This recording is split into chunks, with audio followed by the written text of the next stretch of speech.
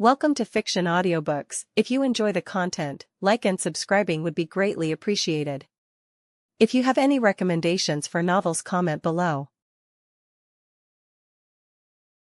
Please join my Patreon at https://www.patreon.com/fictionaudiobook. Chapter 101, Chapter 101, Reversal, Bonus. Time passed quickly, and in the blink of an eye, it was already the third day of the Holy Grail War. On the first night, Artoria and D'Armwood clashed, attracting the attention of all heroic spirits except Castor.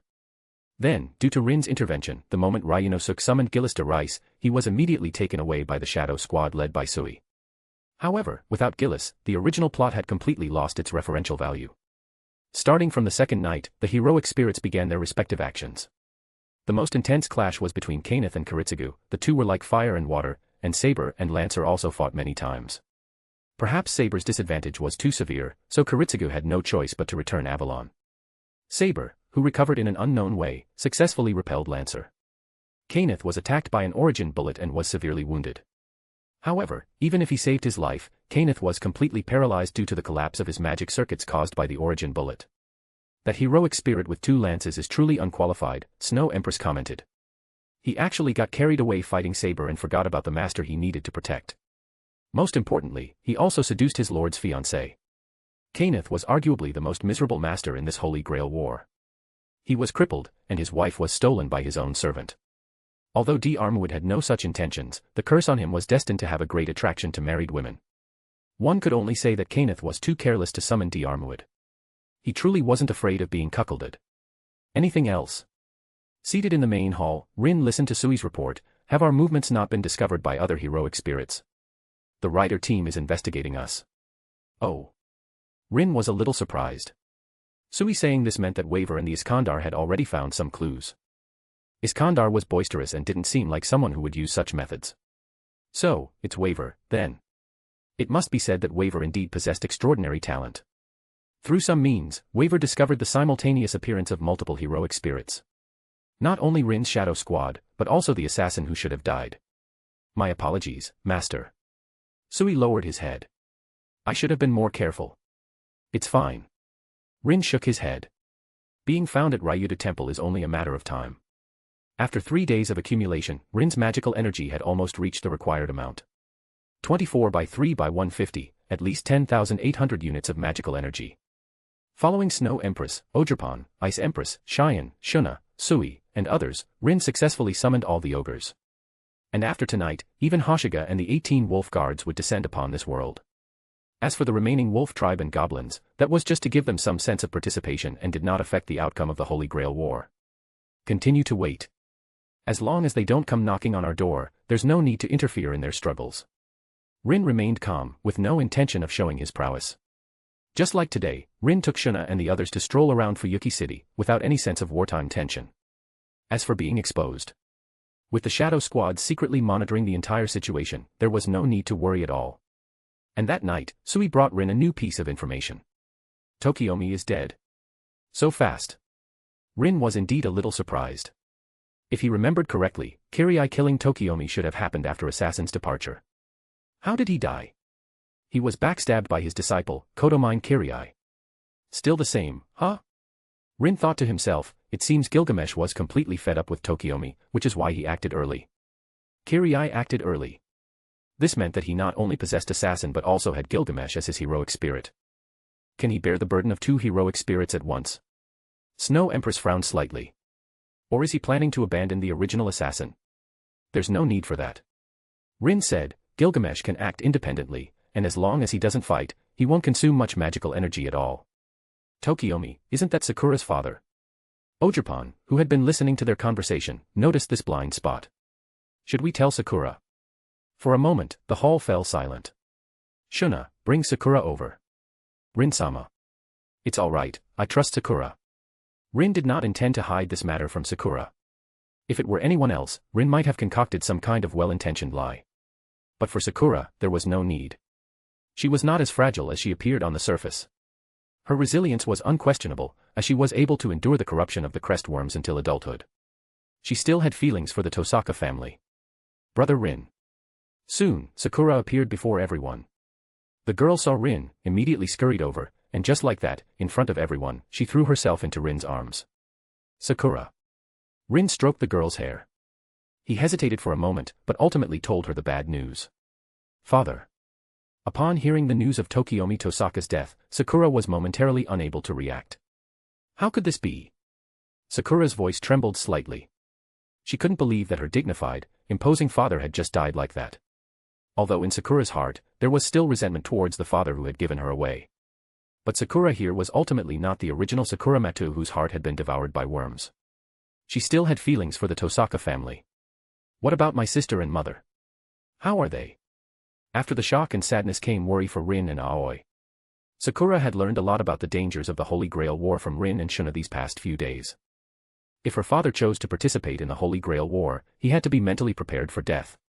Sakura would resent her father's killer, but she wouldn't be unreasonable and ask Rin to avenge Tokiomi.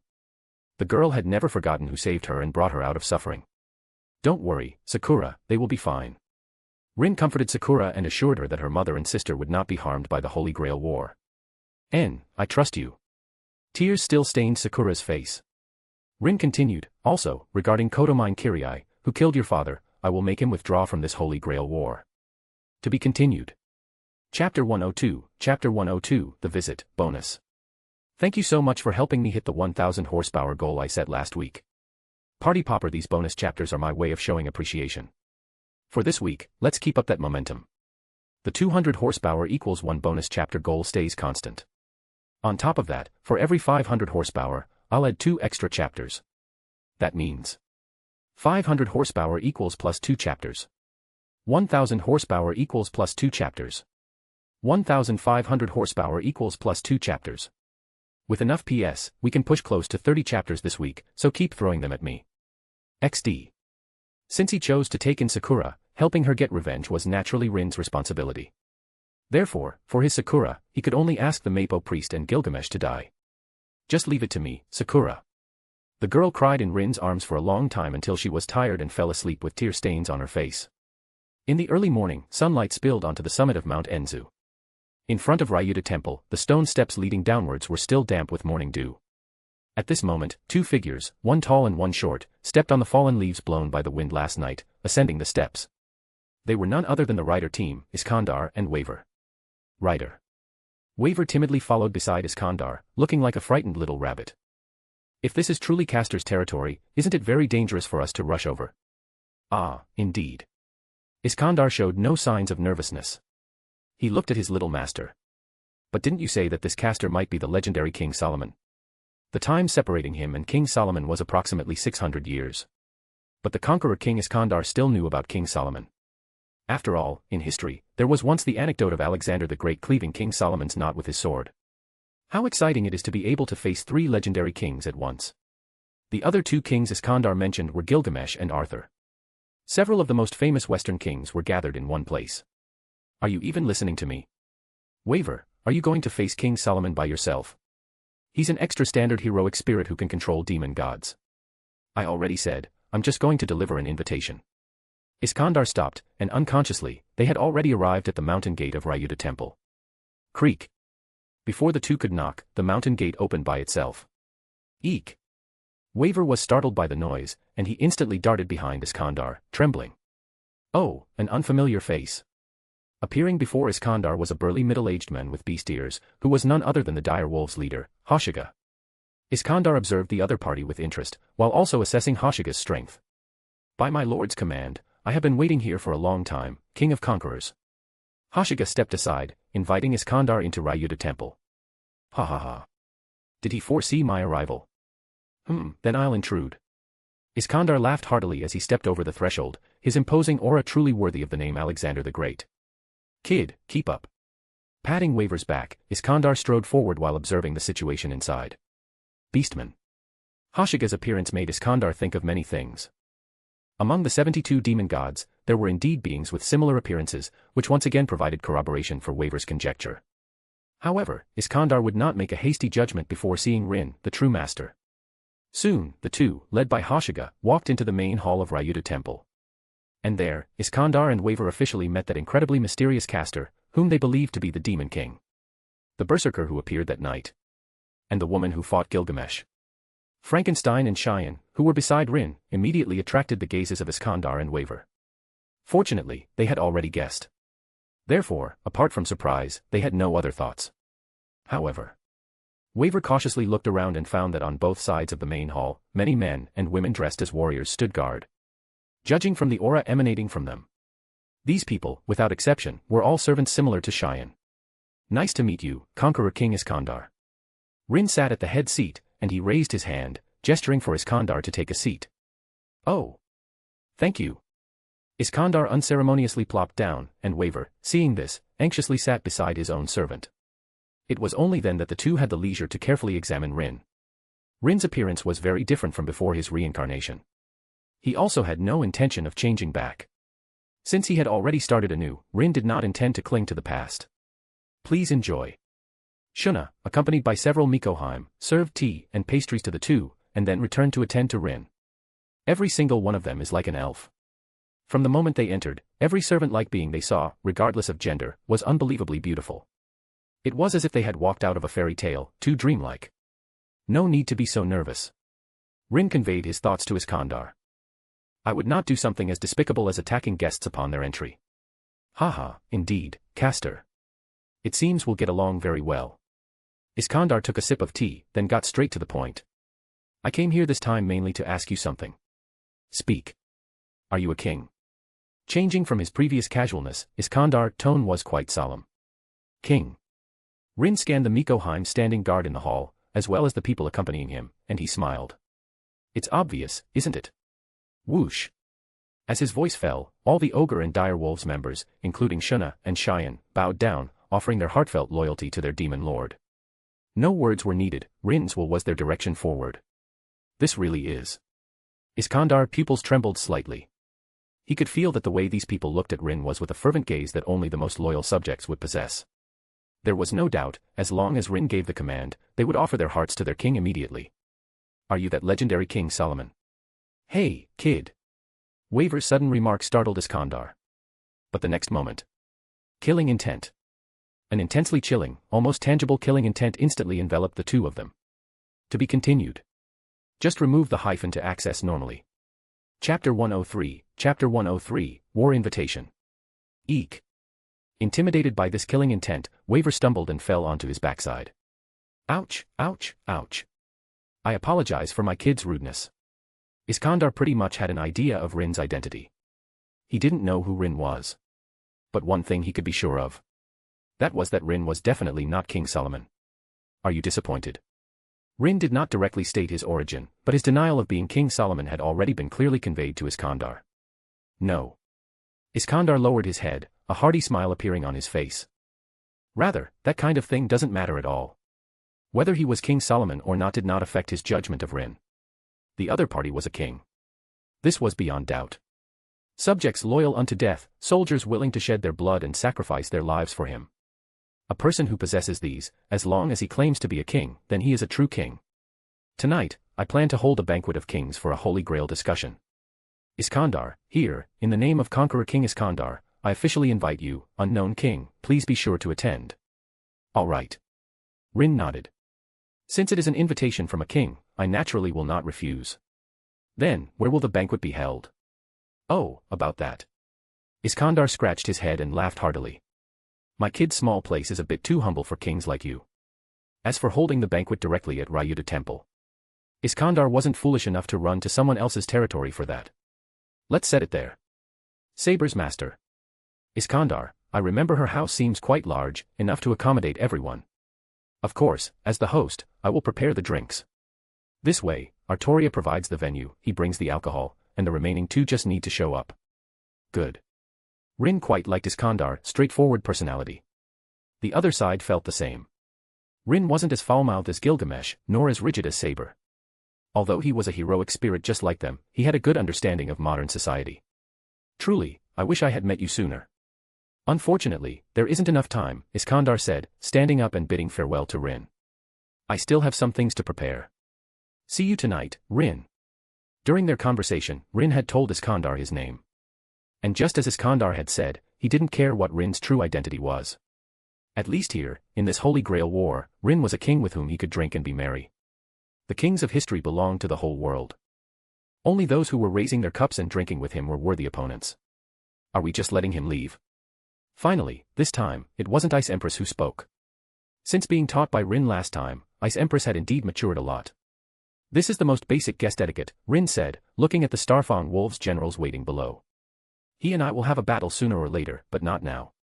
During their conversation just now, Rin had actually extended a war invitation to Conqueror King Iskandar. And the other party agreed. No schemes or tricks, only a straightforward confrontation between two armies. We obey your will. We will surely present you with victory in this king's duel. About 30 kilometers west of Fuyuki City's urban area, a national highway runs east-west, cutting through a mountainous area far from human habitation. Along this road is a dense, emerald-green forest, seemingly forgotten by the overwhelming rush of residential development. This area holds many mysterious secrets. At first glance, it appears to be state-owned land, but in reality, it is privately owned, belonging to a foreign enterprise that exists only in name, its actual existence uncertain. If one were to truly gather information about this land, the first things heard would be strange urban legends. It is rumored that deep within this profound forest, there is a city of dreams. Before children who ventured into the forest with a bit of playful curiosity or lost picnickers, a magnificent ancient stone castle would suddenly appear in the thick fog. Legend has it that the castle is an incredibly mysterious mansion. Despite appearing like an empty ruin, it is meticulously clean and spotless, completely unlike an uninhabited place. Of course, no one takes this rumor seriously. At most, some third-rate magazines with no material to write about would use it for seasonal interest in the summer, publishing it on a page in a supernatural special. Only a very small number of mages know that this castle truly exists. This is an eerie city that welcomes its master every 60 years, becoming a wartime base. This castle is an alternate dimension protected by layers of illusions and magecraft barriers, and it is absolutely impossible for the outside world to discover it, except in extremely rare circumstances. Those who know the true origin of this castle refer to this deep forest as Einsburn Forest. And just one day ago, a magical conflict erupted here. Kainith visited Einsburn, clashed with Amiya Kiritsugu, and was ultimately tricked and defeated by the Origin Bullet. One day later, many facilities within the castle had not yet been repaired. Under the silent dark night, the scars of fierce battles left everywhere were still shocking to behold. Irisveil sighed, trying hard not to mind, as she walked through this dilapidated corridor, almost a ruin. Kiritsugu. And just as Irisveil was worrying about her husband's future, a deafening rumble shattered the night's silence. Ah. Not only that, Irisveil's magic circuits were subjected to intense pressure, almost causing her to faint in the corridor. The rumbling sound came from thunder not far away. The feedback that accompanied the thunder indicated that the barrier in the forest outside the castle had been broken. And it wasn't just a matter of breaking through the barrier. This feedback, as literally described, was caused by the complete dismantling of the barrier spell itself. They actually intend to break through head-on. Irisveil felt incredibly frustrated, as if anyone could freely enter and exit Einsburn's castle at will, time and time again.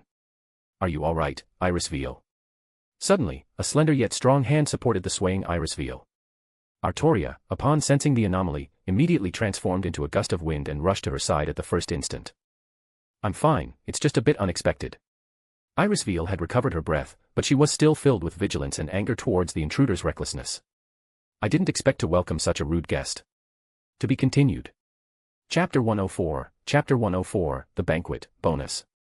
I'll go out and see, try not to leave my side. Irisveil nodded in response, then accompanied Saber, who was going to meet the enemy. She knew very well that the safest place on the battlefield was by Artoria's side. That thunder just now, and that unrestrained power, the enemy should be Iskandar. The two hurried through the abandoned castle, arrived at the balcony surrounding the high-ceilinged hall, and then waited for the other party's arrival. I thought so too.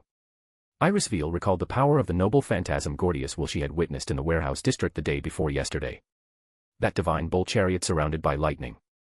If such an anti-army noble phantasm were fully unleashed, it would not be surprising if the magecraft array base points set up in the forest were uprooted. Hey, King of Knights. I specifically came to find you, why aren't you coming out quickly? As the two had expected, the voice calling out brazenly in the hall was indeed Iskandar. Artoria, while running, transformed her suit into silver-white armor, ready to meet the challenge at any moment. Yo, Saber. I heard you built a castle, so I came to see. TSK. Iskandar stroked his chin, sighing, it's a bit disappointing. This castle is somehow shabby. Well. But as long as it's a castle, it's fine. You don't mind if I borrow this place for a banquet, do you? Iskandar's shameless words truly made the two women's expressions difficult to maintain. Ryder, you. Artoria understood the meaning of his words. He wasn't here to cause trouble. Making such a big commotion just to say these things. Artoria glared fiercely at Iskandar. And don't just unilaterally occupy other people's things. Well, well. Iskandar scratched the back of his head, then revealed his white teeth. Since I helped you cut down some trees in front of the castle gate, lend me the place, all right? Don't you think the view has become much wider without those trees in the yard? If Artoria wasn't a moral person, and Irisveil wasn't from a noble family, upon hearing Iskandar's shameless boast, they would probably have cursed directly. What exactly do you want to do? Artoria, if you can't give me a reasonable explanation, don't blame me for being merciless with my sword.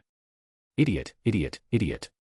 Seeing the atmosphere becoming increasingly tense, Waver quickly poked his head out from behind Iskandar. Really, I told you to ask first. Haha, how would that be quick enough? Iskandar ignored Waver's nonsense, he lifted the wine barrel beside him. Relax, relax, I'm not here to fight you this time. Then what is it? Can't you tell? Iskandar patted the wine barrel and laughed. Of course, it's the wine for tonight. All right, don't just stand there, lead the way.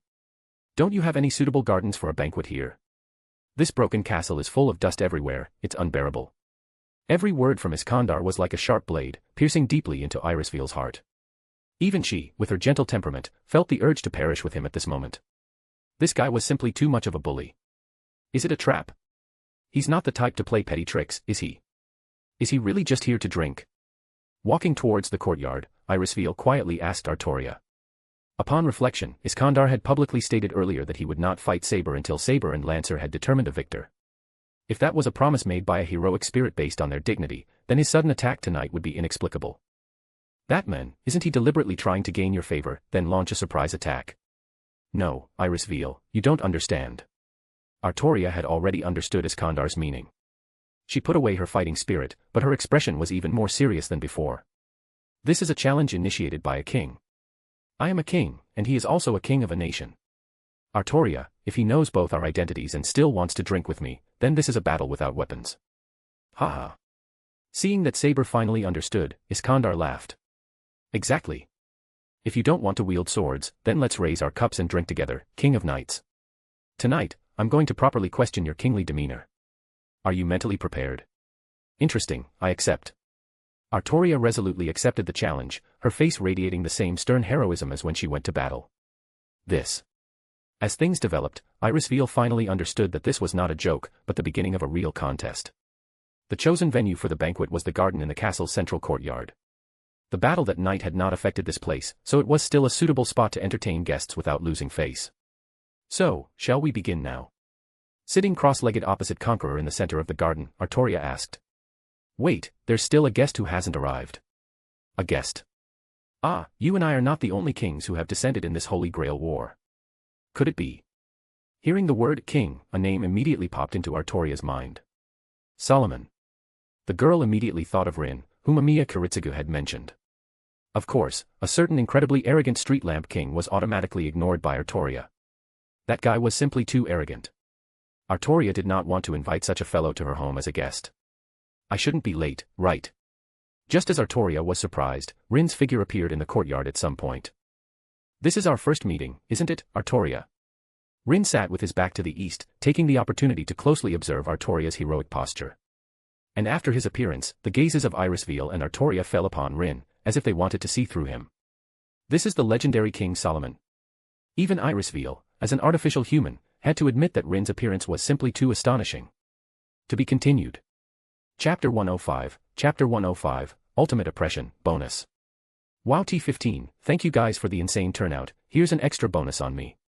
Don't forget. The 200 horsepower equals 1 bonus chapter goal stays constant. On top of that, for every 500 horsepower, I'll add 2 extra chapters. That means 500 horsepower equals plus 2 chapters. 1000 horsepower equals plus 2 chapters. 1500 horsepower equals plus 2 chapters. With enough PS, we can push close to 30 chapters this week, so keep throwing them at me. XD. Artoria was surprised by Rin's arrival, but she felt a bit irritated by his gaze. Another heroic spirit like the King of Conquerors. Hey, since when did my name become a derogatory term? I agree with that. Rin gave Iskandar no face at all. He's nothing like the conqueror I imagined. Exactly. Artoria nodded in strong agreement. That's truly too much. Iskandar looked at Rin with a resentful expression.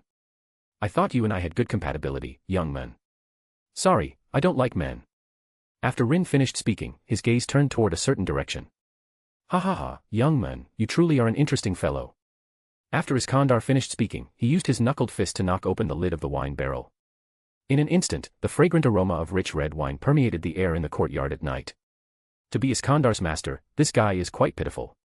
Rin glanced at Waver on the side, shaking his head silently. That huge barrel of high-quality red wine must have cost a lot, right? He didn't think Waver was the kind of person who would use magecraft to extort or seize things. Although the shape is a bit strange, this is a traditional drinking vessel in this country, you know.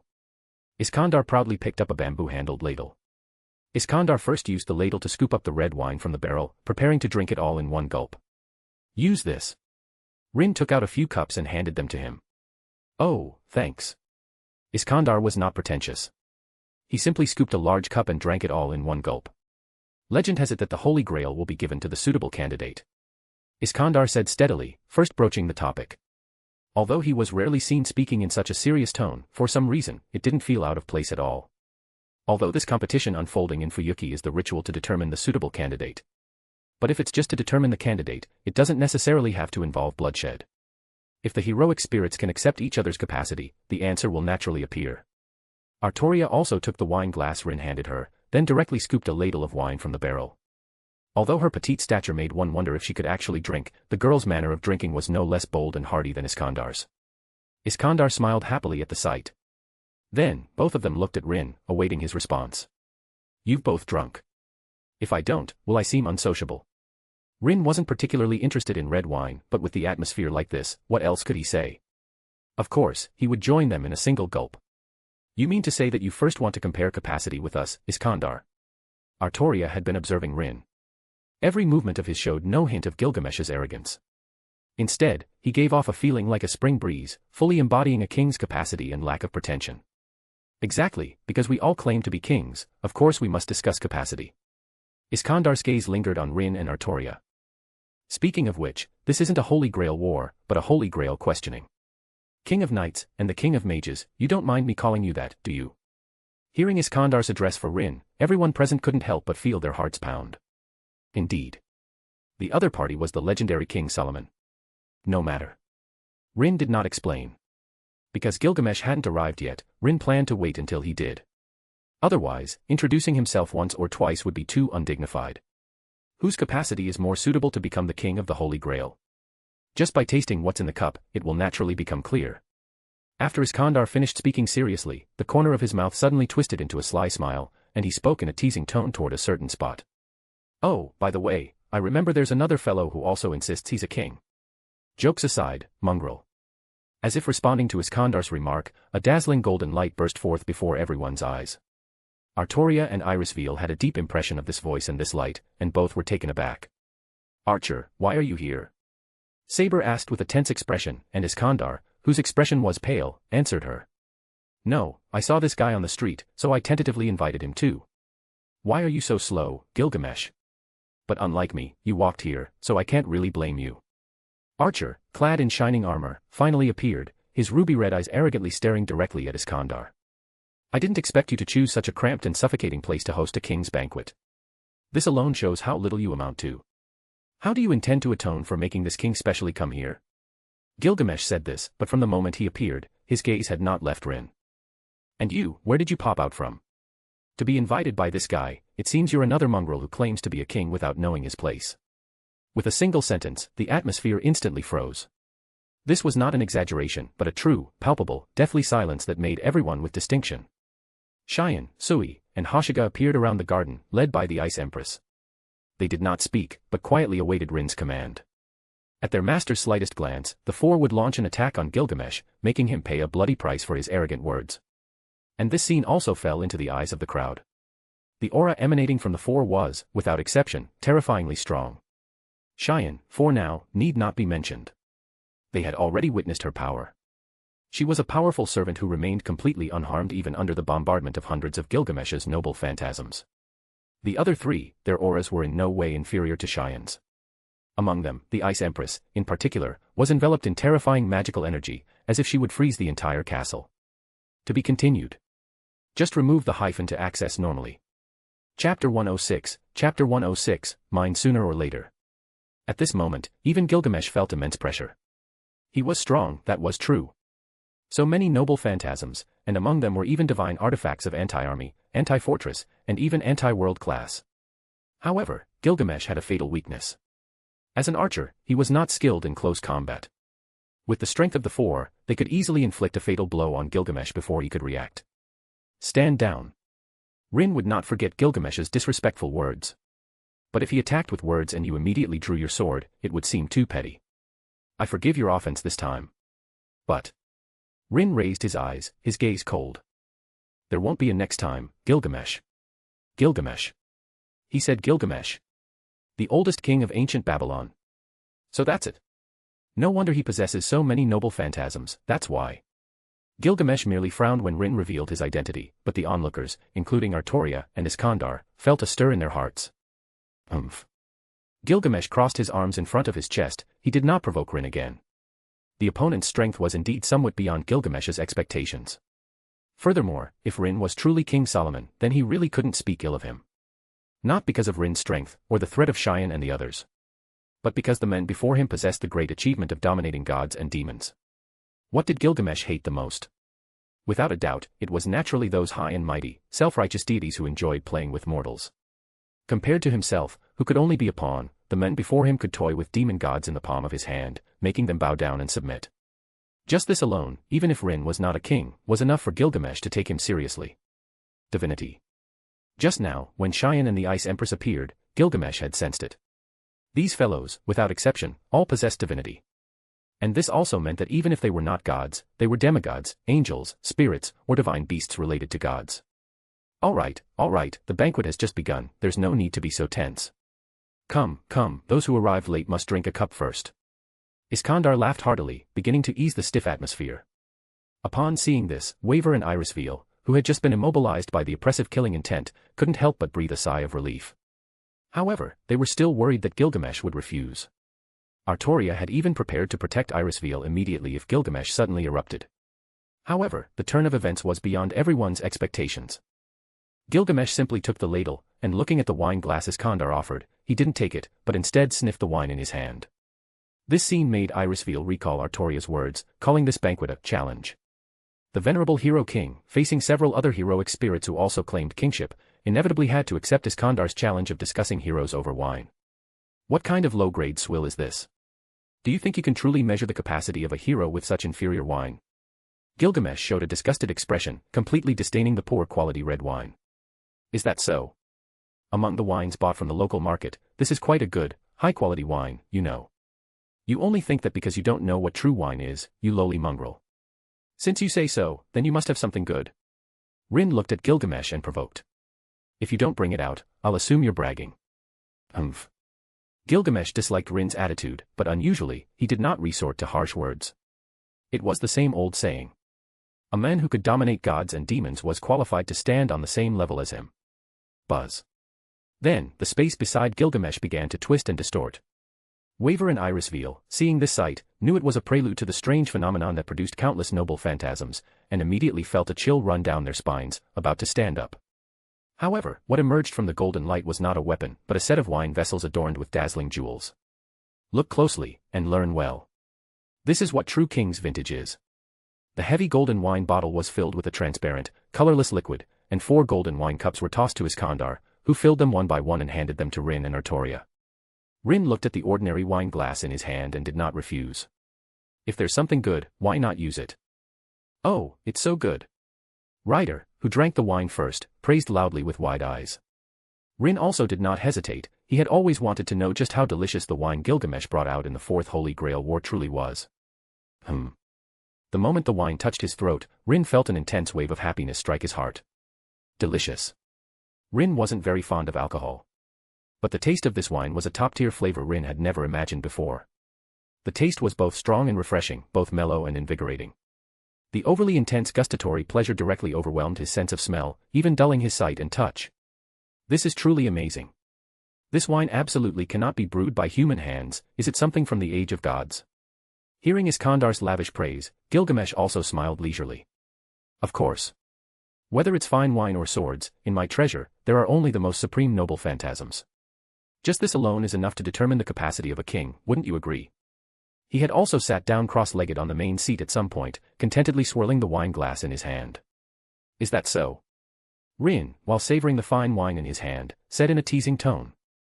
Then, what do you think, between a place full of farmland and food but without enough army to guard it, and a neighboring country with a vast army, which one will be the first to bow down and submit? You fellow. Gilgamesh's eye twitched slightly. How could he not understand the meaning behind Rin's words? Gilgamesh brought out fine wine, using his wealth to prove his qualification as a king. But Rin's rebuttal was possessing wealth without the military power to protect it. Such a king is merely a lamb to be slaughtered, only to be plundered by the stronger. When that time comes, even the weak will pounce on him, biting off pieces and devouring him bit by bit. To be continued. Chapter 107, Chapter 107, Artoria being placed on hold, bonus. Here's your bonus for 400 horsepower XD. If you want my treasures, be prepared to be blasted into dust. Rin coveted Gilgamesh's noble phantasms, but he didn't need to directly snatch them. Anyway, once the resolution was reached, Rin could obtain anything. Alright, let's calm down for now. Iskandar said with a wry smile, stopping Gilgamesh, who was still about to retort. Archer, your top-grade wine is indeed suitable for being held in the most precious wine cups.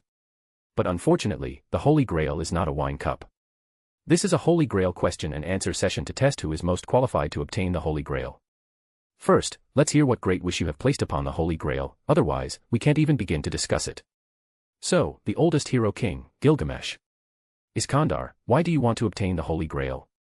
Heroic spirits, as beings, should not be without desires.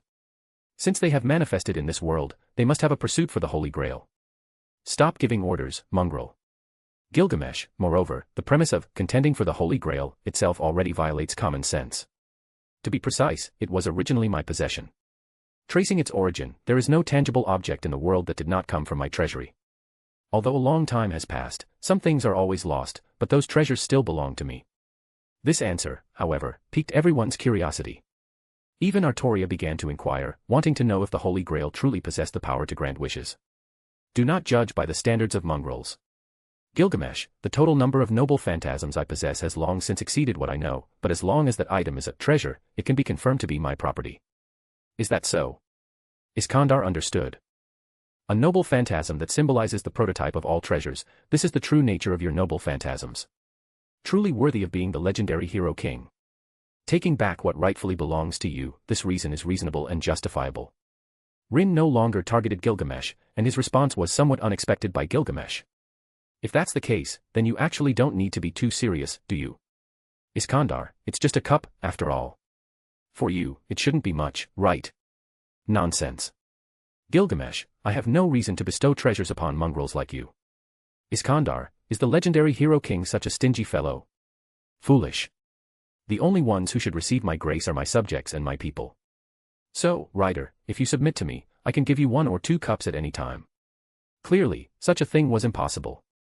And the reason Gilgamesh gave was actually very simple. It was, what I give you is yours, if I don't give it to you, you cannot take it. He didn't care about the outcome of the Holy Grail War, nor did he care about a mere Holy Grail. What angered Gilgamesh was that someone dared to challenge his authority, the laws he had established. In that case, the only thing left is to meet with blades. Tonight's king's discourse, Iskandar had already received his answer from Gilgamesh. My way is that if I want it, I take it by force, because I, Iskandar, am the conqueror. Then there's nothing more to say. The two could not reconcile. Because true kings always believe in their own ideals. However, this did not mean that Gilgamesh disliked Iskandar. On the contrary, both felt the reason and spirit of each other's kingship. At least in terms of being a king, they were not superior or inferior. And in the subsequent discourse, Iskandar also stated his reason for wanting to obtain the Holy Grail. He wanted to obtain a physical body. Then, starting anew, he would continue his journey of world conquest. Truly carrying out his beliefs to the very end, conqueror. Rin, quite like people like Iskandar, whether alive or dead, he always adhered to his original intentions. Ah. Gilgamesh, uncharacteristically, agreed with Rin's assessment.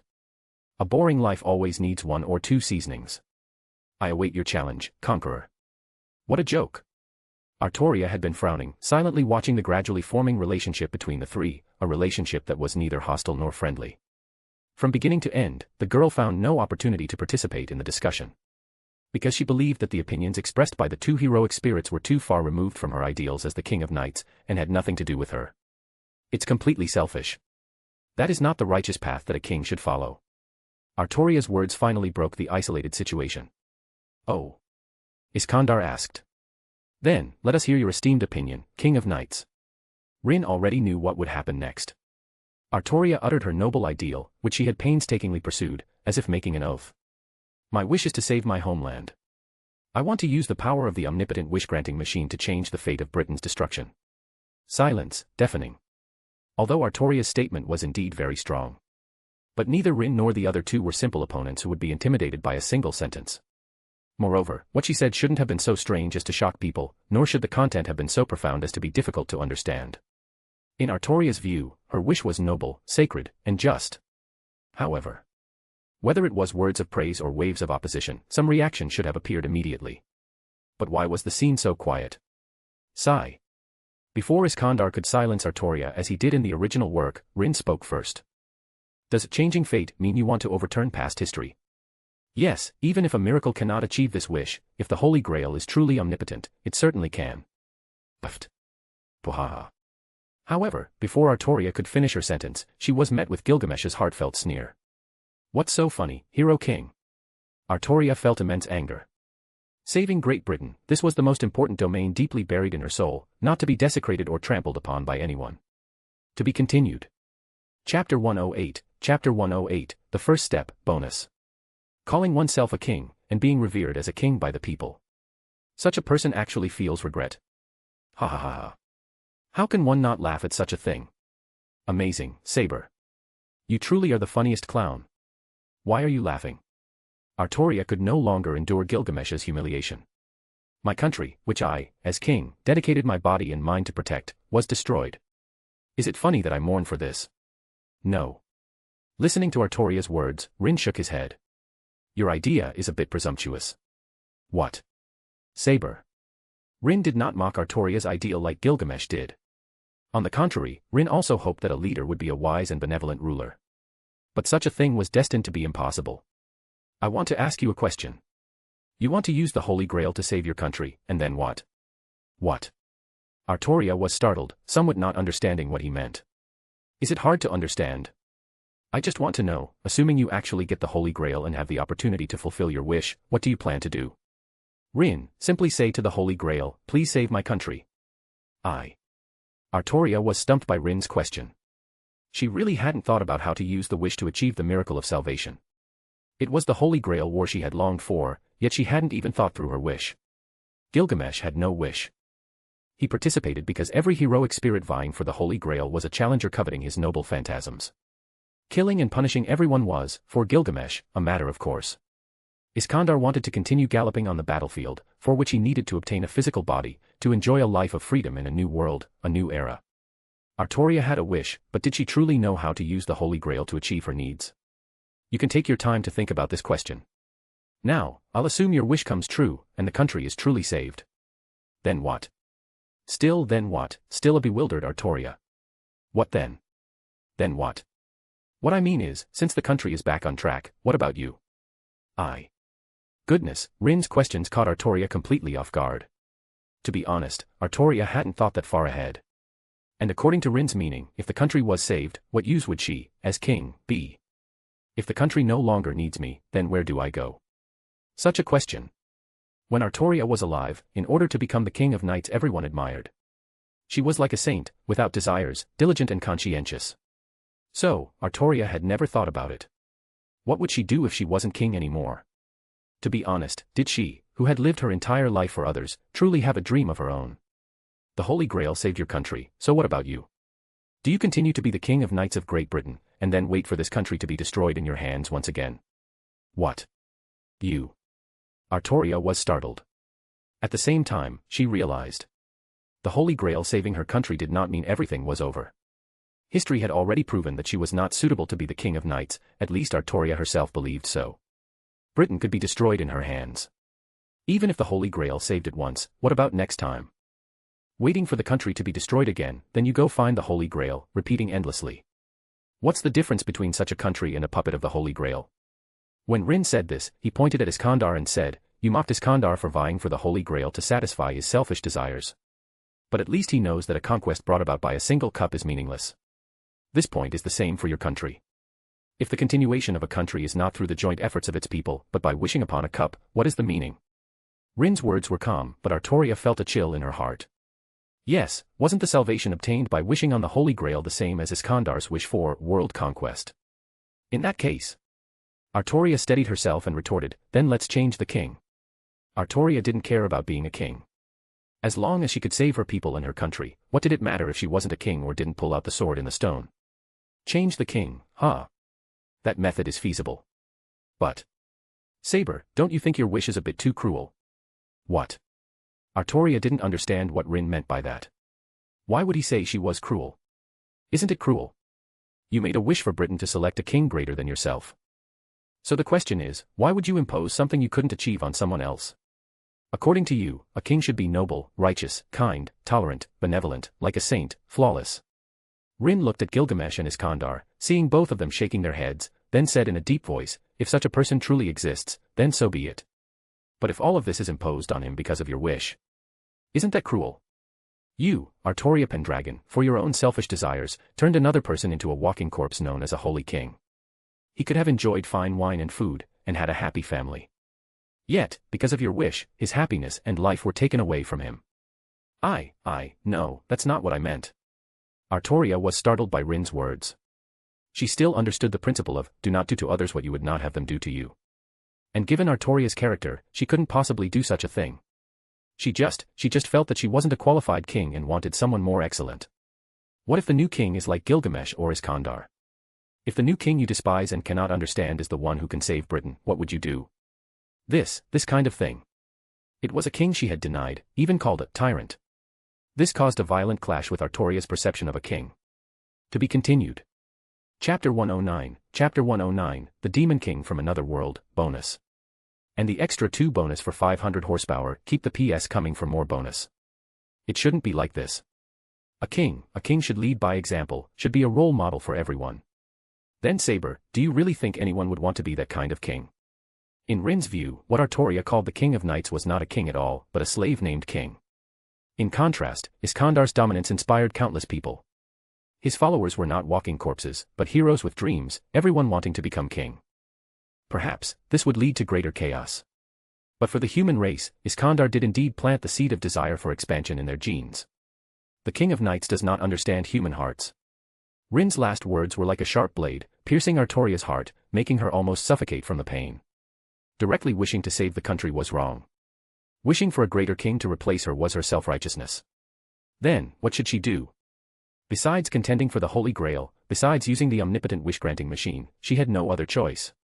Moreover, you were wrong from the very beginning. As a king, the most inappropriate thing is to deny your own life. Even if the country is destroyed, that is a shared choice between you and your Knights of the Round Table. But if the price is the country's demise, shouldn't such a mistake be corrected? Mistakes only need to be remembered. Rin, and in this world, where are the flawless, where are the eternal dynasties? What are you clinging to, the demise of Britain, or the demise of Britain at your hands? If it's the former, I want to tell you that even without your country, there will still be the British Isles in this world. For an eternal country to exist, 2 indispensable conditions are required. 1 is an immortal king. 2, that king must remain true to his original intention and always be wise. It was a bit hypocritical after saying all this, but Rin was determined to build a monster nation. He also hoped the monster nation would be eternal. And Rin had hope of achieving all of this, because he truly could be immortal and indestructible. As for remaining true to his original intention, if one day Rin grew tired, he wouldn't care about the monster nation's demise. You cannot be immortal, Saber. Rin, even if your country doesn't fall at your hands, it will eventually decline at the hands of your descendants. So the change you speak of is not salvation, but merely prolonging life. At this, Saber was completely speechless. She felt that no matter what she said, Rin could shut her down until she was withdrawn. Perhaps, just as Rin said. The King of Knights does not understand human hearts. Very sharp, young man. Iskandar originally had something to say, but he felt that Rin's remarks pointed more directly to Artoria's true nature. Then, what about you, young man? Iskandar savored his wine, and seeing the atmosphere between the two ease slightly, he spoke, "Won't you introduce yourself, unknown king?" Upon hearing Iskandar's words, the somewhat withdrawn Artoria instantly looked up. She admitted that her wish was neither sacred nor noble. On the contrary, it was shameful and selfish. But even so, Artoria still wanted to contend for the Holy Grail, even if it was just to extend her country's life for one more second. She wanted her companions and subjects from her memories to live happy and joyful lives. "I will not throw my troubles onto others. At least, give me one chance to make amends. To go back to the past and start over." And this time, no matter the outcome, Artoria would accept it. Even if the country still headed towards destruction, she was willing to accept it. At least she had tried her best, hadn't she? So, that's how it is. At this moment, Artoria finally understood the meaning of Rin's recent remarks that went straight to her core. He wasn't really mocking her wish. Instead, he was using this method to tell her, if even the direction of progress is wrong, is there still a need to continue? "It's time to tell you my origins." Rin noticed the change in Artoria's eyes. "My name is Itoshi Rin, neither the King Solomon you believe me to be, nor any other king you know." As soon as Rin spoke, he dropped a bombshell on everyone. "I come from another world, an alternate world, the Demon King who rules over everything." Demon King. Rin's identity and origin were truly beyond everyone's imagination. Although the Holy Grail summoning, which allowed heroic spirits to descend, was already miraculous enough. Even Irisveal and Waver had heard that the Holy Grail had the ability to summon heroic spirits from the future. But, another world. This was simply too bizarre, wasn't it? A king from another world. Iskandar stroked his chin. "No matter what, as long as he's a king, that's fine. Other worlds, interesting." Gilgamesh also acknowledged Rin's status as a king. "I don't need your recognition. Unlike you, who have obtained one or two treasuries, or ruled over a region. What I possess is a gift box called the world." Rin's words were astonishing, and even Gilgamesh and Iskandar, whom he had mocked, couldn't help but show expressions of disbelief. "This world. This planet you stand on, and even the entire spacetime and universe it inhabits. In my eyes, they are treasure chests waiting for me to open. Traversing countless worlds, conquering, plundering, dominating, ruling." Rin suddenly clenched his fist, displaying his ambition and desire before everyone. An unchallengeable creator. A lofty deity. Even the world will that created the universe. Everything that stands in my way, no matter what it is, will ultimately submit to me. You. Artoria was completely flustered. After all that talk, aren't you even more excessive than Gilgamesh and Iskandar? No, this guy is practically a combination of the two. World conquest is no longer just a metaphor. If he truly treats the world as his territory and makes it his own. Moreover, no one knows how many worlds Rin had conquered before descending upon this one. To be continued. Just remove the hyphen to access normally. Chapter 110, I declare war on you. Furthermore, I am not a caster. Rin's words stunned everyone. Especially the Saber group. Their guesses, let alone Solomon's true name, even the class was wrong. That's not right. However, the next moment, Waver spoke up to question, "If you're not a caster, then what are you?" Up until now, the 5 classes of Saber, Rider, Archer, Lancer, and Assassin were already very clear. If Rin wasn't a caster, then the only one left was Berserker. The woman who appeared that night, holding a giant hammer, she was the Berserker, right? Waver had observed Frankenstein's attributes, and her Berserker class was clearly written there, absolutely no faking it. If Rin wasn't a caster, then the caster must be someone else. And this also meant an 8th heroic spirit has appeared in this Holy Grail war. Waver's words were astonishing, and everyone immediately reacted, realizing it was indeed true. That's right. Rin acknowledged Waver's judgment and said, "In this Holy Grail war, I have descended as a traveler." Traveler, is it? In fact, besides traveler, this word can also be understood as descender. In the Type Moon worldview, descenders mostly refer to servants who are associated with Cthulhu mythos. Rin has nothing to do with Cthulhu. But his nature is actually not much different from that of an external deity. Caster is already dead, killed by me. Rin did not conceal this, directly telling everyone about Ryunosuke Uryu and Gillis information.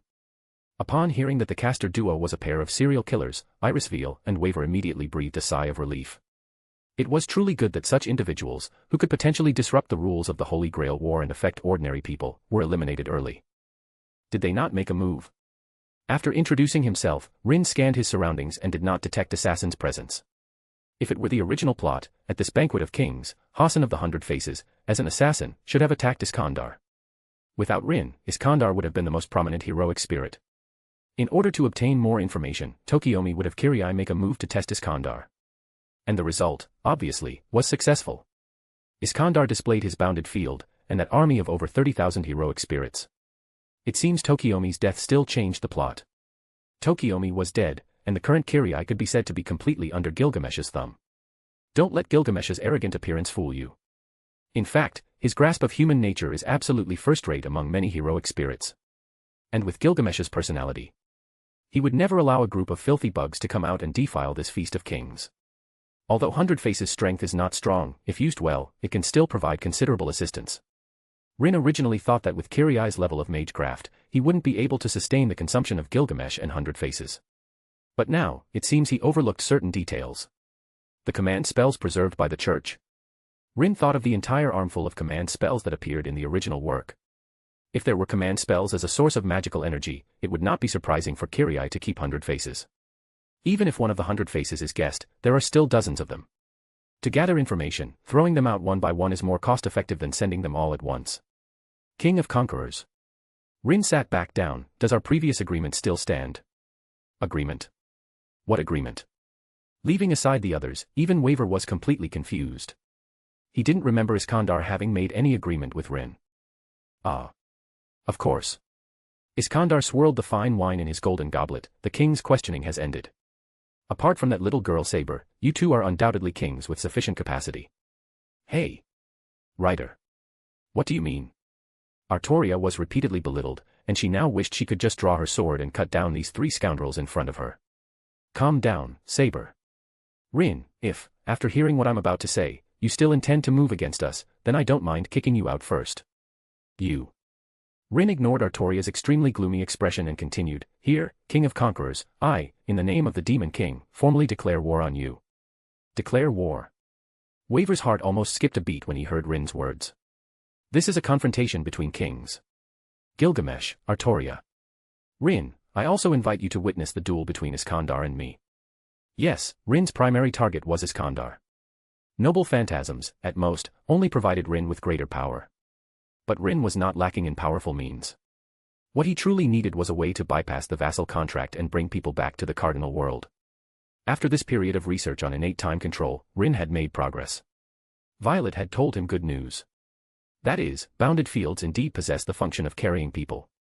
And the premise of all this is to awaken my own unique bounded field. Rin was very confident in awakening his bounded field. He actually intends to go to such lengths. Iskandar's expression was extremely solemn. To be honest, he had no reason to refuse. Rather, Iskandar was happy, so happy he wanted to laugh out loud. A war between kings, it's truly been a long time. Moreover, if Iskandar hadn't guessed wrong, Rin should possess abilities similar to his own. His king's army, and Rin's army of monsters. Ha ha ha ha ha ha ha. Iskandar laughed heartily, all right. I accept your challenge. As his voice fell, Iskandar also glanced at Gilgamesh. That look was practically saying, see, Goldie, the first person he wants to challenge is me, not you. Tisk. Gilgamesh looked at Rin with dissatisfaction. Then what's your answer, Gilgamesh? Rin's invitation, in a roundabout way, was also asking the two to state their positions. Whether they were willing to not interfere in this war, but rather watch from the sidelines, waiting for one side to fall. To be continued. Chapter 111, giving you a fair chance to fight, bonus. Here's your bonus for 800 horsepower XD. Humph. Gilgamesh didn't need to think much, he simply raised his head proudly, only the strongest is worthy of challenging this king. What's more, with such a good opportunity to obtain information on Rin and Iskandar. He wouldn't mind the two fighting to the death, and then he would reap the benefits. Of course, he certainly couldn't say that. He was the noble king of heroes. Even if he were to accept a challenger, it would have to be the one who stood until the very end. Then, it's your turn, Saber. Artoria understood the meaning of Rin's previous words.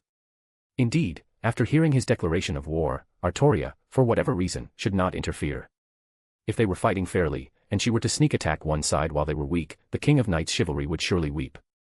Artoria now only hoped that Amiya Kiritsugu wouldn't be so shameless. Otherwise, even she would look down on herself. I swear on the honor of the king of knights, I will never do such a despicable thing. Artoria was a supporter of knightly duels, so of course she supported Rin and Iskandar's decision to fight. If Kiritsugu caused trouble again, Artoria would definitely swing her sword and cut him down. She was already mentally prepared to use her own will to resist Amiya Kiritsugu's command spells. You decide the time and place, how about it? Rin raised his hand, signaling Iskandar to make the decision, truly giving him enough face. Anywhere is fine, as long as it's not on your territory. Iskandar would not give up his advantage for the sake of face. Even though Rin was not a magus, Iskandar had witnessed his ability to set up formations, which was like an impenetrable iron barrel. So, only a fool would go to Ryuta Temple to fight Rin. But it's best to find a place with few people. How about that big bridge? Iskandar thought for a moment and said, let's set the time for tomorrow night.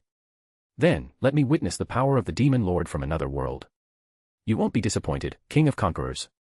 However, Rin's declaration of war was not yet over. Then next. Gilgamesh. Rin aimed his spear at Gilgamesh. If I defeat Iskandar, you will be next. Oh. How arrogant, demon king from another world. Gilgamesh revealed a ferocious smile. As an entertainment, if you can't satisfy this king, do you understand what kind of end you will face? I suggest you watch my fight with Iskandar tomorrow carefully. TCH. Rin invited everyone to watch the battle. What did this mean? One must know that information was extremely important for heroic spirits. Allowing Gilgamesh and Artoria to watch Rin's battle with Iskandar up close was, in a roundabout way, giving them an opportunity to understand Rin. Because, isn't that fair? I know your history and legends, but you know nothing about me. Rin naturally would not reveal his trump cards to Gilgamesh for no reason. Dealing with Iskandar did not require using Rin's true trump cards. Those powerful dependents were reserved for Gilgamesh. Therefore, this viewing of the battle was itself a strategy, used to mislead Gilgamesh's assessment of their strength. As for Artoria. To be honest, Rin had never taken Artoria seriously from the beginning. To deal with her, he didn't even need to resort to force. Simply revealing the truth of the Holy Grail, or waiting until more than half of the heroic spirits had died, the erosion of Irisveal by the greater Holy Grail alone would be enough to make the girl collapse. The Banquet of Kings concluded. On the way back, Waver, riding on the chariot, looked at Iskandar, who had been silent since earlier, feeling a subtle unease in his heart. Rider. Are you really going to accept the challenge tomorrow night? What are you trying to say, boy? What I mean is, this is the Holy Grail War. Waver, since it's the Holy Grail War, there's no need to follow any rules. Because Iskandar had not displayed his bounded field, Waver was unsure of his servant's true strength. In his opinion, Rin was simply too strong. The 4 servants who appeared at the banquet. Waver even felt that Iskandar couldn't defeat any one of them. Smack. Ah, that hurts. Waver, clutching his forehead, angrily lunged at Iskandar, but was held back by the latter's single hand on his head, unable to advance. What are you doing, Rider? I was so worried about you, you bastard. Gradually, the atmosphere fell silent again. Iskandar did not immediately offer an explanation. The red-haired strongman drove the thunder chariot, galloping through the deserted night. That guy is very strong, completely different from any opponent I've encountered before. Iskandar was silent for a moment, then laughed. It's wonderful to be able to participate in the Holy Grail War. What? Waver was utterly confused by Iskandar's inexplicable turn. What in the world are you talking about? During his lifetime, Iskandar led his army from Macedon, conquering every country he passed through, yet showing no attachment to their territories. He constantly marched east, aiming to reach the end of the world, and personally witness the legendary sea at the end. Alas, Iskandar ultimately did not get his wish. He was exhausted before seeing the sea at the end. Soon after, the historical conqueror, Alexander the Great, passed away. I didn't get to see the sea at the end, nor did I reach the end of the world. Iskandar, abandoning his usual boisterous demeanor, now appeared like a true king. In his mind, Rin's figure emerged. To roam endless oceans, land on islands called worlds, to witness, to conquer, to lead, and then to continue forward without attachment, until the true end. If you can obtain the Holy Grail, you can certainly fulfill your wish. Anyway, Waver had no particular wish, so he would give the wish-granting opportunity to Iskandar then, allowing him to gain a physical body. You said it, didn't you, that you want to continue your journey of conquest? To be continued. Just remove the hyphen to access normally. Chapter 112, Chapter 112, Would you lose? You boy. Iskandar shook his head. He knew that Waver did not understand his thoughts. He was not regretting. A true king never regrets. Or rather, if he had truly reached the end of the world before dying, Iskandar would have been filled with endless regret. Because that would mean his journey had reached its destination. It wasn't that he didn't want to go forward, but that he couldn't go forward. For a conqueror, an explorer, a life where one could no longer adventure was boring. Reaching the end of the world, returning to his homeland, and then watching himself slowly grow old. That kind of ending was the sorrow Iskandar could not accept. A true man should die on the battlefield, wrapped in a horse's hide, not in a bed. The moment Rin declared war on him, Iskandar knew that he had met a kindred spirit. A conqueror had met another conqueror. Regardless of victory or defeat, it would put a perfect end to their adventure. The loser would become the victor's achievement. And the victor would carry the loser's ambition to witness a broader world. Writer. Would you lose? Waver vaguely understood Iskandar, understanding his true desire for descending as a heroic spirit. Ah. Iskandar flicked the reins, driving the rolling thunder forward. I will win. Leaving aside the supremely confident king of conquerors, Rin had already returned to Ryuta Temple. He first inquired about Sakura's condition, and upon learning from Shuna that the girl was recovering well, he felt relieved. Rin-sama. In the cardinal world, within the village, Rin withdrew his consciousness from the heroic spirit. He gathered the goblins, Starfang wolves, and ogres who were participating in the war, and from them, selected the captains who were already in place to discuss tomorrow's battle. This war will be overseen by Violet as the general commander. Snow Empress, Ojerpon. Rin instructed, you two can participate in the battle, but do not display overly strong abilities. Pony Eye. I know the limits. The two women were Rin's two strongest trump cards, it would be too wasteful to use them on Iskandar. If it came down to comparing combat power, Snow Empress alone could, like Gilgamesh in the anime, shatter Iskandar bounded field with a single world-breaking noble phantasm. But such a thing was meaningless to Rin. What he wanted was not victory, but to analyze Iskandar King's army as much as possible. Therefore, he had assembled a massive army of monsters. This battle was for that purpose. This battle is crucial. Rin said, I also expect you to display a sufficiently brilliant performance. As soon as these words were spoken, the monsters instantly became filled with passion. They were not there to make up the numbers, but important combat power. I will do my best to find an opportunity for Violet to analyze. Seeing the serious expressions on everyone's faces, Rin was very satisfied. Then I'll leave it to you. Let the other heroic spirits feel the power of us monsters. Time passed quickly. With the sunrise and sunset, it was already the night of the second day. A vermilion steel bridge spanned the two banks. Under the lights, Artoria, who had arrived early, and Irisveal, disguised as her master, were nervously watching Rin, who was resting with his eyes closed. Lancer. Please don't worry, master. It wasn't just Saber and Gilgamesh who knew about this battle, D'Armuid did as well. You've come too, Lancer. Ah, to come uninvited is truly rude. D'Armuid, but for such a grand event, I cannot bear not to come and witness it with my own eyes. I wonder if I might have the honor of witnessing it. You may. Rin opened his eyes and casually accepted D'Armuid's request. Thank you. D'Armuid nodded slightly, then came to Artoria's side and stood shoulder to shoulder with her. This scene inexplicably made D'Armuid's new master, Kainatha's fiancée Sola, a little jealous. Enchanted by D'Armuid's charm magic, she felt a sense of crisis whenever any woman appeared near her servant. The reason Sola was not left at the hotel was naturally because no place was safer than being by D'Armuid's side. Instead of finding a place to hide her, it was better to keep her close. D'Armuid would not make the same mistake twice. Lancer. My apologies. D'Armuid was also very helpless, this was the curse that entangled him. He truly did not want to covet his lord's woman. Thump. Thump. Thump. Suddenly, footsteps approaching from afar interrupted their conversation. They turned their heads and saw Gilgamesh, clad in golden armor, slowly approaching.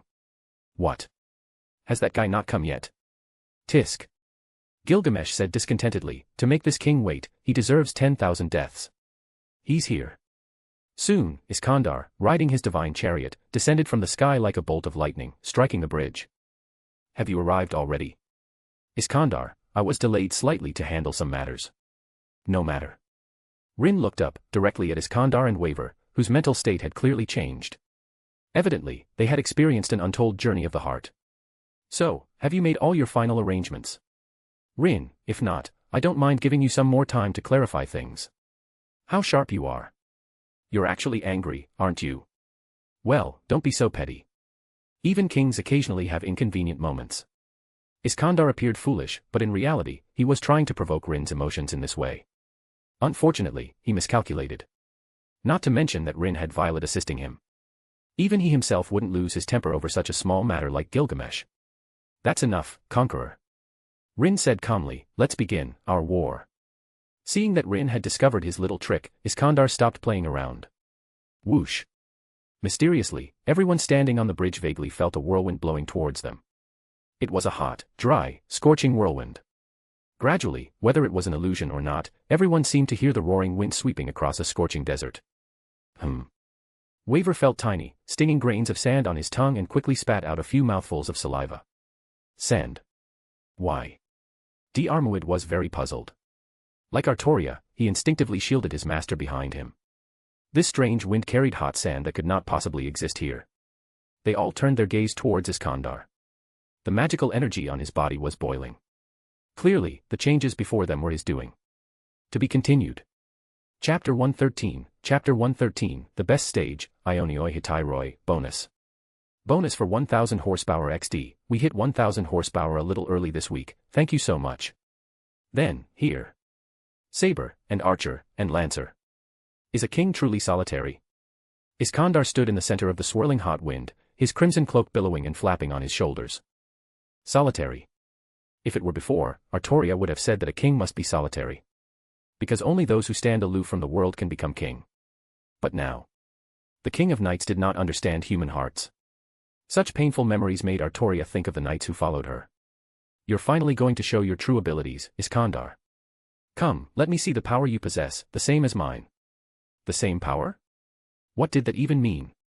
But they didn't need to ask. Because in the next moment, the unimaginable changes completely robbed everyone of their ability to speak.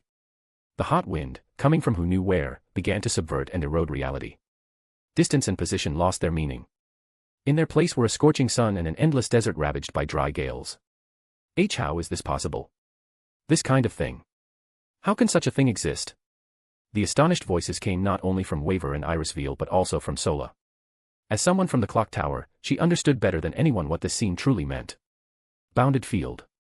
The scorching sun burned the earth, the view was immensely vast, stretching to the horizon obscured by raging sandstorms, and beyond to the cloudless azure sky. Waver had never before been so awestruck by the mighty power of his servant. If he had not held much hope for the confrontation between Iskandar and Rin before, then now. He can win. He can really win. Waver looked excitedly at Iskandar beside him and asked, "You're making a mental landscape materialize, but you're not a mage." "Of course not. This isn't something I could do alone." Standing proudly in the vast battlefield, Iskandar's face was filled with a proud smile as he negated Waver's question. "This is the land my army once galloped across, a scene deeply etched in the hearts of the brave warriors who shared hardships with me. As the world underwent this strange transformation, even the relative positions of those caught within it changed." Waver remained with Iskandar. Rin, on the other hand, was teleported to the other end of the battlefield, facing them from afar. The remaining spectators, Artoria, Gilgamesh, and others, were isolated outside the battlefield, on a towering sand dune. The view from there was excellent, allowing them to survey the entire battlefield from a distance. Heroic spirits with good eyesight could clearly take in the upcoming battle. Hey. D'Armuid's eyes widened, filled with disbelief. "You're joking, right? This kind of thing." Artoria stared intently at the mirage-like shadows appearing around Iskandar. There was not just one shadow, 2, 4. The hazy mounted figures multiplied exponentially as they formed ranks. Those figures gradually gained color and three-dimensionality. The reason this world, this landscape, could take concrete form is precisely because it originates from the mindscape of all of us.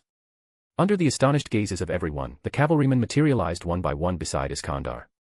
Though their races and equipment varied, their physiques were robust, and their gleaming armor radiated extraordinary heroism, as if competing for splendor, magnificent and formidable. Without exception, all of these individuals were servants. All of them. D'Armuid looked at Sola, finding the observation results she provided unbelievable.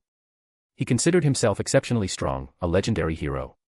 But the number of servants before him was in the tens of thousands. No matter how skilled D'Armuid was in fighting, how many could he defeat? Dozens. Hundreds. Facing such an army, D'Armuid would only have one outcome, to be utterly crushed. "Behold, this is my peerless army." At this moment, Iskandar raised his arms, boasting loudly about the thronging cavalry with immense pride. Their bodies utterly destroyed and their souls offered to the world as heroic spirits of old, and still these legendary heroes pledged their loyalty to me. They are my eternal comrades, who have answered my call and transcended time and space to come. My bond with them is my greatest treasure. My path of kingship. This is I, Iskandar's ultimate noble phantasm, Ionioi Hitairoi. An EX rank anti-army noble phantasm, continuously summoning numerous independent individual servants. There were war gods, maharajas, and founding monarchs of successive dynasties from later generations. As many heroes gathered here, so too were there as many legends. Each of them was a supreme heroic spirit. And all of them, besides the destiny of their own renown, also took pride in their common origin. All were brave warriors who had once ridden across the battlefield with Alexander the Great. A horse, the only one not ridden by anyone, walked to rider's side. It was an exceptionally strong and brave steed, majestic enough to be called a giant beast. Although not in human form, its formidable might was no less than that of the other heroic spirits. "It's been a while, partner." Iskandar wore a childlike, innocent smile, embracing the giant horse's neck tightly with both hands. She was the legendary steed Bucephalus, later revered and deified. In Iskandar's camp, even horses had been elevated to heroic spirits. "Boy, come over here." Iskandar pulled Waver from the Gordius wheel, onto the horse's back, riding together with him. "Ah. This, why, rider?" Waver didn't understand, even though the Gordius wheel was so powerful. Moo. But soon, Waver knew the answer. The unridden Gordius wheel, pulled by the majestic and powerful thunderous hooves, flew into the sky. Rumble. In an instant, thunder rolled, and roars resounded. Countless blue-purple lightning bolts covered the sky, adding a sense of doomsday solemnity and harshness to this battlefield. At this moment, everyone was too astonished to speak. Facing such a magnificent and powerful army, even Gilgamesh, who also possessed an EX-rank super-noble phantasm, put away his usual sarcasm. They were a group of heroic figures who had entrusted everything to the dreams of their king, once following their king across the land. Iskandar materialized the undying loyalty of his subjects even after their deaths, transforming it into this noble phantasm. To be continued. Just remove the hyphen to access normally. Chapter 114, Chapter 114, Otherworldly Shock, Bonus. Is this your path of kingship? If anyone was shocked by the scene before them, it was undoubtedly Artoria. She was not afraid of the power of Iskandar's noble phantasm. Rather, it was because this noble phantasm itself had already shaken the very foundation of her honor as the king of knights. Unadulterated and wholehearted support. The profound and boundless emotional bond with subjects, reaching even the realm of a noble phantasm.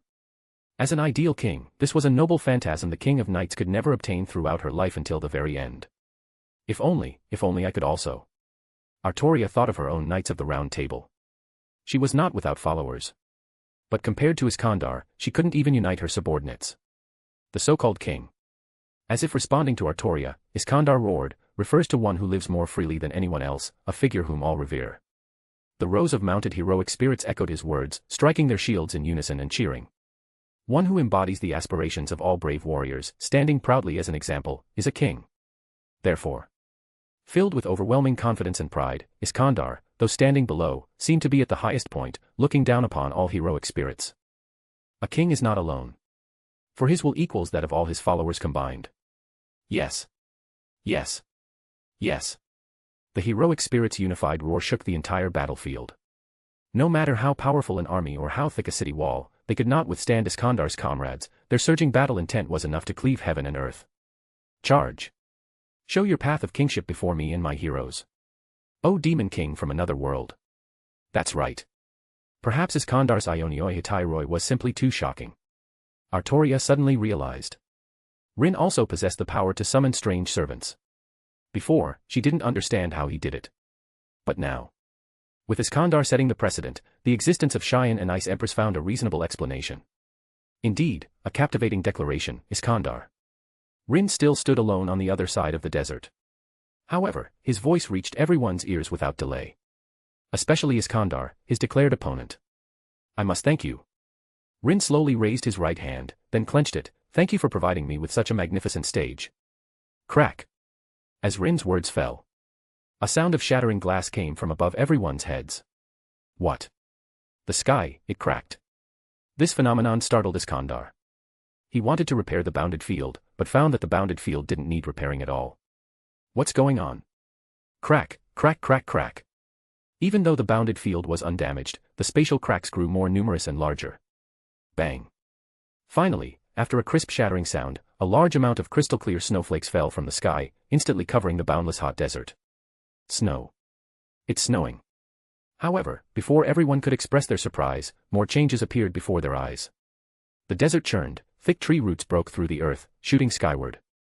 Green shoots sprouted from the tree roots, and in the blink of an eye, the color of life covered the entire desert. Boom. Yet, it wasn't over. Flames surged, sand dunes began to melt, and a volcano spewing thick smoke rose from the distant ground. There was also strong wind, sudden rain, thunder, shadows. All sorts of different, even contradictory, magical attributes suddenly appeared within Iskandar's bounded field. Then, they bloomed like flowers on someone else's territory. Crack. Bang. Behind Rin, a slender, delicate jade hand swept across, violently shattering the endless desert landscape. Crack, crack, crack, crack. This crack did not stop there, but extended to both sides. This scene was as if someone had torn the distant heaven and earth in half with some great power, splitting it into two. How amazing. Are these the opponents Rin-sama encountered in the other world? At the same time, in the ogre village of the Cardinal World, all the residents were looking up, gazing at the scene of another world reflected in the sky. When Iskandar displayed his bounded field, not only were Artoria and the others deeply shaken, but even the monsters from the other world felt the heroic spirit of warriors from an ancient era. It was admirable and inspiring. Though in different worlds, their hearts resonated with this loyalty. Thump, thump, thump. Within the bounded field, from the shattered spatial rift behind Rin, figures surged out like a tide from that dark world, then spontaneously gathered around Rin, forming thousand-man phalanxes. The enemy's numbers exceed 30,000. Every single one of them possesses combat power no weaker than a C-rank heroic spirit, and among them are elites comparable to B-rank, and even peerless heroes on par with A-rank. 5,000 goblins versus 30,000 C-rank heroic spirits, our side is clearly at a disadvantage. But he also possesses an advantage that Iskandar does not. Rumble. The ground began to shake, and the first to change was the distant volcano. A colossal creature stepped out from within it. It was 50 meters tall, covered in sharp, crimson fur, with lava flowing across its body like veins, pulsating like a heart. This was Hamura, one of the 18 wolf guards personally named by Rin. And behind it, dozens of equally massive wolves brought unprecedented pressure to Iskandar's army. Whoosh. A long wolf howl, and the sun, high in the sky, suddenly had a piece missing. Darkness began to descend. The biting cold wind, Yukina through the ice, like Fenrir, the giant wolf from Norse mythology, its scarlet beast eyes greedily gazing at the heroes from ancient times. Another one. Looking at these continuously appearing ancient beasts, Artoria had no reaction, but Gilgamesh's expression grew increasingly grim. As a heroic spirit from the age of gods, Gilgamesh understood the terror of divine beasts and demonic beasts better than Artoria. To be continued. Chapter 115, Chapter 115, Troublesome, Bonus. The extra 2 bonus for hitting 1000 horsepower, the next one at 1500 horsepower. Can you reach that? Let's see. What a realm of vibrant vitality, where all things strive and compete. Rin glanced at the Snow Empress, who floated gracefully at his side. In that moment, she resembled a goddess born of ice and snow, ethereal and untouchable, radiating a sacred presence that made it impossible for anyone to harbor even the faintest blasphemous thought. That line sounds a little ominous, don't you think? To better understand Rin, the Snow Empress had taken the time to learn many things about Earth from him. Haha, Rin chuckled, unfazed by her concern. Anyway, the advantage is mine. Snow Empress said speechlessly, just keep jinxing it. Still, to be fair, Rin's side did hold a decisive edge over Iskandar. The strength of the 18 wolf guards was stronger than that of ordinary A-rank heroic spirits, second only to Shuna and Cheyenne. The strength of the Starfang leader Hashiga was not much worse than Ice Empress, making him one of the 2 main forces in this great battle. And under his leadership, 18 A-rank peak heroic spirits, leading a group of wolves of various forms, comparable to BB+ rank heroic spirits, each occupied their respective positions, completely surrounding Iskandar's army. Ready, please give your command. Rin stood far at the back, his tone calm as he gave the order. Attack. Roar. The wolf guards of the 18 clans enveloped them from all directions. All forces, advance. The 5,000-strong army of hobgoblins, led by Rigurd and his 2 sons, pushed forward. The ogres were divided into 2. One part protected Rin, while the other 100, led by Cheyenne, spearheaded the charge. My lord. A massive ice-blue wolf beast emerged from above Rin's head, but the sound coming from its mouth was a young girl's voice. Yukina, don't worry about formations, charge straight through. The Starfang's wolf speed was far greater than that of the goblins and ogres. Moreover, their massive size allowed them to effectively disrupt the enemy's formation. It's finally our turn. This side is mine. Ha ha ha, charge, kill them all. Roar. The first to strike was Yukina, riding a giant frost wolf. This ice wolf was 100 meters tall, formed by the convergence of dozens of ice elemental wolves. Its strength, aside from its recovery ability, was absolutely no less than that of the sea demon in the original work. Mystic arts casters, prepare. Form up. However, the massive wolf had failed to break into Iskandar's army formation but was blocked by an invisible barrier of mystic arts 1,000 meters away. Yukina frowned. She looked down and saw a group of mystic arts casters in hooded robes, led by an old man, casting defensive mystic arts. And not just the front, but all four sides were enveloped by a barrier of mystic arts. This forced the charging wolves to stop and look for a breakthrough opportunity. Damn it. The girl swung her ice halberd, and a terrifying freezing ray blasted forward like a storm. Get out of my way, old man. The old man held an ancient book, his expression solemn, staring intently at Yukina and the frost giant wolf that was continuously crashing against the barrier. Porus, the king of the Punjab region in ancient India, was defeated by Alexander in the Battle of the Hydaspes River. Alexander, admiring his courage on the battlefield, appointed him as the local governor, responsible for managing the southeastern territories. And within Ionioi Hetairoi, Porus was a master of mystic arts. His knowledge was only comparable to another savior, Ptolemy. Crack. Porus frowned, because the barrier he had set up with hundreds of mystic arts casters was actually starting to break. However, Porus did not panic. Instead, he mocked, on the battlefield, being too focused on one thing can put oneself in danger. What? Before Yukina could ask what Porus was saying, a deafening thunderous roar came from above her head. Moo. The divine bull, dragging the Gordius wheel, descended from the sky with the might of wind and thunder, and their target was precisely Yukina, standing at the highest point, and the frost giant wolf beneath her feet. Hey, do you think only you have helpers? Boom. Golden lightning and blue-purple thunder collided in the sky. They tore and clashed with each other, like two terrifying thunder beasts vying for supremacy of the firmament. For a moment, the sky and earth flickered, and the world hummed, drawing everyone's gaze towards the battling sides. Swish. You're running too fast, Yukina. A majestic golden wolfman suddenly appeared beside Yukina. He stood with his arms crossed, and countless golden electric arcs leaped around him. Leave the battle in the sky to the professionals. Now, come with me and break this turtle shell. Good. As Yukina's words fell, Raiga stomped downwards. Instantly, a large amount of lightning, starting from his footfall, poured into the frost giant wolf's body, transforming it from its original ice blue to golden. Roar. Thunder and ice frost mixed, transforming into a beam of light even more terrifying than before, spewing from the golden giant wolf's mouth, violently crashing against the defensive spell laid down by Porus. We cannot let this attack land. Iskandar saw the terror of this strike. He raised his noble phantasm, via expugnatio stop it. Moo. The divine bull, imbued with its master's magical energy, instantly gained immense power. The thunderstorm, which could originally only control a small area, began to spread in all directions, showing signs of covering the entire battlefield. The current situation was somewhat beyond Rin's expectation, such a large-scale coverage of magecraft, with Iskandar's magical energy. So that's it. Suddenly, Rin thought of something. He looked at Waver beside Iskandar. The back of his hand no longer had the red command spells. Is it the power of the command spells? Before the battle, that kid, just like in the original work, gave all the magical energy from his 3 command spells to Iskandar. If that was the case, Rin was no longer surprised by Iskandar's current display of strength, which far exceeded what was shown in the anime. In fact, if he hadn't encountered Gilgamesh, who was his natural enemy, Iskandar would definitely have been the most troublesome heroic spirit in the Fourth Holy Grail War. To be continued. Don't forget to drop a review if you're enjoying this so far. Just remove the hyphen to access normally. Chapter 116, Chapter 116, I'll help you. Leave it to me, my lord. Ranga, who was originally supposed to become the new leader of the dire wolves under Rimuru. Because of Rin's appearance, he was unable to replace his father's position. However, even so, Ranga was still the head of the 18 wolf guards, possessing the highest potential in the entire clan. Yukina. I'll help you.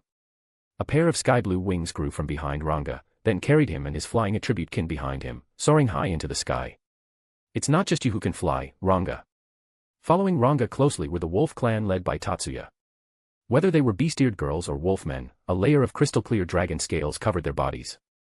Not only that, they inherited the power of the Dragonoid from Rin, allowing them to summon dragon wings and dragon claws during battle, thereby gaining powerful aerial combat capabilities. Moo. Woo. Along with the sound of a cow, Ranga's long howl resounded. At this moment, the gale and heavenly thunder began to collide, rendering the sky within the entire bounded field into a doomsday-like thunderstorm scene. Gulp. Waver, who was with Iskandar, couldn't help but swallow. Even from such a distance, he could feel the wind and thunder in the air, showing how intense the confrontation between them was. Bang. However, before the battle in the sky could be decided, the barrier on the ground was already overwhelmed. Accompanied by a crisp shattering sound, magical energy cannons interwoven with lightning and ice descended from the sky. Rumble. Unfortunately, after being weakened by the barrier, this attack did not cause much damage. However, it no longer mattered. Yukina and Raiga looked at the panting court mages, who clearly had severe magical energy overdrafts. Their mission was complete. Next, it was up to the other clansmen. Finally, it's broken. Ha ha ha ha. With the breaking of the barrier, the first to rush in was the fire attribute wolf clan led by Hamura. Such strong magical energy. You all stand back, let me do it. The one who spoke was a burly blonde man, who wielded a long spear in his hand and directly confronted Hamura, who was dozens of meters tall. Hephaestion, Alexander's closest friend and first confidant, and one of the joint commanders of the companion cavalry. As you wish. Hamura gestured for his other clansmen to continue forward, while he himself blocked Hephaestion's attack. Boom. The next moment, the collision of the long spear and the fiery claw, the terrifying magical energy shook the air, emitting a piercing sonic boom. The monstrous strength brought by the huge size difference was by no means something a mere human could withstand. Even a warrior like Hephaestion. Suddenly facing such an assault, he was still pushed backward, sliding out and plowing two deep furrows in the ground, which was a mixture of desert and magma. Ah!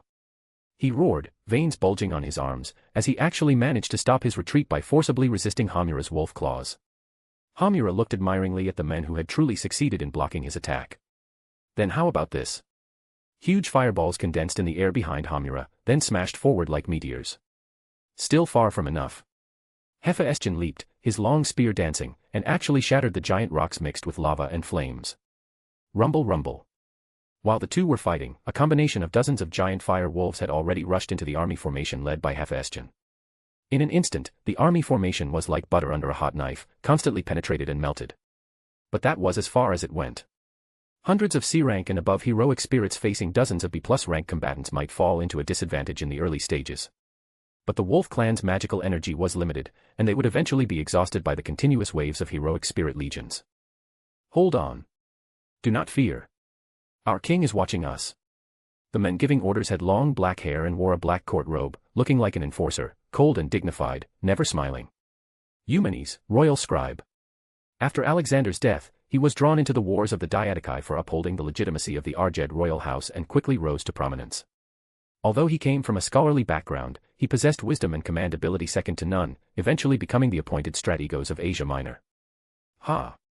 Shields were stacked in front of the soldiers, and a flawless phalanx linked their magical energy, forming an invisible barrier to block the falling rain of fire and flames. What followed were hundreds of thousands of long spears. Troublesome. One by one, the fire attribute wolf clan members leaped up, then slammed heavily onto the magical energy barrier, but only left a crack on it, unable to advance further. Such a tough army formation. In response to the wolf clan's breakthrough, Iskandar's side reacted immediately. They protected their main army within, while the outer perimeter was a battle formation composed of shields and long spears. Combined with the flow of magical energy, its solidity completely exceeded the wolf clan's imagination. Unlike their encounter with Assassin in the original work, because it was a confrontation between two armies, this heroic spirit legion displayed the qualities they possessed in life. Troop types cooperated, responding to different environments and enemies. Rin's side was also by no means weak. The monsters did not understand army formation changes. What they had was absolute power, forcefully charging into the formation. Only to see burly wolfmen engaging the enemy first, their physiques were too massive, and a casual charge could break open a hole in the opposing shield formation. Puff puff puff. However, Iskandar's army disregarded casualties, charging one after another towards these terrifying magical beasts. Long spears thrust out, some were shattered by wolf claws, while others couldn't even break through their defenses. But still, a portion, after depleting the magical energy protection of the giant wolves, tore through flesh and pierced their bodies. Roar. The intense pain brought not retreat or panic, but rage and even more brutal slaughter. Boom. The heart of a wolfman, wreathed in flames, was pierced. But the next moment, dazzling flames erupted from within the wolfman's body, instantly turning into towering infernos that engulfed enemies within 100 meters. Such situations were not isolated, but ubiquitous as far as the eye could see. They were like monsters who knew no death. To be continued. Just remove the hyphen to access normally. Chapter 117, Alexander's successors. Self-destructed. Artoria and Gilgamesh, who were observing from afar, were surprised. Even in the age of gods, such a battlefield spectacle was spectacular enough to be called magnificent. Iskandar. Waver's heart, which had originally settled, tightened once again. In his opinion, Iskandar was already very strong. But what he didn't expect was that Rin's side was not only not weak, but actually suppressed Iskandar's Ionioi Hitairoi. The tens of thousands of troop disparity was not shown at all. Lancer. Sola anxiously hugged D'Armwood's arm. The latter was quite helpless and could only comfort her. I will protect you. Although he said so, D'Armwood knew very well. If it were him, facing a meat grinder-like battlefield, he would only be instantly torn to shreds. However, a woman in love clearly lacked sufficient judgment. Lancer said he would protect her, so what else was there to be dissatisfied with? As long as Lancer was by her side, even if she died, Sola would face it with a smile. Sigh. D'Armwood was clearly not as foolish as Sola. He knew very well that he had no chance in this Holy Grail war. Forget it. D'Armwood sighed, turning his gaze to Artoria, who was equally stunned. Being able to come here and be loyal to his lord, D'Armwood had nothing more to be dissatisfied with. Once this war ended, D'Armwood would challenge Saber. Crack crack. What happened again? Waver stumbled, finding that the originally impregnable army formation had suddenly become chaotic. Bang. Bang. Bang. However, the shield formation could defend the front and overhead, but it couldn't defend the ground beneath. The earth rolled, and a group of wolf girl maidens, wearing wreaths and wrapped in green leaves, dressed like druids, rode giant wolves to reinforce them. Their magical energy roamed beneath the earth, seeking out gaps in the magical energy, and then detonating like blooming flowers behind the soldier legions. A portion of the heroic spirit warriors were sent flying into the air.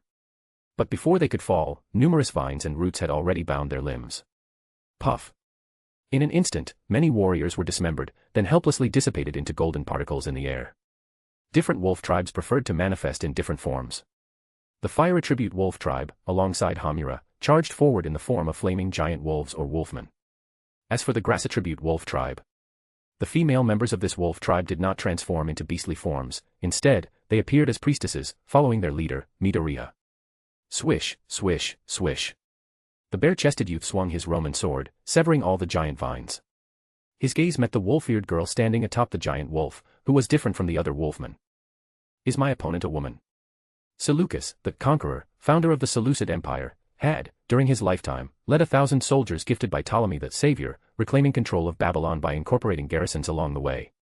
Afterward, Seleucus emulated the former King Alexander, embarking on an eastern expedition, continuously expanding his territory, becoming the only surviving successor of Alexander's era.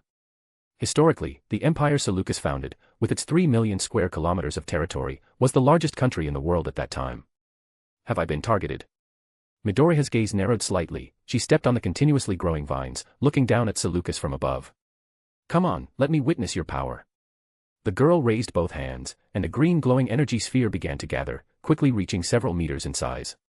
However, she did not throw it as Seleucus had imagined. Instead, a large number of green light spots swept towards the enemy troops below like a torrential downpour, but they were expertly blocked by their shields. Those that weren't blocked only landed on the warriors' armor, failing to breach their defenses. What is this? Seleucus was first stunned. He didn't understand what Midoriya was doing, but a faint uneasiness arose in his heart. Don't worry, you'll understand soon. Midoriya smiled playfully, as if anticipating what was about to happen. What is this? Damn it, I can't pull it out. Indeed, those blocked green light spots were not energy bullets, but parasitic seeds created by Midoriya's condensed magical energy. Damn it. Seeing a large number of soldiers bound by these strange vines, Seleucus saw invisible magical energy gathering towards Midoriya, and being transferred by her to the other grass element wolf tribe members. Is this a different ability from the fire attribute wolf beasts? If Hamura's fire wolf unit broke through the military formation with brute force, then Midoriya's grass attribute wolf tribe possessed the most terrifying endurance among the 18 wolf tribes. They absorbed the enemy's magical energy to restore themselves. Whether it was injuries or stamina, they could continuously replenish it. We must end this quickly. Seleucus suddenly accelerated, instantly rushing in front of Midoriya, forcing her into close combat. Good timing. Midoriya showed no panic. As Starfang wolves, none were unskilled in close combat. The girl summoned vine whips from the air while simultaneously stomping the ground, controlling wild roots, turning them into tentacles to lash out at the legion and the earth. Wherever she passed, green grass bloomed, and green fluorescence continuously drifted towards her allies, healing their injuries. Is this the power of a demon king? On the battlefield, Iskandar was not at all intimidated by the scene before him. On the contrary, the unfolding events and the power of the wolves under Rin's command made Iskandar's blood boil. We can't just wait to be hit, javelin throwers, prepare. Following Iskandar's command, tens of thousands of spears soared into the sky. The power of these spears, thrown by the hands of heroic spirits, was no less than that of a typical C-rank noble phantasm, and even surpassed it. At this moment, Rin's goblin army was still some distance from Iskandar's main legion. How can I let you succeed? The rock attribute wolf tribe, led by Iwao, was not skilled in offense. They were massive and not agile enough, so they remained at the rear, covering the main force composed of the ogres and goblins. To be continued. Just remove the hyphen to access normally. Chapter 118, Chapter 118, I've got him. Boom. The earth swelled, and layers of giant rocks merged, forming a wall tens of meters high in the blink of an eye. Boom, boom, boom. The next moment, the spears fell, and the sound of exploding grenades echoed across the sky. The earthen rock wall shattered, and smoke billowed. And bursting out from within were the steel attribute wolves led by Kurogain. Kurogain transformed into a 5-meter-tall wolfman. His muscles appeared to be cast from steel, each hair gleaming like a sharp blade, and his wolf claws were the sharpest weapons in the world, capable of piercing anything. Zzzzz.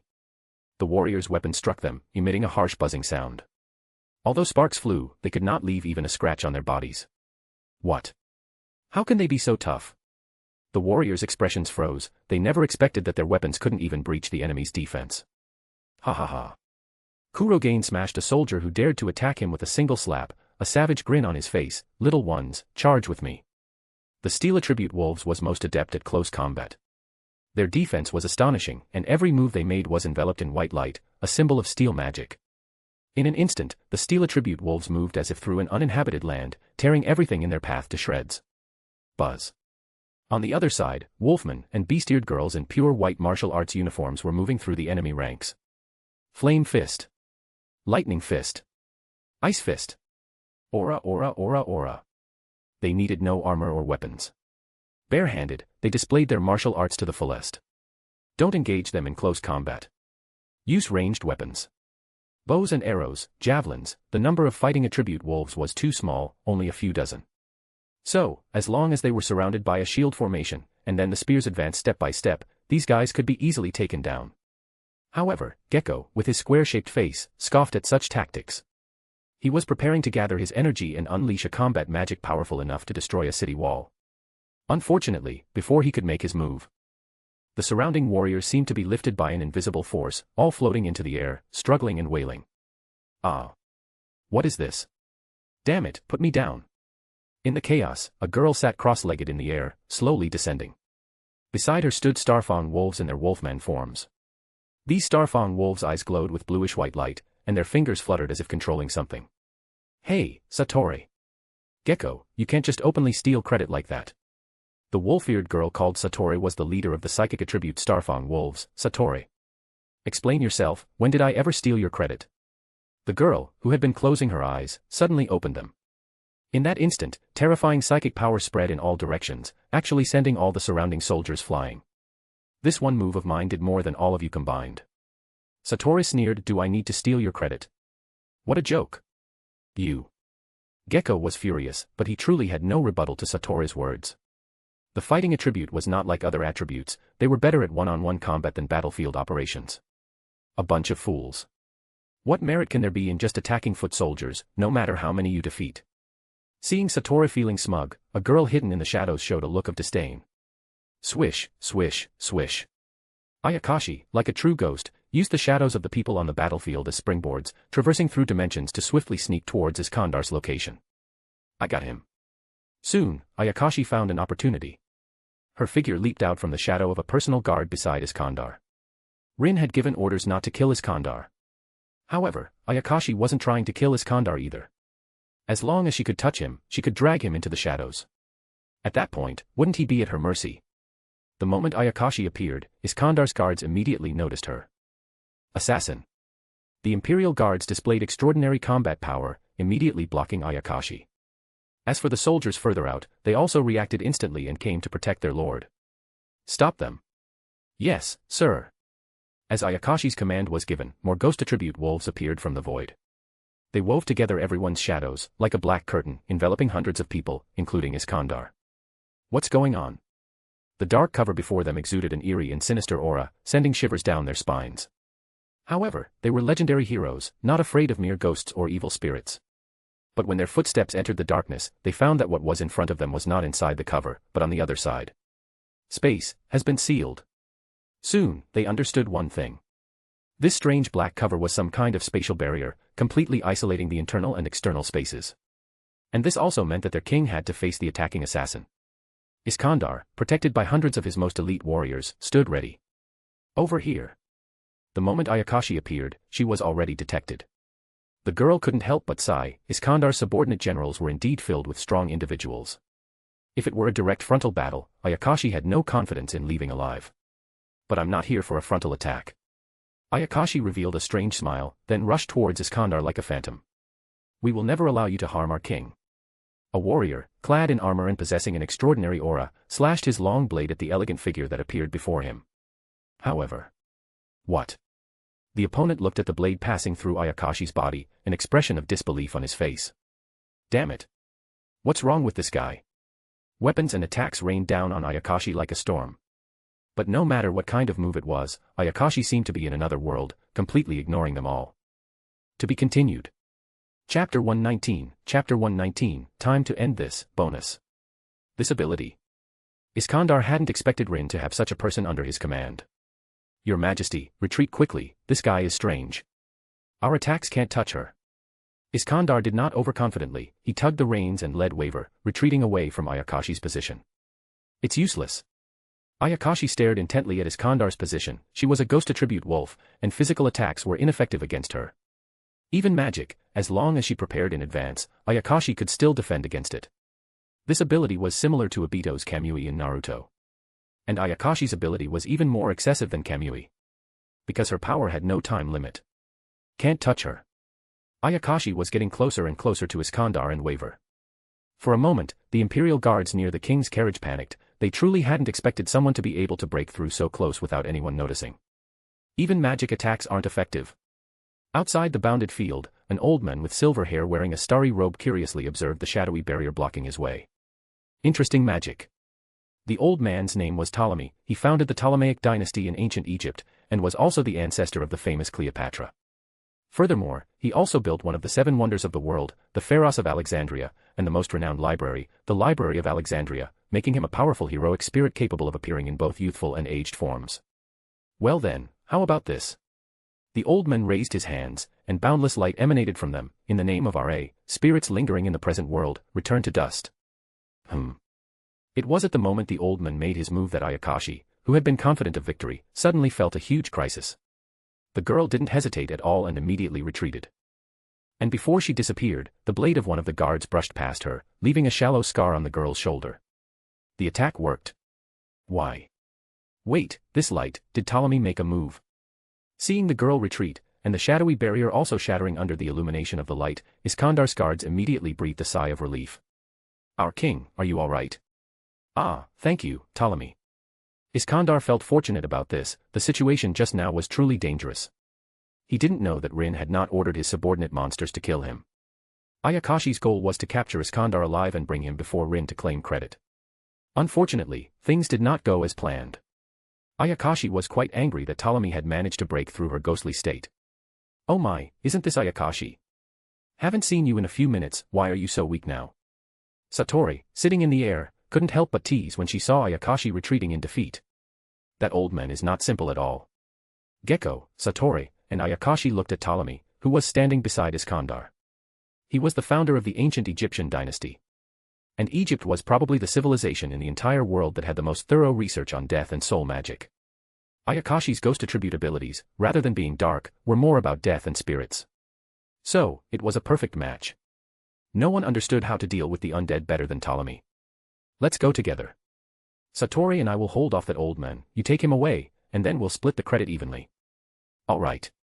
After a round of fighting, the 3 of them had consumed a lot of magical energy, but they still had the strength to fight. Now is not the time to shrink back.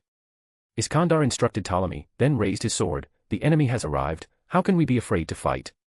Soldiers. Charge with me. Woohoo. Out of an army of 30,000, nearly 10,000 were held back by 400 wolfkin. The remaining 20,000 infantry separated to the sides, blocking all unfavorable factors outside the main battlefield. As for the cavalry in the army, they will follow Iskandar, break through the goblin army led by the ogres, and head straight for Rin. In less than a quarter of an hour, the battle that erupted before Irisveel's eyes exceeded her imagination. Iskandar is at a disadvantage.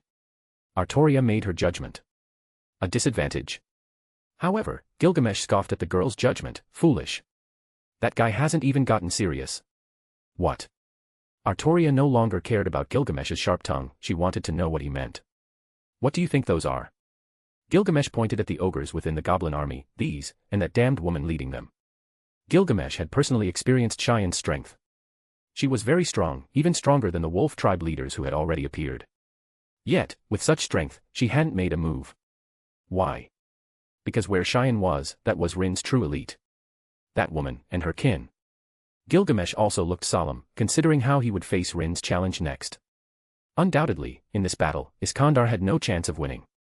And this also meant that the one who would have the final decisive battle with him, Gilgamesh, would be Rin. Bounded field, Ionioi Hitairoi, analyzing.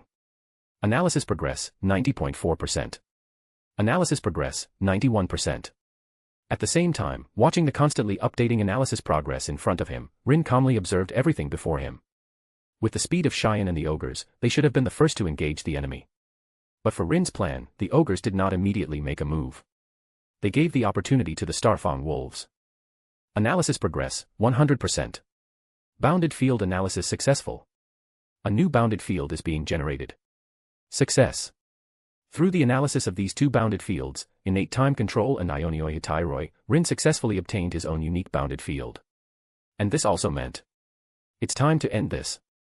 Rin said to the Snow Empress beside him, notify Cheyenne and the others to send off the Conqueror.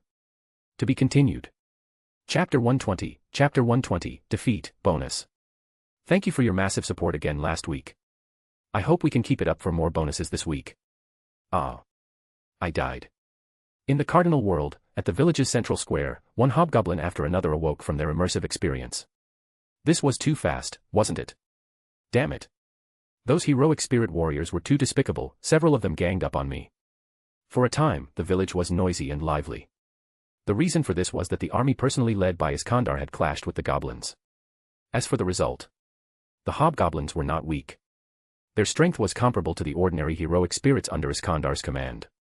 However, the opposing side had over 20,000 soldiers, 4 times the goblins' number. Coupled with the heroic spirit's excellent coordination, the goblins struggled for only a moment before quickly showing signs of collapse. While it wasn't a complete rout, it came very close. Well, it doesn't matter. Fortunately, Rin hadn't placed much expectation on the goblins.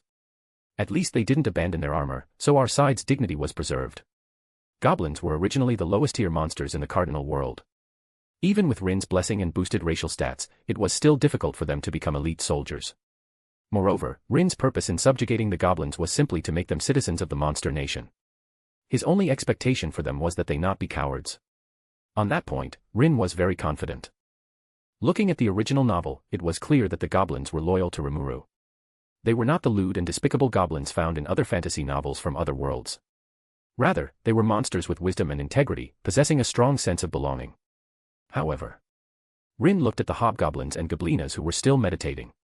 No matter the race, even a weak goblin can produce excellent warriors. Look, Gobwa is still fighting. As expected of Gobwa. Gobwa was a very outstanding goblina with the potential to evolve even further. Huh. What's going on with Gobda? Hey, Gobda, what are you still sitting there for? Wake up quickly and watch Gobwa's battle with us. To facilitate the goblins' participation in the war, those who were fighting were gathered in the square. They sat cross-legged on the ground, controlling their other bodies more effectively through meditation. Don't touch him. Just as someone was about to push Gobda, a clear, cold voice sounded beside him. Ah. It's Snow Empress Sama. Snow Empress Sama, what did you say? Don't move him. He's still fighting the enemy. Snow Empress told everyone to step back, then looked at the short figure still sitting cross-legged. As the chief steward responsible for managing the monsters in the village, Snow Empress, abandoning her aloof and cold demeanor from the northern icefield, began to unearth the potential and talents of the monsters. This battle was originally a training exercise for them. Since it was a training exercise, some would certainly stand out. Let me see which goblins can still hold their ground against the heroic spirit warrior's assault. As the crowd dispersed, Snow Empress looked around, seeing many individuals she had previously favored. Snow Empress did not underestimate the goblins. Monsters in the cardinal world had a mechanism called evolution. Even weak goblins, if they had enough aptitude, could potentially grow to the level of a demon lord in the future. Snow Empress had few interests. One of them was helping Rin discover talent. It was just like carving and polishing an ice sculpture, ultimately revealing its brilliant light. This was a pastime Snow Empress had found with great difficulty. However, upon seeing Gobta, even the usually aloof Snow Empress couldn't help but freeze. This one. Snow Empress scrutinized Gobta. Are you sure he's a hobgoblin? There was a significant difference between hobgoblins and goblins. The latter were completely deformed little monsters. Hobgoblins, however, differed very little from humans. Among them, the females were almost identical to humans, except for their greenish skin. But the one before her. How should she evaluate him? Snow Empress could only say that he truly looked like a goblin, with a foolish expression on his face. This. Snow Empress felt that the threshold for her talent cultivation might need to be raised slightly. She did not want such a unique talent to one day appear among her creations. Alright, everyone, don't disturb the goblins who are still on the battlefield. Let them continue fighting. Yes. Okay, Snow Empress-sama. Upon receiving her command, the goblins spontaneously protected their undefeated kin behind them. At the same time, those who had withdrawn from the battlefield all looked up. They watched the battle, now entering its final stage, projected before them. Shattered earth, desert crystallized by high temperatures, and countless elite heroic spirit warriors cut and bound by spatial threads. An army of 20,000 had defeated 5,000 goblins. But without sparing even a moment to mourn the goblin dead, nearly 100 ogre elites immediately rushed to the battlefield. At first, Iskandar thought the ogres were merely B+ rank servants like the Starfang wolves. Only a handful, such as Cheyenne, reached or even surpassed a rank. However, reality was far crueler than the King of Conquerors had imagined. 100 ogres, each equivalent to an A-rank servant. Among them were even powerful beings comparable to Cheyenne and Sui. For example, Sauren, his strength was on par with Sui's. It was only due to Rin's appointment that he acted discreetly as a member of the Shadow Squad. If you singled them out, among the 200 ogres you could find at least 50 top-tier powerhouses. And so, without a doubt, the 20,000-strong heroic spirit army was slaughtered by a mere 100 individuals. Monsters. Iskandar and Waver were unharmed. Due to Rin's command, the ogres deliberately avoided them, allowing them to pass through. Waver stared blankly at the ogres. In that instant, the power displayed by them completely shattered his understanding of heroic spirits. Strong. They were simply too strong. It was hard to imagine that there were still 100 such terrifying warriors. And Rin, who commanded such a force, seemed to waver like an insurmountable chasm blocking the path between the Masters and the Holy Grail. To be continued. Just remove the hyphen to access normally. Chapter 121, Chapter 121, Saber's Dissatisfaction. It's impossible to win. How could such a man ever be defeated? Only by personally witnessing the ogre's might could one truly understand how extraordinary Rin was as a heroic spirit. Hoofbeats echoed across the scorched earth. Under the wary gaze of the ogres, Iskandar and Waver arrived before Rin. The closer they drew, the heavier the pressure pressing down from the ogres became. When they were only 10 meters away, Iskandar's beloved horse could no longer endure the weight of the magical pressure and collapsed to the ground. Are you satisfied with this battle, Iskandar? Rin walked forward calmly, unconcerned that Iskandar might suddenly attack. Not only were the ogres surrounding them, ready to strike at a moment's notice, but with the strength of Snow Empress and Ogerpon nearby, Iskandar would be killed instantly if he made a move. Exhilarating. Iskandar straightened his body with sheer willpower, forcing himself to endure the crushing pressure. He did not regret going to war with Rin. He had given his all, yet still suffered a crushing defeat. But losing to a strong opponent was no shame. For Iskandar, it was another honor in his long history of conquest. Iskandar. Can you give me some time? No problem. Rin raised his hand, and the ogres immediately withdrew the pressure bearing down on him. Phew. What a terrifying group of men. Haha, it seems this is my end. Iskandar gently set Waver down, then looked at the young men with solemn eyes and began his final instructions. Waver, as in the original story, swore allegiance to Iskandar, vowing to be his vassal. Rin did not interrupt. He stood silently, waiting until Iskandar had finished all of his arrangements. Then Rin gave the final command. Kill. Almost the instant Rin's voice fell, countless blades pierced Iskandar's body from every direction. Rider. Waver tried to rush forward, but Sui seized him from behind. All he could do was cry softly, tears welling in his eyes. Your journey ends here. Ah. Iskandar swallowed the blood filling his mouth and smiled. What a truly exhilarating battle. The blades withdrew with a wet sound, spraying blood into the air. Iskandar's body began to dissolve into golden particles of light. It was for me too. Rin had no intention of subjugating Iskandar. Thank you for your gift. He admired Iskandar's character and personality. But Iskandar was a king. A king could die, yet he would never submit to another. Even if Rin had offered him the chance to conquer all realms together, Iskandar would likely have laughed it off. For him, the point was never the scenery at the end of the road, but the joy of discovering new scenery along the way. A faint hum filled the air as Rin slew Iskandar, and the bounded field began to collapse. The remaining heroic spirits, along with Rin's starfang wolves and ogres, vanished like fading illusions. Your Holy Grail war is over. Return to where you belong. Rin patted Waver on the shoulder, then turned and walked toward the 3 remaining heroic spirits. Demon King. Seeing Rin approach, D'Armuid's expression grew tense. Artoria and Gilgamesh, however, remained calm. The oldest king of heroes. Rin ignored the others and fixed his eyes on Gilgamesh. Shall we find a place to fight to the death? Arrogant. Gilgamesh did not shy away. He accepted Rin's challenge with a confident smile. But you do have the qualifications to stand before this king. Go back and prepare yourself well. Tomorrow, this king will personally pay you a visit. Unlike Iskandar, Gilgamesh wanted to fight Rin at his full strength. Though Rin's forces had suffered considerable losses in the battle, Gilgamesh's pride would not allow him to face a weakened opponent. If Rin was weaker than Iskandar, Gilgamesh would not be satisfied. And so, the battlefield was chosen, Ryuda Temple. Gilgamesh deliberately selected Rin's own territory, intending to balance the scales against the losses Rin had already suffered. Good. Rin accepted calmly. Since Gilgamesh had this confidence, he would naturally give him the satisfaction of the duel. Hey! You challenged them both, what about me? Ignored yet again, Artoria's anger flared. She did not believe herself weaker than the other heroic spirits. Ionioi Hitairoi was indeed powerful. But with Excalibur and Avalon together, she could carve open a path, cut her way to Iskandar, and defeat him. Leaving aside whether her magical energy would last long enough, this strategy could very well have succeeded. Of course, such an approach would be useless against Rin. His ogres were too powerful. Even if Excalibur destroyed dozens at once, the rest would overwhelm her eventually. The result would be inevitable, she would be dragged down by sheer numbers. Defeat him first, then come and ask me that question. Rin glanced briefly at Lancer, then turned to leave. He needed time to consolidate the bounded field he had just acquired, not waste words with Saber. Hey! The invisible air surrounding Artoria's blade surged violently. You bastard! There is a limit to arrogance. But before she could make a move, 2 figures appeared at Rin's back. What are you planning to do?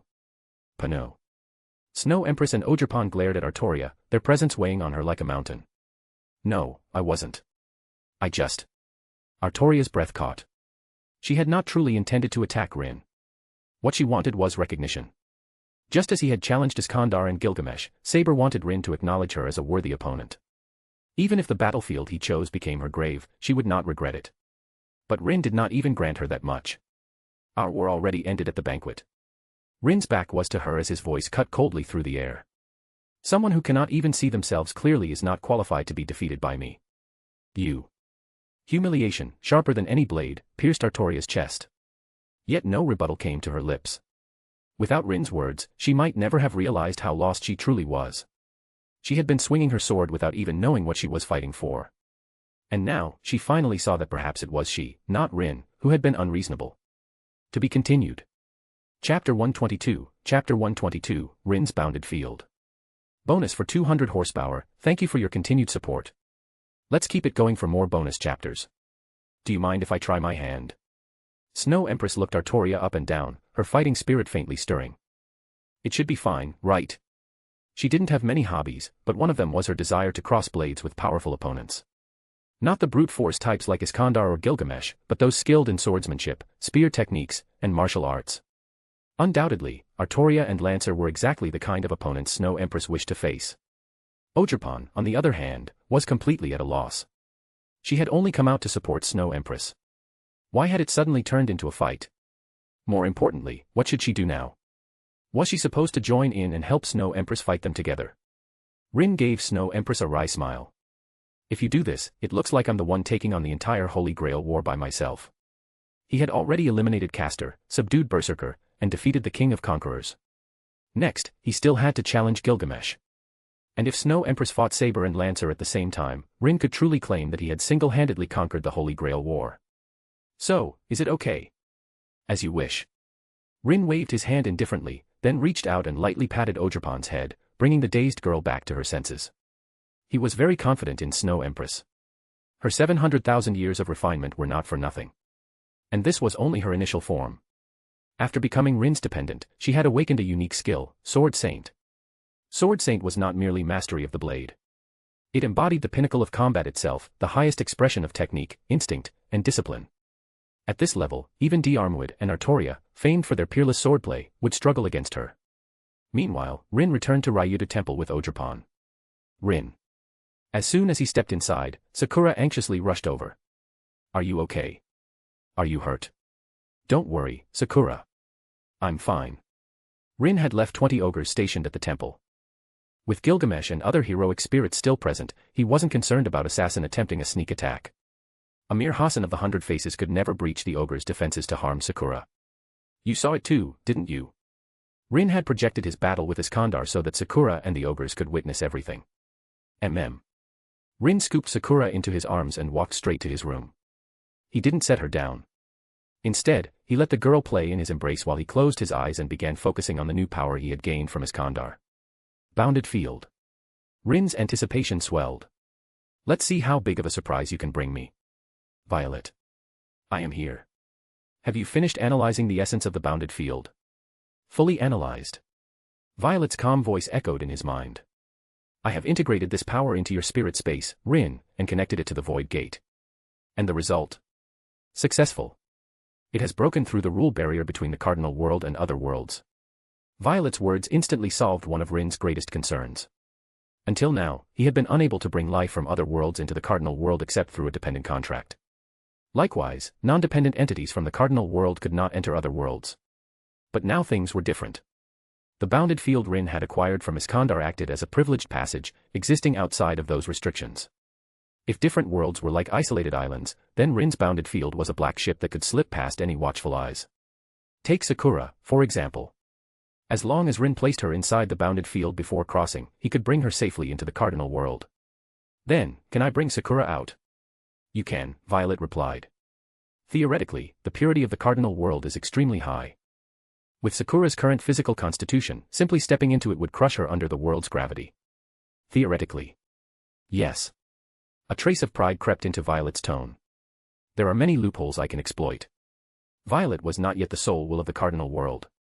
But just as she had once opened a back door for Rin during the naming process, she could now obtain identity verification for outsiders like Sakura. What kind of verification? Otherworlder. Rin chuckled. You really know how to play the system, Violet. Being recognized as an otherworlder by the cardinal world carried clear implications. The voice of the world would grant Sakura corresponding magicules based on the quality of her soul. If she was lucky, she might even be blessed with a unique skill. But if that's the case, wouldn't I just be able to bring in a whole group of people and hand out unique skills like candy? It is not that simple. Violet's response was blunt. Magicule modification is not something everyone can endure. If one's soul aptitude is insufficient, they will not only fail to gain a unique skill, they may not even survive the process. Which meant that if Rin wanted to bring people back, he had to choose carefully, individuals with true aptitude. Aptitude. You can think of it as the weight a person carries within their own world. Weight, as in, protagonists, supporting characters, villains, extras, passers-by. Rin frowned. The concept reminded him of children of fortune often mentioned in novels. Correct. Violet confirmed. The cardinal world will bestow gifts on Sakura based on her authority as a character of the Type Moon world. In other words, it was like diplomatic relations between two nations. Type Moon was sending Sakura to the cardinal world as an envoy, and the cardinal world, in turn, would show equivalent hospitality. This determined how many benefits someone Rin brought over could expect to receive.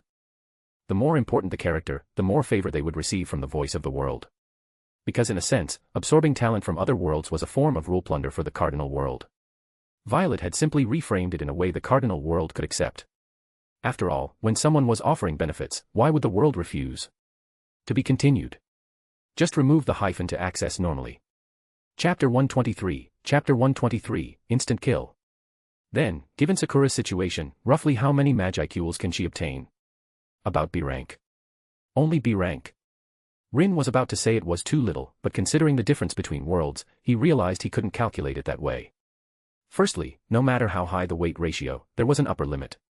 Any outsider, the voice of the world could at most grant special A-rank Magicules, which is within 990,000. So, what level was Sakura in the Type Moon world? Rin could only say that she possessed a very excellent Magus bloodline. But that was all. The Type Moon world has multiple parallel universes, as well as various lost belts. Sakura is just a relatively excellent Magus in a certain parallel universe. According to this calculation, Sakura receiving a B rating was already quite good. Moreover, B-rank monster Magicules was just the beginning. Sakura could still continue to grow stronger. No one could say what the future held. Of course, this was the Type Moon world. If it were any other world, the protagonist there might not even get a C-rank evaluation. Are there any other restrictions? Yes, there are. Violet added, there's a limit to the number of people who can smuggle through. Taking too many people across at once will overload the Void Gate. Specifically, you can refer to my Magicule recovery efficiency. Violet, right now, I can probably provide a quota of 500,000 Magicules per month. Someone like Sakura, with A-B evaluation, would consume about 5,000 to 6,000 Magicules. If I work hard, I can have an excess of 100 B-rank slots per month. This restriction will continue to increase as Violet grows stronger. Because this act is essentially leeching off the cardinal world. When people are brought over, the voice of the world bestows Magicules. The Magicules allow children like Sakura to instantly grow into B-rank monster powerhouses. It's important to know that B-rank here is not the heroic spirit ranking, but the cardinal world's B-rank. Then, what if they aren't brought out? Rin meant that he would put Sakura into his bounded field and then return to the cardinal world. However, Rin wouldn't be there to release the contents of the bounded field. Instead, he would let Sakura live inside the bounded field. That can be done. Violet, the current bounded field is just a prototype, it's not complete. Once we return, I will work with the cardinal world to transform it into a true small world. This small world would belong to Rin, completely under his control. You can adjust the rules within it, making that world change according to your will. Not only that, the small world will continue to expand as Rin grows stronger. Rin doesn't need to worry about the specific methods. As the CEO of the cardinal world, Violet can easily manage a small company. High-grade Chaos World, mid-grade Chaos World, low-grade Chaos World. The amount of Magicules needed to evolve a small world into different grades of Chaos Worlds varies greatly. With Rin's current power, he can at most maintain the small world at a low-grade level. As for evolving the small world to the top tier like the cardinal world, unless Rin reaches the height of the Star King Dragon, there's no need to consider that much. Alright, I understand. Rin didn't hope to reach the heavens in one step, he was content with taking it little by little, just like this. Most importantly, Rin had fulfilled his promise to Sakura. He would take this child away from this world.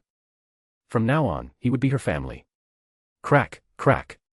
While Rin and Violet were studying the bounded field. On Fuyuki Bridge, Artoria stood pale, leaning on her sword of promised victory. Wisps of cold air swirled around her, and her eyebrows and hair were covered in a thick layer of frost. Lancer. The girl looked beside her. She saw a humanoid ice sculpture slowly shattering, then turning into ice shards and scattering. On the ground lay the crimson rose of exorcism, broken into 2 pieces, and the yellow rose of mortality, completely shattered. Then she looked at Sola. After witnessing Lancer's demise with her own eyes, she knelt there with empty eyes, completely unable to accept such an outcome. Saber. Don't come over, Iris Veil. Artoria stopped Iris Veil, who wanted to heal her. This is our battle. All right. Putting her hand down, Snow Empress cast a barrier on Iris Veil, which would temporarily protect her from the cold. There, don't worry and fight me, she will be fine. Thank you. Artoria didn't think much of Snow Empress's intervention. The Holy Grail War was inherently a life-or-death struggle. Rin's promise was that he wouldn't attack other heroic spirits during his battle with Iskandar. But now, the war was over. Whatever Rin wanted to do was his freedom. Rather, even after expending so much magical energy, Rin still allowed Snow Empress to engage 2 heroic spirits. They were the ones who had the advantage. However, how many powerhouses does that guy still have under his command? He's already summoned so many monsters, yet he can still send out someone like this. The previous exchange made Artoria realize something. The girl before her, like an ice and snow fairy. Her strength far exceeded her imagination. With just one encounter, she was repelled by the opponent. and facing D. Armuid's two noble phantasms, Snow Empress destroyed them with overwhelming force. After that, with one palm, just a light, airy tap on D. Armuid. The next moment, Lancer's body began to shatter. Incomprehensible. Magecraft. Or, true magic. Given D. Armuid's magic resistance, there shouldn't have been any curse that could affect him. Yet, the truth was before her eyes. D. Armuid couldn't withstand a single move from Snow Empress. Empress Palm, Snowless Glacier. This was the ultimate skill Snow Empress used to deal with D. Armuid, instantly killing him. Boom. Artoria forcibly broke free from the ice restraint, raising her holy sword and pointing it at Snow Empress. To be continued. Chapter 124, Chapter 124, The Abandoned Iris Veil, Bonus. Bonus for 400 horsepower. A casual strike can unleash power comparable to true magic. Are you a magic user who has reached the realm of true magic? In the Type Moon world, true magic and magecraft are two different concepts. Simply put, magecraft are something that can be achieved by human effort, for example, blowing up a mountain. Humans can do the same with thermal weapons.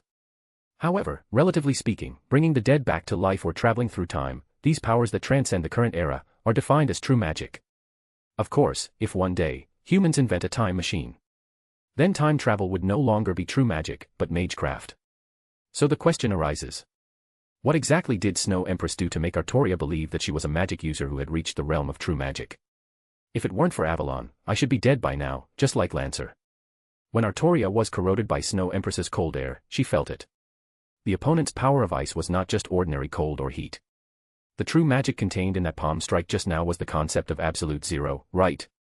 Absolute zero is the lowest possible temperature in thermodynamics, the temperature of matter when particle kinetic energy is at its lowest point in quantum mechanics. Upon reaching absolute zero, matter will collapse, and all things will turn into nothingness. Even light would stagnate under this power. It's no exaggeration to say that this girl before her was a walking natural disaster. Any existence touched by her power would instantly have its surrounding rules disappear. And without the fixed rules, what would happen to a heroic spirit? The result was obvious. Lancer's spirit core was directly destroyed. Even the two noble phantasms in his hand could not escape the fate of turning to ashes. Interesting. Snow Empress was not angered by Artoria revealing the essence of her Empress Palm. Instead, she said with interest, "The Avalon you speak of, is it the scabbard within your body? A special blessing keeps you in a certain state, eternally unchanging." So that's it. Snow Empress, although my Empress Palm didn't land on you, to recover so quickly, the scabbard called Avalon is truly impressive. Rin still had some fondness for Artoria. If possible, Rin had considered forming a contract with her, taking her as a dependent, and bringing her back to the cardinal world. Therefore, Snow Empress did not directly kill Artoria, but merely eliminated the troublesome D. Armuid with one palm. Come, the one who obstructed us has disappeared. Next, let me witness the glory of the King of Knights. After Snow Empress finished speaking, a long sword constructed of ice frost appeared in her hand. Empress Sword, unparalleled chill. Without the slightest hesitation, Snow Empress immediately used Empress Sword, one of her 3 Empress ultimate skills. The river rapidly froze in the cold wind, as if time had been solidified, and a layer of crystal-clear ice shell covered the river surface. The originally shimmering river surface had now become a giant block of ice, and the cherry blossom trees swaying in the wind on both banks were frozen in that moment. The branches were covered with ice beads, gently swaying and emitting a crisp sound, like pearls falling onto a jade plate. Who? Exhaling a breath of cold air, Artoria glanced at Iris Veil, who was trembling slightly. Looking down from the bridge, the entire world had entered a severe winter, covered in silver. Saber. Iris Veil, are you all right? I'm fine. The bone-chilling cold made Iris Veil's teeth chatter, unable to speak a complete sentence. Fortunately, she only felt cold. If it were anyone else, such as Lancer's master, Sola Ui. Under such cold, she would have long since turned into an ice sculpture. Iris Veil was able to remain unharmed. Besides Snow Empress keeping her promise, she also wanted Artoria to be able to fight her wholeheartedly. Hold on a little longer, I'll end the battle soon. However, Artoria's condition was not good. Although she had Avalon's scabbard, she did not suffer too much damage. But the power of the Empress Sword instantly took away most of her magical energy. Now, let alone releasing a beam of light, even the magical energy to maintain the invisible air was precarious. Sure enough, relying solely on the Empress Sword can't deal with you. Snow Empress's Empress Palm required close contact with the opponent. If it was from a distance, its power would be greatly reduced. The power of the Empress Sword was not as great as the Empress Palm and did not reach the level of true magic. But it didn't matter. Snow Empress originally had no intention of killing Artoria. The reason she used the Empress sword was purely to create an excellent battlefield for them, nothing more. Come on, don't use those flashy tricks. A swordsman should speak with a sword. Snow Empress raised her ice-long sword and descended gracefully like a goddess. I, too, will only fight you with my sword. By indirectly sealing Saber's magic cannon, Snow Empress's goal was to engage in a sword fight with the other party. Good. Artoria had no choice. The only thing she could do now was accept Snow Empress's trial. However, by the command spell's name, Saber, retreat immediately. The sudden recall of the heroic spirit not only angered Snow Empress, but even Artoria showed an incredulous expression. Kiritsugu, you bastard. I refuse to retreat. Artoria certainly wasn't fighting Snow Empress for the sake of it. She was worried about Irisveal. If she escaped, what would happen to Irisveal? Her, you cannot take her away. Snow Empress was very angry now. Her hard-earned interest had been interrupted, and if she didn't make the other party leave something behind, Snow Empress would never agree. Kiritsugu. I must take Irisveal back. Saber, I order you to retreat. Kiritsugu, you scoundrel. Irisveal was Kiritsugu's wife. Even abandoning his own wife, Amiya Kiritsugu, are you still human? Retreat. Unfortunately, the power of the command spell was absolute. Artoria had no choice. Even if she forcibly resisted, it would be impossible to rescue Irisveal from under Snow Empress's nose. Tisk. Seeing this, Snow Empress was certainly displeased, but still promised, don't worry, this woman will be fine. Thank you. Artoria looked gratefully at Snow Empress before being forced to leave. Isn't it ridiculous? Snow Empress, as an enemy, was willing to show benevolence and not harm women and children. Leaving the other party behind was also just for the sake of face. But Amiya Kiritsugu, who prided himself as an ally of justice, always harmed his own people. First his own father, then his teacher, and now he can even abandon his wife. To be continued. Chapter 125, Chapter 125, The Rebellious Saber. Snow Empress enveloped the frozen and unconscious Irisveal with magical energy, then carried her back to Ryuda Temple. Has he gone mad? Rin had described Amiya Kiritsugu to his companions. A man with a heart for justice, wanting to become an ally of justice, and bring peace to the world. But what exactly was his so-called justice and peace?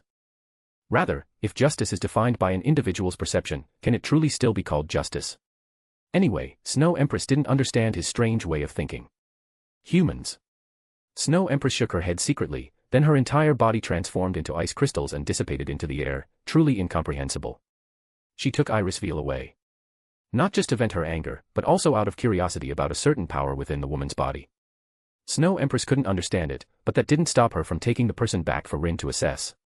Amiya Kiritsugu. On the other side, Artoria, who had left, returned to Amiya Kiritsugu's side almost instantly under the power of the command spell. You have become so despicable that you can even abandon Irisveal. As soon as Artoria arrived, she immediately grabbed his collar and questioned, do you really believe that for victory, anyone can be sacrificed? Everyone has their own mission, and Irisveal is no different. Kiritsugu was well aware of Irisveal's role.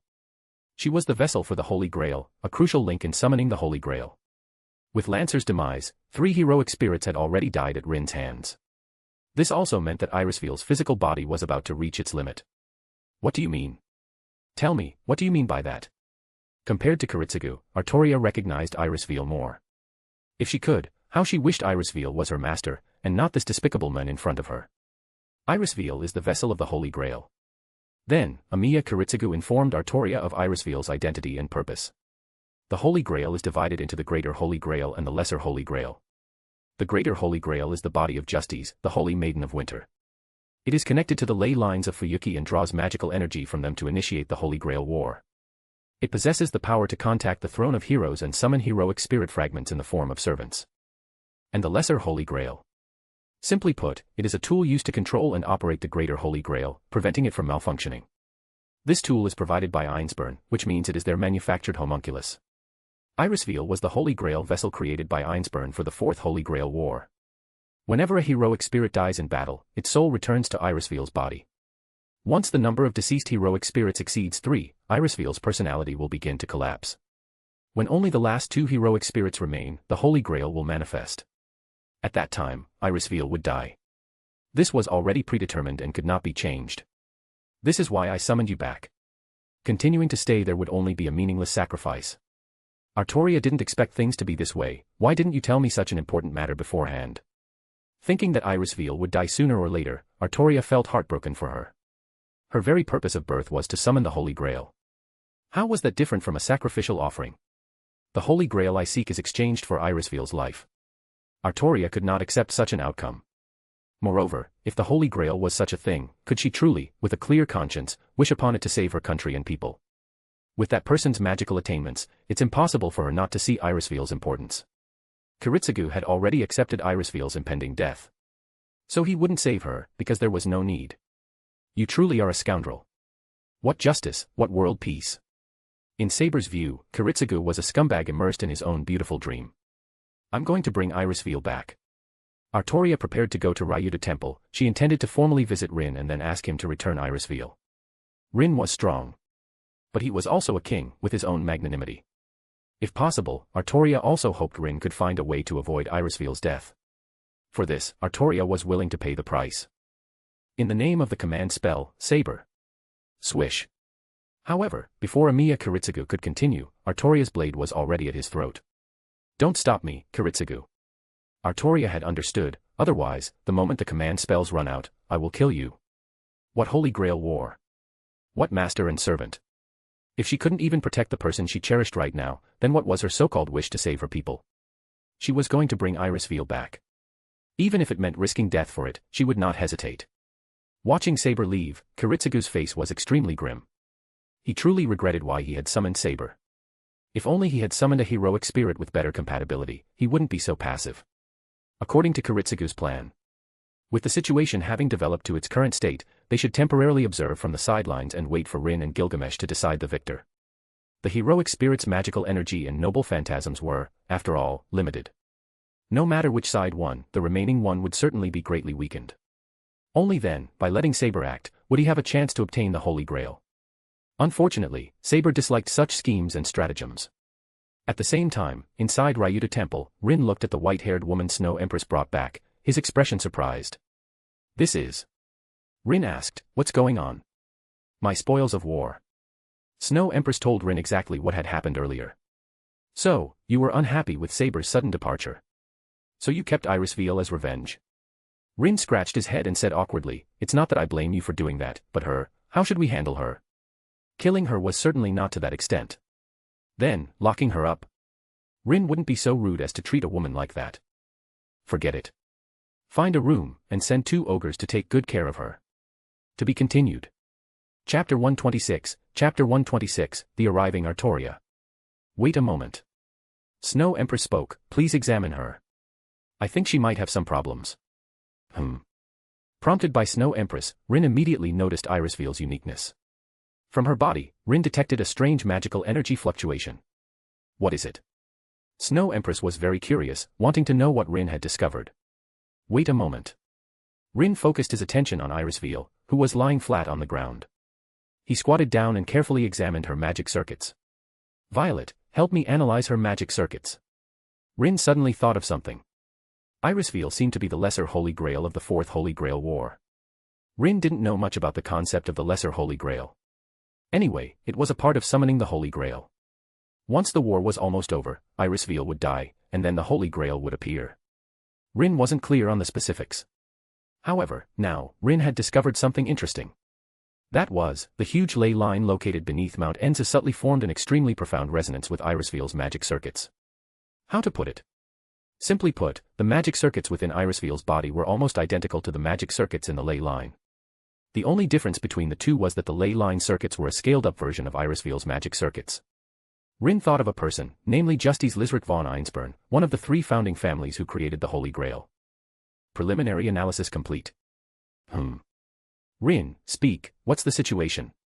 According to analysis, obtain the human microcosm that constitutes the greater Holy Grail. Human microcosm. Rin, what does that mean?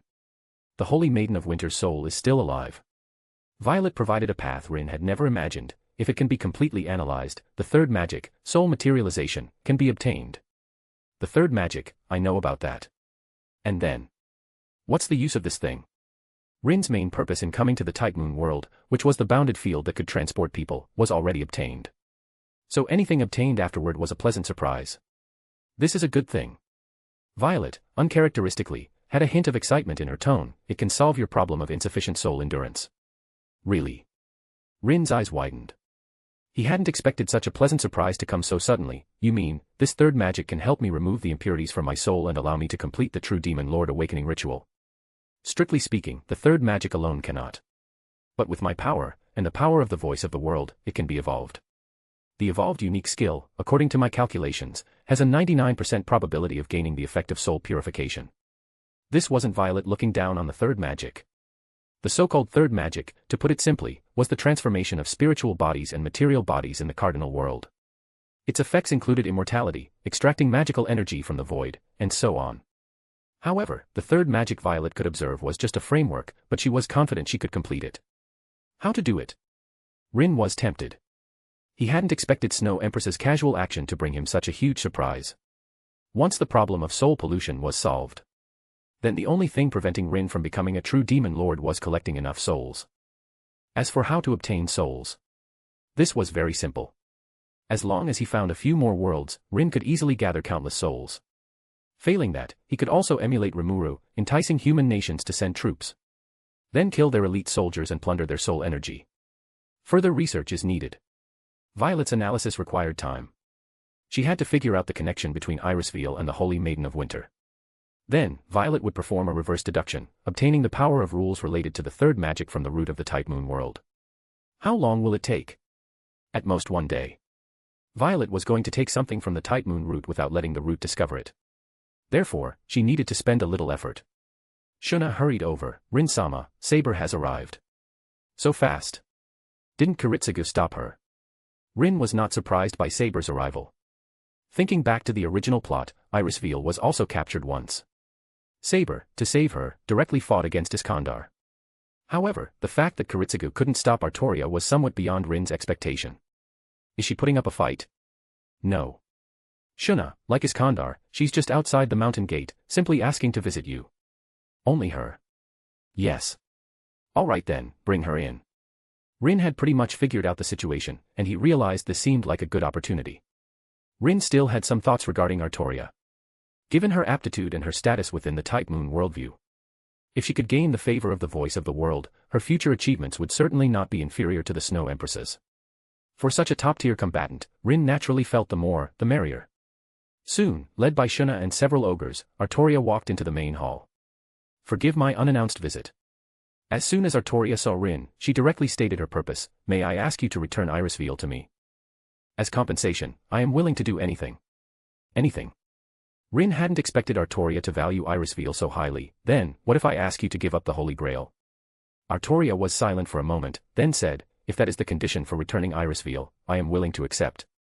With that, Artoria summoned her scabbard from within her body and simply tossed it aside. This scene truly shocked Rin. It was important to know that Avalon was Artoria's strongest noble phantasm. Without the scabbard, it would be incredibly easy for Rin to kill Artoria.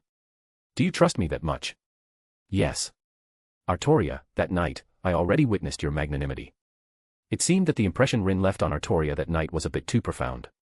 This made her believe that even if she discarded her scabbard, Rin would not go back on his word. If Rin were to obtain the scabbard, kill her, and still not let Irisveil go, then she could only say that she had misjudged Rin. To be continued.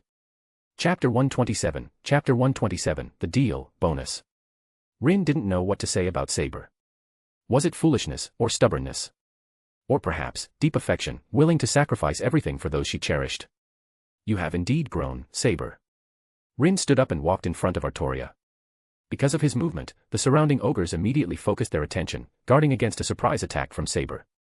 But is it worth it? Even if you take her from me, she won't live much longer. Rin had thought Saber was unaware of this point. He hadn't expected Saber to actually know. And knowing this, yet still willing to return Irisveil, Rin's impression of her changed considerably. Why didn't you just force your way in? Given your personality, you're not one to compromise, are you? Because there's no chance of victory. Saber had her pride, but also her self-awareness. Rin's power was not something she could shake.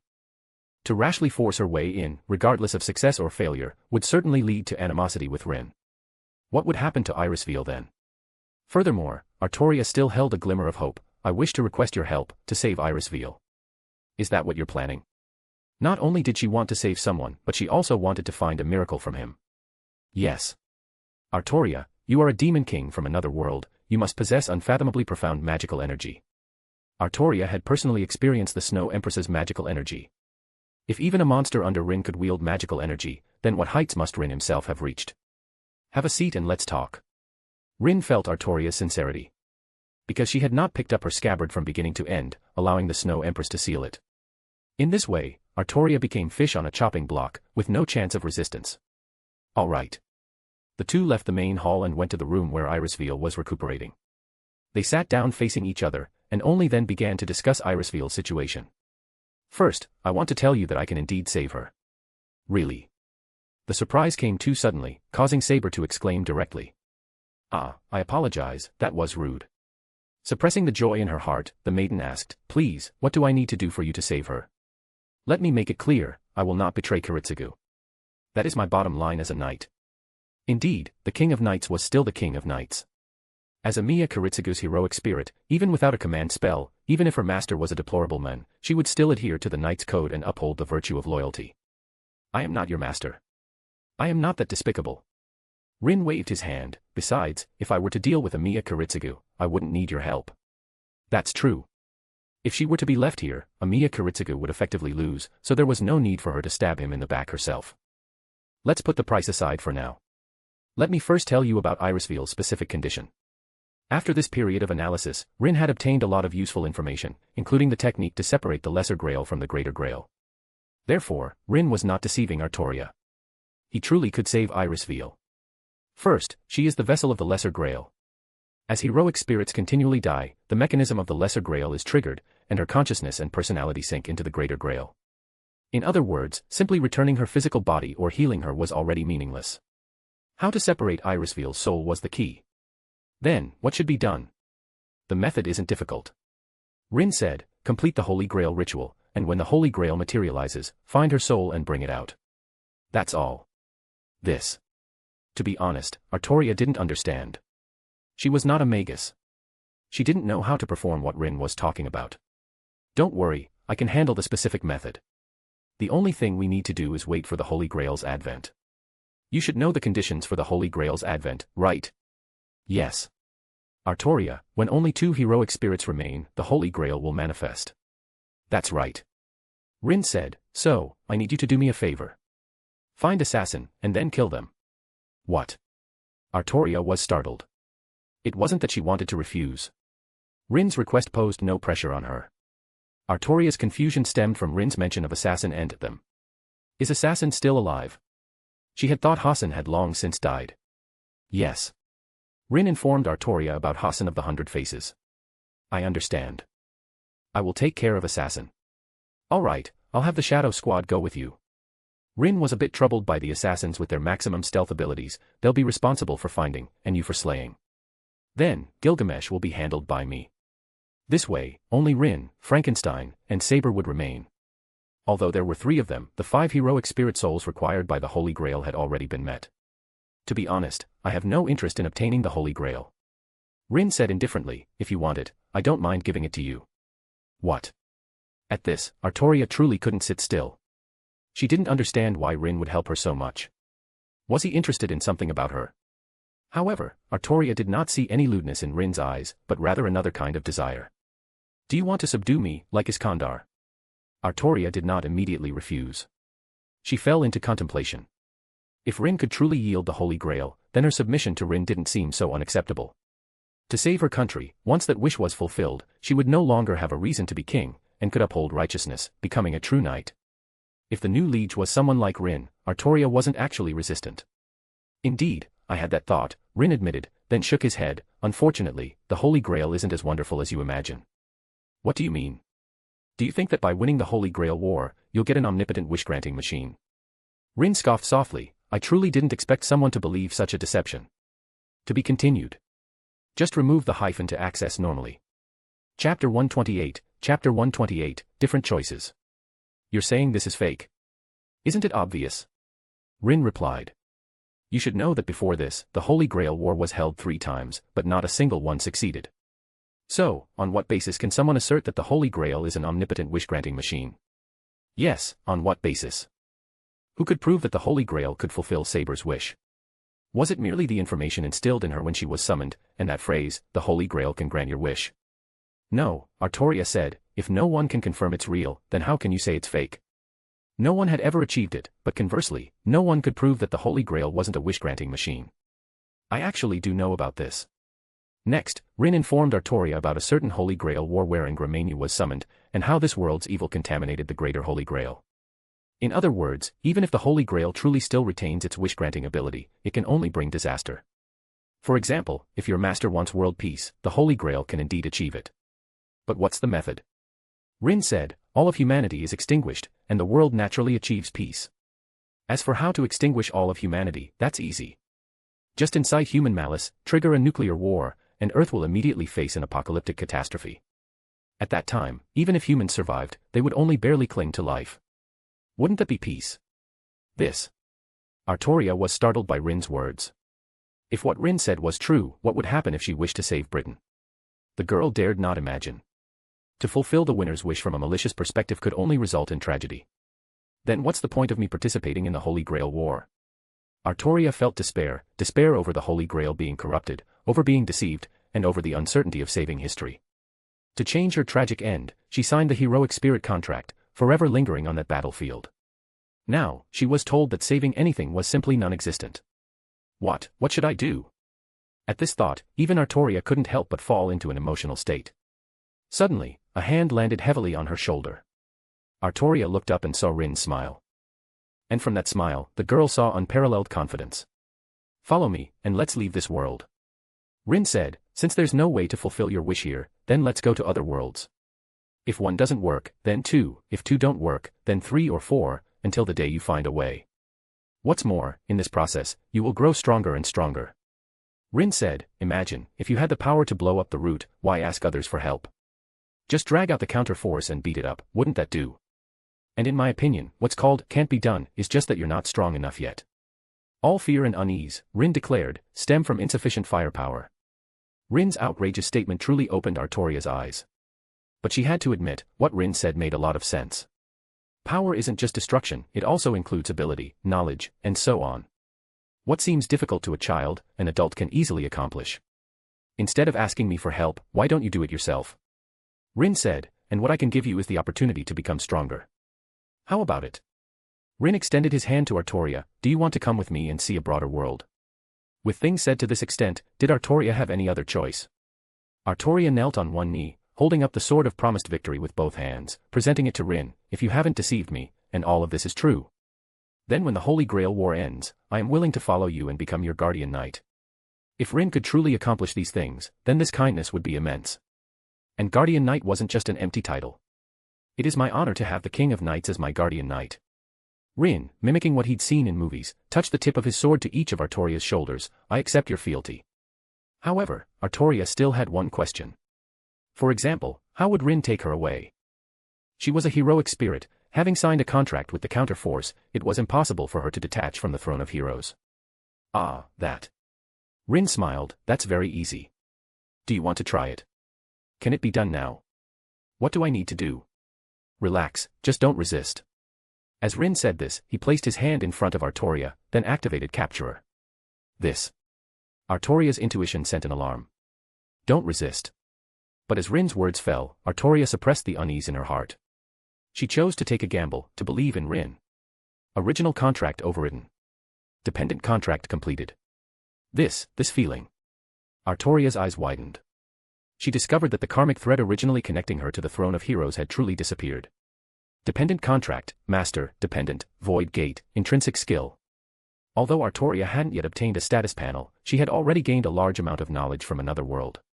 Only at this moment did Artoria understand just how powerful Rin truly was. The man before her was not at all as he appeared. This was merely a projection of him. The others were too. Everyone was a projection of their main body. Is this the truth? Knowing everything, Artoria suddenly realized that her help to Rin seemed completely incomparable to the kindness he had given her. Snow Empress, Ogerpon, Violet. Their strength was far greater than hers. Even if she went to the Cardinal world and could improve, how much stronger could she be than them? Did Rin truly need a guardian knight like her? Don't belittle yourself, Artoria. Rin patted the girl's shoulder and smiled, your potential is second to none. Otherwise, Rin wouldn't have used a dependent slot on her. Even Sakura and Frankenstein didn't get this opportunity. It showed how much Rin anticipated Artoria's future. To be continued. Chapter 129, Rin vs. Gilgamesh, bonus. Oh, right, you don't need to worry about the command spells anymore. Rin said, your command spells have been overwritten by my dependent contract. Amiya Kiritsugu can no longer command you. Thank you. Artoria quickly adjusted to her new identity. There was no other way. Kiritsugu was simply too unpopular. When will you act against Assassin? When I am fighting Gilgamesh. Rin said, with him there, it would be very dangerous for you to go. I'm not afraid of that guy. All right. Rin, then let me rephrase it. He is a prey I have my eyes on. Can you let him go for me? I understand, Master. You're being too formal. Just call me Rin. Okay, Rin. Artoria was very satisfied with her new lord and had hope for the future. Afterward, Artoria saw Sakura. She had no idea that Rin's master would be such a young girl. This child is Sakura. I rescued her from the Matu family. Rin explained Sakura's situation. After listening, Artoria was greatly displeased with the Matu family and the Tosaka family, pushing such a young child into a pit of fire. Why are all the mages in this world such people? First Kiritsugu, then Tokiomi, and also Kirai. It seemed that, except for Waver, none of the modern mages were good people. Rest well tonight. Rin connected the Ryudu Temple ley line to Saber, allowing her to draw magical energy from it. With Avalon, the Excalibur, and the support of the Ryudu Temple's magical energy, with such strength, let alone a mere assassin, Artoria had a good chance of winning against even Iskandar and Gilgamesh. Just like that, time flew by, and in the blink of an eye, it was the night of the second day. Rin and Artoria acted separately. The former stayed at Ryudu Temple, while the latter, accompanied by the Shadow Squad's ninjas, located Hasen of the 100 Faces. At the same time, Amiya Kiritsugu and Kirai Kotomine also began their actions. The two met again, just like in the original story, and a fierce gun battle erupted. You've arrived, Gilgamesh. Behind the gate of Ryudu Temple, Rin stood there, waiting for Gilgamesh's arrival. Sakura had been placed by Rin within his bounded field. It was very safe there and would not be affected by anything. Go. Yes. Cheyenne hoisted her long blade and, leading the Red Corps, charged towards the mountain gate. Rin paid no attention to the battle there. His attention was focused on Artoria, waiting for the moment she would utterly defeat Assassin. As for now. Rin opened his attribute panel, looking at the parsing progress of Gate of Babylon. Gate of Babylon. Parsing progress, 20%. Parsing progress, 21%. As Cheyenne and Gilgamesh clashed again, the parsing progress began to climb at a considerable speed. And when Cheyenne was defeated, there were still others. Yes, Rin was indeed sending them in waves. It was impossible to deal with Gilgamesh relying on the ogres. After all, Gilgamesh was the strongest heroic spirit designated by Tykemoon. His weak performance in the original work was mainly because Gilgamesh was not serious and fought too carelessly. Once he became serious and fully prepared, he was definitely the most terrifying existence. However, Rin's trump card against Gilgamesh was not the ogres. Can't I go yet? Ice Empress was getting a little impatient. If you want to go, you can. Rin's words greatly displeased Ice Empress. What do you mean? Exactly what it means. Rin patted Odrapon's head and then took Snow Empress's hand. These are my left and right arms. As for you, Ice Empress, you were just a bonus. Ugh. Ice Empress wanted to bite him, but Rin was speaking the truth. So infuriating. This guy was truly vexing. Binger, don't be impulsive. Snow Empress said, I still need your power. Thankfully, she still had Snow Empress. Ice Empress glared fiercely at Rin, then moved closer to Snow Empress, cuddling with her. This amount of magical energy is a bit too abnormal. Gradually, as the battle grew more intense, Rin noticed something was amiss. Gilgamesh was indeed strong. But to defeat over 30 ogres in such a short time was truly beyond common sense. Could it be? Suddenly, Rin thought of a possibility. Rumble. It was also at this moment that the mountain gate completely collapsed, the barrier shattered, and a figure clad in golden armor appeared before Rin. These mongrels truly wasted a lot of this king's time.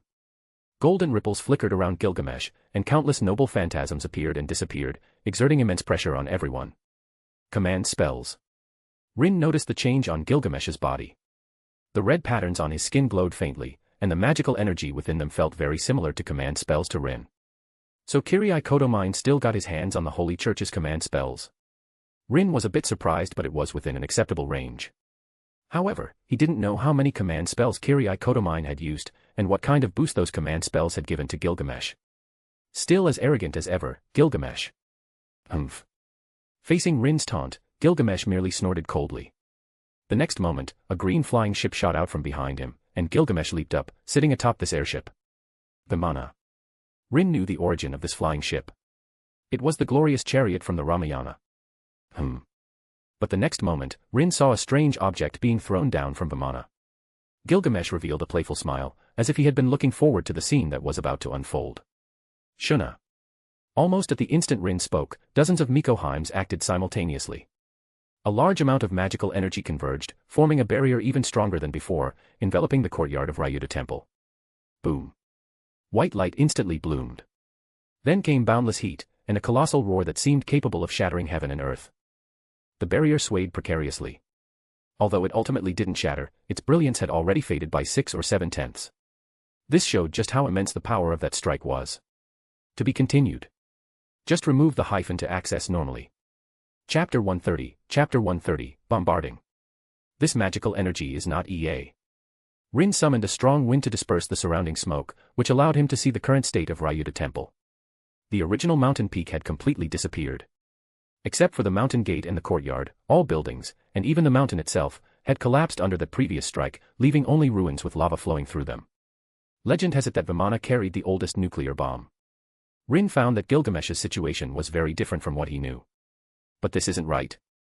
Rin remembered that to make Vimana launch a primitive nuclear bomb, it was necessary to release the true name of this noble phantasm. Although Gilgamesh's Gate of Babylon contained the original versions of almost all noble phantasms, he should not be able to release the true names of these noble phantasms. So what was the situation now? Ha ha ha ha. High in the sky, Gilgamesh, quite pleased with his move, laughed loudly. Do you think I came here without any preparations? Dozens of command spells were consumed by Kirai on Gilgamesh in one go. In the original work, he didn't use them because he disdained to. Neither Iskandar nor Artoria were worthy of him getting serious. However, Rin was different. He truly put immense pressure on Gilgamesh. For this, he chose to increase his own power. Over 30 command spells not only gave Gilgamesh immense magical energy. They also allowed him to break through his limits, enabling him to unleash the true names of the noble phantasms within his Gate of Babylon in the upcoming battle. The current me is invincible. This was Gilgamesh's only thought at this moment. What Rin, what demon king from another world? All of them, blast them into dust. Who allowed you to stand so high? However, Gilgamesh's declaration of invincibility only lasted for a short while. Nani. Feeling the terrifying killing intent from behind him, Gilgamesh's expression changed drastically. Turning his head, he saw Cheyenne figure had appeared behind him at some unknown point. Boom. A single strike fell, and while Gilgamesh managed to retreat in time, the Vimana beneath his feet was shattered by Cheyenne's blade. Damn woman. Gilgamesh floated in the air, wearing a pair of winged golden boots on his feet, none other than Hermes' flying shoes. You have completely enraged me. One A-rank noble phantasm after another emerged from behind Gilgamesh, then instantly unleashed their true names. In an instant, countless rays of light enveloped Cheyenne. A mere A-rank noble phantasm couldn't kill Cheyenne, but an A-rank noble phantasm after its true name was unleashed, that was a different story. Damn it. However, before the light could completely dissipate, Gilgamesh looked in a certain direction. There, Cheyenne, though disheveled, was still alive. That was close, I almost bit the dust. Cheyenne thanked Ice Empress beside her. If she hadn't acted, she might have truly been done for. Parsing, 52%. Master.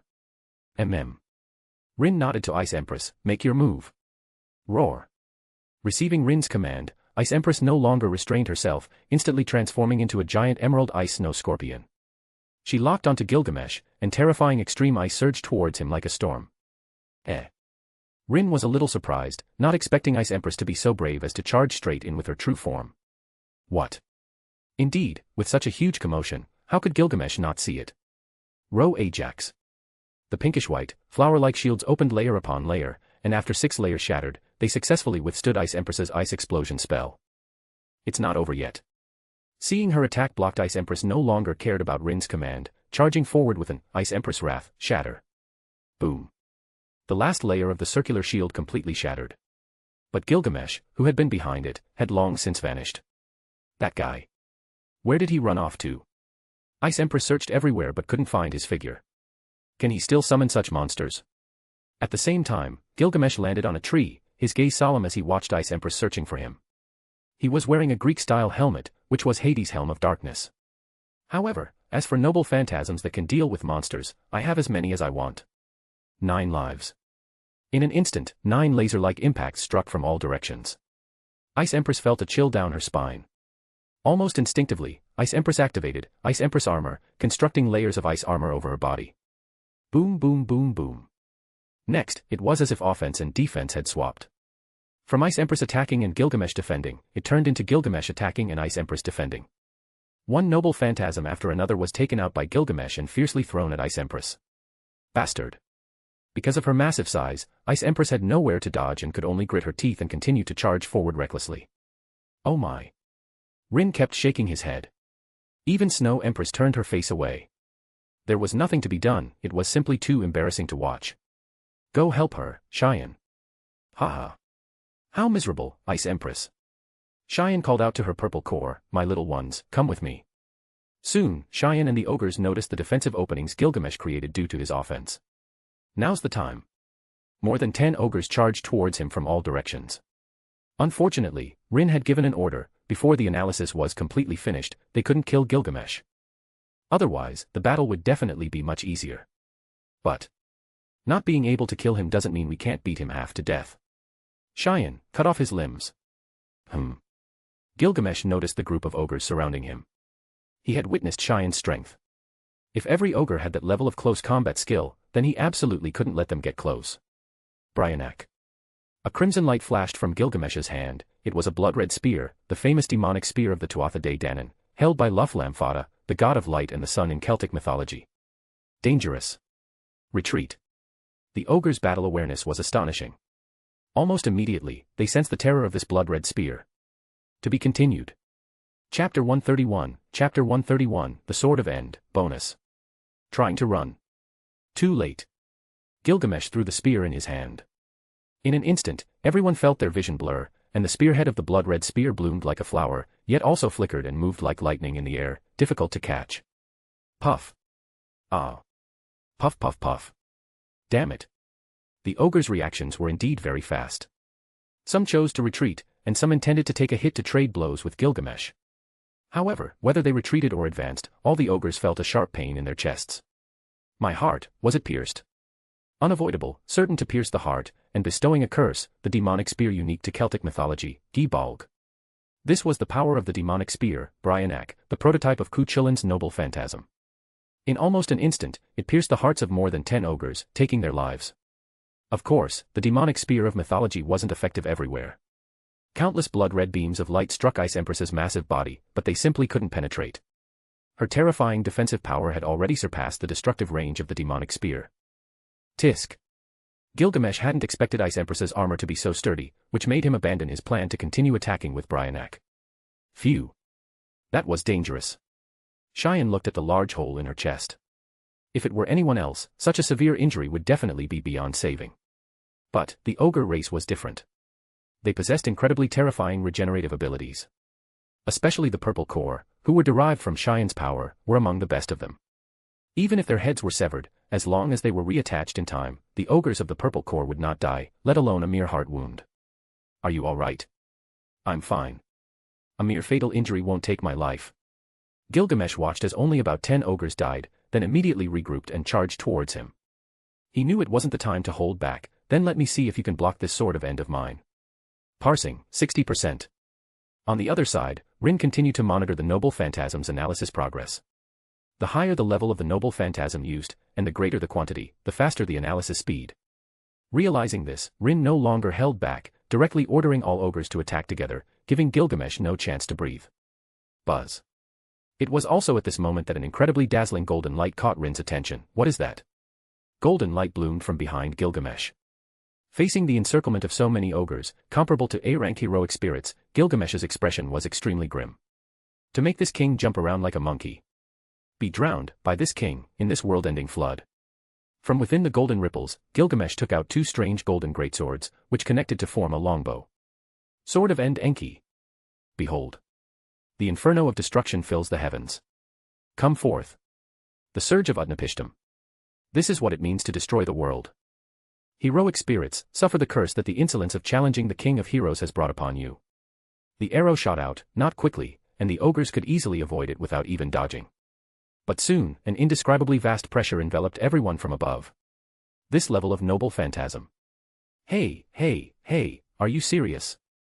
Rin's gaze pierced through the night sky, seeing the universe beyond the horizon. He saw several mountain-like arrows converging above Earth's orbit. Ogerpon. Ah. Rin wasn't that foolish, he couldn't possibly stay put when Gilgamesh was going all out. Let's change positions, it seems unsafe here. Ogerpon, lead the way. So, Ogerpon shattered space with a punch and bounced in, leading the way. Rin and Snow Empress followed closely, disappearing into Gilgamesh's attack range in the blink of an eye. This guy. Gilgamesh gritted his teeth in anger upon seeing Rin's reaction. Yet, he truly had no way to deal with the other party. Humph. Once I eliminate these pawns of yours, I'll deal with you. Thus, as Gilgamesh immersed his mind. The next moment, a red transparent circuit slowly appeared above everyone's heads, with faint light flowing. What is that? This ominous magic. For a moment, the residents of Fuyuki City, no matter what they were doing, all looked up in unison. They saw that starting from Ryudo Temple on Mount Enzu, the entire sky of Fuyuki City was covered by this web-like red crystal. This eerie scene terrified countless people, making them collapse to the ground, believing the end of the world was about to arrive. Not good. Ice Empress felt a fatal threat, she immediately intended to retreat. However, at some unknown point, numerous golden ripples appeared around her. Chains of heaven shot out from them, binding Ice Empress layer upon layer, making it impossible for her to break free for a moment. What is this thing again? Ice Empress tried to tear the chains of heaven with brute force, but found that the power within her body was suppressed to the extreme. Damn it. Can't break free. Power, magical energy, and other means all lost control under the seal of these strange chains of heaven. Noble phantasm, chains of heaven. A noble phantasm specifically used against gods, and Gilgamesh's most trusted noble phantasm. The more divinity an individual bound by chains of heaven possesses, the more terrifying the restraint they experience. As early as when Rin fought Iskandar, Gilgamesh had discovered this. That is, the ogres and beasts under Rin's command possessed extremely rich divinity within them. In other words, these chains of heaven were precisely their natural enemies. Once bound by them, it was absolutely impossible to break free. Parsing, 70%. The appearance of the chains of heaven instantly caused Rin's analysis to surge by a significant margin, getting closer to completion. That idiot, Ice Empress. Snow Empress stood in front of Rin. They were currently outside Mount Enzu, a magical array prepared by Shuna for Rin. However, looking at Ice Empress, who had been getting beaten since her appearance, even Snow Empress couldn't help but sigh, holding her forehead. Well. Rin didn't care. Anyway, after this battle, everyone's projections would be useless. Rather than wasting them, it was better to let them have a good time. Additionally, the reason Rin wasn't in a hurry at all was because every time Gilgamesh eliminated a servant, the remaining magical energy within them would return to Rin's body. As long as the magical energy remained, Rin would stand undefeated. And Gilgamesh, unaware of the key, was just making futile efforts. To be continued. Just remove the hyphen to access normally. Chapter 132, All Out. Stop him. Quick. Don't let him fully activate this noble phantasm. Under Cheyenne leadership, a portion of the ogres continued to charge, attempting to interrupt Gilgamesh's release of the noble phantasm. Their speed was very fast. Some even intended to use their own bodies to block the release of this terrifying noble phantasm. Be annihilated by this arrow, monster. Gilgamesh wouldn't give them a chance, immediately shouting out loud. Thus, space was sealed, and the entire world became still at this moment. Cheyenne's pupils constricted. The movements of the ogres who attacked with her froze in this grayish-white world. Oh no. Ice Empress didn't know what divinity was. But the current situation was completely beyond her expectations. Helpless, Ice Empress could only fully activate her magical energy to strengthen her defenses, hoping to forcibly resist the upcoming attack. Bang. The next moment, the blood-red crystal shattered. Along with it, the entire night sky also shattered. Almost instantly, a scene like the world-ending great flood from myths and legends filled the eyes of every ogre. This was not merely simple tidal waves, but rather a fundamental destruction and collapse of all things. The ogres had no time to react before their bodies were erased by Gilgamesh's arrow. Having lost their manifested forms, the ogres' true bodies all opened their eyes. This is too exaggerated. The entire Mount Enzu has been erased. In the projection above everyone's heads, Mount Enzu, which had originally stood in a corner of Fuyuki City, had now completely disappeared. Undoubtedly, the power Gilgamesh displayed at this moment was somewhat excessive for a heroic spirit. How many people are left? All of the Shadow Squad are still here, but they need to deal with Assassin and can't return for now. What about the others? A few of the Purple Corps are left, but their bodies are incomplete and need time to recover. But nothing happened to the other clans, everyone is still alive. Inside the Ogre village, the awakened ogres immediately came to the plaza to watch the scene in the projection. Is Cheyenne still there? I died. Cheyenne walked out from the crowd. Although very unwilling, she could accept such an outcome. I didn't expect that guy to have such a powerful noble phantasm. I underestimated him a bit. Cheyenne didn't care about winning or losing, after all, it wasn't her true body present.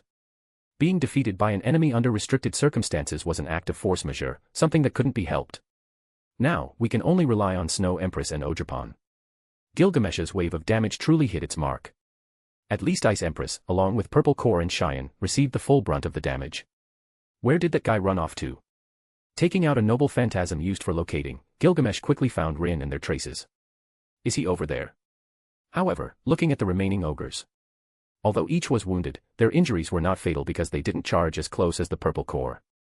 Counting the numbers, Gilgamesh's big move resulted in about a third of the ogres being lost. There were definitely losses. But to say how great the losses were, that's not necessarily true. The power that could truly deliver a decisive blow, Rin still retained. Even if they continued to consume, Rin had so much returning magical energy that he could completely restore the injured ogres to their peak state immediately. Moreover, parsing, 95%. The Sword of the End increased my analysis directly by 25%. Rin didn't know how to describe this noble phantasm of Gilgamesh. If it were to be evaluated, this was absolutely another anti-world noble phantasm comparable to Gilgamesh's EA, however, can even the old Gilgamesh's noble phantasm be pulled out? It was one thing to be able to freely unleash noble phantasms from the Gate of Babylon, but to even bring out a new anti-world noble phantasm. If Rin remembered correctly, this noble phantasm should have been a discarded setting of the old Gilgamesh, right? The blessing of the command spell is completely unreasonable. Rin thought so, but he didn't care about the ogres annihilated by the world-ending torrent. It was Ice Empress who was somewhat miserable. Having just barely withstood the attacks of the 9 lives, before she could even rest for a moment, she was met with a combo of 5-star bombardment, chains of heaven, and the world-ending torrent of the Sword of the End. It must be said that her HP was truly thick. Still alive. Gilgamesh floated high in the sky, and the look in his eyes as he gazed at Ice Empress became much clearer. To directly take a hit from Enki and only be injured, not killed. This defensive power was the greatest Gilgamesh had ever seen. One must know that even a god would be severely wounded when facing a direct attack from Enki. Bang.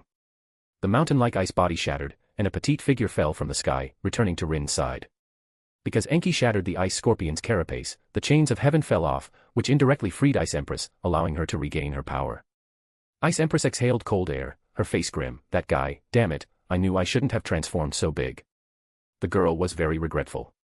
She originally wanted to revert to her true form to strengthen her attack power. But who would have thought that Gilgamesh would be so underhanded, unleashing his ultimate move directly in front of her? Your magical energy consumption is very severe, Ice Empress. I know.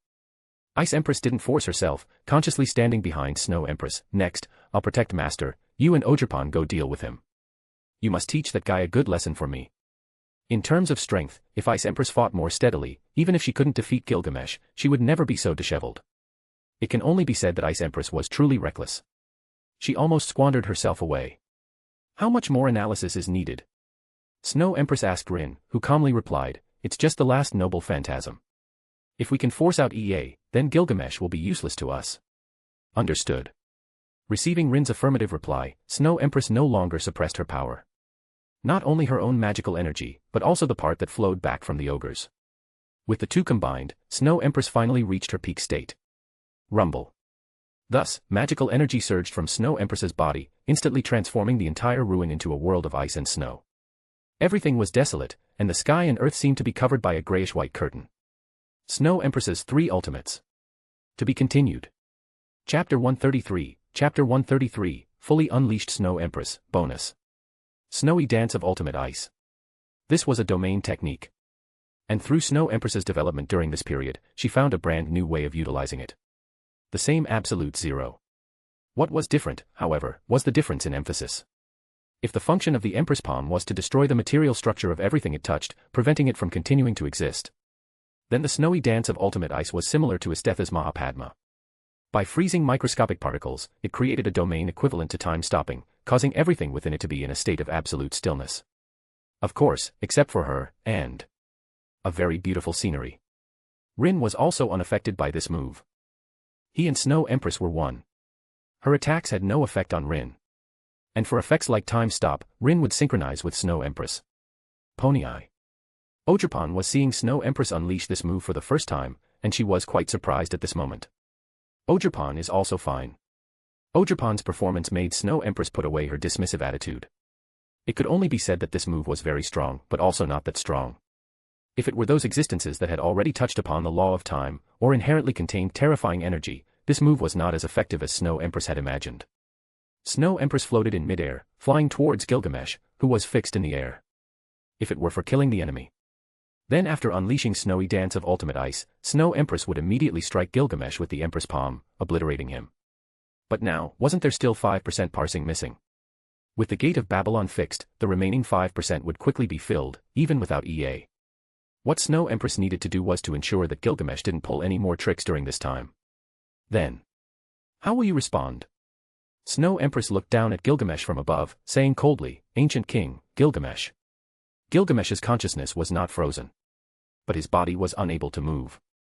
Even the Gate of Babylon was also stopped by Snow Empress because his magical energy consumption was not large. Suddenly, Snow Empress sensed something and quickly retreated several meters. Whoosh. What appeared before Snow Empress was none other than the chains of heaven previously used to restrain her. One silver chain after another weaved through the air, trying to capture Snow Empress as they had bound her before. It can't be affected by my ice power. Interesting, is this the peculiarity of an anti-divine noble phantasm? Oh, just a little bit more, oh. Snow Empress's figure was ethereal and elegant, like a butterfly weaving through countless chains. Parsing 100%. Enough. Seeing the resolution completely filled, Rin gave Snow Empress the final command, he's useless now, kill him. Good. Snow Empress's response was so calm. You bastard. Being humiliated like this, the anger in Gilgamesh's heart was completely ignited. The red lines on his skin burst forth with dazzling light, and he actually used his immense magical energy to forcibly break through Snow Empress's time-stop domain. Die, mongrel. Gilgamesh waved his hand, and more chains of heaven surged towards Snow Empress. Snow Empress dared not touch these chains. She indeed looked down on Gilgamesh, but these chains of heaven were truly a troublesome noble phantasm. Snow Empress had a feeling. Even if it were her, once entangled by these chains, she would instantly lose most of her power. In terms of divinity alone, Snow Empress was even higher than Ice Empress. Therefore, Snow Empress could only temporarily retreat, choosing to avoid his sharp edge. Chains of heaven are indeed very powerful. But their speed is too slow, if they can't catch anyone, what use are even the strongest chains? Snow Empress easily escaped from the encirclement of chains of heaven. Just as well, she also wanted to see what kind of comeback Gilgamesh had in this situation. So, under Snow Empress's gaze, Gilgamesh reached into his Gate of Babylon and pulled out an extremely bizarre weapon. It was probably a sword. It had a hilt and a guard, and its length was similar to a long sword. However, the part equivalent to the blade differed too much from the shape of a knife or sword. It was a three-segmented cylinder, with the tip twisting into a spiral blunt blade, and the three segments rotated slowly and interactively like a millstone. This was an item created by the gods before the appearance of humans, specifically demonstrating the divine craftsmanship of the gods at the time of creation. The three cylindrical segments, shaped like a millstone, rotated with the movement of celestial bodies, each carrying the weight and energy equivalent to crustal movements, grinding and turning. The vast magical energy surging from it unleashed an immeasurable, enormous magical power that would astonish any magus in the current era. Awaken, Ea. Ea, in ancient Mesopotamian mythology, the god of wisdom, magic, crafts, healing, and the fresh waters that lie beneath the earth. This sword of rupture, called Ea, was the primordial sword that witnessed the creation of heaven and earth in the age of myth. The mission of the initial blade was to cleave the chaotic and indistinct heaven and earth, allowing them to each possess a definite form. Ea. As Gilgamesh poured all the remaining command spells magical energy into the sword of rupture. Instantly, a space storm even more terrifying than the previous world-destroying flood swept in all directions, as if to devour the entire world. I will tell you of the beginning. Heaven and earth split, nothingness praised creation, my sword of rupture cleaved the world. Mortar of the stars, heaven's hell is the eve of creation's celebration. Now you shall die and be silent. Enoma Elish. The shockwave unleashed by the creation of heaven and earth already surpassed any noble phantasm. It was a superpower that destroyed not only tangible things but also all phenomena. This was the reason the King of Heroes could stand at the pinnacle of all heroic spirits. Rumble. The sky collapsed, the earth shattered, and as everything gradually returned to the darkness of nothingness, only the golden heroic spirit stood, holding the sword of rupture, his radiant figure raised towards the heavens. Incredible power. Witnessing such a shocking noble phantasm release, Snow Empress did not feel fear. On the contrary, she was unusually calm now. And in this calmness, Snow Empress felt a hint of gratitude. Grateful that she had accepted Rin's invitation and followed him to other worlds. If I hadn't left that cage called Soul Land, how could I have had the chance to fight against such a powerful opponent? This attack is worth using all my strength to counter. Snow Empress's entire body radiated an ice-blue magical glow, and behind her, golden gods' rings appeared out of thin air. These gods' rings overlapped each other, with ancient inscriptions floating and intertwining upon them, like a magnificent overture from the beginning of creation, celebrating and praising the scene of the heavens and earth being opened. To be continued. Just remove the hyphen to access normally. Chapter 134, Chapter 134, The Curtain Call of Gilgamesh. Martial Soul Release. Empress of the Frigid Ice. God's Ring Mode. Snow Empress's appearance underwent a drastic change. If the previous Snow Maiden was a snow spirit walking among humans, then when she fully unleashed her power, what she revealed was a new form no weaker than the world-destroying blow of the Sword of Rupture. A majestic goddess stood upon the earth. Above her head was a dazzling galaxy, and the entire Fuyuki city seemed to become a small chessboard before her. Impossible. How could such a thing be possible? Gilgamesh's face was incomparably distorted, blood flowed from his eyes, and his entire being, with eyes splitting open, roared towards the goddess high above. Whoosh whoosh whoosh. A large number of chains of heaven emerged from the golden ripples and then rushed towards the figure of the deity. However, chains of heaven stopped halfway and made no further progress. Facing the divinity displayed by Snow Empress, which almost made even chains of heaven tremble. Crack, crackle. Listening to the sound made by chains of heaven, Gilgamesh's expression gradually fell. Chains of heaven were not afraid. They were just apologizing to him for not being able to help him deal with the trouble brought by the god. My dearest friend. Gilgamesh slowly lowered his hand, his emotions gradually calming. This is not your fault. Raising his head, Gilgamesh calmly gazed at Snow Empress. His pride, the glory of the oldest king of humanity, would never allow him to bow to a god. Let us fight side by side one last time. As Gilgamesh's loud call echoed, chains of heaven began to coil around him, like a green-haired youth in a white robe, embracing him from behind. Rumble. And so, Snow Empress's palm descended. Snow Empress's 3 ultimates were simultaneously unleashed by her, giving birth to a new ultimate skill that surpassed the 3 ultimates. And the spatial storm from the Sword of Rupture also descended at this moment. The 2 forces collided in the air. Fortunately, both sides showed some restraint, placing the impact point at a height of 1,000 meters. Otherwise, the energy unleashed in that instant alone would probably be comparable to the power of a dozen nuclear bombs exploding simultaneously. What a joke! Artoria sliced off the head of the last assassin with a single sword stroke. She watched the light that almost turned the entire night into day. The collision of the 2 directly created a new sun. This terrifying scene was observed not only by Fuyuki City but also by all magus across Japan and even the entire world. For a time, fear, excitement, joy, sorrow. All sorts of emotions were released. It was also under these circumstances that the Greater Holy Grail finally absorbed enough souls and magical energy. Only Frankenstein and Artoria remained as legitimate heroic spirits. The souls of 5 heroic spirits allowed the Holy Grail to successfully manifest. Sorry, Rin. Snow Empress descended from the sky, her body dissipating into crystalline blue particles. That strike, though terrifying, had exhausted all of Snow Empress's magical energy. Empress of the Frigid Ice was originally Snow Empress's near-divine form. And God's Ring, moreover, possessed the power to cross worlds and transcend rules. 10 God's Rings were simultaneously unleashed. The power released from them was not only from Snow Empress's projection but also from her main body's magical energy. However, due to the attrition caused by cross-world transmission, 99.9% of that power was lost in the process. Even so, I won you the victory. You worked hard. Rin thanked Snow Empress and then watched her projection depart. 10 God's Rings. This time, Rin truly witnessed the power of this exclusive skill. It was precisely because he had such a trump card that Rin dared to disregard Gilgamesh and had the confidence to deal with any sudden situation. Moreover, this move had no side effects.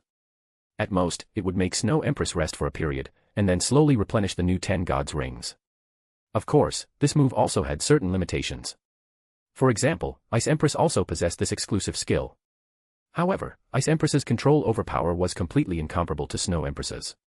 Without truly comprehending the skill, it was impossible to break through the constraints of rules and even the world, and use it freely like Snow Empress. Snow Empress. Watching Snow Empress disappear, Ice Empress thought for a moment, then looked at Rin, wanting to ask for his opinion. Alright, Ice Empress, you can go back too. Rin signaled Ice Empress not to stay, he still had Ogerpon. Ogerpon, like Snow Empress, had an EX rank noble phantasm. Moreover, Rin could also summon the ogres of the Shadow Squad and Artoria at any time. In this state, even if he were to face another Gilgamesh, he wouldn't be afraid. Rin. Just as Artoria was mentioned, the maiden had already rushed back. Are you alright? Don't worry, Gilgamesh has already been dealt with by us. Rin tallied the servants who were still alive. There were still nearly 100 Starfang wolves and over 100 ogres, who still possessed the strength to fight. Alright, everyone, get ready. The final challenge is coming. Rin's words made Artoria very confused. The final challenge? The one I told you about before. Rin pointed to the dark swirling vortex in the sky above Fuyuki City. See it? That's the thing. What is that? Because of the previous clash between Gilgamesh and Snow Empress, Artoria subconsciously ignored this thing. Now seeing it, she only felt an unimaginable malice emanating from the vortex. All the world's evil. Rin didn't explain much, but instead instructed Shuna to take Mikoheim to various parts of Fuyuki City to set up defensive barriers. Hurry up, the black mud transformed by all the world's evil will fall soon. Yes. Let's go help too. Now that all the enemies had been dealt with, Frankenstein was on their side, and Artoria had completely submitted. With the Holy Grail War drawing to a close, there was no longer any need for battle. To be continued. Just remove the hyphen to access normally. Chapter 135, Chapter 135, Holy Maiden of Winter, Justice. Violet. Begin the analysis. Rin called Violet, who used her authority to connect to the root of Type Moon through the power of the Cardinal World's rules. Beside Rin, Irisveel's body was also summoned. The woman closed her eyes, as if asleep, incredibly peaceful. Irisveel. Artoria stepped forward to check and found that Irisveel was still unconscious. This made her quite worried, not knowing what to do. Her soul is still within all the world's evil. We must first release the black mud. Rin also coveted all the world's evil. Bounded Field, Heroic Spirit Noble Phantasm. Rin had successively obtained these two major ability systems. To some extent, his journey this time could be considered complete. But who would ever think they had too much money? All the world's evil was right in front of him. And Rin had Irisveel, the Lesser Holy Grail, as a vessel. According to Violet's explanation, she could use Irisveel to save her soul while simultaneously establishing a connection with another soul. Through her, Rin had a high probability of obtaining the power of all the world's evil as well.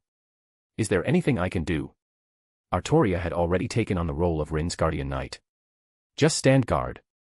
Rin shrugged, then found a place to sit in the ruins. Not just you, there's nothing I can do either. Unsettling. Artoria spoke her true thoughts. Leave it to Violet. Artoria was a bit embarrassed. She really wanted to show off her abilities.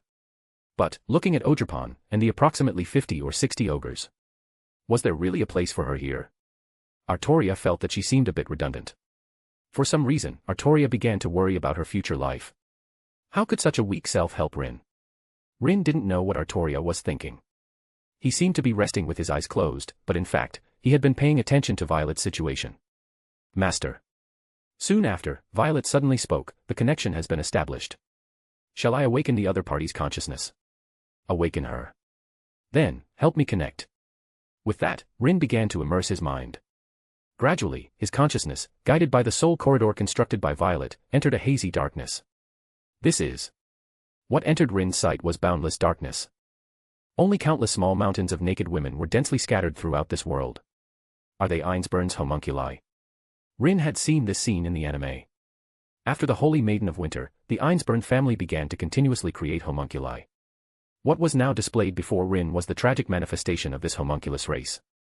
Who are you? Suddenly, while Rin was in a daze, a clear, ethereal voice came from behind him. Rin turned around. He saw a beautiful woman with red eyes, silver hair, and dressed in the robe of heaven. Her appearance was almost identical to Irisveel's. However, their temperaments were vastly different. Compared to Irisveel, who was like a big sister next door. The woman in front of him was like a saint far removed from the mundane world, untouched by earthly desires. Justice von Ainsburn. Who are you? Justice blinked, her consciousness somewhat hazy. My name is Itoshi Rin. Also, do you remember who you are? Me. I am. Justice was a bit lost. She didn't know where she was or what she was supposed to do here. Her gaze shifted, and Justice saw the mountains of flesh.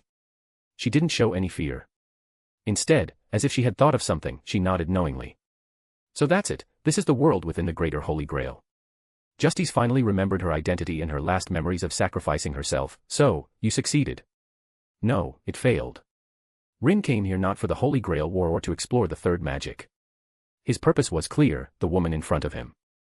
It's more convenient for you to see for yourself than for me to explain. Rin extracted a wisp of memory, condensed it into a blue orb of light, and handed it to Justice. Justice did not refuse or suspect. She was already dead, and her body had transformed into the magic circuit of the Greater Holy Grail, so what was there to worry about? How could it get any worse than it was now? Moreover, if Rin hadn't appeared here, her personality and soul would still be immersed in the Greater Holy Grail, making it impossible for her to awaken. This alone was enough for Justice to thank Rin. Is that so? 200 years have passed. To achieve the third magic, they, and them. Everyone. Is such a price truly worth it? For mages, the third magic meant obtaining immense magical power and a path to immortality. The predecessor of the Ainsburn family was a magic workshop founded by the disciples of a third magician. They used special techniques to create Justice. And she was the symbol of the third magic. Immortal and possessing immense magical power.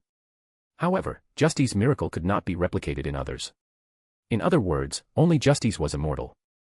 As for other mages, if they wanted to achieve immortality, they could only continue to explore and research. Again and again, year after year. Too many people have wasted their lives for this, too many people have sacrificed for this. Justice didn't know what to do. To stop it, or something else. She didn't know. The only thing Justice could do was listen to everyone's desires. To be continued. Chapter 136, 2 Iris Veil. Bonus. Amidst the hopes of countless people, Justice carried her mission and became the vessel for the Greater Grail. She never thought of resisting. Because even the thought of resistance was not instilled in her by those people. It wasn't until she sank into this darkness and saw the dark side of countless humans that Justice finally understood. A pathetic life. Rin's evaluation of Justice was pathetic. She was confined within Ainsburn. The so-called head of the family was just a scapegoat put forward by the mages. The homunculi of Ainsburn were, in essence, like a blank sheet of paper. However, this blank sheet of paper was easily stained by external impurities. Therefore, homunculi were not allowed to go outside, for fear that they would change due to the outside world. Iris Veil, because of Kiritsugu's appearance, developed humanity. You, too, want to create the Holy Grail and explore the route. Justice was a homunculus, but her magical attainments were extremely high. Almost at a glance, Justice could feel Rin's power. This was to be expected. After all, the fact that he could come here already proved his extraordinary nature. I'm not interested in the Holy Grail. Rin said bluntly, in comparison, I'm more interested in you. Me. Yes. Rin smiled and extended his hand to Justice, do you want to come with me, and leave this place? Can I? Justice looked up, her eyes flickering as she gazed at Rin. The girl didn't suspect Rin had ulterior motives. Here, under the witness of all the world's evil, Justice could see Rin's intentions. He was serious, from the bottom of his heart, wanting to take her away. Of course. Rin condensed another ball of memories. Justice didn't hesitate at all, taking it and starting to read. Inside were the several worlds Rin had experienced, as well as information about the Cardinal World. And as Justice began to absorb this part of the memory, her eyes grew brighter. In the end, the girl directly grabbed Rin's hand. Please take me away, Rin-san. Got it. Rin snapped his fingers. Don't resist. That's right, Rin wanted to transform Justice into a dependent. Among these fourth Holy Grail wars, the only one Rin truly valued and deemed worthy of becoming his dependent was Artoria. After all, she was the heroine in the Type Moon world worldview. Saber's value needs no further explanation. However, Justice's appearance was an unexpected pleasant surprise. The Holy Maiden of Winter, the miracle of the third magic, the vessel of the Greater Grail, an immortal homunculus who had lived for nearly 1,000 years. Whether it was her appearance, temperament, or potential, she met Rin's requirements for a dependent. After successfully transforming Justice into a dependent, Rin held the girl's hand and walked forward. Let's go, I'll take you out of here. The two walked through the mountain of flesh piled up by homunculi. Ahead, a ray of light gradually turned from dim to bright, until it completely illuminated this silent, terrifying world. Justice turned her head. Behind her, countless homunculi identical to her were staring straight at her. Their eyes were filled with resentment and jealousy, as well as unwillingness, and envy, and pleading for Justy's ability to escape the bitter sea. Except for Iris Veil. Rin had promised Artoria to save this woman. So before this, Violet had already taken her soul out. If nothing unexpected happened, the real Iris Veil should have already woken up. Poor children. Justice turned back resolutely, following closely behind Rin. She did not intend to abandon these homunculi created based on her template. In a sense, they were all her daughters. Wait a little longer, just a little longer. I will definitely save you. Bearing the pain and sorrow of countless daughters, Justice opened her eyes again. Then, she saw Rin. And also saw Fuyuki City, covered by the black mud of all the world's evil. What happened here? The current Justice was not a spirit body.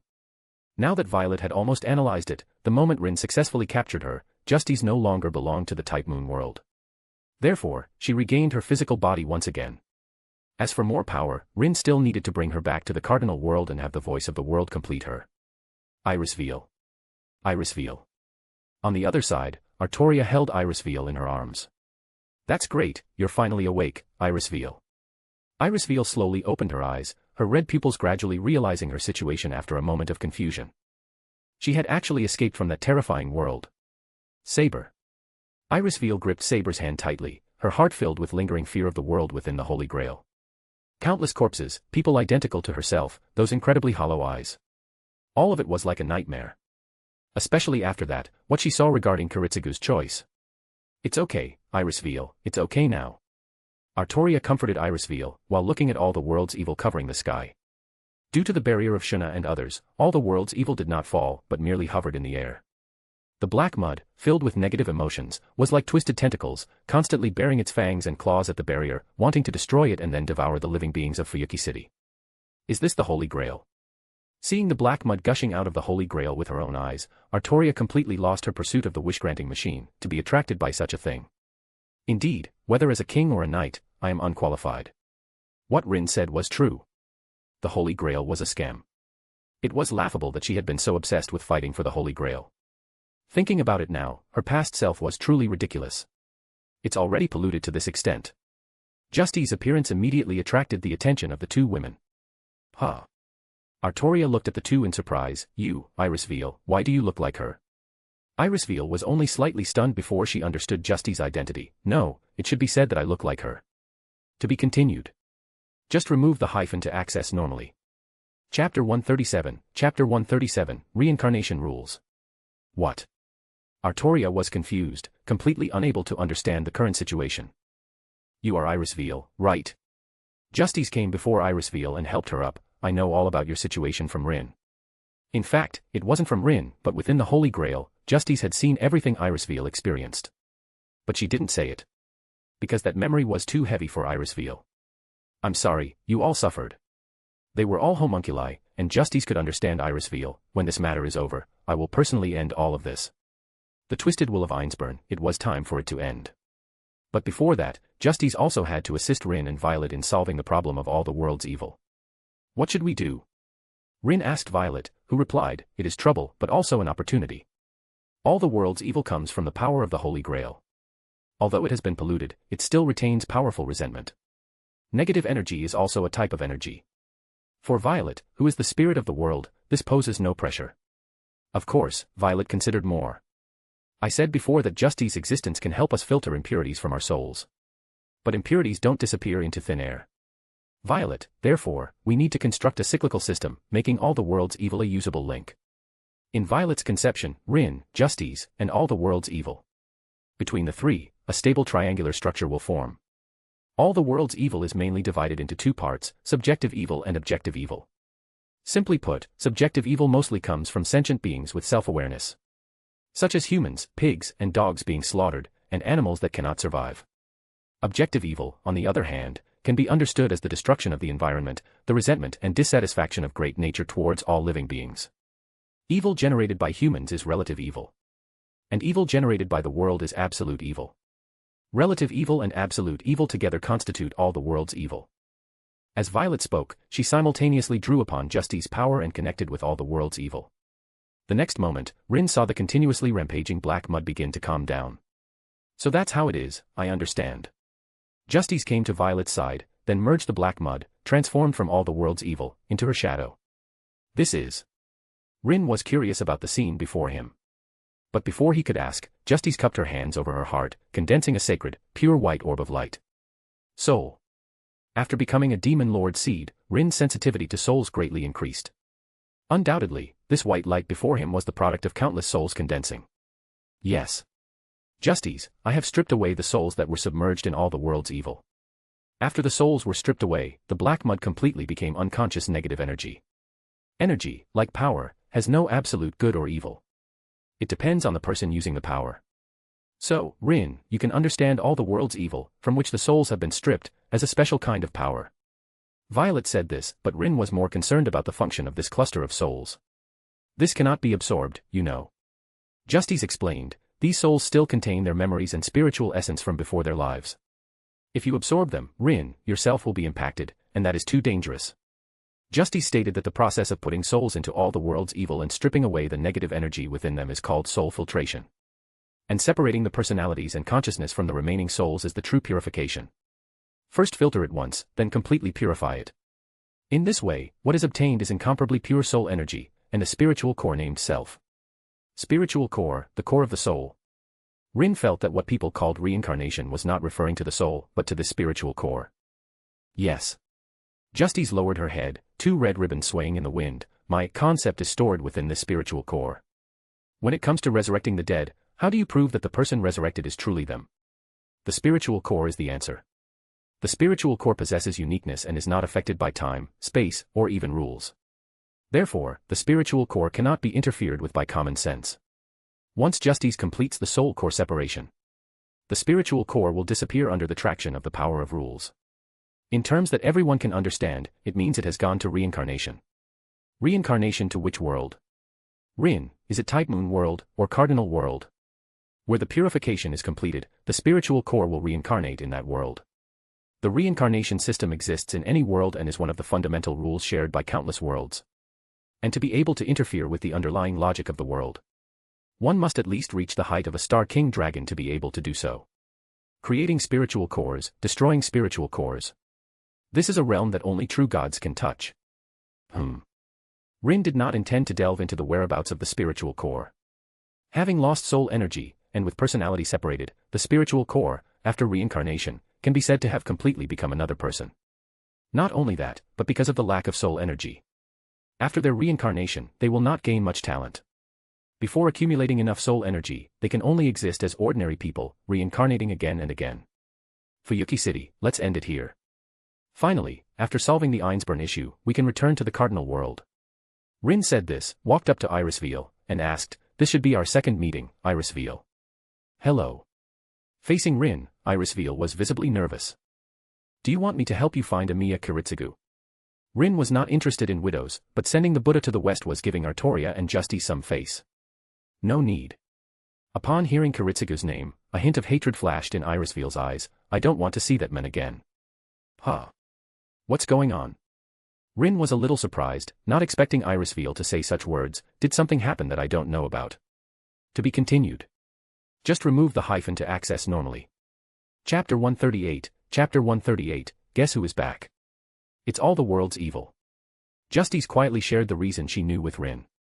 It turned out that when the Holy Grail descended just now, all the world's evil chose the last two remaining masters, preparing to let them see the malice overflowing in the Holy Grail. Sakura, because she was in Rin's bounded field, was unaffected. But Kiritsugu didn't have such good luck. Just like in the anime, Kiritsugu fell into an illusion and was tortured by the trolley problem. Then, in the choice between Mia, Ilya, and Irisveal, he first killed Mia, then shot Ilya, and finally strangled Irisveal to death. In other words, for Irisveal, Kiritsugu, for his ideals, his dream of being a hero of justice, personally abandoned her and her daughter.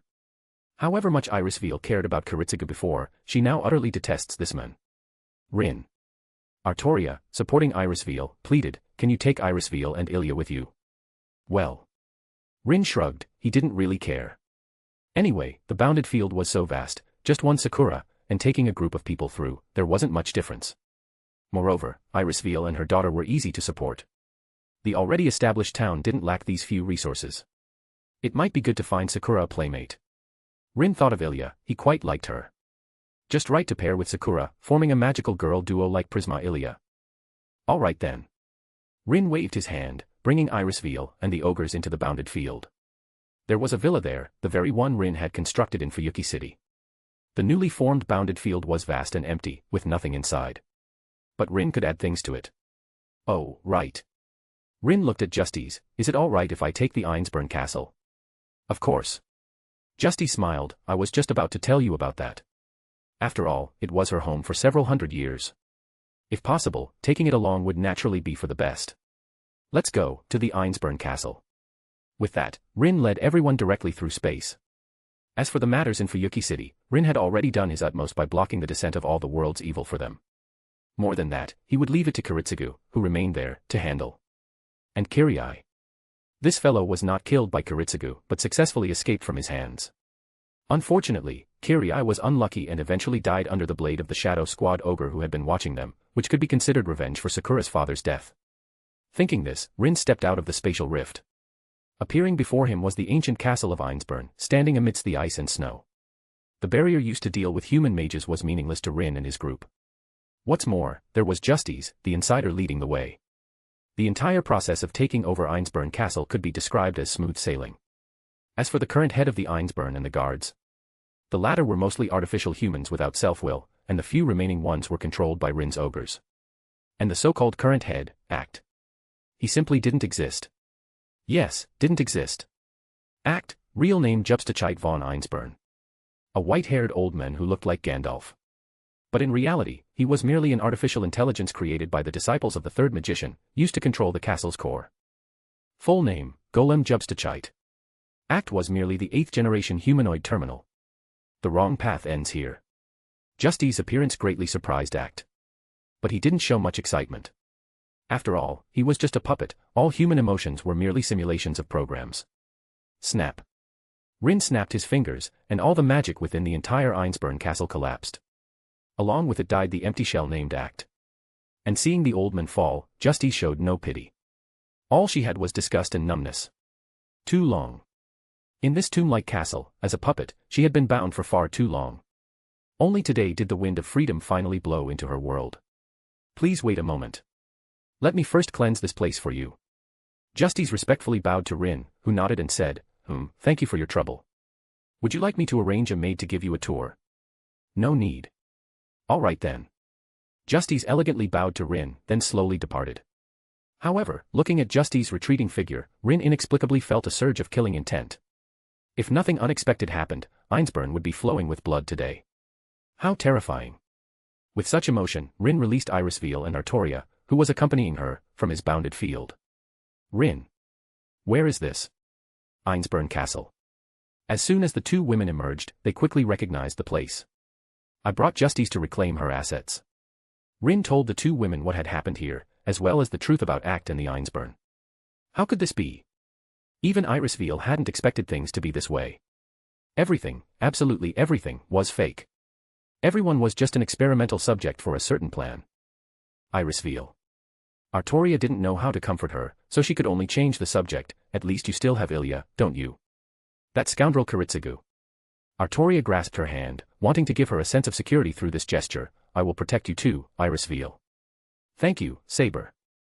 Irisveal was very touched. She knew she couldn't continue to be downcast. You're right, I still have Ilya to take care of.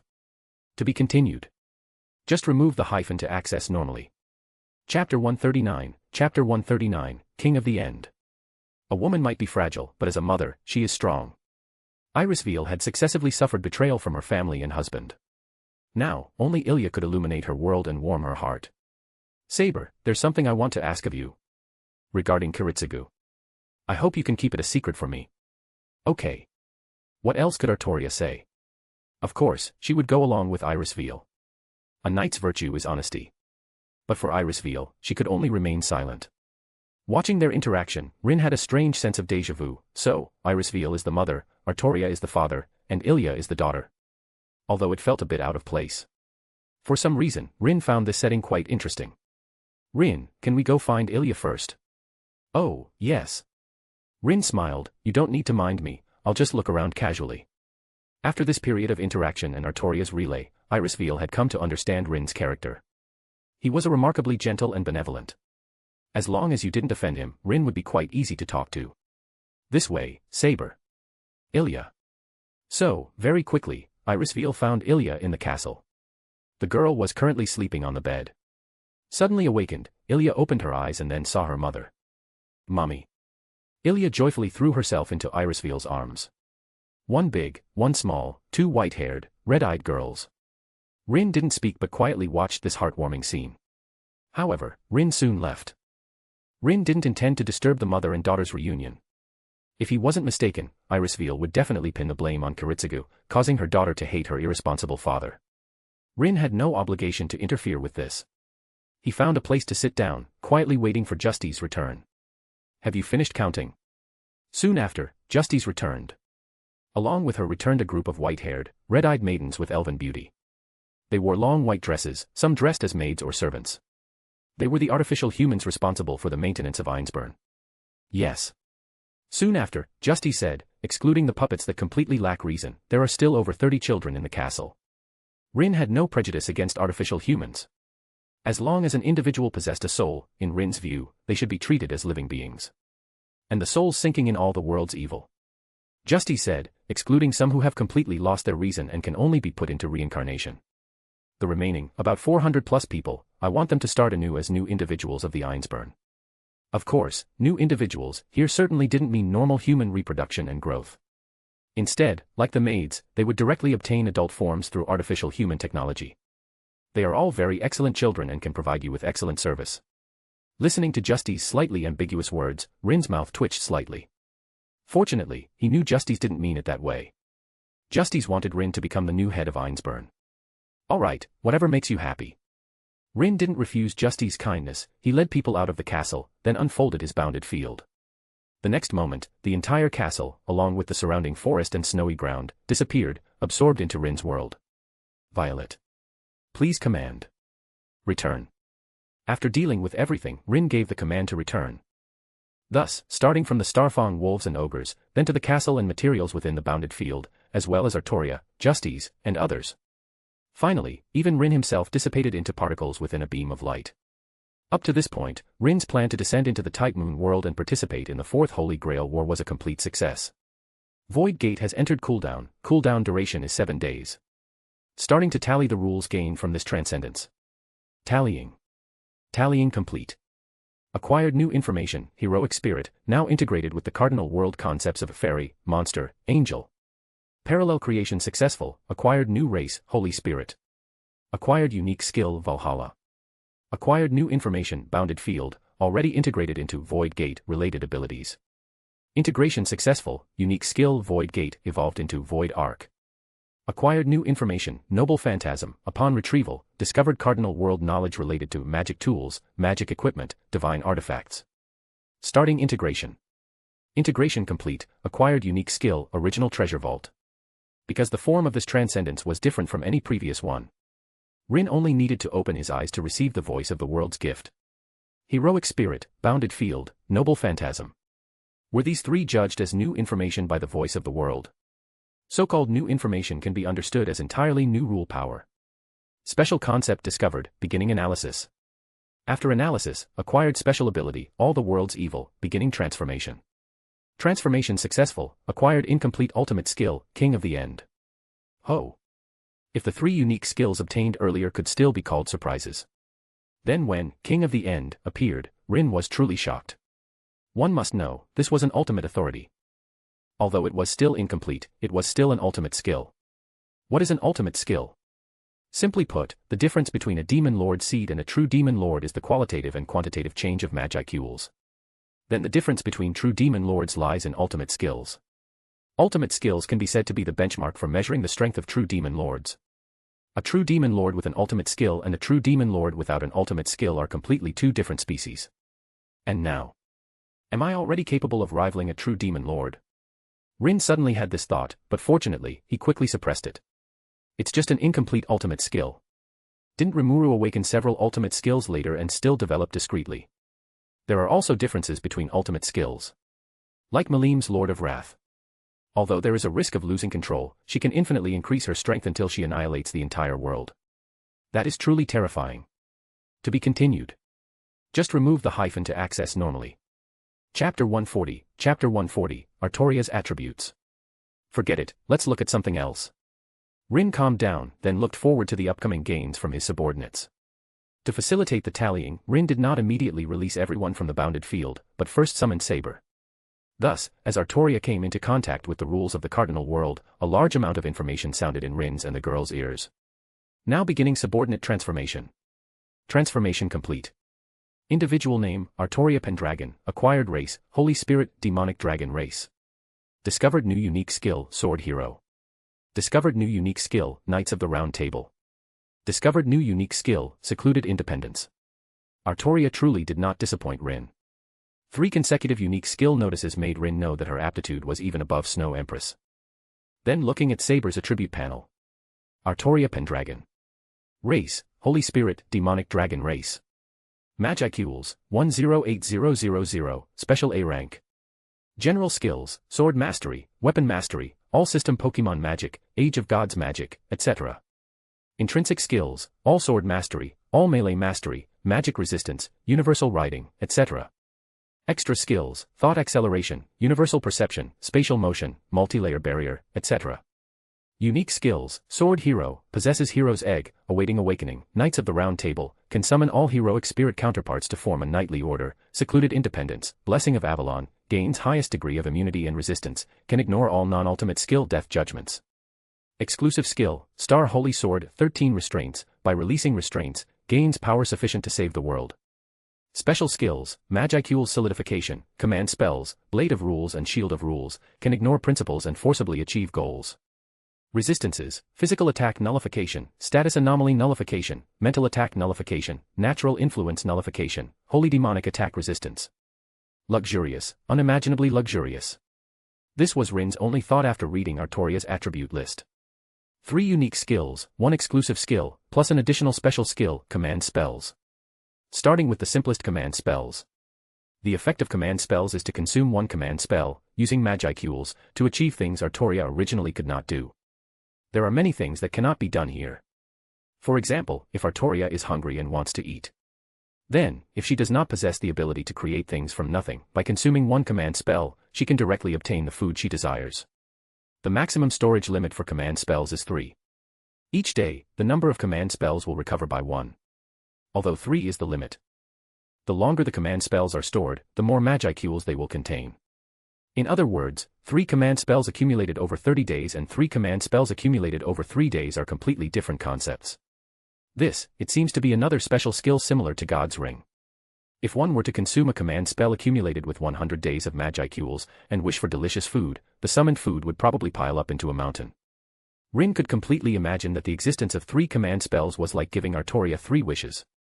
As long as the stored Magicools were sufficient, she could even use 1 command spell to gain dozens, or even hundreds of times, more power.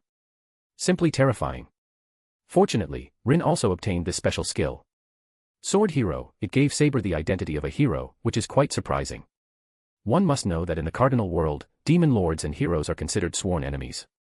And just as there is a concept of awakened demon lords, there is also a concept of awakened heroes. The current Saber has only obtained the hero's egg and has yet to make it bloom.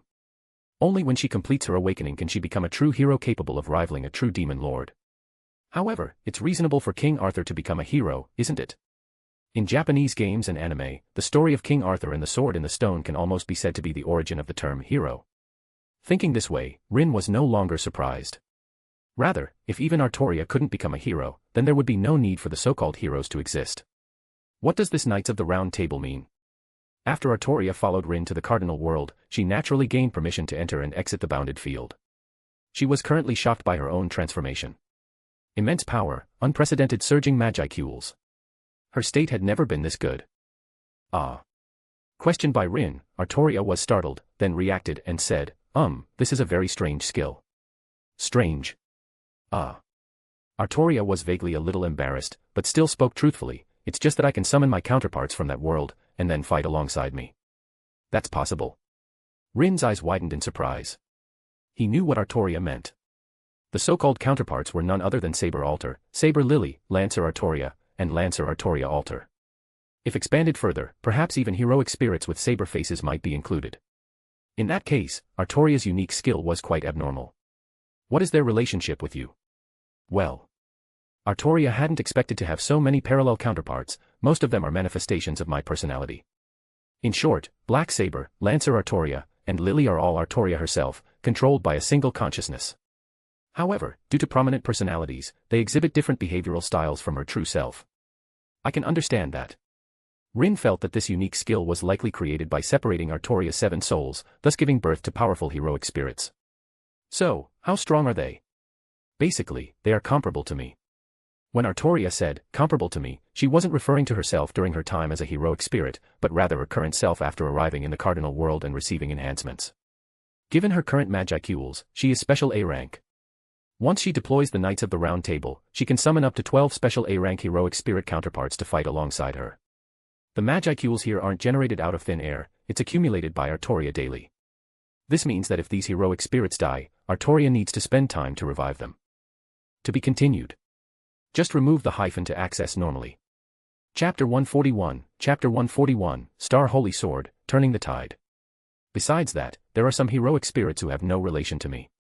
Listening to Artoria's description, Rin knew she was referring to heroic spirits who weren't King Arthur but looked very similar to her. For these types of heroic spirits, Type Moon fans have a special name, Saberface. Not only variations of King Arthur, but even similar-looking heroic spirits can be summoned. TSK. This skill is quite fierce. Artoria felt a bit embarrassed by Rin's evaluation. Fortunately, Rin didn't ask Artoria to perform it for him on the spot. Otherwise, Artoria would probably have been mortified. The conservative Artoria simply couldn't handle it. Cough, cough. Alright, I won't tease you anymore. Rin sighed, let's talk about independent existence. From the description, it should have evolved from the ability of Avalon's Scabbard, right? Yes. Artoria also felt that this unique skill was very much like cheating. The effect of independent existence means I permanently gain the Scabbard's blessing. It will significantly increase my immunity and resistance. As for how much it increases, it's hard to describe directly, but it's quite substantial. Furthermore, it makes me immune to fatal effects from any power except ultimate skills. What does that mean? To kill you, one must use an ultimate skill? Rin asked curiously. Only ultimate skills can cause crippling or fatal damage to me. Alright, Rin was truly speechless this time. He really wanted to complain that this unique skill was probably pulled out of the voice of the world's butt. It's too outrageous. Saber, possessing this skill. As a hero, she immediately ignores all monsters except the 7 great demon lords. Good thing you're on our side. Rin couldn't imagine what kind of cheating ability such a unique skill would become if it evolved into an ultimate skill. An impenetrable defense is one thing. Even if it's penetrated, as long as it's not an ultimate skill, even a lethal amount of damage is useless. And simple injuries, with Avalon's blessing, Artoria will recover quickly. There will be no more situations like being stabbed by the yellow rose of mortality and being unable to heal due to a curse. The more Rin thought about it, the more he felt the malice from the voice of the world. He felt that this was likely a power created by the cardinal world to save itself and suppress the monster race. It's just because of some unknown reason.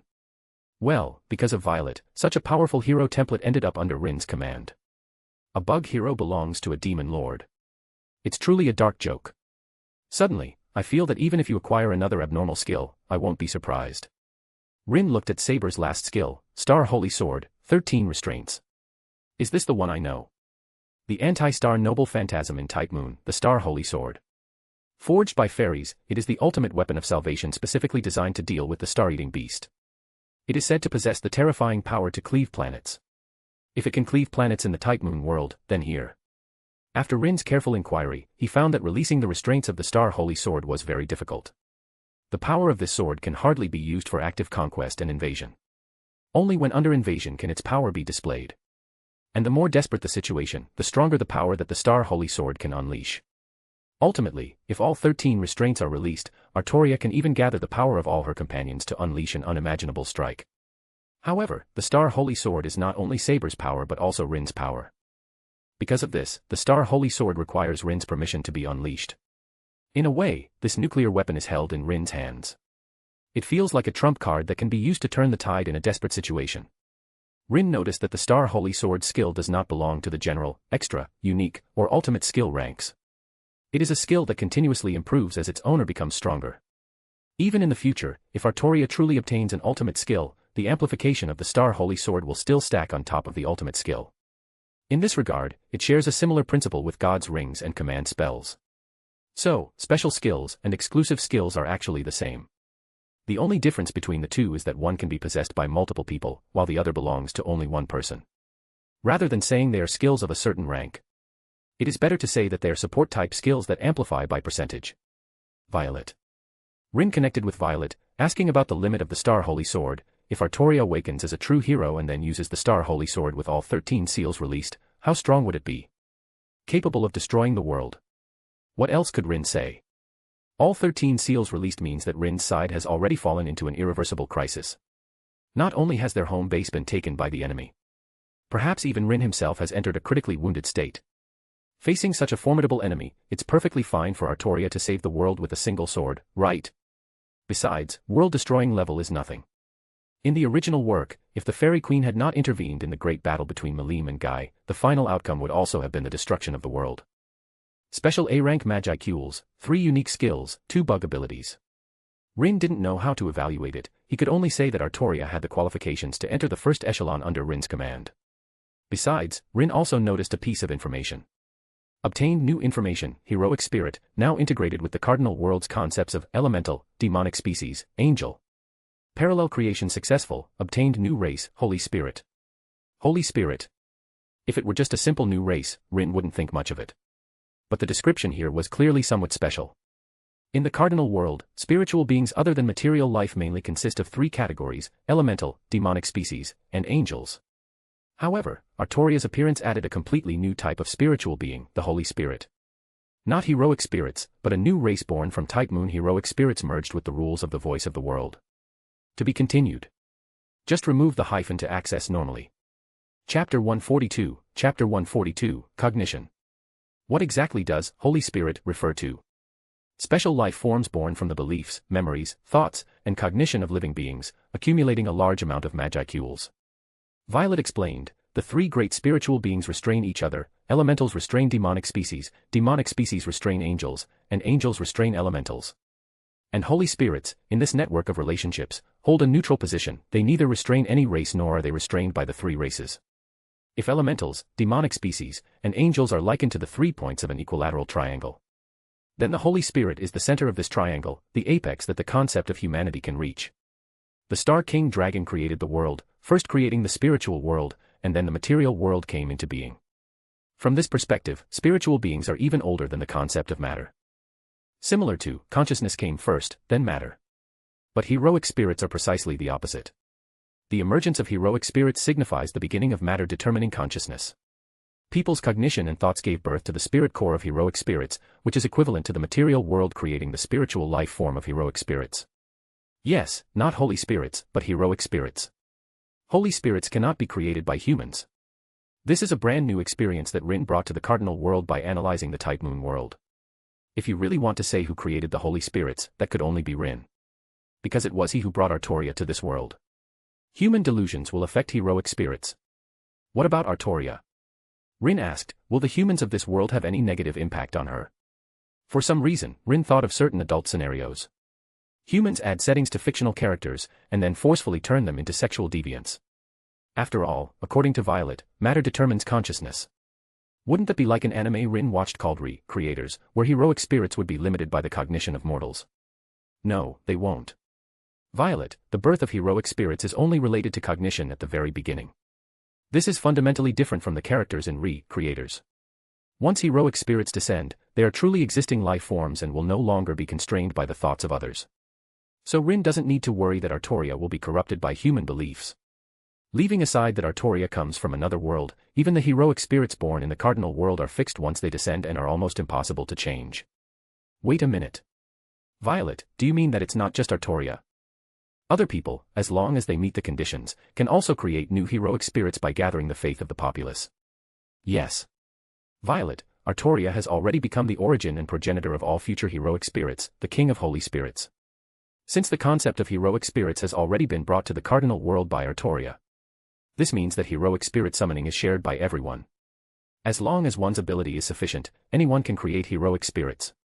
Can any kind of heroic spirit be molded? Theoretically, yes. Violet, however, it requires a certain degree of legendary fame, sufficient human faith, and a huge amount of Magicules. Among these three, Magicules is the most crucial.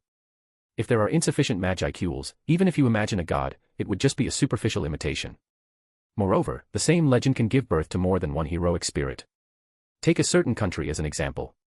Suppose a legend of a certain hero is widely circulated in the country. Then this legend will become the medium for summoning heroic spirits, that is, the legendary story. But this is not resurrection. Violet added, the summoned heroic spirits are created from nothing by people and have nothing to do with the original heroes. Even if one heroic spirit has already appeared, a second and third can still be summoned. These people may have similar personalities, similar appearances. Or they may be completely different. For example, some King Arthur are male, while others are female. When Violet said this, Artoria clearly wanted to say something. However, Violet's emotionless face was too imposing. Rather than calling them heroic spirits, it's better to say they are a family of heroic spirits who inherited the same name. Of course, such a thing would not happen to Artoria. She is unique.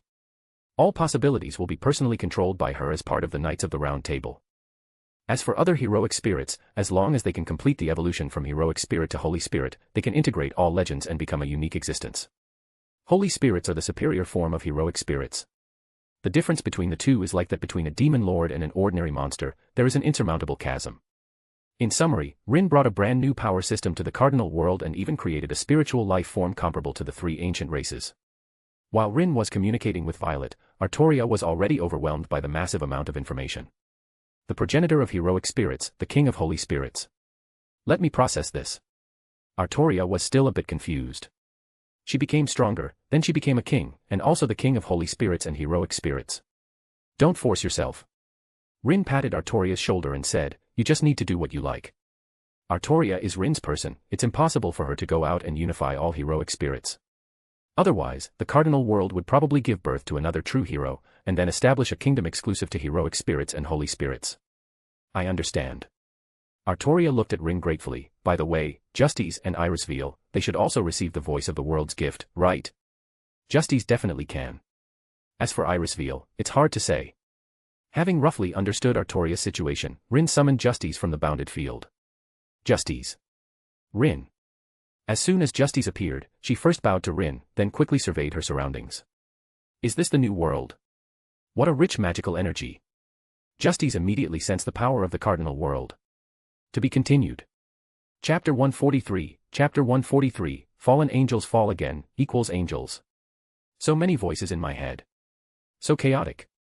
But before she could continue to lament, just like Artoria, she also began to endure the information bombardment from the voice of the world. Individual name, Justice von Einsburn, has obtained the race, Fallen Angel, ... Obtained new unique skill, Purifier, ... Obtained new unique skill, Edict of Heaven, ... Obtained new exclusive skill, All the World's Evil, ...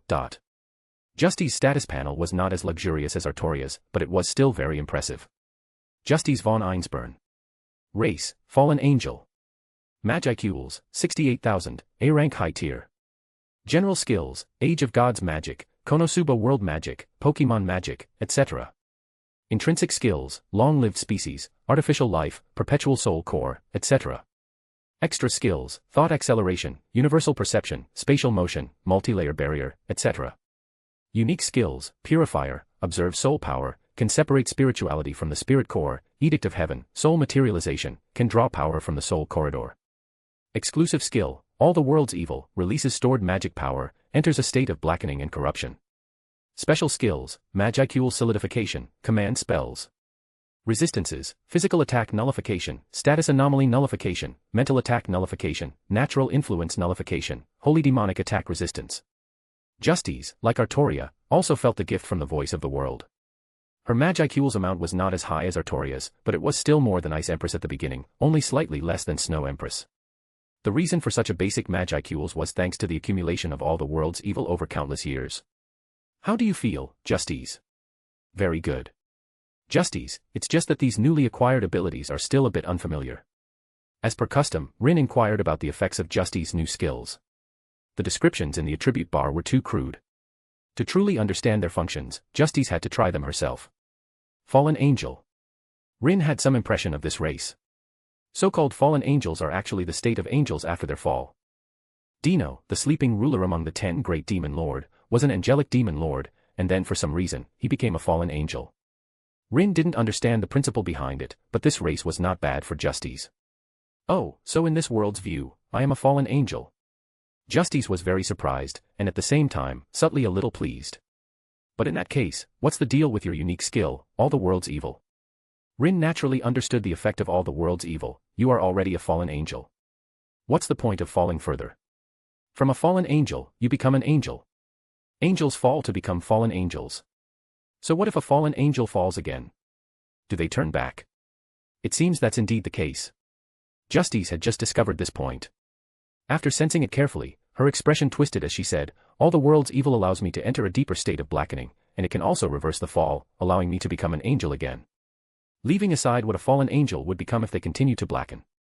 But this negative plus negative effect truly opened Rin's eyes. As expected, you really know how to play, Cardinal World. Tell me about your unique skill. Purifier. It sounds like an ability derived from soul filtration and essence. But is that all? Rin found that Justice's unique skill seemed to have no offensive power whatsoever. It was purely a support skill. And it was the kind of support skill that was almost useless in the early stages. Justice, with the memories given by Rin, knew the information about the Cardinal World. It seems to be a bit weak. If it's just this one ability, then it's indeed a bit of a hindrance. Rin was also speaking frankly. Imagine if this unique skill was obtained by a reincarnator or a transmigrator. Then he would simply be a complete tragedy. Purifier can observe souls, purify, and filter souls. It's hard to imagine how such a unique skill could help someone from another world survive in this world. No. But very quickly, Justice discovered the special nature of Purifier. The ability of Purifier seems to be more than just simple soul purification. The deeper she understood, the brighter Justice's eyes became. So that's how it is. This unique skill is used like this. Justice said, by finding recently deceased souls, the soul energy within them can be stripped away. The stripped souls still retain their spirits. Just like Izawa Shizue in the original work, after death, she observed Rimuru's development in spirit form. Souls without energy cannot be observed or interfered with by the living. The acquired soul energy, after refinement, will transform into potential and be stored within the body. Potential, in the Cardinal World, has a most intuitive manifestation, which is magicules. In other words, Purifier can extract magicules from the souls of the dead, thereby strengthening oneself. Thus, Purifier, like Ogerpon's growth and Snow Empress's nature, belongs to the more excellent growth type unique skills. Also, Purifier can also be used for healing. Although Justice hadn't tried it yet. But this method of healing wounds from the soul level is definitely more powerful than physical recovery. There are many ways to restore the physical body. Only the problem of soul damage remains an unconquerable challenge. Shizue in the original work, and her students, were all in this situation. However, for Justice, who possesses the ability of Purifier, she can easily solve the soul problems that are incurable in this world. A unique skill that combines purification, filtration, refinement, and completion. Without a doubt, just this one ability is enough to give Justice the potential of a Demon Lord seed.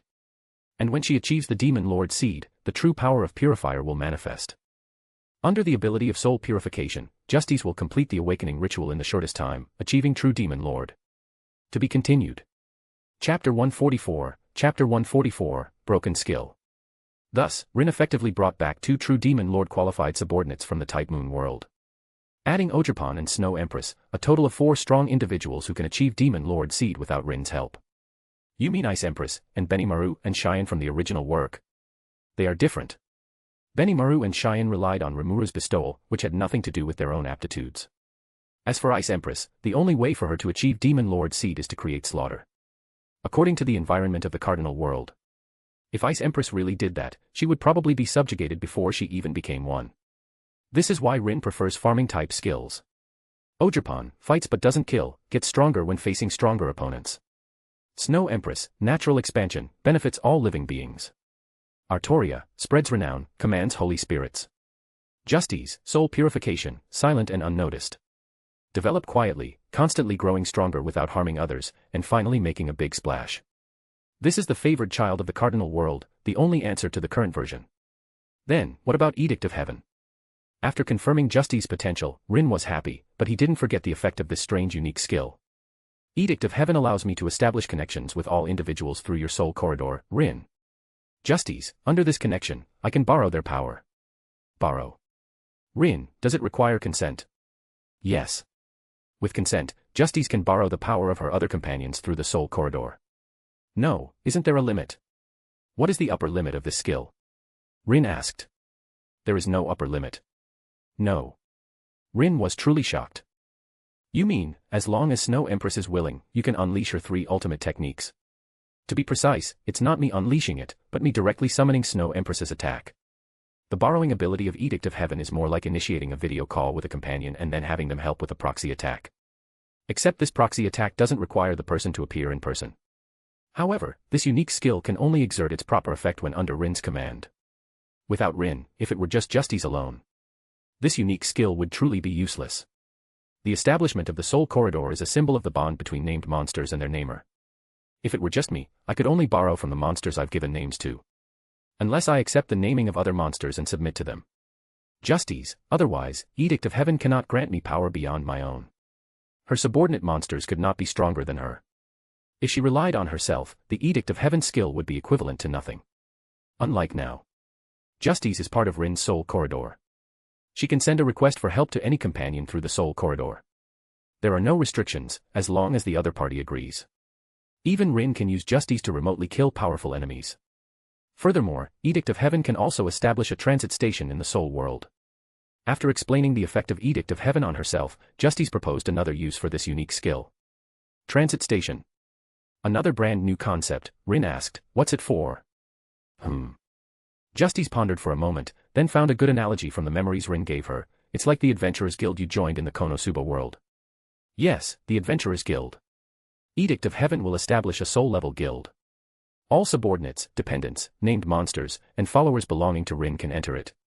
They can submit their wishes like posting quests. Others can see these quests and then contact the quest giver through me. The connection here is not just as simple as making a phone call.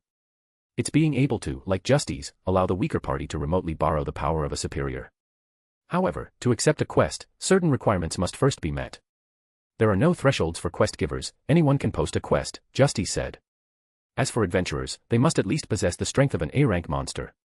It's like upper and lower levels. Lower levels cannot interact with each other. Only superiors can provide help to subordinates. This ability. Rin found that this unique skill gave him a strange sense of déjà vu. It seemed he had seen a similar ability somewhere before. Wait a minute, let me sort this out. Let's make a hypothesis. Rin, suppose Gobta is fighting an A-rank monster. He can't defeat his opponent, so he posts a request in the Soul Guild. At this point, I see Gobta's request. Can I help him fight the monster? Theoretically, yes. Justice shook her head and said, but in practice, there are definitely some limitations. I don't know who the Gobta you mentioned is. But if he's just an ordinary goblin, he can't bear your overly immense power. Based on Justice's description, Rin largely understood the limitations of this ability. On this point, Rin was no different from other A-rank Demon Lord seeds. If Gobta's limit was the full force of an A-rank monster's attack, then even if Rin personally intervened, he could still only provide the destructive power of an A-rank monster. How does this sound? A bit like the relationship between gods and believers in D&D. If Rin was likened to a god, and his followers were believers, believers pray to their gods for help. And so, the god noticed the other party. So, Rin thought of a word, divine art. That's right, it's divine art. Followers are believers, the Soul Corridor is the faith network, and Justice's Edict of Heaven is the central hub of faith. And the cost of casting divine art is the consumption of spiritual power. Or, the maximum power that believers can withstand through the Soul Corridor. Spiritual power. Listening to the word Rin spoke, Justice realized that it seemed to be exactly that. Every follower who joins the Edict of Heaven network must pay a certain amount of remuneration to commission others. The remuneration here is actually soul energy. To be continued. Chapter 145, Chapter 145, Artificial Angels, Bonus. It seems very powerful. Artoria only had a concept of souls, but she never imagined that soul energy could even be used as currency. It can only be said that Artoria had limited experience. Justice's proposal is indeed very feasible. Violet added, through this method, the soul energy within monsters can flow from bottom to top. Souls are considered the hard currency for monsters to continue evolving after breaking through A rank. By sacrificing enough souls to the voice of the world, one can exchange for a unique skill. Unique skills are standard for Demon Lord seeds. In other words, A-rank Demon Lord seeds can collect souls and solidify Magicules into their bodies in the form of unique skills, thereby evolving into a true Demon Lord. As for higher awakened Demon Lord seeds, the monsters under Rin's command have already pledged allegiance to him. Theoretically, no matter how many souls they obtain, they cannot awaken into a true Demon Lord on their own. However, if there truly was a special A-rank Demon Lord seed who gathered enough souls, Rin would also help him advance to a true Demon Lord. An invisible hierarchy. As Rin's influence continues to expand, a class system will definitely need to be established. And now, Justy's Edict of Heaven has given Rin a ready-made template. The strong help the weak. The weak support the strong. This may not be the best hierarchical model, but it is the most suitable for the current monster nation. Then, where does the soul energy of weak monsters come from? Rin raised this question. He hadn't paid attention to goblins and wasn't clear about their soul strength. But everyone knows that the soul is the most important thing for any life form. Even a slight damage to the soul can have a huge impact on a monster. Rin was not the kind of tyrant who liked to exploit his subjects. In his eyes, goblins, wolf clans, and ogres were all his subjects, with no distinction between noble and lowly. Magicules. At this moment, Violet suddenly spoke. In the cardinal world, the soul is a container for Magicules. Every bit of Magicules actually contains a portion of soul energy. The soul energy here is free-floating in the outside world, unowned souls. When the Magicules within a monster increase, they can obtain soul energy that cannot be absorbed. In a roundabout way, every monster is constantly acquiring new soul energy. It's just that due to their innate aptitude, they cannot collect them and can only let the soul energy return to this world. Violet listed for Rin the maximum amount of soul energy that monsters of different levels could collect daily. The quantity was very small and very turbid. It belonged to the lowest quality of impure souls that could not be directly utilized at all. No wonder the difficulty of monsters evolving on their own is so great. The accumulation of soul energy would lead to an increase in the upper limit of Magicules, but this process was very slow. The Ogre clan had not given birth to a Kijin for 1,000 years. This was only from B rank to A rank. From A rank to special A rank, it was even more difficult than ascending to heaven. The Orc Lord and Rimuru in the original work were prodigies who were born with unique skills, unrelated to the natural evolution of monsters. Even Clayman was a creation of the Curse Lord, not a natural growth. From this, it can be seen how inefficient this soul absorption is, and it is not as valuable as using it to support the Soul Guild. However, the number of monsters is still too small now. Once the population increases in the future, the effect of soul collection will truly manifest. Violet, so I suggest promoting this system within the faction. Let everyone join the soul network constructed by the Edict of Heaven. Violet cannot purify souls, but Justy's can. Please leave it to me. Justy's, like Artoria, also wanted to repay Rin for saving her life. Now that she could be responsible for such important work, she was full of motivation. In that case, isn't Justy's workload a bit too much? Rin felt that if they really played it this way, Justy's would probably become a 007, working overtime until she died. So many monsters, and there would be more and more in the future. Justy's would definitely be too busy to handle it. Actually, I can. Artoria quietly raised her hand, just about to indicate that she could also help. About that. However, Justy's reply was faster than hers. How about those children from Einsburn? Artoria, huh? Silently, Artoria lowered the hand she had just raised. Them. Rin didn't pay attention to Artoria's troubles, he was thinking about Justy's suggestion. It seems, it really can be done. The artificial humans of Einsburn. Rin was already struggling with what role they should play in the village. Now it's settled, Soul Guild receptionists. A group of white-haired, red-eyed, astonishingly beautiful service ladies, is there anything more wonderful than this? As for the quantity, no need to worry about this. Justy's brought out more than 400 deceased artificial humans from all the world's evil. Adding those from Einsburn, there were nearly 500 staff members. If that's still not enough, Justy's can use Einsburn's technology to continue manufacturing them. Furthermore, Justy's also had an idea. That was to let her children evolve along her path and become an angel race under Rin, guiding souls that believed in him. Artificial humans, angels, artificial angels. Rin had no reason to refuse. All right, let's do it. From now on, Justy's, you will be the leader of the angel race. Oh, and Irisveal and Ilya. Rin, among the artificial humans, they are the last 2 generations of works, and also the ones with the highest aptitude and potential. I will cultivate them well. The aptitudes of the 2 girls were actually very close to Justy's. Especially Ilya, she was the greatest masterpiece of Einsburn in 1,000 years. If Rin were to establish a church in the future, Justy's would be the Pope, Irisveal would be the Saintess, and Irisveal could become the High Priestess. Then pull Artoria over to create the Temple Knights. Of course, Rin was just thinking. He wasn't interested in faith, churches, or anything like that, and had no interest in setting them up in another world. To be continued. Just remove the hyphen to access normally. Chapter 146, Chapter 146, Void Arc. Artoria, do you want to work in the Soul Guild, or stay by my side? I want to stay by Master's side. Artoria was not stupid. Choosing between being a bodyguard for Justice or Rin, she naturally knew what to pick. Then from now on, I'll entrust the bodyguard work to you. Rin planned to establish a place similar to a police department. And Artoria would be the supreme leader of this department, supervising and managing the internal security of the town for Rin. Rin smiled and patted the girl's shoulder. Let me arrange Frankenstein's matters, and then I'll take you out for a big meal. A big meal. Hearing there was food, the Ahog on top of Artoria's head instantly stood up. Sure enough, Artoria could not resist the temptation of delicious food. Grumble. Artoria quietly walked to the door of the room, acting as a personal guard. Seeing this, Rin smiled, then summoned Frankenstein to his side. Frankenstein's situation was a bit special.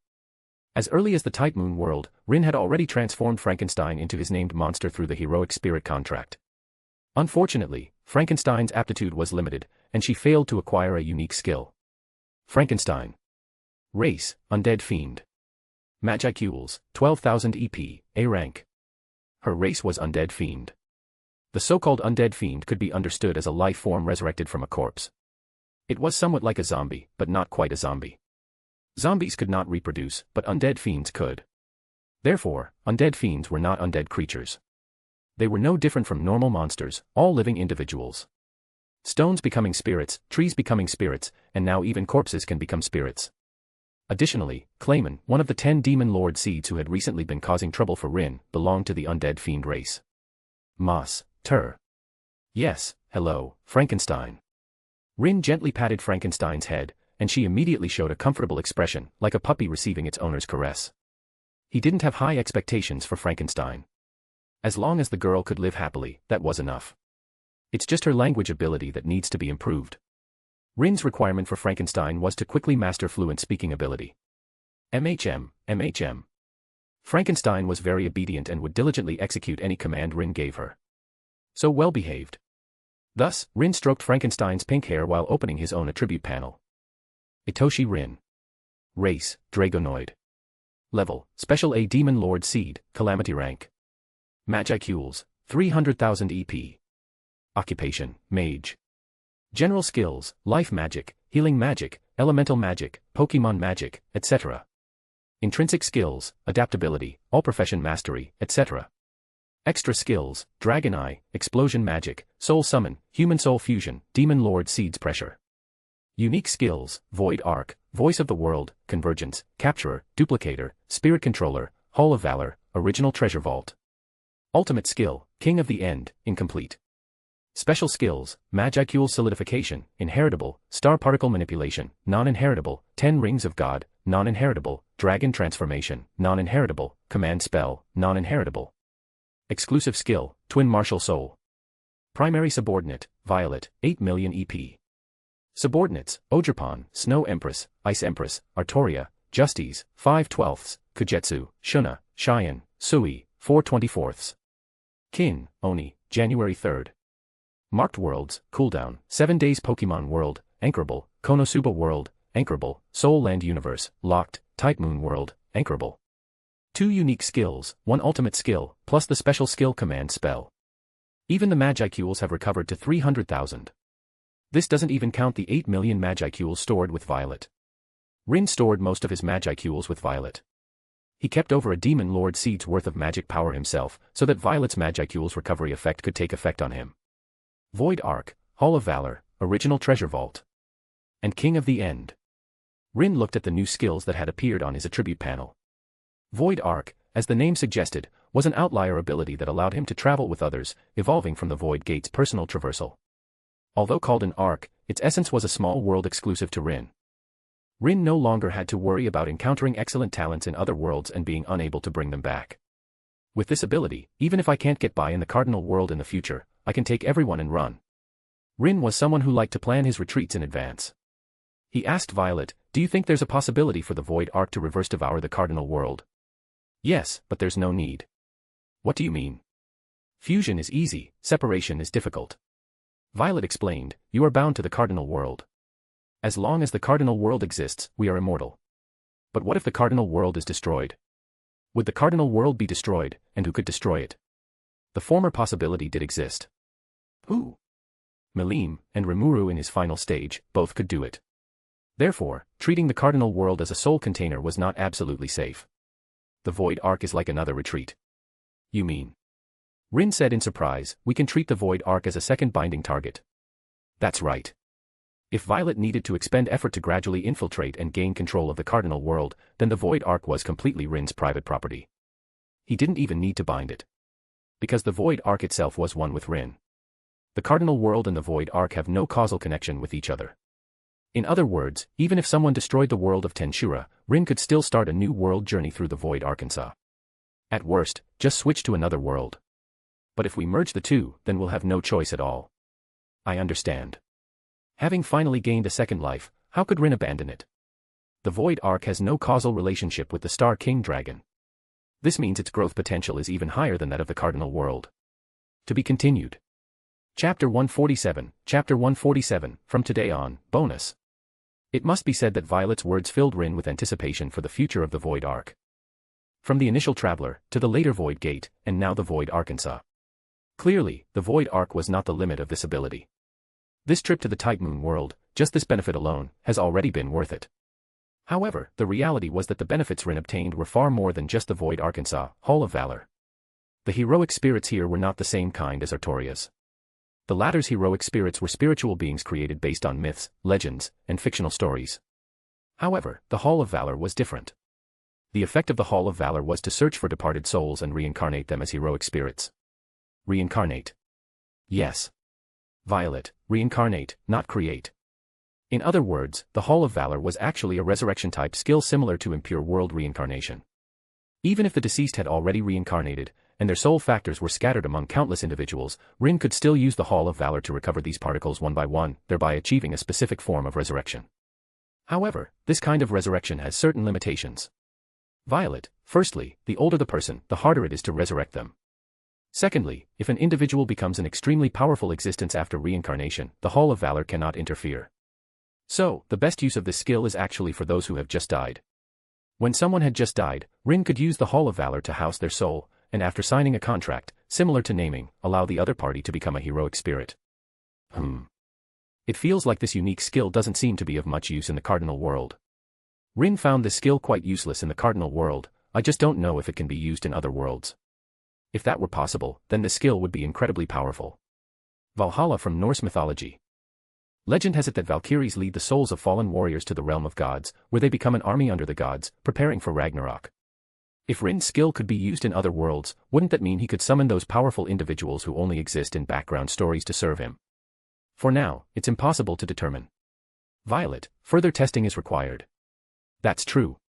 Rin felt a bit of regret. After all, it was only a unique skill. If it could truly achieve such a feat, then it would be a worldwide version of the Edo Tensei Jutsu.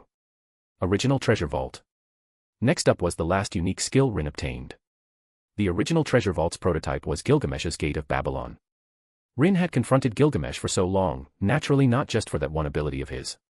In fact, Rin's true objective was to analyze the concept of noble phantasm in the Type Moon world. And the result was. Rin succeeded. Violet completely analyzed the concept of noble phantasm, allowing Rin to gain the ability to create noble phantasm. Separate magical energy, create noble phantasm. Violet, noble phantasms, depending on the monster's rank, can also be classified from D to S. Like monster rankings. Yes. This point was somewhat similar to Cheyenne God Strength Orb and Rimuru's Dragon Demon Blade in the original work. Rimuru's Dragon Demon Blade itself contained 2 million Magicules. After equipping it, it could increase Rimuru's Magicules from 8 million to over 10 million. Similarly, the noble phantasms created by Rin also possessed such an effect. In other words, the original Treasure Vault can break through the Magicules carrying limit of monsters. Violet, in addition to the monster's own strength, it can also be reinforced in the form of equipment. Thus, even the weakest hobgoblin, if equipped with elite noble phantasms, could still fight against high-level monsters. What are the limitations? Rin didn't believe such a skill would have no limitations. Endurance. Violet, the total Magicules of the equipped items cannot exceed the monster's own Magicules. Taking Rin as an example, if he has 300,000 Magicules, then the total Magicules of the equipped noble phantasms cannot exceed 300,000. Doubling strength. No, is it a unique skill that doubles the strength of an entire force? Rin pondered, then, what if I just throw noble phantasms like Gilgamesh? No equipment limit. Violet's sudden words startled Rin, no limit. Yes. Violet stated that she could create a large number of special A-rank noble phantasms using her reserved 8 million Magicules. These noble phantasms did not require equipping. As long as Rin projected them from the original treasure vault like projectiles, they could unleash incredibly powerful forces. Of course, this was a combat style unique to Rin. It was also the most suitable for him, a divine skill of throwing money. What about the noble phantasms that are thrown out? Rin, can they be recovered? No need to worry. Violet said, as long as the noble phantasm is not damaged, it can be continuously recovered and released. Of course, if the magic within a noble phantasm is exhausted, it needs to return to the vault to recover. If damaged, it also requires consuming Magicules for repairs. Does this mean I can carry 40 special A-rank Demon Lord seeds with 200,000 Magicules each? That's one way to understand it. Violet said, moreover, different noble phantasms have different abilities. If 200,000 Magicules are used to create a noble phantasm, its effect will not be weaker than a general unique skill. Good heavens, Rin exclaimed how amazing it was.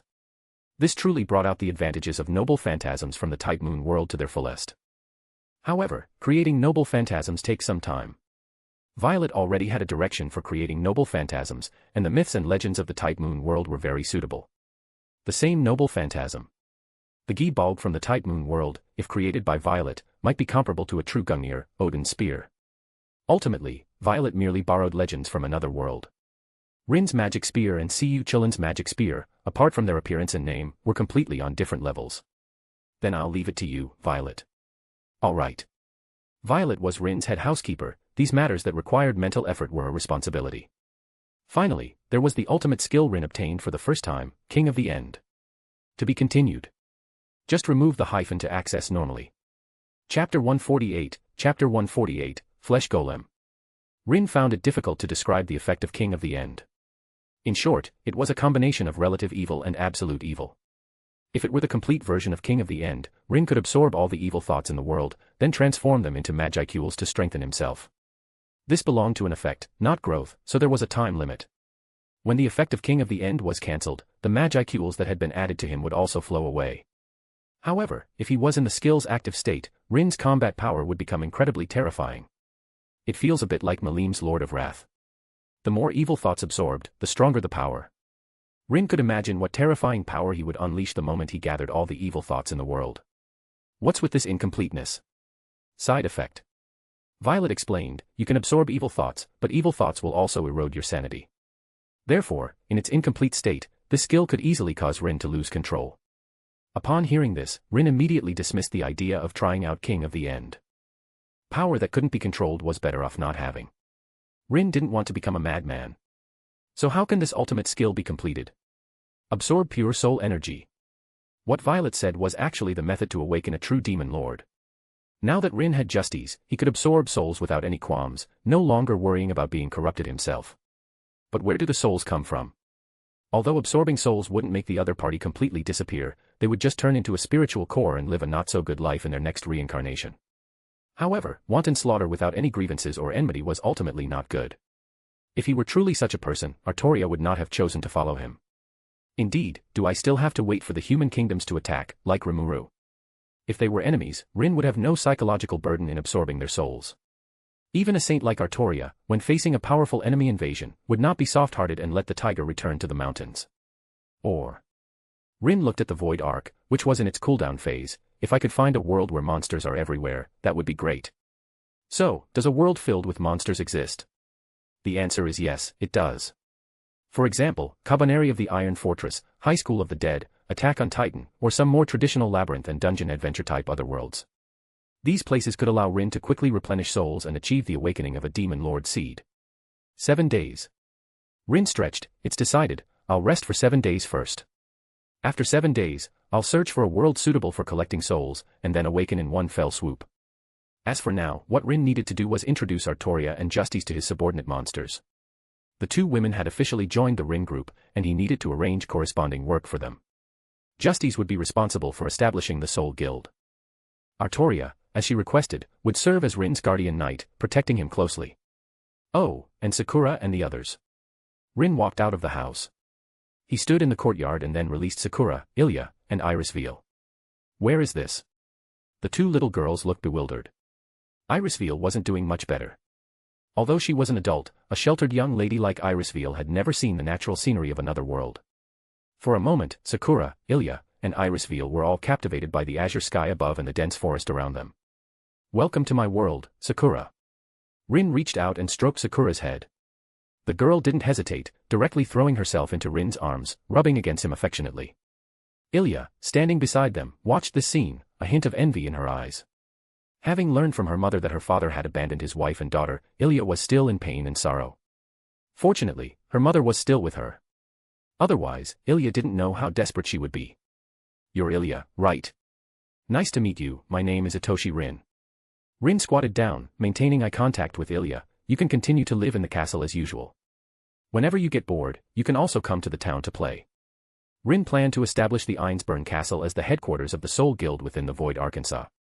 From now on, the Void Ark would become Rin's palace, and only monsters granted names by him would be allowed to enter. Conveniently, the Ainsburn Castle was exquisite enough. It perfectly met Rin's requirements for a palace. At most, it would just need some renovations and an expansion of its area. Violet would be in charge of these matters. Am I being too lazy, relying on Violet for everything? As soon as this thought popped up, Rin dismissed it. What's this about relying or not relying? Violet and I are from the same source, her hard work is equivalent to me working, isn't it? Discovered alien life. Starting detection. Additionally, the appearance of the three also received a boon from the voice of the world. However, they were at most regarded by the Cardinal World as extraterrestrials summoned by Rin from other worlds. Therefore, although the three acquired physical abilities that allowed them to move in the Cardinal World, that was as far as it went. There were no unique skills or other special abilities whatsoever. Irisveal, unnamed. Race, Flesh Golem. Magicules, 3500, C rank. Ilya, unnamed. Race, Flesh Golem. Magicules, 4000, C rank, 4. To be continued. Chapter 149, Chapter 149, The Witch, Bonus. Among the three, the mother and daughter, Irisveal and Ilya, were judged to be non-human, belonging to a race that sounded strangely suggestive, Flesh Golem. So, artificial humans are defined as flesh golems in this world. When put that way, it wasn't wrong. Magic puppets made of flesh and blood, the artificial humans of the Ainsburn, certainly fit that description. Furthermore, Rin wasn't surprised that Ilya's Magicule's aptitude was higher than her mother's. The young girl was the Ainsburn's ultimate masterpiece. But both mother and daughter are in unnamed status, seriously. The unnamed status meant that their original names could only be used as appellations, not as true names recognized by the world. In the eyes of the voice of the world, names not consecrated through a naming ceremony cannot be true names for monsters. Rin had never directly brought people across before, and this was the first time he realized that the voice of the world actually had racial discrimination. So, what about Sakura? Rin remembered that Sakura should be a pure human. I wonder what image humans from other worlds have in the eyes of the voice of the world. Sakura Matou. Race, human. That's it. This is all there is. Rin found Sakura's status panel pitifully simple. There was only a name, and then, nothing else. Is it that snobbish? Rin secretly complained, it really doesn't treat people from other worlds as human. However, thinking about it carefully, it's not surprising that such a situation would occur. In the Cardinal World, humans are at the very bottom of the food chain. Humans in this world are different from monsters, they cannot evolve through the accumulation of Magicules, nor can they acquire various skills. Instead, they possess special abilities called techniques. Of course, not all humans are like this. There are also some special cases. For example, extraterrestrials summoned through hero summons come with various skills. Additionally, humans can also undergo job changes, becoming warriors, mages, priests, and so on. Once they complete a job change, humans can acquire Magicules and then improve their strength. Although it's all about improving strength, human skills require learning later and cannot be obtained directly. This, perhaps, is the difference between humans and monsters in the Cardinal World. As for Sakura, she should be able to become an excellent mage, right? Rin didn't have too many expectations for Sakura. The little girl just needed to be cute and adorable. However, this human race. Humans in the Cardinal World are not as noble as those in other worlds. The protagonists here are always monsters. I remember that humans can be transformed into Dragonoid, right? Rin was already a special A-rank Demon Lord seed, so he naturally had the ability to turn Sakura into a monster. And as long as they became monsters, Rin could name the 3 girls and enhance their strength. Sakura, Ilya, and Iris Veil. Rin said to the 3 girls, I plan to transform you into monsters. What do you think? Monsters. What are those? Sakura will listen to Big Brother. Aside from Sakura's unconditional obedience, Ilya and Iris Veil showed expressions of confusion. Rin didn't explain much, directly sharing information about monsters with the mother and daughter. I'm willing. Iris Veil had little resistance to becoming a monster. She wasn't human to begin with. Changing her race was nothing to her. I'll listen to Mom. Ilya was still too young to understand these things, she would go wherever her mother went. Rin didn't say anything like, you're actually not human, which would have rubbed salt in their wounds. Don't be so nervous, it's just a race change, it'll be over quickly. After Rin finished speaking, he first drew a portion of blood from his own body, then mixed it with Magicules, and integrated it into Sakura's body. He did this to give Sakura a higher initial bloodline. Rin was a Dragonoid, possessing the bloodline of the Star King Dragon. And by receiving his Magicules and bloodline, Sakura might gain unexpected benefits. I bestow upon you the true name, Sakura Tosaka. Rin didn't change Sakura's given name, only changed her surname from Matu back to Tosaka. Ugh. The next moment, a strong Magicules fluctuation erupted from Sakura's body. The girl's body began to grow. Although she didn't instantly become an adult, she grew from a 5 or 6-year-old to around 10 years old. Along with her growth, the Magicules within Sakura also increased. If the previous Sakura was equivalent to an ordinary human in the Cardinal world, roughly an F-rank monster, then now, after Rin's naming and bestowal, Sakura has already reached the level of an A-rank monster human. Sakura Tosaka. Race, Snake Witch. Magicules, 24,000 EP, A-rank monster human. Extra skills, Mother of Snakes, creates various snake monsters, petrification demonic eye, etc. Unique skill, profane speech, dominates all things through seductive words. Special skill, Magicule solidification. The appearance of the unique skill surprised Rin. However, considering that she was the first individual to receive dragon bloodline from him, such a change was not surprising. Snake Witch. Rin had no impression of the witches in the Cardinal world. But since one appeared here, it meant that the Cardinal world definitely had the witch race. And Sakura's title was Snake. Snake Witch. This reminded Rin of the legendary Medusa. It must be said, Sakura and Medusa truly had a fated connection. Even her extra abilities included creating various demonic snakes and a demonic eye with petrification effects. She truly was a miniature Medusa. I'll find an opportunity later to summon Medusa from the Type Moon world. The two of them will probably get along very well. Rin thought this idea was good, and he could try it when he had time. Profane speech. This ability was somewhat similar to the madness speaker that appeared in the original work. However, Sakura's unique skill was clearly stronger than the madness speaker's. A madness speaker's dominance was spiritual. Once they encountered an enemy with strong mental resistance, or even immunity, they would fall into a passive state. In contrast, Sakura's profane speech was dominance in a direct sense. Whether it was humans, or inanimate objects like stones, flames, wind, and snow, anything would be seduced by Sakura's words and become her follower. This had nothing to do with the will of the person being controlled. To be continued. Just remove the hyphen to access normally. Chapter 150, Chapter 150, Magical Girl Ilya. Can Sakura help you now? Ah. Rin gently stroked the taller Sakura and smiled, Sakura is very capable. She will definitely become my right-hand woman in the future. But for now, Sakura, you need to study hard. As for formal work, that will have to wait until Sakura is a bit older. Sakura will grow up quickly.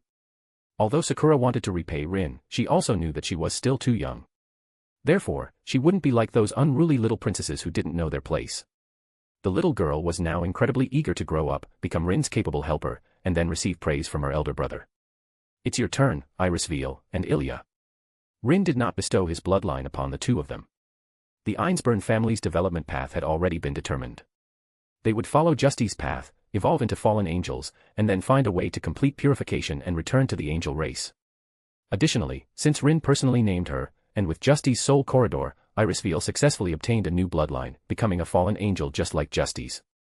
As for becoming an angel, she probably still needed to evolve once more. And considering the Angel King mentioned in the original work, Rin felt that fallen angels were actually quite good. Iris Veil von Einsburn. Race, Fallen Angel. Magicools, 14,000 EP, A-rank monster human. Unique skill, Wishgrantayer, can consume magic power to make wishes. If magic power is sufficient, wishes can come true. Iliasviel von Einsburn. Race, Fallen Witch. Magicools, 16,000 EP, A-rank monster human. Unique skills, Spirit Summoner, can summon heroic spirits for coordinated combat. Wielder, commands heroic spirits, provides various assistance. Rin originally thought that Ilia would become a new fallen angel, just like Irisviel. But what he didn't expect was that Ilia, like Sakura, became a witch. Violet, what exactly is a witch? A certain race, a bearer of sin. The witches of the cardinal world were somewhat similar to the witches from Re-Zero, personifications of some kind of disaster. So, Sakura is a snake witch, and Ilia is an angel witch. No. Violet denied, it's true that Ilia is an angel witch, but Sakura is not a snake witch, but a human witch. Then, why is she called a snake witch? The snake is the most ancient dragon. The reason for this name was actually a continuation of the legend of Adam and Eve being seduced by the snake and thus falling. I see. Rin thought for a moment and asked, then, will becoming a witch affect them? No effect. Not only is there no effect, but it's actually a great opportunity. Witches are born with the ability to obtain the power of the 7 deadly sins. Sakura represents lust, and Ilia represents pride. In terms of strength, pride is superior to lust. However, Sakura has Rin's bloodline within her, so in terms of potential, she is still slightly higher than Ilia. I always feel that lust and pride aren't good words. Rin believed Violet's judgment. Power is just power, unrelated to the person wielding it. At most, they might be influenced by it. As for their future, that would depend on whether Rin's guidance was up to par. Well, no matter how much they change, it won't exceed the limits. Yes. According to Violet, witches are actually a lower-tier substitute for ultimate skills. The power of the 7 deadly sins can at most support them to the end of special A rank. Compared to an awakened demon lord, a witch is far inferior. After all, they are just witches. The others are demon lords. You can tell who is stronger just by their names. Your unique skills are all quite good. Irisviel, you essentially have an omnipotent wish-granting magic. Whatever you want, you can get it. Speaking of which, this is quite similar to the effect of command spells. The difference between the two might be in their limitations. Command spells only grant 3 wishes and cannot be precisely controlled. Wishgrantayer, on the other hand, can be controlled by adjusting magic power, from a tiny needle and thread to slaughtering cities and destroying nations, all at will. What about Ilia? The white-haired, red-eyed loli looked at Rin expectantly, wanting to hear his evaluation of her abilities. Ilia is also very capable. Rin had no prejudice against Ilia. Ilia will also help Big Brother in the future. Recalling Sakura's previous statement, Ilia also spoke in a soft voice. However, when Rin looked at her, the little girl instinctively shrank back behind Irisviel, only peeking out with a pair of ruby-like eyes, looking at him shyly. I'll count on Ilia too. Rin stroked Ilia's little head. It must be said, the feeling was truly wonderful. It must be mentioned that Sakura and Ilia had a good relationship. Sakura, without her dark side, was still that pure, kind, and lovely girl. Unlike how she was described in other novels, where she was not only prone to vying for favor but also had Yandere tendencies. Indeed, sensible girls are truly adorable. And with that, all of Rin's gains in the Type Moon world were tallied. Let's go, I'll take you to the town. The goblin village had expanded to the size of a small town and could no longer be called a village. Additionally, Rin needed to find a place to moor the Void Arkansas. Any requirements for the mooring location, Violet? None. Violet said, although it's called mooring, it's actually just a spatial overlap. Similar to finding a spot in the town and setting up a door. Then allowing the two worlds to overlap for easy travel between them. The Void Ark would serve as Rin's mount in the future, carrying him to conquer myriad worlds. Therefore, its internal facilities and environment would certainly need careful planning. Natural scenery must be included, and necessary palaces and functional facilities would also be indispensable. To be continued. Chapter 151, Beetle and Bee, Bonus. Rin-sama, please leave these matters to me. Justice volunteered, I have some experience in environmental planning. The construction of the Einsburn territory back then had a share of her contribution. Now doing it again, she only needed a little familiarity to easily get started. That's a big help. Rin didn't understand town planning, let alone environmental design. With professional help, Rin naturally wouldn't refuse. As soon as Rin walked out of his courtyard, he saw the crowd gathered in front of his house.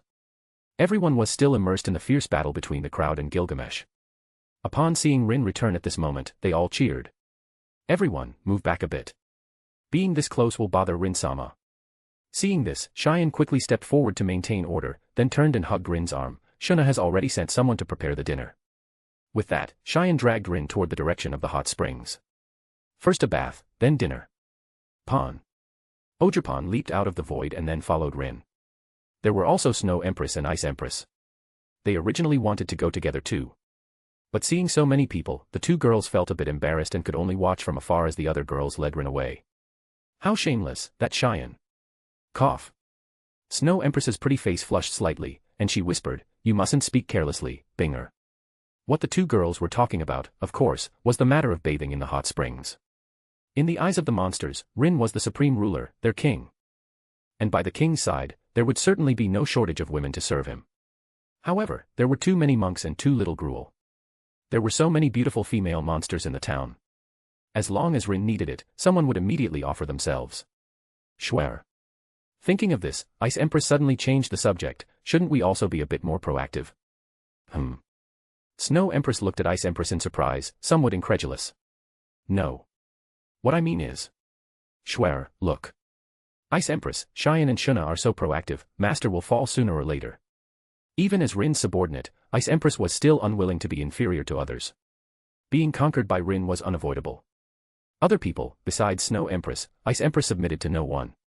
Then, Binger, you go. Me. No, I can't. Although Ice Empress spoke eloquently, having originated from the Soul Continent, she was actually quite pure. If Rin requested it, they might not refuse. But to actively seek courtship, that would be too shameful. Suddenly feeling a bit envious of Ogerpon, what's going on? Ice Empress watched Ogerpon naturally follow Rin and Cheyenne into the hot spring bathhouse, feeling quite emotional. Alright, don't overthink it. Snow Empress, we are Rin's martial spirits, no matter where he goes, he will definitely take us with him. Being able to constantly accompany Rin, their status would not be shaken at all. Snow Empress felt that Ice Empress's personality had changed somewhat. In the past, she wouldn't care about others' opinions. But now, Ice Empress was actually competing for favor with Shuna and Cheyenne.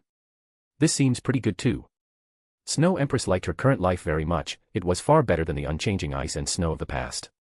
However, very soon, a single sentence from Ice Empress almost made Snow Empress lose her composure.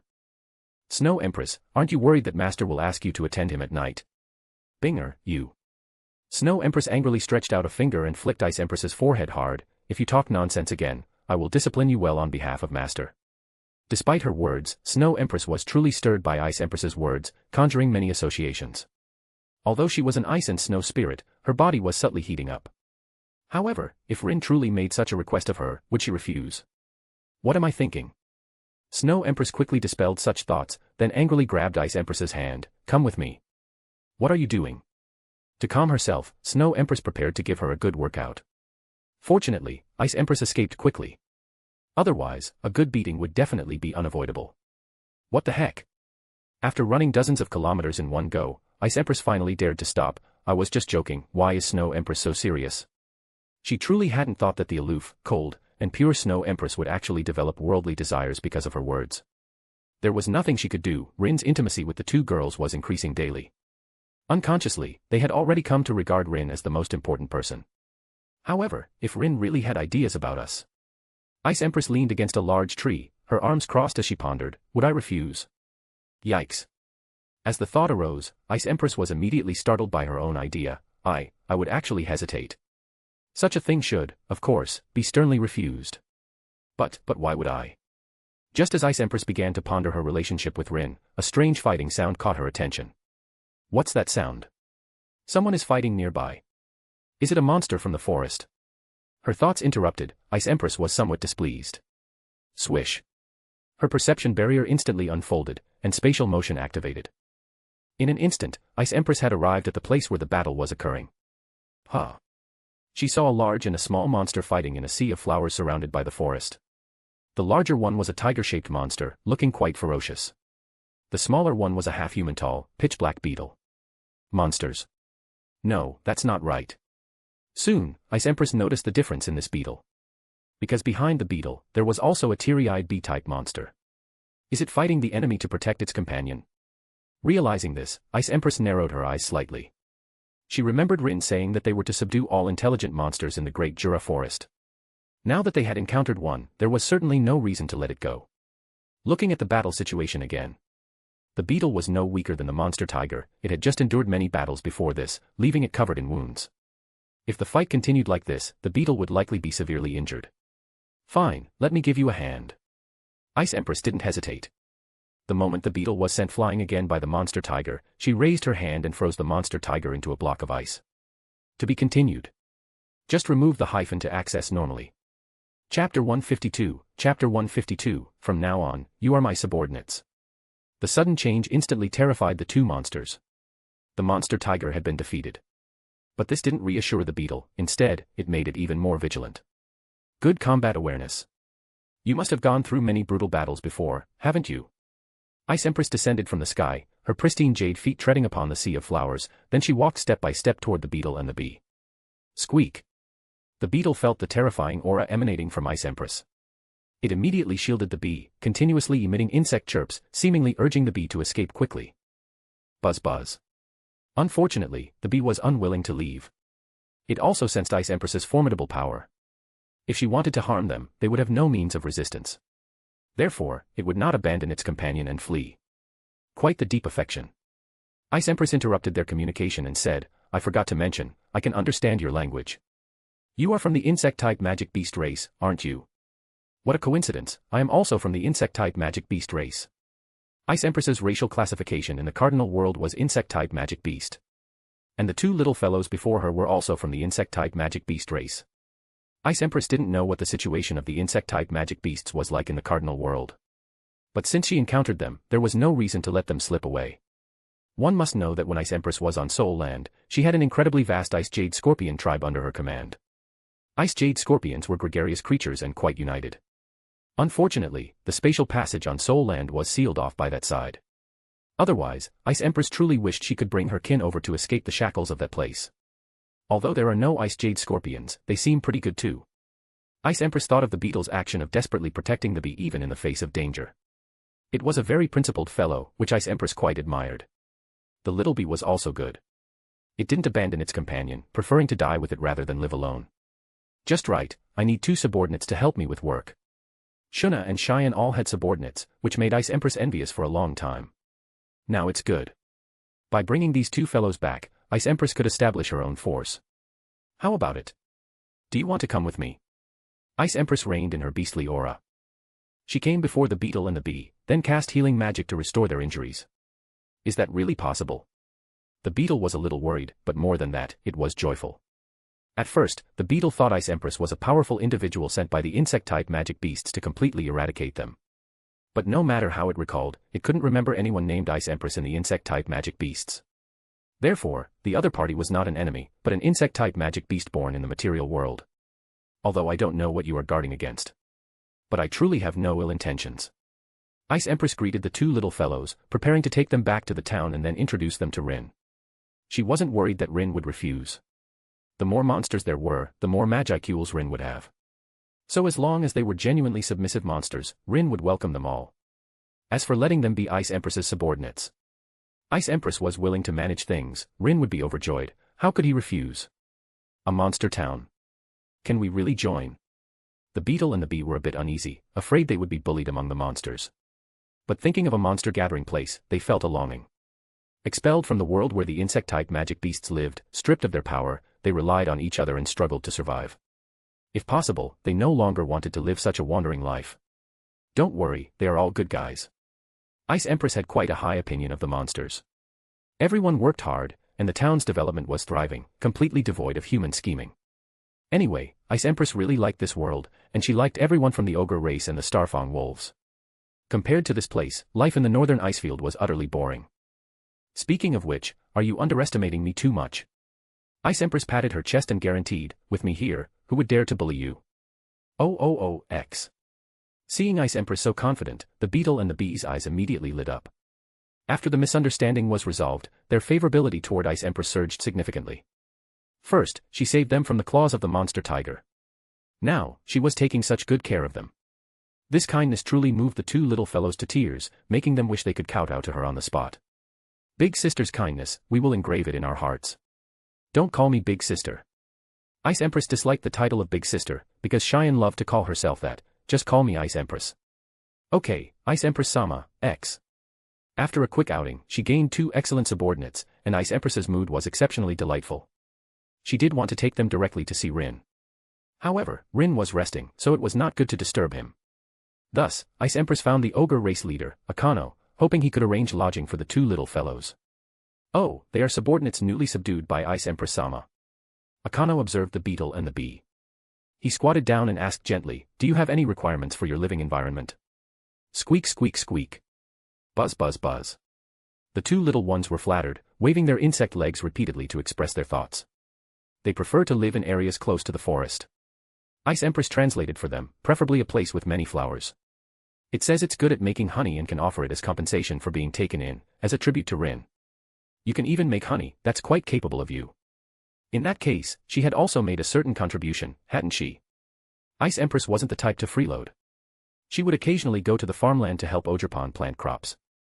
When she had free time, she often hunted monsters in the forest. But compared to these, it was indeed a distinctive industry like honey that gave Ice Empress a greater sense of accomplishment. A monster that can make honey? Akano was a bit surprised. He thought for a moment and said, if that's the case, then live on the east side of the town. There's a large fruit orchard there. Fruit trees need pollination to bear fruit. The bee could use this to collect enough pollen and make honey. They say that's fine. That's good then. After all, they were brought by Ice Empress herself, so Akano would certainly treat them seriously. As for Rin, he was truly busy right now, busy dealing with the passionate Cheyenne and the shy and lovely Shuna. To be continued. Just remove the hyphen to access normally. Chapter 153, Chapter 153, The Toiling Rin. In the early morning, faint light filtered through the sheer curtains, gently awakening the slumbering dreams. Outside the window, the rising sun was diligently climbing, dispelling the lingering afterglow of the night, and the horizon gradually tinged with a delicate orange red. This is truly reckless. Rin opened his eyes. He looked at the 2 delicate figures nestled in his arms, one on his left and one on his right, feeling quite helpless. Originally, Rin hadn't planned to act so quickly. No matter what, he should have nurtured their feelings a bit more. Unfortunately, he had misjudged the habits of monsters. Monsters were not humans, they didn't have so much playing hard to get. More often, it was adoration for the strong. Rin was Shuna and Cheyenne's liege, and he possessed a rare gentleness among monsters. How could they not fall in love with him? Thus, taking advantage of the hot spring visit yesterday, the 2 girls successfully achieved the accomplishment of sleeping under the same blanket. Throughout the entire process, what left the deepest impression on Rin was Cheyenne's stubbornness and Shuna's fragility. Of course, Cheyenne wasn't much better. In front of Rin, the Oni race's recovery ability was completely useless. With a single seal, the 2 girls immediately became delicate young ladies. And Rin didn't even need to use any special methods, purely relying on the stamina of a normal person, he managed to tame them completely. Cheyenne. Shuna. Let me sleep a little longer. Shuna didn't react much, but Cheyenne let out a soft murmur like a kitten. Rest well. Rin lovingly smoothed the loose hair of the 2 girls before getting up and starting to get dressed. Descending from upstairs to the living room, the first person Rin saw was Ice Empress waiting there, which surprised him. Why are you here so early today? What are you talking about? Ice Empress knew what Rin had done last night, but she didn't care about that. You make it sound like I'm very lazy.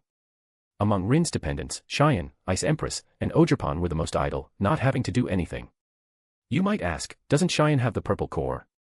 The Purple Corps, to put it plainly, was a suicide squad created by Cheyenne. They played among themselves and didn't have any formal positions. As for Ogerpon, she liked farming and was very interested in cultivating various fruits and vegetables, showing a tendency to develop into the agricultural sector. As for the remaining Ice Empress, Rin had no demands on her and just let her be. That's not what I meant. Rin sat in front of Ice Empress and smiled. I just thought you should be with Ogerpon, playing with monsters in the forest at this time. Though he said play, it actually meant clearing out the monsters in the forest. Monsters are a sustainable resource. As long as the Magicules in the Great Jura Forest continue to circulate, monsters will be born continuously.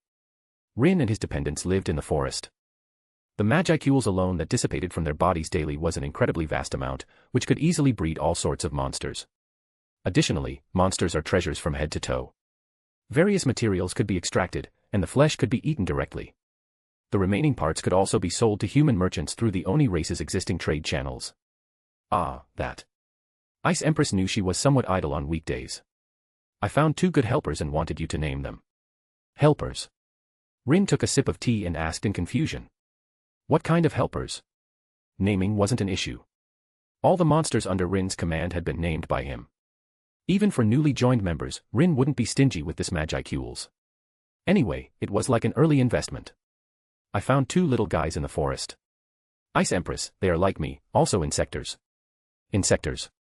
Rin's brows furrowed slightly.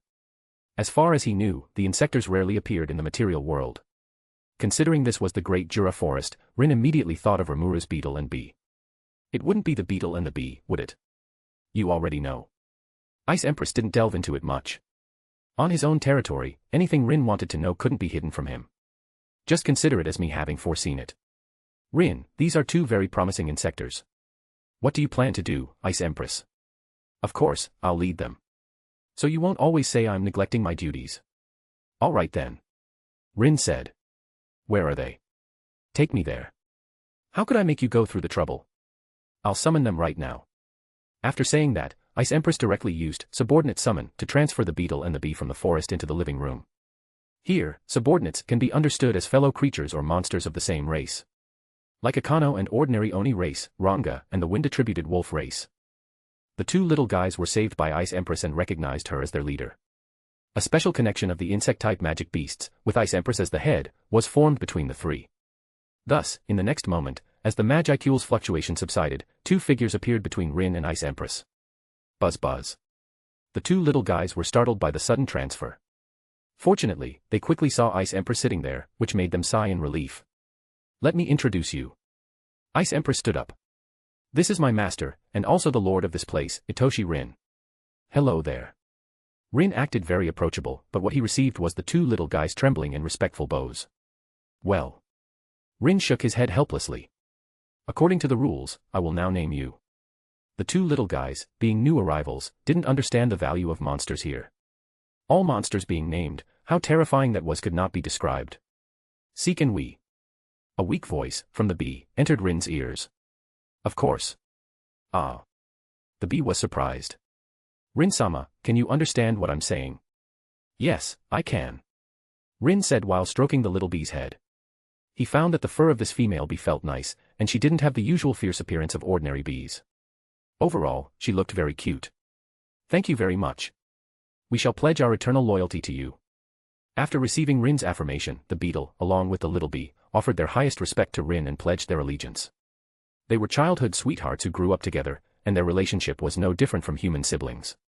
Now, to be appreciated by Rin and serve under his command together, made them truly happy. Their sense of belonging to Rin and the Monster Nation also greatly increased 4-fold. To be continued. Chapter 154, Zijin and Apito, bonus. From now on, you shall be called Zijin. And little bee, your name is Apito. Zijin and Apito were precisely the 2 insect-type magic beasts that Rimuru saved in the original story. Both possessed extraordinary aptitudes and would become top-tier powerhouses under Rimuru in the future. Especially Zijin. It's important to know that in the original storyline, Zijin would later surpass Benimaru, Cheyenne, and others to become a powerful existence. His Magicules at his peak were as high as over 60 million, second only to the 4 true dragons. In fact, not counting Storm Dragon Veldora, Rin felt that Zijin was Rimuru's top enforcer. Thank you, Master, for your grace. Zijin and Apito did not gain any unique skill from being named. Rin wasn't disappointed. Because he knew very well that Zijin's power was still dormant. What surprised Rin was that Zijin actually inherited a trace of bloodline power from Rin. Although it was only a trace, it was the bloodline of the Star King Dragon, of extremely high quality. Zijin. Race, Insect-type Magic Beast, Beetle-type. Magicules, 30,000 EP. Special skill, Phantom Spirit Power, Bloodline Gift from Master, Symbol of Loyalty Oath. Sibling Bond, Apito. Interesting. Rin remembered that in the novel, Zijin was physically mutilated while protecting Apito. Fortunately, Rimuru used a part of his body to fill Zijin's body. This also became the catalyst for Zijin's growth into a supreme powerhouse later on. Now, due to Ice Empress's timely appearance, Zijin was not injured. Rin had originally thought that Zijin's potential would be damaged as a result, but he didn't expect his talent to be so strong. Of course, the bloodline bestowal also made Zijin extremely loyal to Rin. He would absolutely obey commands from Rin. No matter what, as long as it was Rin's will, Zijin would execute it. Apito. Race, Insect-type Magic Beast, Queen Wasp type. Magicule, 24,000 EP. Special skill, Power of the Brood, a bloodline gift from Rin, a symbol of unwavering loyalty. Sibling bond, Zijin. Rin was a little surprised. Because not only Zijin, but even Ipito, also received a trace of bloodline power from him. Zijin's bloodline power was called the power of the Phantom Spirit. And Ipito's was the power of the Brood. Phantom Spirit and Brood. Rin wasn't sure what these two special skills meant. But he had a premonition. Once the two fully awakened, they would become two sharp blades in Rin's hands, sweeping away anyone who dared to defy him. What is this sibling bond? Rin performed a deep appraisal on this term. And the feedback he received surprised Rin quite a bit. Sibling bond. Description, a bond skill. When Zijin and Ipito are present, their magicules will resonate, greatly increasing each other's combat power. It can be like this. It was Rin's first time encountering a bond skill, and he was a little curious. Speaking of which, do Ice Empress and Snow Empress's fusion skills also belong to this type? Rin felt that the power of twin martial spirits very likely belonged to bond skills. A capability where the more associated monsters are present, the greater the increase in their respective strengths. In that case, the potential of these two little ones might even surpass that of the ogre. Rin felt that if he had more subordinate slots in the future, he could try to contract them. Shuna, Cheyenne, Benimaru, Sui. Rin had always carefully managed the subordinate slots on the Cardinal World side, only selecting individuals with the potential to awaken as demon lords. And the insect-type magic beasts. Rin didn't forget his 3 subordinate slots. One must know that the insect-type magic beasts is a very large group. They live in the spiritual domain and generally do not enter the material world. But with Zijin and Ipito, Rin had the opportunity to counter-invade the insectors. Forget it, let's wait until they awaken. Thinking so much is meaningless. Moreover, Rin's current lack of magicules doesn't mean he will always lack it. And given the insect-type magic beast's evolution speed, it will probably take until they reach true demon lord status to fully awaken. By that time, I'll probably have more slots than I can use, right? How do you two feel? Looking at the beetle and bee, whose appearances hadn't changed despite receiving names, Rin gently patted their heads to show affection. Thank you, master. As long as you like it. Rin was quite fond of these two little ones, it felt like having new pets at home. Master, please let us work in the forest. Ipito's voice sounded like a sweet and obedient young girl. Master will definitely like the honey I brew. I will help too. Zijin's voice was quite magnetic, inspiring trust. I will look forward to it. That's great. Upon receiving Rin's consent, the two little ones immediately danced with joy. Work hard, so I can taste the honey you mentioned, Ipito, soon. Okay, Ice Empress. Hey, don't exploit them. Rin laughed and bantered with Ice Empress for a while, telling her not to bully the newcomers. However, Ipito didn't feel this was workplace exploitation at all. She was very grateful to Ice Empress for saving her and her companions, and she also recognized her status as the leader of the insect-type magic beasts. Zijin felt the same way. Thus, under Ice Empress's triumphant expression, the two little ones followed her out of Rin's house to play in the forest. Soon, time came to the afternoon of the second day after Rin's return. Is everyone here? Violet, now, let the executive meeting begin. Rin gathered all the executives around him. Then, with Violet's assistance, Rin used extremely profound spatial magic to rearrange the entire town's layout. The new town layout was a circle in the middle, with 4 distinct areas divided at each corner of the circle. These 4 areas are arranged according to spring, summer, autumn, and winter. The distribution of the 4 seasons is fixed. But the 4 areas will rotate clockwise at an interval of once per season, allowing each area to experience the changes of the 4 seasons. This power was precisely the manifestation of nature possessed by Snow Empress. A circular street surrounding the central area branches out into 4 main roads, east, south, west, and north. Various shops will open on both sides of the streets for residents to consume, purchase, and entertain themselves. In addition, the most important Einsburn Castle was successfully placed by Rin in the central area. To be continued. Just remove the hyphen to access normally. Chapter 155, Chapter 155, The Future Demon Lord City. This central area will also serve as the gateway to and from my Void Arkansas. A part of the Void Arc space will overlap with the central area. Entering the central area is equivalent to entering the Void Arkansas. It was for this reason that Rin placed his residence in this location. If one day the town encounters danger, the monsters can quickly hide in the central area. The space there is isolated from the outside world, so even with world-destroying power, it would be impossible to locate the Void Arkansas. This ensures the maximum reduction of losses for the monster nation. Prepare the supplies and population. Once danger strikes, Rin will immediately take everyone and run. Justice. Rin called Justice's name. You tell everyone about the Soul Guild. Okay, Rin-sama. Justice abandoned the noble purity of a saintess and, like Irisveal, said with a rather maidenly heart. The Einsburn Castle is very big, it's a work I'm quite proud of. Rin-sama has already allowed us to set up offices outside the castle. Then there are service offices, data storage, and living areas. Justice used magic to display the castle's structural map to everyone, then pointed out the functions of each area. In the future, everyone can treat the place as our exclusive guild and come to post requests. The artificial angel ladies under Justice will serve as receptionists for the monsters, helping them resolve their worries and difficulties. Similarly, they also need to be responsible for the cleaning and management of the castle. These people will be managed by Irisveal. She will also become the vice president of the guild, working with Justice, the president, to handle soul requests together. Of course, the cleaning work is not tiring. They possess magic and can easily maintain the cleanliness of the castle.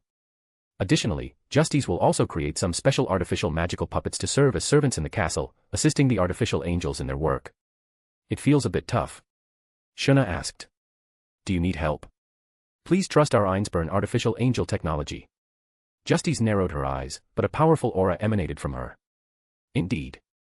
Shuna realized that Justice intended to monopolize the right to care for Rin. How can I let you succeed? Shuna immediately began to argue vehemently. In terms of eloquence, Justice was ultimately no match for Shuna and could only choose to take a step back. In the future, Rin-sama's residence will be moved inside the castle.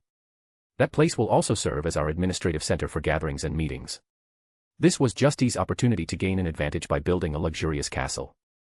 Rin-sama's daily life will still be handled by the Mikoheims. Shuna fiercely defended her sovereignty. She was already prepared to thoroughly train her Mikoheim to be the first line of defense against the white-haired angels. Sizzle sizzle. The next moment, the eyes of the two women met in the air, sparking intense flames. She's getting anxious. Snow Empress immediately saw Justice's situation.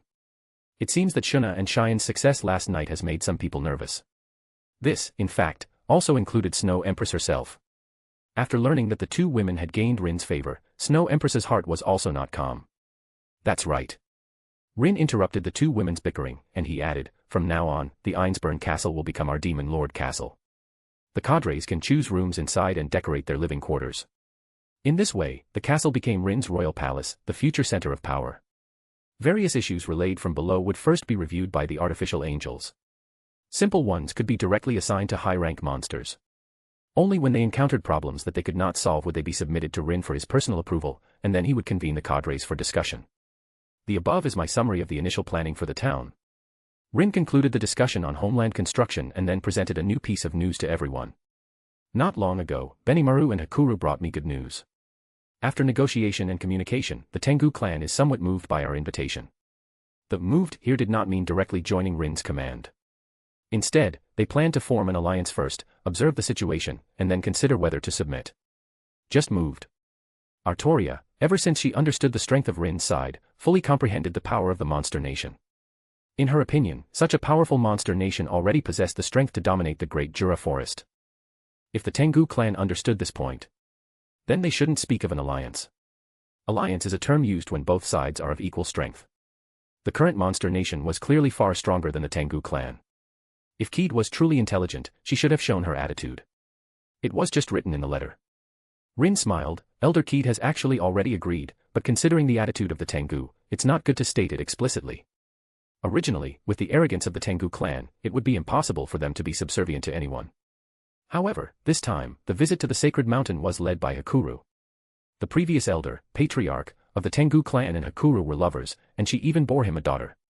That Hakuru, he actually has a daughter. Hearing this news, Akana was greatly surprised. And the other party is the daughter of the Tengu clan patriarch.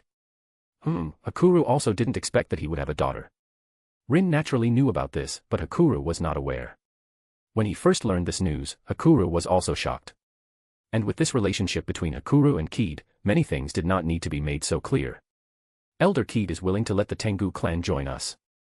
The joining here was not an alliance, but submission, to make all members of the Tengu clan submit to Rin. She has a great say in the clan. With her help, our process of subduing the Tengu should be relatively smooth. After Rin finished speaking, he began to explain the reason for the alliance matter. However, Elder Keed say is, after all, only a part, and cannot represent all the Tengu. I heard from Hakuru that a group of Tengu found the acting Elder Momiji, wanting to contend with Elder Keed. This part of the Tengu seems very resistant to the matter of submission. To be continued. Chapter 156, Chapter 156, The Tengu Clan, Bonus. Hearing this, the cadres immediately became interested. Disobedient. Then beat them until they obey. The monster nation's friendly attitude towards the Tengu clan was entirely based on the relationship between Hakuru and Keed. Otherwise, if it were another race, they would have already pushed through forcefully. Cheyenne and Ice Empress had already agreed. Once the Tengu problem was resolved, they would ask Rin for permission to subdue the Lizardman's wetlands. My lord. Hashiga, the Starfang wolves are willing to be the vanguard. In yesterday's battle, the ogre lads didn't get to fight to their heart's content. Akano also refused to be outdone. I heard that the Tengu clan has innate divine strength, and my ogre have long wanted to test their mettle. And us hobgoblins. Rigard flexed his muscles, striking various poses. Managing prisoners and transporting supplies, please rest assured and leave it to us, Rin. All right. Calm down first, everyone. Rin shook his head and said, the Tengu clan's strength is not weak. As far as I know, the leaders of the Tengu clan throughout history have been able to gain the blessings of the mountain god. Their strength is comparable to a demon lord seed. Judging by Magicules, Momiji was roughly equivalent to a demon lord seed with 300,000 Magicules. Of course, only the Magicules quantity reached that level. The strength of a monster depends on two things, Magicules and skills. Momiji didn't have any powerful unique skills. So, in a real fight, as long as your Magicules break through 100,000, you can be considered on the same level as her. Below 10,000, 10,000 to 100,000, 100,000 to 1 million. Within these three stages, the amount of Magicules is not the key to determining strength, unique skills are. Special A rank. Hearing about Momiji's strength, the cadres immediately knew that they might not be her match. However, Artoria, Snow Empress, and Ogerpon remained unfazed. So, Benimaru is not her match. Akano was worried that his son would suffer a loss there. Of course, Akano didn't care if Benimaru lost an arm or a leg. What he was worried about was whether Benimaru had embarrassed Rin. Indeed a loving father. Daughters are treasures, sons are weeds. It's an old tradition of the Red Oni family. Not at all. Rin anticipated the possibility of a battle. He now had plenty of Magicules, which he could use to boost his dependence. So, he immediately sent enough Magicules to Benimaru, allowing him to break through to Special A rank. Also upgraded were Cheyenne, Shuna, Sui, as well as Ice Empress and Justice. Benimaru, having reached Special A rank, successfully defeated Momiji with his unique skill. Although it wasn't an instant kill like in the original work, he still won relatively easily. Lost, and still dared to show attitude. Ice Empress felt her anger surge. Those Tengu are a bit too ungrateful, aren't they? She was also Special A rank now and considered her strength to be above Benimaru's. If even Benimaru could win, she certainly could too. It seems there's a big problem within the Tengu clan. Artoria analyzed. As the strongest, Momiji was defeated by us, but the other side still maintains a strong attitude. What does this indicate? It indicates that some Tengu don't take Momiji seriously. They don't acknowledge Momiji's strength. Or rather, they weren't afraid because of Momiji's defeat. So, who exactly are they? And as keen as Artoria was the Snow Empress, she also detected the internal conflict within the Tengu clan. The xenophobic faction. It is because of them that our plans have been hindered. Rin actually went to the Tengu clan with good intentions. First, joining Rin meant that all members would receive a name. For the Tengu clan, with a population of tens of thousands, this was simply a godsend. As for receiving a name and becoming Rin's subjects, it should be known that naming a monster, in severe cases, could directly cause the namer to die. Rin took such a great risk to name them. It's reasonable for you to offer your loyalty, isn't it? However, the fact that I am willing to bestow names is currently only known to Elder Keed. Rin said with a serious expression, I am not a pushover, I will not do things like shamelessly offering benefits to others. So, this is a test for the Tengu clan. Snow Empress immediately understood Rin's intention, he was screening the Tengu clan for those worthy of his acceptance. Elder Keed is a smart person. No, I should say, she trusts Hakuru enough. Keed trusted Hakuru, knowing that he wouldn't joke about such matters.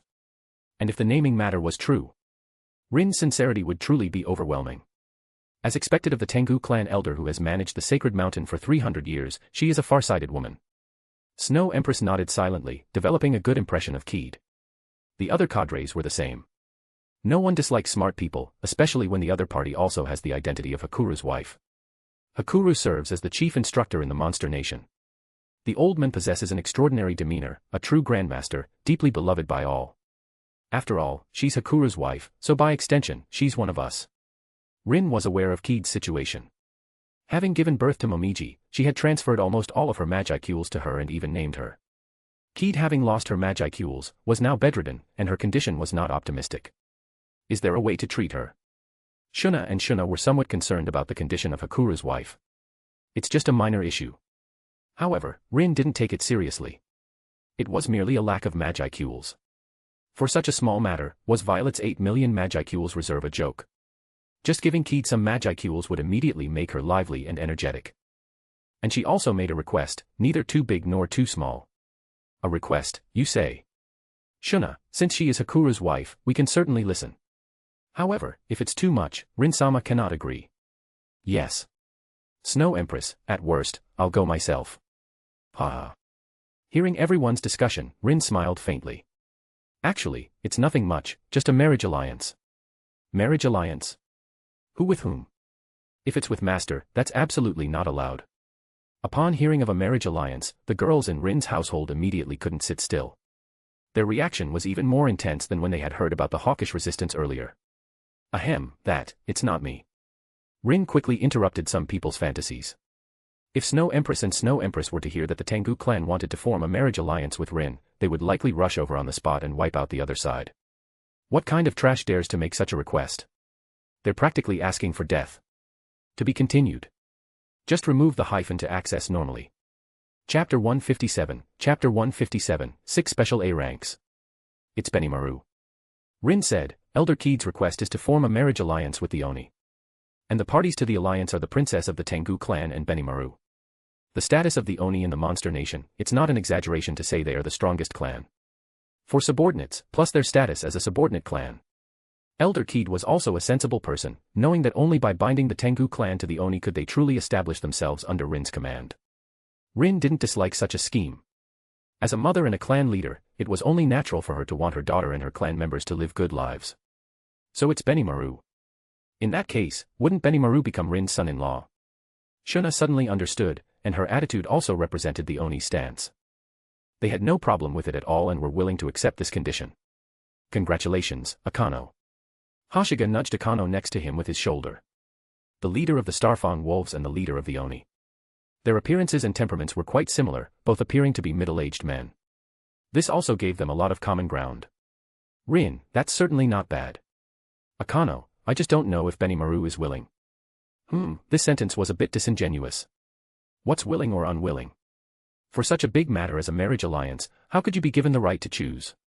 This is a good thing that benefits the Monster Nation, how can you mess it up? Akano, rubbing his hands. Rebellious son. Will you agree? Or will your father force you to agree?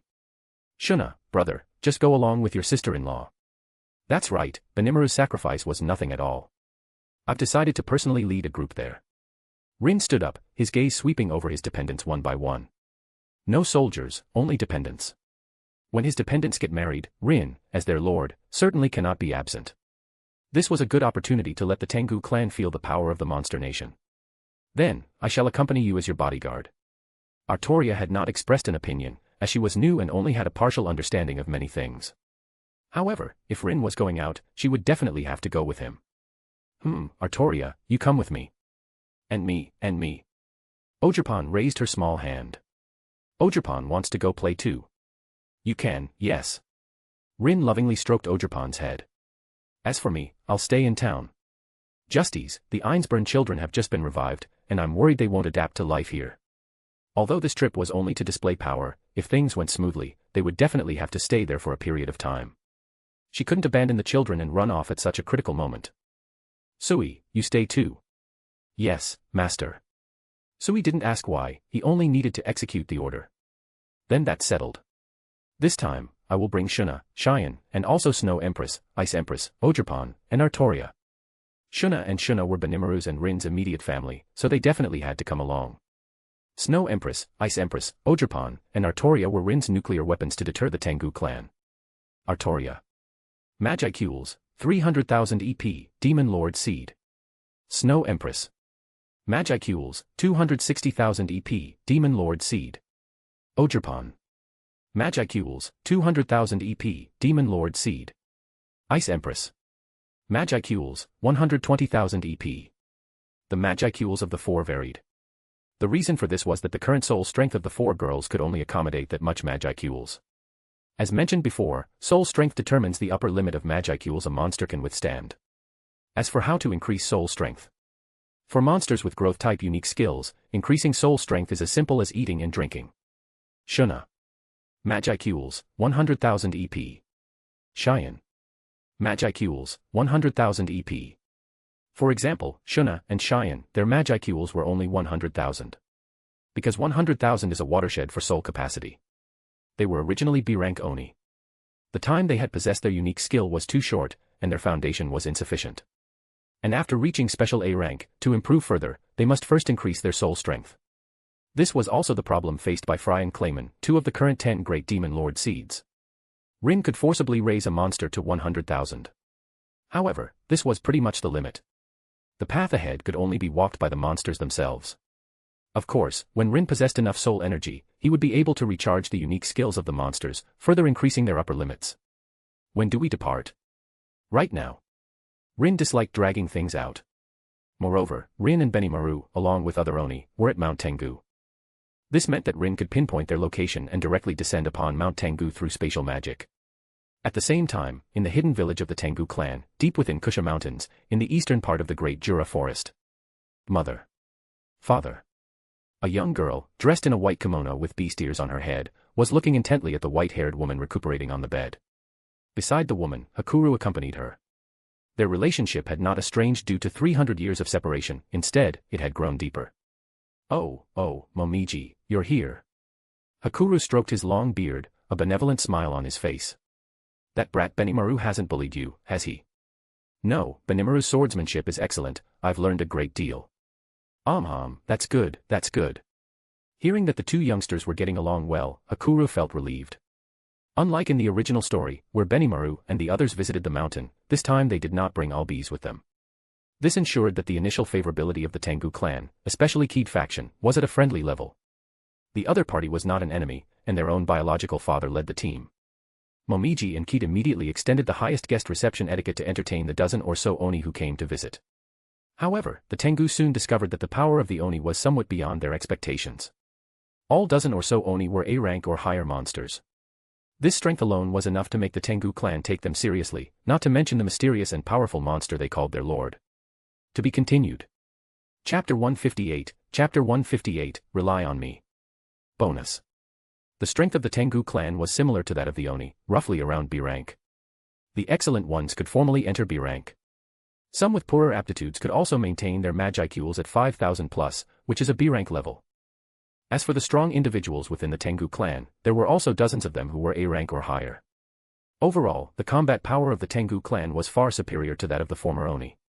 If one also considered Momiji, the daughter Keed had nurtured for 300 years, who combined the bloodlines of the Oni and the Tengu clan, her strength was special A rank, close to a Demon Lord seed. With dozens of A rank strong individuals, such strength had already reached the limit that the current Great Jura Forest could accommodate. The reasons they did not participate in the forest's struggle for dominance were twofold. First, the Tengu clan's arrogant nature disdained competing for territory with the monsters from the lowlands. Additionally, they faced a threat from the east, the country of Fry, one of the 10 great demon lords. The Tengu clan and the Harpy clan, due to their similar ecological niches, had been in constant conflict over the years. In their engagements, the Tengu clan was often at a disadvantage. Because of this, the Tengu were forced to live in seclusion in the mountains, using an interdimensional barrier to evade Frey's prying eyes. Father. Momiji asked, you said that Rin, that lord, is truly willing to take on our conflict with the Harpy Kingdom. This old man cannot say for sure. Hakuru felt that Rin certainly wouldn't care about these things. But he couldn't make decisions for Rin. Even if the person opposite him was his own biological daughter, and the elder of the Tengu clan was his beloved wife, Hakuru, as an old man of his age, understood the issue of position very clearly. All right, Momiji. Keed interjected. Don't make things difficult for your father. Yes. Momiji's mood was a bit low. Too many things had happened in the past few days. First, she met her biological father, and then she was defeated in a fair duel with Benimaru. Her father and mother had already reached an agreement. Momiji would lead the Tengu clan to submit to Rin and become his subjects. Alliance and submission are two completely different concepts. Keed knew that such a decision would inevitably bring a considerable impact to the Tengu clan. Some strong-willed Tengu could not accept such a decision. Hakuru and Benimaru stated in their reply to Rin that Keed and Momiji had differing opinions. But the actual situation was not like that. Momiji and Keed were actually both on Rin's side. The reason it developed into two dissenting factions was mainly the result of the Hawk faction Tengu's coercion. Momiji had no choice but to step forward and appease the Hawk faction Tengu. This led to the current situation. Rest assured, Momiji. Hakuru held his wife's hand and said calmly, "Our Lord's magnanimity is beyond our imagination. The only thing we need to do is maintain a humble attitude and leave a good impression on him." The Tengu clan is numerous, and their hearts cannot entirely lean towards Keed and Momiji. The mother and daughter had already selected their factions and clansmen. This included most of the ordinary Tengu clan, leaving only the old guys representing the Hawk faction and the young people they had brainwashed. Hakuru cared about his wife and daughter. And Rin also gave his assurance that he would treat them kindly, as well as the Tengu clan who were willing to follow him. This is enough. Hakuru would not think of speaking for the Tengu and saving the entire clan. If he did that, Hakuru would look down on himself. Eating Rin's food, enjoying Rin's benefits, yet because of his wife and daughter, he would take on the responsibility of the Tengu clan.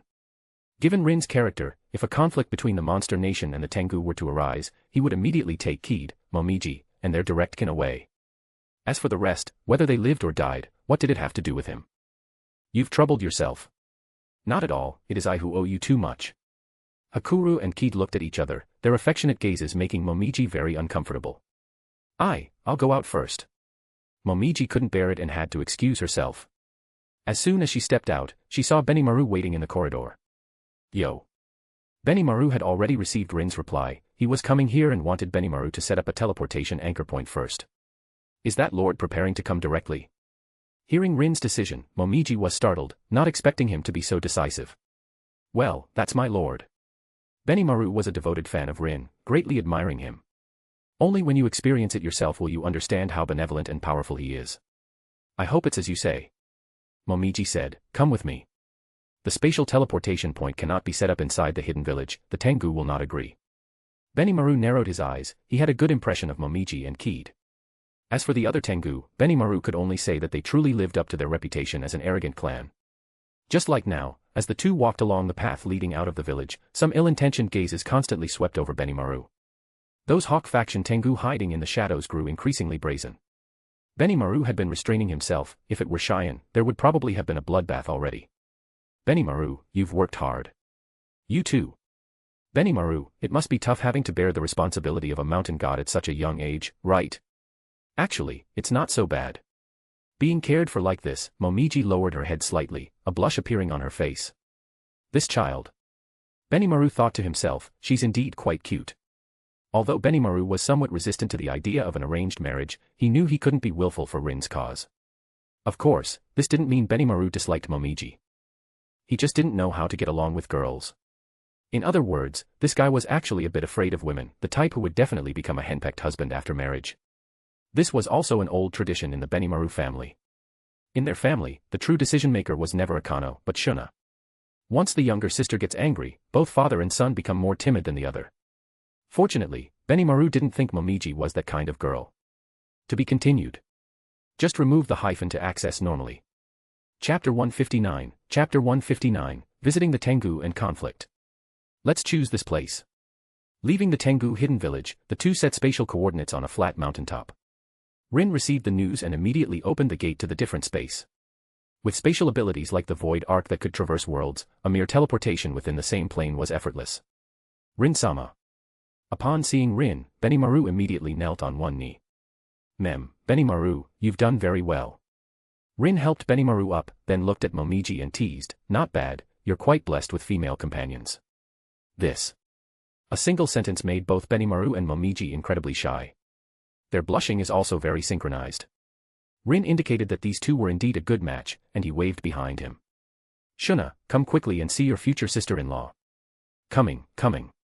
Let me see too. Oh, isn't she super cute? Hello, my name is Cheyenne. Cheyenne grabbed Momiji's hand. Please take care of me. Please take care of me. Momiji was startled by the enthusiastic Cheyenne. One might not know, but they would think Cheyenne was Benimaru's biological younger sister. This Cheyenne. Rin shook his head inwardly, truly having no way to deal with this girl. Besides, this was already a joyous occasion, and Rin didn't want to appear too serious. Especially towards Momiji and Keed's faction. Since they intended to surrender, Rin naturally had to display the demeanor of an enlightened lord. So many people came. Benimaru first exchanged pleasantries with Shuna and Cheyenne. However, upon seeing Snow Empress and Ice Empress, Benimaru's pupils instinctively contracted slightly. Good heavens! Originally, Benimaru had worried that the Tengu clan might offend Rin. Now, he could only let the Hawk faction Tengu pray for their own good fortune. Is this the Tengu clan's sacred mountain? It feels a bit barren. Artoria followed closely behind Rin, and as the spatial gate closed, Ogerpon bounced out, and the portal began to shrink and disappear. It's a bit like Ogerpon's hometown, the Oni Mountain. Ogerpon was quite familiar with the environment on this mountain. Kitakami, where she had originally lived, was just such a place. After being cared for by Rin, the little one had long since let go of her past painful memories. On the other side, Artoria was quietly staring in a certain direction. Over there. At that location, Artoria sensed spatial fluctuations. So that's it, they used the different space to hide the true village. They can actually discover our village. Momiji didn't expect Artoria to have such keen eyesight. Then she looked at the other girls accompanying Rin. Snow Empress, Artoria, Ogerpon. The three gave Momiji a very dangerous feeling. I'll die. Her instincts told Momiji that if she fought these three, she would surely die. Then there were Ice Empress, Shuna, and Cheyenne. The pressure they exerted on Momiji wasn't as overwhelming as Snow Empress's, but it was equally clear. Undoubtedly, each of the 6 girls Rin brought possessed an amount of Magicule equal to or even surpassing hers. It's too exaggerated. Momiji didn't know how to describe Rin's forces. She could only say that her mother's judgment was correct, and her father had not deceived them. Unfortunately, those guys won't compromise easily. Momiji was referring to the Hawk faction Tengu. These people were overly arrogant, incredibly stubborn, the type who wouldn't turn back until they hit a wall. Rin-sama, it's a pleasure to meet you. My name is Momiji, and I am the acting elder of the Tengu clan. My father and Benimaru have spoken to me about you, Momiji said with a humble posture. Next, please allow me to show you around the Tengu hidden village. Thank you for your trouble. Rin said, however, the tour can wait. First, take me to visit your mother, Elder Keed. All right. Please follow me. Momiji acted decisively, directly leading Rin and the others toward Elder Keed's residence. Buzz. As they crossed the different space, the Tengu hidden village, hidden behind the continuous green mountains, revealed its serene beauty to everyone.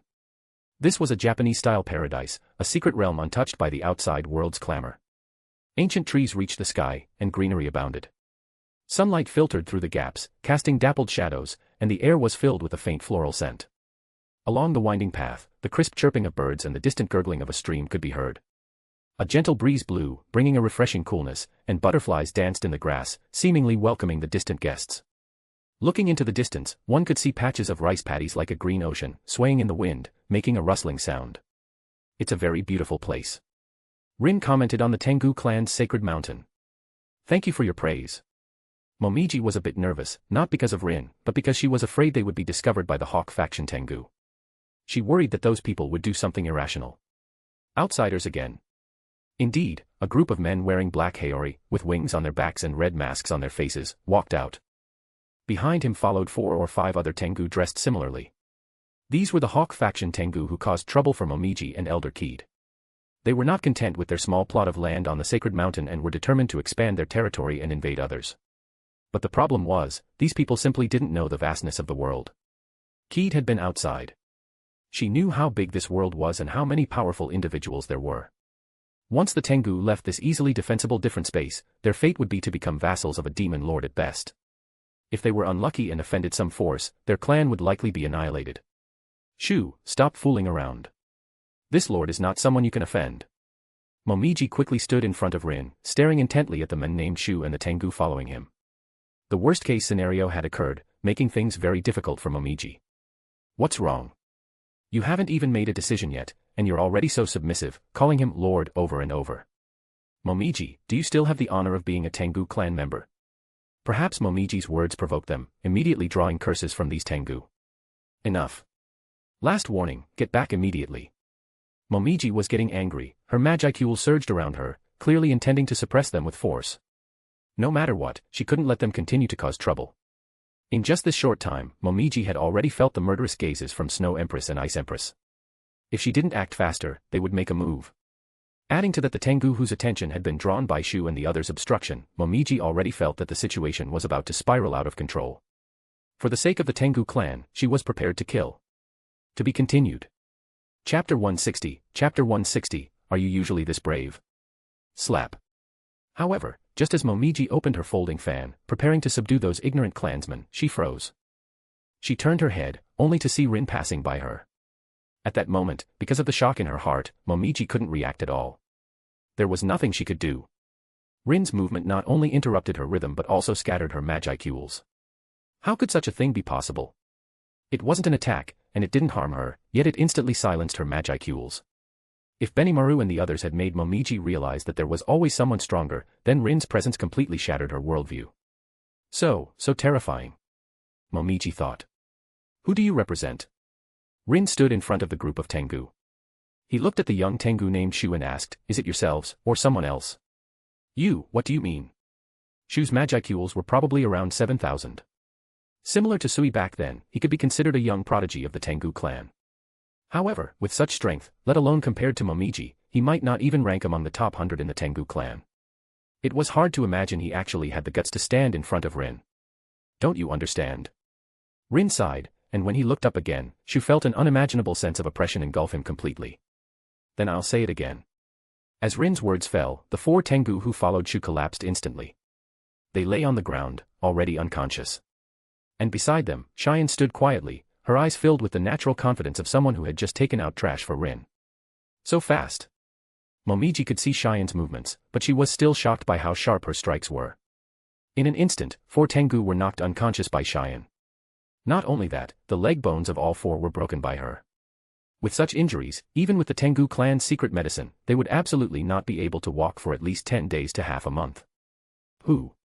Momiji didn't blame her at all. If it were her, she might have struck even harder than Cheyenne. Now that those people could still keep their lives, Momiji had nothing more to say. She chose to remain silent. Then she quietly waited for Rin's next move. You, what did you do? Damn it. Only then did Shu notice his companions falling. He was flustered, but he still mustered up the courage to point at Rin and shout, how dare you attack us in the Tengu hidden village? Even with an elder's protection, you won't be able to leave the Divine Mountain today. Rin wasn't particularly angry, just speechless. He wanted to ask if the other party was serious. Snow Empress. Rin didn't bother to make another move, because the other party wasn't worth it. Humph. The air turned cold in an instant. The next moment, Shu, who had been shouting, completely turned into an ice sculpture. Crack. This wasn't the end. As Ice Empress flicked her finger, the ice sculpture, along with Shu inside, shattered with a sharp bang. Yes, Rin had killed him. The first time, I could tolerate your rudeness. But the second time, I truly cannot understand why someone can be so foolish. Cheyenne's move had already been meant to establish authority, injuring but not killing. It both showed Rin's prestige and gave the Tengu clan some face. But what was with Shu's behavior? Was he really that brave? Not only was he unafraid, but he dared to point at Rin's nose, question him, threaten him, and even tell him he couldn't leave the Tengu Divine Mountain. Good heavens. Even Keed and Momiji wouldn't dare to say such words. Sorry, it was my dereliction of duty. Momiji had only seen Rin's gentle side before. Now that she thought about it, how could someone who could subdue Benimaru and her father be without authority? Rin was not a gentle Japanese protagonist. For Rin, he could accept enemies fighting to the death and even quite admired such resolve. But he could not tolerate the foolishness of others. Who is behind him? And what are the conflicts of interest? Rin released the restraints on Momiji and said calmly, tell me everything from beginning to end. Ah, that. Momiji didn't know how to explain. After all, she was just a little girl, completely lacking her mother's experience. If there are internal conflicts, then resolve internal conflicts. Don't worry, speak boldly. Rin said, I am not here to enslave the Tengu clan, but to make you my people, my companions. So, whatever your needs are, just tell me. As long as I can solve it, I will try my best to help you. As a lord, he had an obligation to help his subjects solve their troubles. Rin would not let the Tengu clan pledge one-sided loyalty. Rin-sama. Benimaru saw that Momiji was flustered and said, please let Elder Ki discuss these matters with you. Benimaru, you. Rin looked at Benimaru meaningfully, making the young man's face turn completely red. Knowing how to protect women, not bad, Benimaru. Rin patted Benimaru's shoulder lightly and said with a smile, "All right, you guys continue to lead the way." Rin did not make things difficult for Momiji. He returned to his previous peaceful demeanor, completely ignoring the dead Shu and the 4 unconscious Tengu. Rin had asked Shu in what capacity he was standing before him. If Shu could represent the Hawk faction, Rin would not have acted so decisively. He would have had Shu bring the Hawk faction members over. Then, depending on the situation, he would decide whether to kill them all. Anyway, the Tengu clan was going to become his people, so what did it matter to clear out some parasites and fools in advance? Any race certainly has a few reclusive individuals. Unless it was like the goblins, who were on the verge of extinction, or monsters with sparse populations like the Ogre clan or the Starfang Wolf clan. Otherwise, when the forest is big, there are truly all kinds of birds. That just now, that was already considered a declaration of war, right? On the way, Snow Empress voiced her opinion. Basically equivalent to a declaration of war. Artoria was a monarch, she had fought countless wars. Therefore, no one here had more right to speak than her. To be continued. Just remove the hyphen to access normally. Chapter 161, Naming. And it was quite rude. Imagine Artoria visiting another territory. The other side brings people and says, "You won't leave here alive today." Even a saint like Artoria would draw her sword without hesitation and show the other party how sharp her sword was. Is that so? Unfortunately, Ice Empress acted too fast. Snow Empress felt very regretful, and at the same time blamed Ice Empress for killing him. If she had been left alive, Snow Empress could have used it as an excuse to skip all procedures and directly bring about the descent of the Ice God in the Tengu hidden village. This. Snow Empress felt wrong because Rin's hint to her was to pulverize him. Alright, I told Ice Empress to do that. Rin helped Snow Empress out of her predicament, and Momiji, who heard their conversation, then realized what Rin had done. His decisive and ruthless actions actually protected the reputation of the Tengu clan. Otherwise, if Rin had taken it seriously, it would have been a war between two forces, and who knew how many people would have died. That idiot Shu was practically joking with the lives of tens of thousands of Tengu. And those old fogies in the Hawk faction. Did they even know how much disaster provoking such a force would bring to the Tengu clan? Shu's attitude, and that of the person behind him, is absolutely not what we intended. Momiji immediately distanced herself. Please believe us, we genuinely want to join. I believe you. Phew. Upon hearing this, Momiji finally breathed a sigh of relief. In the face of racial righteousness, individual sacrifices are unavoidable. Additionally, Momiji found it very strange. Why was Shu's reaction so strong? What exactly did they want to do? After all, Rin had already arrived, what couldn't be discussed at the meeting? Just as Rin said. If there were any issues, they should just bring them up. Rin would not be stingy with his help if he could assist. Saying nothing, not even willing to attend the meeting. No. Momiji realized something. They are simply looking for trouble on purpose. The result of looking for trouble was offending Rin, which would lead to the inability of both sides to continue peaceful negotiations. Damn it. These old geezers, they only cause trouble for others. While Momiji was secretly distressed, Rin was also pondering the same question. Why did this happen?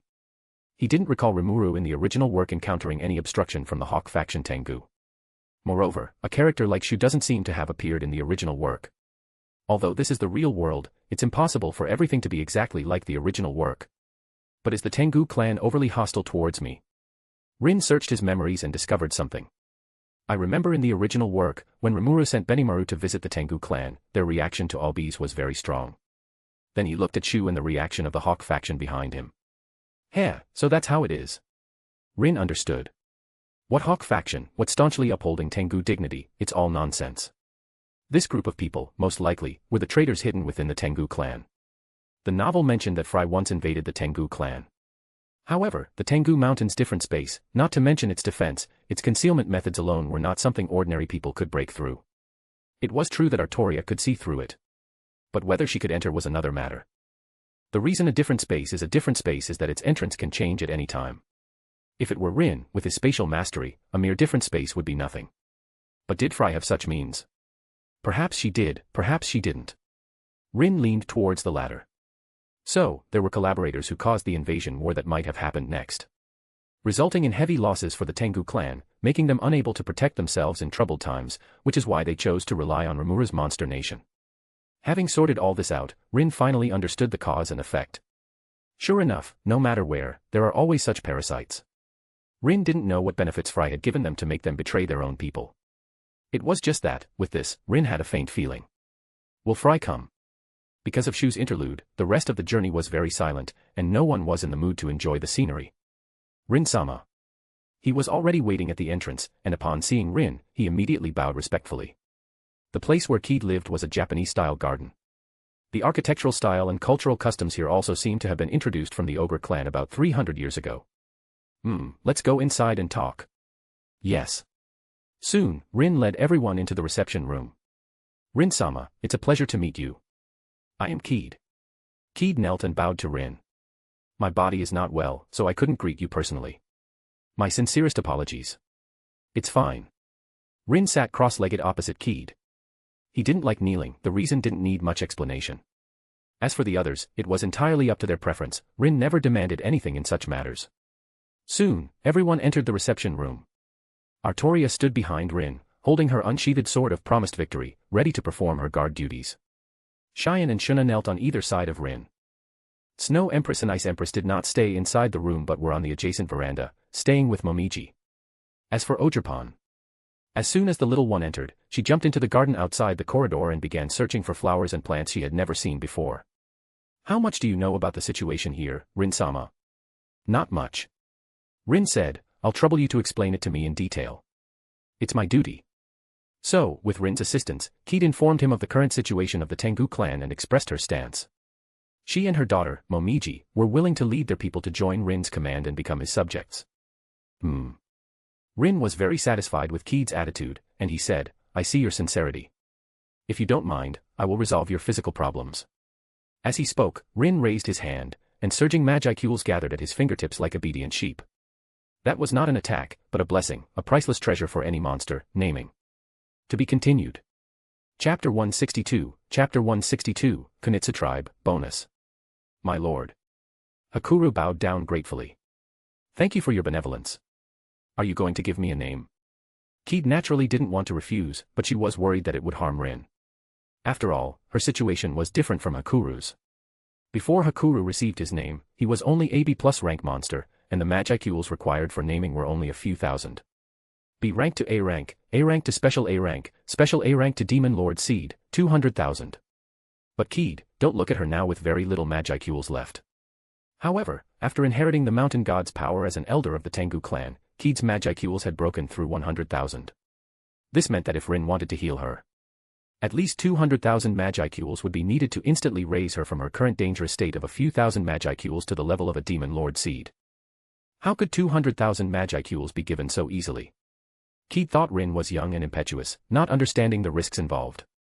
But seeing Rin and the several women present unchanged, she realized that Rin was serious. You are Hakuru's wife, and by extension, you are also my subordinate. In the cardinal world, there was also the custom that when a woman married, she belonged to her husband's family. Previously, Keed had to nurture Momiji and could not stay by Hakuru's side. Now it was different. Momiji was already independent, so it was time for Keed to be with her beloved. Keed couldn't refuse Rin's statement. Thank you for your recognition. She and Hakuru truly loved each other. So, not to mention the other members of the Tengu clan, if it was just Keed herself, she could indeed accept Rin's statement. It's just that my abilities are humble, and even with your care, I can't help you much. Keed said, instead of wasting Magicules on me, it would be better to let Hakuru serve you better. It has nothing to do with strength or ability. In response, Rin shook his head. Since I have the ability, how can I stand by and watch the family of my subordinate lie sick in bed? To be honest, Keed was truly moved by Rin's words. It wasn't for her ability, nor for the Tengu clan. It was because she was Hakuru's wife. Saving her was for Hakuru's sake, not for any other reason. But, mother's illness requires far more than 200,000 Magicules. Momiji's body trembled slightly, with excitement and emotion. But more than that, it was self-reproach and regret. Keed's name was given by her parents. However, Keed's parents had long passed away, so Rin could name her again. Momiji, on the other hand, was named by Keed. This also meant that to overwrite Keed's name, all the named monsters under her command would have to be named again. I know, so it's not just Elder Keed, but also Momiji. Rin said, I will conduct the naming ceremony for all at once. The naming here will not change the two women's names, but rather overwrite them. Rin's will and power will cover their original true names, thereby establishing a soul corridor. The naming must be agreed upon by both parties. One-sided desire and forced bestowal are not permissible. Therefore, for the monsters being named. Once they accept Rin's naming, it is equivalent to swearing allegiance and they can never betray him. Magicules are the energy that constitutes monsters. Giving Magicules is equivalent to bestowing flesh and blood. This is no different from being a parent who regenerates them. It is precisely because of this relationship that naming is an unbreakable oath between the upper and lower classes of monsters. Can you really do it? Momiji undoubtedly loved her mother. If the other party could truly save her mother, Momiji would sell herself to him without a single complaint. If it were a bit later and your Magicules exceeded 200,000, then for me, it would indeed be very stressful. Rin smiled. But for now, it's just right. In the original work, when Momiji appeared, her Magicules were not much weaker than those of Carrion. So, to make her break through her limits again, it would require nearly 800,000 Magicules to break through 1,000,000 in one go. Adding Keed's 200,000, that equals 1,000,000 Magicules. Consuming 1,000,000 Magicules for a newcomer like Momiji, who just joined, the Rimuru group would certainly not agree. It's hard to say about the future, but at that time, Momiji had made no contributions. The Tengu clan was an alliance, not a subjugation. In such a situation, no matter how kind Rimuru was, it would be difficult for him to proactively suggest treating Elder Keed's foundational issues. Your 100,000, plus Elder Keed's 200,000, makes 300,000 Magicules, which I can still provide. Seeing Rin's confidence, Keed and Momiji looked at Hakuru in unison. Hakuru had nothing to say but to bow to Rin. Tears welled up in the old man's eyes. To have met a liege like Rin in this life, he had no regrets even if he died. Well. Watching this scene, Benimaru sighed inwardly. Let's begin.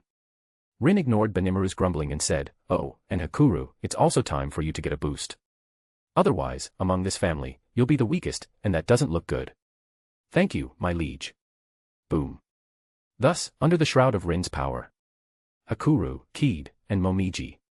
The Magicules of the family of three surged, instantly meeting the requirements. Keed. Race, Kunitsu tribe. Magicules, 200,000 EP, special A-rank Demon Lord Seed. Unique skill, God's favored one. Hakuru. Race, Oni. Magicules, 200,000 EP, special A-rank Demon Lord Seed. Unique skill, Martial God. Momiji. Race, Kunitsu tribe. Magicules, 200,000 EP, special A-rank Demon Lord Seed. Unique skill, Ape Maiden Sovereign. The Magicules of the three increased by a total of around 500,000. Naming them provided Rin with 15% of the Magicules, which means a feedback of 75,000 EP, to be continued. One bonus chapter will be released for every 200 Power Stones. Chapter 163, Arrival at the Mountain. However, due to Violet's 50% discount, the actual Magicules consumed by Rin were only 250,000. With this addition and subtraction, the Magicules truly reduced for Rin were only around 170,000. 170,000 Magicules in exchange for a whole family of loyal subordinates was actually not a loss. Moreover, Rin already had an endless supply of Magicules. He never hesitated to bestow it when he found an opportunity. It was still the same saying. Magicules do not disappear, they merely change form and are stored within the bodies of his subordinates. My body. Soon, Keed was the first to notice her change. So light. How long has it been since I felt this light and at ease? Her originally weak body had now shaken off its previous fatigue and was filled with power. Now, she felt better than ever before. Even her somewhat aged face had regained its youth, appearing like a beautiful woman in her early 30s, still full of charm. Thank you for your grace, my liege. Without any hesitation, Keed rose and bowed to Rin. Hakuru and Momiji joined her. Hakuru's appearance had become much younger, reverting from an old man of around 60 to a middle-aged state of about 40. This is different from Hakuru's situation in the original work. Hakuru under Rimuru, due to exhausted potential, could not bear too many Magicules and could only fight with superb martial arts. However, Rin's situation was different from Rimuru's. His abilities were not limited to the Cardinal World. He also possessed power from Konosuba, Type Moon, Soul Land, Pokémon, and other universes. Therefore, even for the same character, under Rimuru and under Rin, they would walk two completely different paths. Keed and Hakuru are the best examples. Not only did the couple's Magicules greatly increase, but they also gained the recognition of the voice of the world, acquiring the status of Demon Lord Seed. And with the title of Demon Lord Seed, In the future, Rin would be able to further advance them into true demon lord by bestowing them with enough souls. Rise. Rin said, here, I don't have so many formalities. How can that be? Keed said earnestly, forgive my frankness, but these basic courtesies must never be neglected casually. As their relationship grew closer, Keed no longer held back and began to actively uphold Rin's prestige. Ah. All right, another traditional elder sister. However, since Rin was the beneficiary, he couldn't say much. Never mind, let's talk about the unique skills you've newly acquired. Rin looked at Hakuru. Martial God, it sounds like a unique skill similar to Snow Empress's Sword Saint. Yes, it's almost identical to Snow Empress's Sword Saint. Hakuru briefly introduced the abilities of Martial God. Just as Rin said, apart from the name, it was essentially the same skill as Sword Saint. Hakuru was already a master of swordsmanship and was also very familiar with other martial arts. Now, Hakuru had directly leaped from a sword master to an all-around grandmaster. Spearmanship, swordsmanship, fist techniques, leg techniques, close combat, ranged combat, weapons, unarmed combat, anything related to the martial path, he could bring it to its utmost potential. Coupled with the various professional systems inherited from Konosuba through Rin, Hakuru is now definitely the backbone of the monster nation in terms of skill. Then from now on, please continue to serve as the chief instructor of the monster nation, Hakuru. Please rest assured and leave it to this old man. Hakuru was already conceiving hundreds of plans for training new recruits in his mind. Not only the Oni, but also the Wolfkin, and even the goblins, none would be spared. He remembered finding a small fellow among the goblins before. Although he seemed a bit dull, he was an uncut gem. Achoo. Far away, Gobta, who was idling in the town, suddenly shivered. He didn't know what this meant. He only thought he had caught a cold from sleeping poorly at night. Keed, what do you mean by God's favored one? Oh, that. Keed opened her folding fan, covering her mouth as she chuckled. It means exactly what it says, someone blessed by a god. God. That would be you. Keed smiled. You, who granted me new life, are the only god in my heart. This unique skill, God's favored one, if it existed alone, wouldn't be very useful. At most, it would be used to sign contracts with some spirits, demons, or angels, and then borrow their power for combat. But Keed is different. She doesn't need to contract with anything. Because right beside her is an existence far surpassing spirits, demons, and angels, that is Rin. This ability is somewhat like a single-target version of Justi's Edict of Heaven. In terms of range, Edict of Heaven is far superior to God's favored one. However, in terms of single-target application, God's favored one has no limitations. This means that as long as Rin is willing, Keed can act as his priestess, unleashing terrifying destructive power far beyond her own. A very powerful unique skill, and it suits you well. And it can be paired with Hakuru.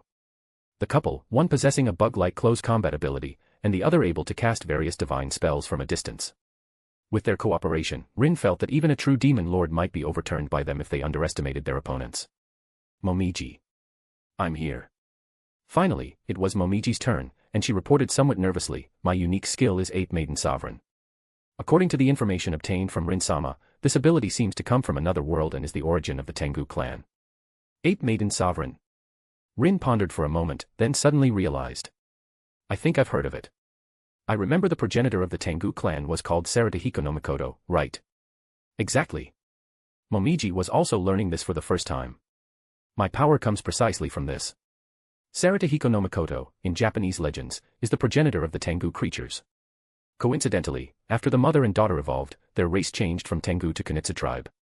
Kunitsu tribe, Kunitsukami. Rin felt that the Kunitsu tribe here was likely related to the Kunitsukami of another world. According to the setting of the cardinal world, there is a certain probability that Japanese myths and legends are precisely the monsters from this side who went there and left behind their traces.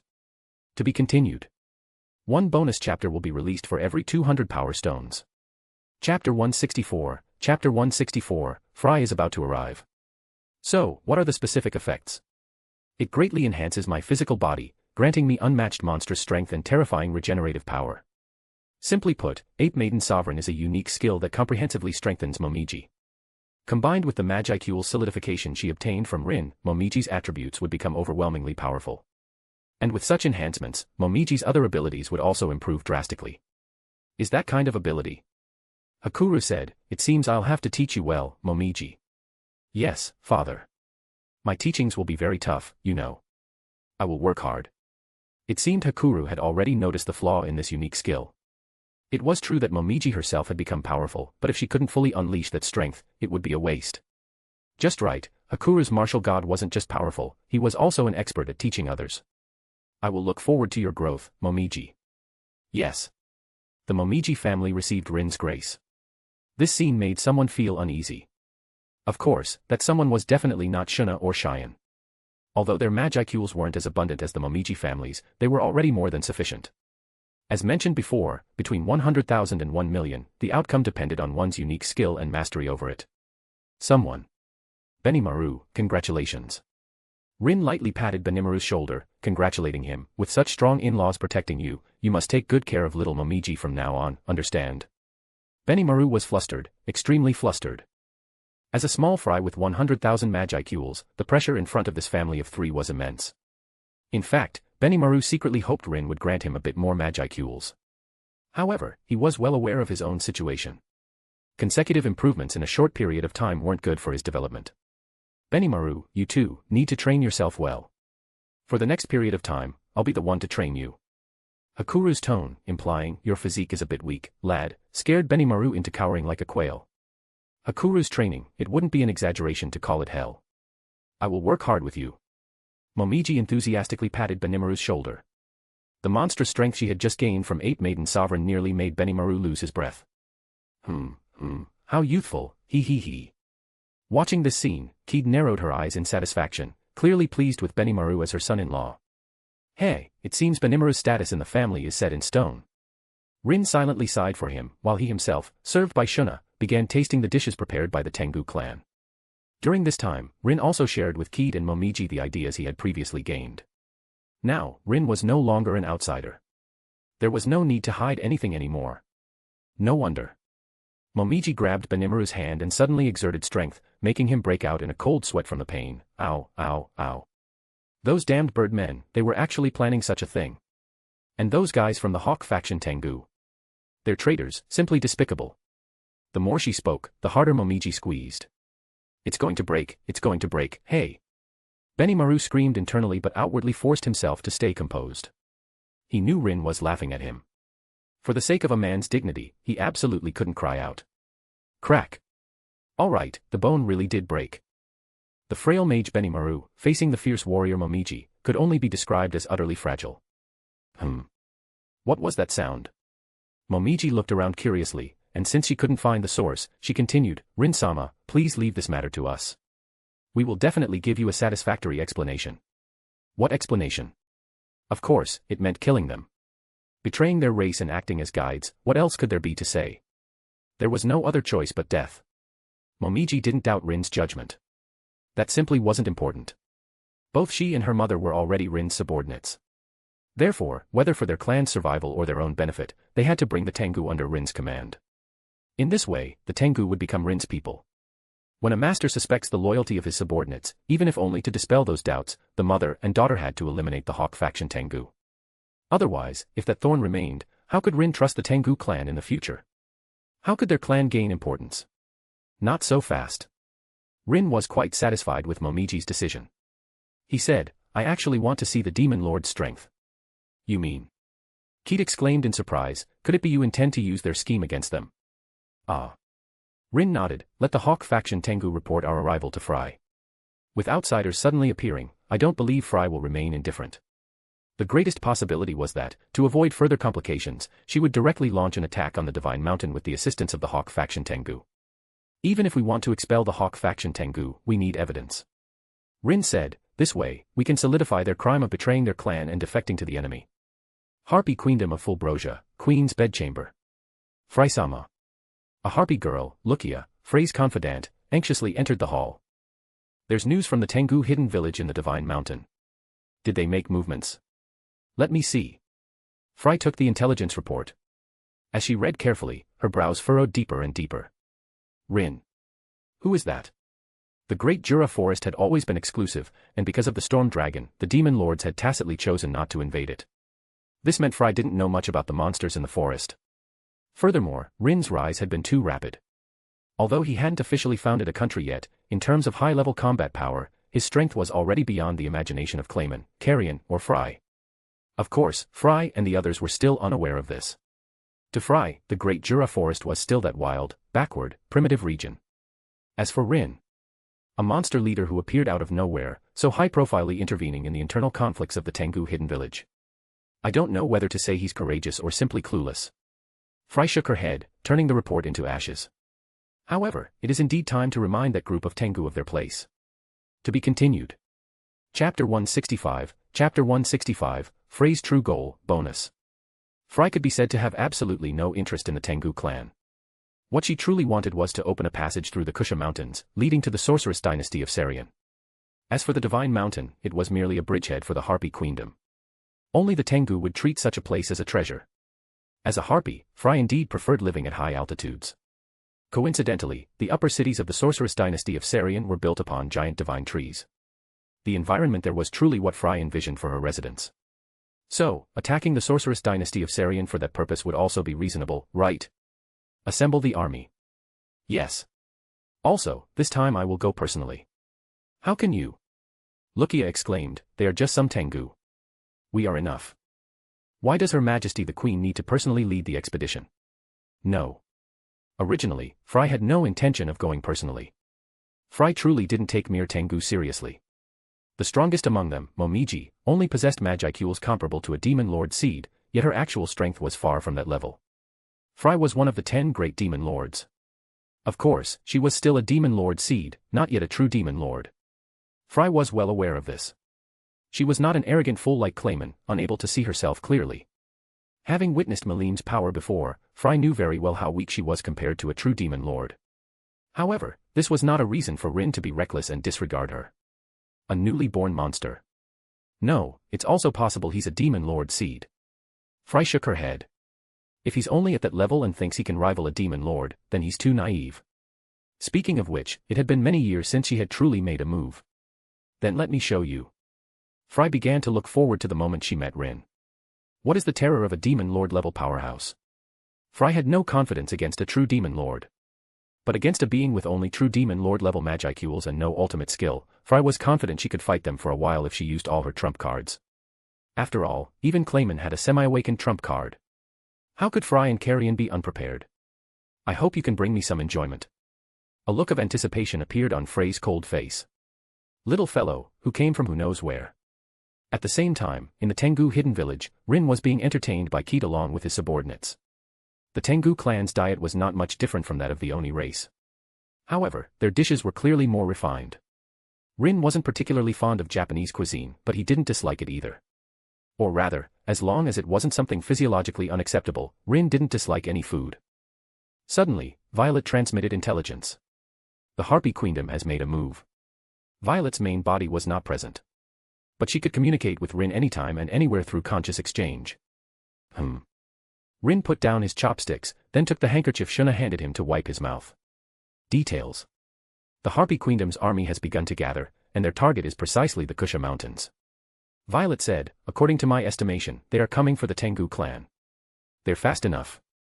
Rin had thought that if Fry could attack within 7 days, that would already be considered swift. He didn't expect the Sky Queen's actions to be far more decisive than he imagined. It seemed she had issued the order as soon as the secret intelligence arrived.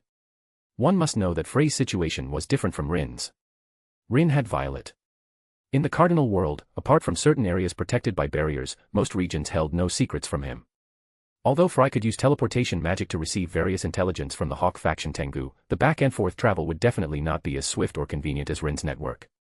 From this, it could be seen that Fry might not yet be a true Demon Lord, but her decisiveness truly left Rin with no complaints. She is a qualified leader, worthy of being the Sky Queen who occupies a corner of the continent. Furthermore, Violet continued, this time, Fry will come personally. Personally? Rin raised an eyebrow. Because of me. Just the Tengu clan wouldn't make Fry come personally. So the answer was obvious. She was coming for Rin. Yes. Violet confirmed, if it weren't for our appearance, Fry would likely have entrusted the invasion of the Tengu clan to her confidants. Fry became a Demon Lord even earlier than Carrion and Clayman. Carrion became a Demon Lord 500 years ago. Clayman was 400 years ago. According to the 10 Great Demon Lords ranking, where higher rank indicates older standing, Fry had at least 600 years of experience as a Demon Lord. One must know that the gap between newly promoted Demon Lord seeds and veteran Demon Lord seeds was not small. Over 600 years was enough for Fry to hone her unique skill to its peak. I see. Rin nodded. Frey's soul strength has long reached a level capable of bearing 1,000,000 Magicules. What she lacks is a soul strong enough to break through. Unfortunately, such an opportunity is the most difficult to obtain. Without a unique skill specifically for acquiring souls, it would be extremely difficult for Fry to achieve another breakthrough.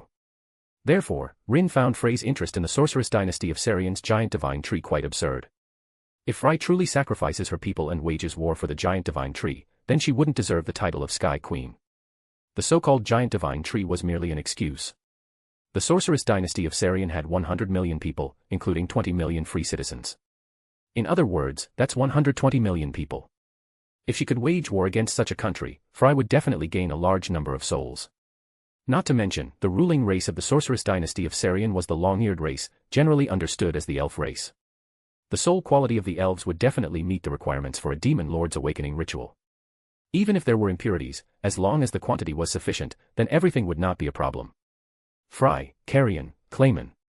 Their territories are isolated in the southeastern corner of the continent, with no human nations nearby. This made it difficult for them to cause calamities and harvest souls, which also led to the three of them being unable to evolve into true demon lords for a long time.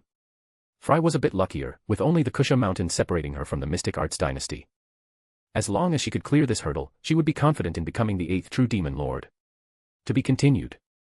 One bonus chapter will be released for every 200 power stones. Chapter 166, Chapter 166, all words. Elder Keed. We want to see Elder Keed. You must give us an explanation today, or we will not rest. Without thinking, Rin knew who was speaking. The Hawk faction Tengu. Those who supported Shu had come knocking. Do you need me to step in? Rin looked at Keed in front of him. The beautiful woman shook her head, but her eyes revealed a hint of killing intent. Momiji, make those fools quiet. Yes, mother. Momiji had long been unable to hold back. She couldn't kill them, but she could teach them a lesson first. Momiji.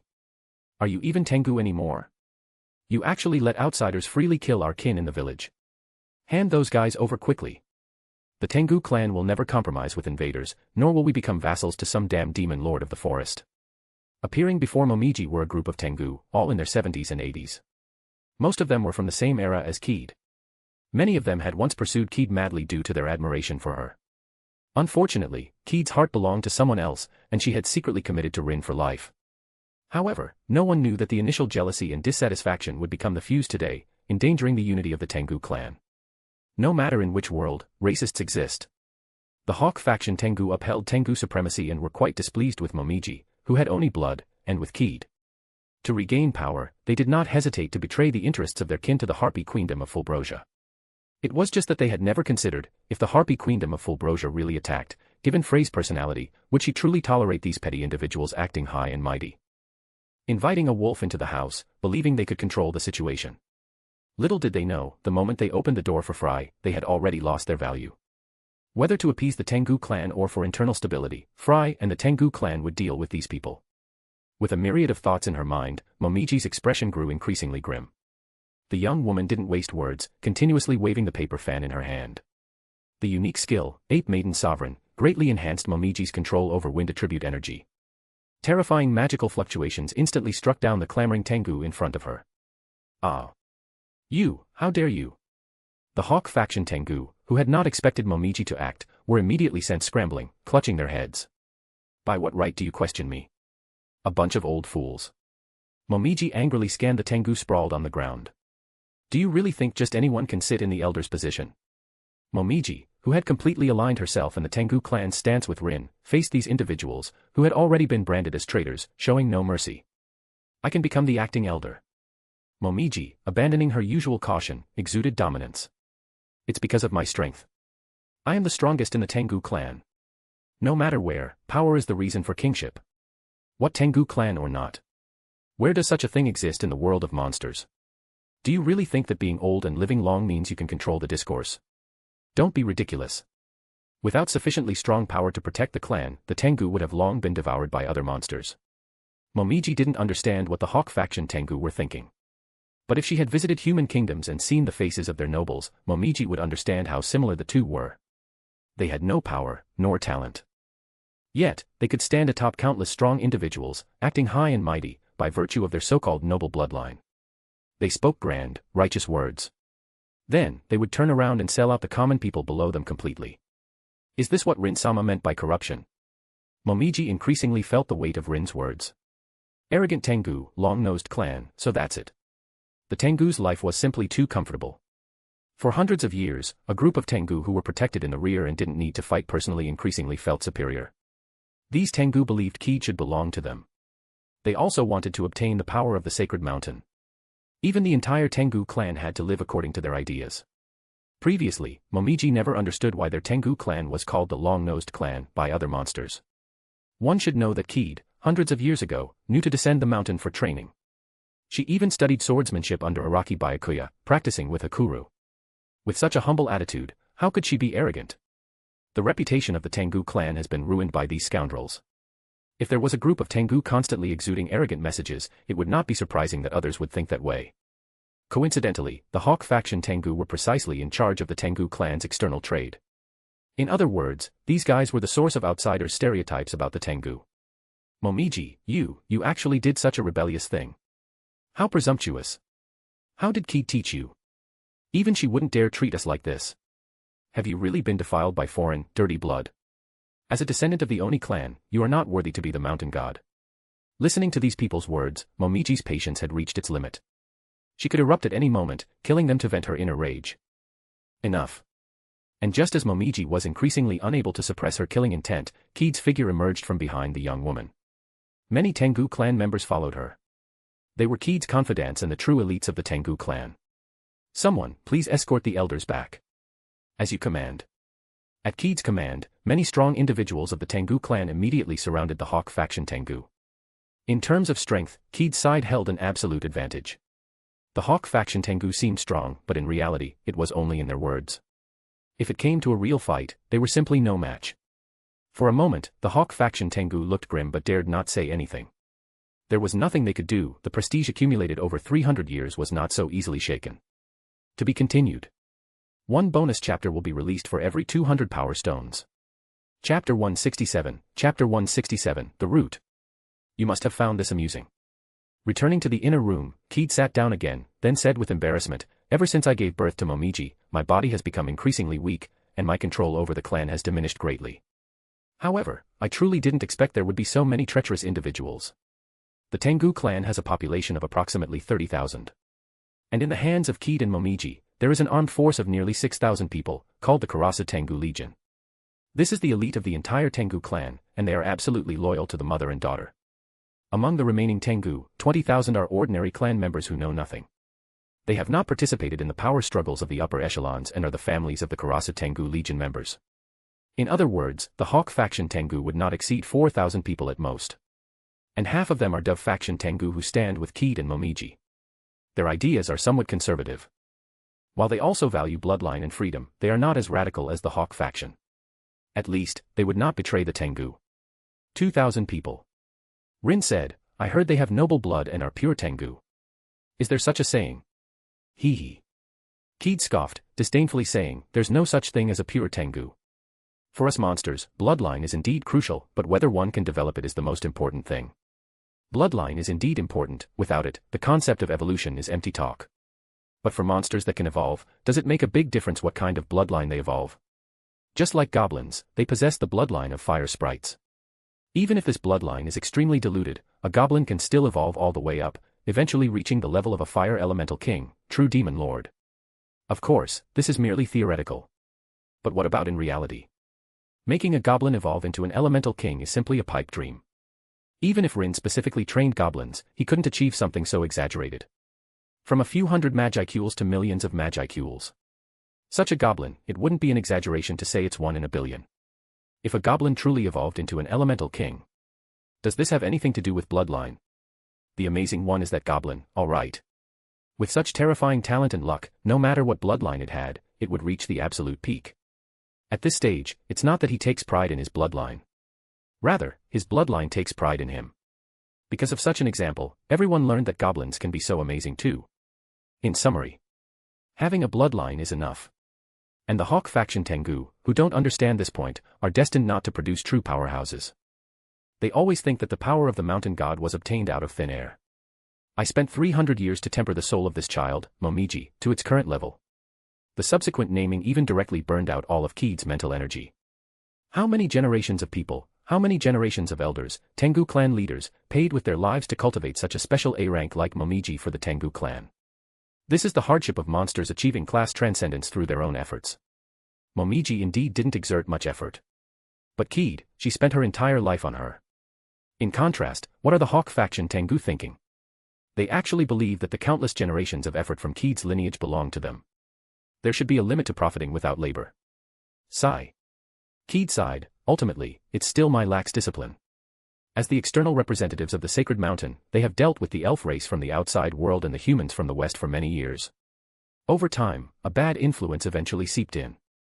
So that's how it is. Rin finally understood.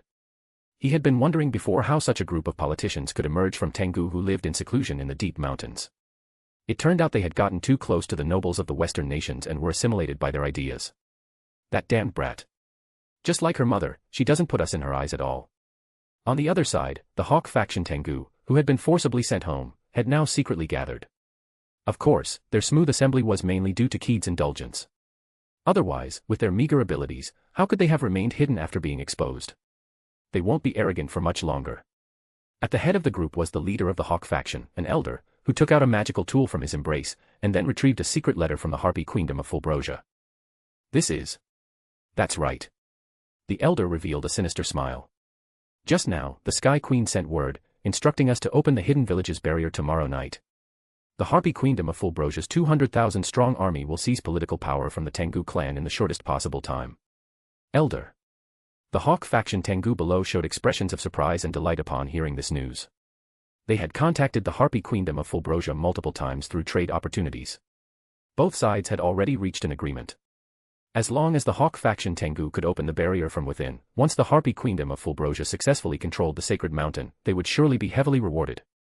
At that time, control of the divine mountain would be handed over to them. They could also use this to climb up Frey's high branch and become part of the Harpy Kingdom of Fulbrosia. With a demon lord's protection, and becoming citizens of a great nation. Isn't this much better than being cooped up in a mountain valley? As for whether Frey would deceive them, these Tengu hadn't even considered it. Just as Momiji believed, everyone thought that Frey had no interest in Kusha Mountains. What she truly desired was the enormous divine tree of the sorceress dynasty of Sarian. Not the Tengu small patch of land. That cheap woman Keed and her brat of a daughter will never be a match for the Sky Queen. At that time, I will become the new sacred mountain elder and inherit the power of the mountain god. And you all will become nobles of the Tengu clan. The elder had long coveted the noble system of the western nations. Unlike the Tengu clan here. What elders, captains, are mostly empty titles with no real power. We will surely follow the elders. No, we will follow in the footsteps of the sacred mountain elder. The high-ranking members of the Hawk faction Tengu all swore allegiance to the elder, stating their position.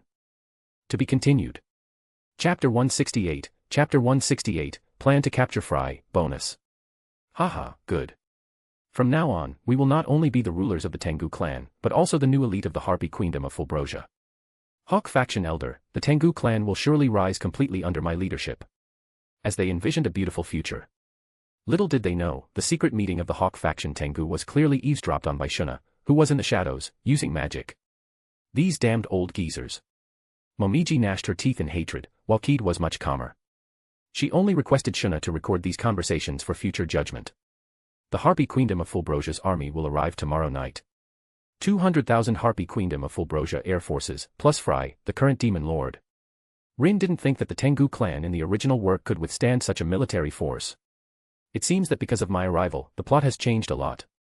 200,000. Such a massive number. Not only Keed and Momiji, but even Benimaru and Hakuru felt a bit apprehensive. These weren't 200,000 random creatures, but a flying army composed entirely of harpies. They were composed entirely of female members.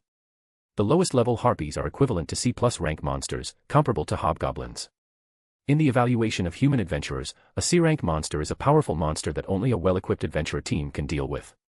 And a stronger C+ rank requires several well-coordinated teams. In addition, there are also the Siren race, skilled in enchanting enemies with their songs. The levels of these monsters are generally B rank or higher. Among them, there are not a few A rank, and even A+ rank existences. After more than 600 years of accumulation, the quality of the monsters under Queen Frey's command might even surpass that of the Beast Kingdom. Even if only a portion of the army was dispatched this time, the oppressive feeling was still overwhelming. However, among the several countries surrounding the Great Jura Forest, in terms of population alone, the Harpy Queendom of Fulbrosia was already considered small. According to the intelligence gathered, the Harpy Queendom of Fulbrosia's capital, Jia. With a total population exceeding 1 million. Its territory is mostly mountainous, rich in rare metals and gemstones. It's important to know that the 1 million population here only includes the Harpies and does not count those non-flying races. No one knows how many living beings truly reside in those endless mountain ranges. Violet simply made an estimate and obtained the terrifying number of over 60 million demi-humans and humans. And these are all the possessions of Demon Lord Frey. With just one command from her, she could assemble a million-strong army composed of demi-humans and humans. However, Frey is very resistant to non-kindred demon races joining her army. Shuna continued to report. The Harpies is almost entirely composed of soldiers, but even for them, 200,000 is a large expenditure. Of course, the first opponent to clash with is the Harpy Queendom of Fulbrosia, which is actually quite fortunate. If this opponent were the Beast Kingdom of Eurasania, or the puppet nation of Gistav, that would be truly imposing. Although the ruling class of the Beast Kingdom consists of only about 3 million beastmen. However, within its borders, there also live over 300 million various demi-humans and humans. Clayman's puppet nation is equally impressive, ruling over approximately 100 million demi-humans and demon humans, and also possessing a large number of slaves as labor. These demon lords' nations, each one, are not small. Rin also yearned to have a large number of subjects, rather than being in his current state, lacking the confidence to even establish a nation, only able to shout about it in private.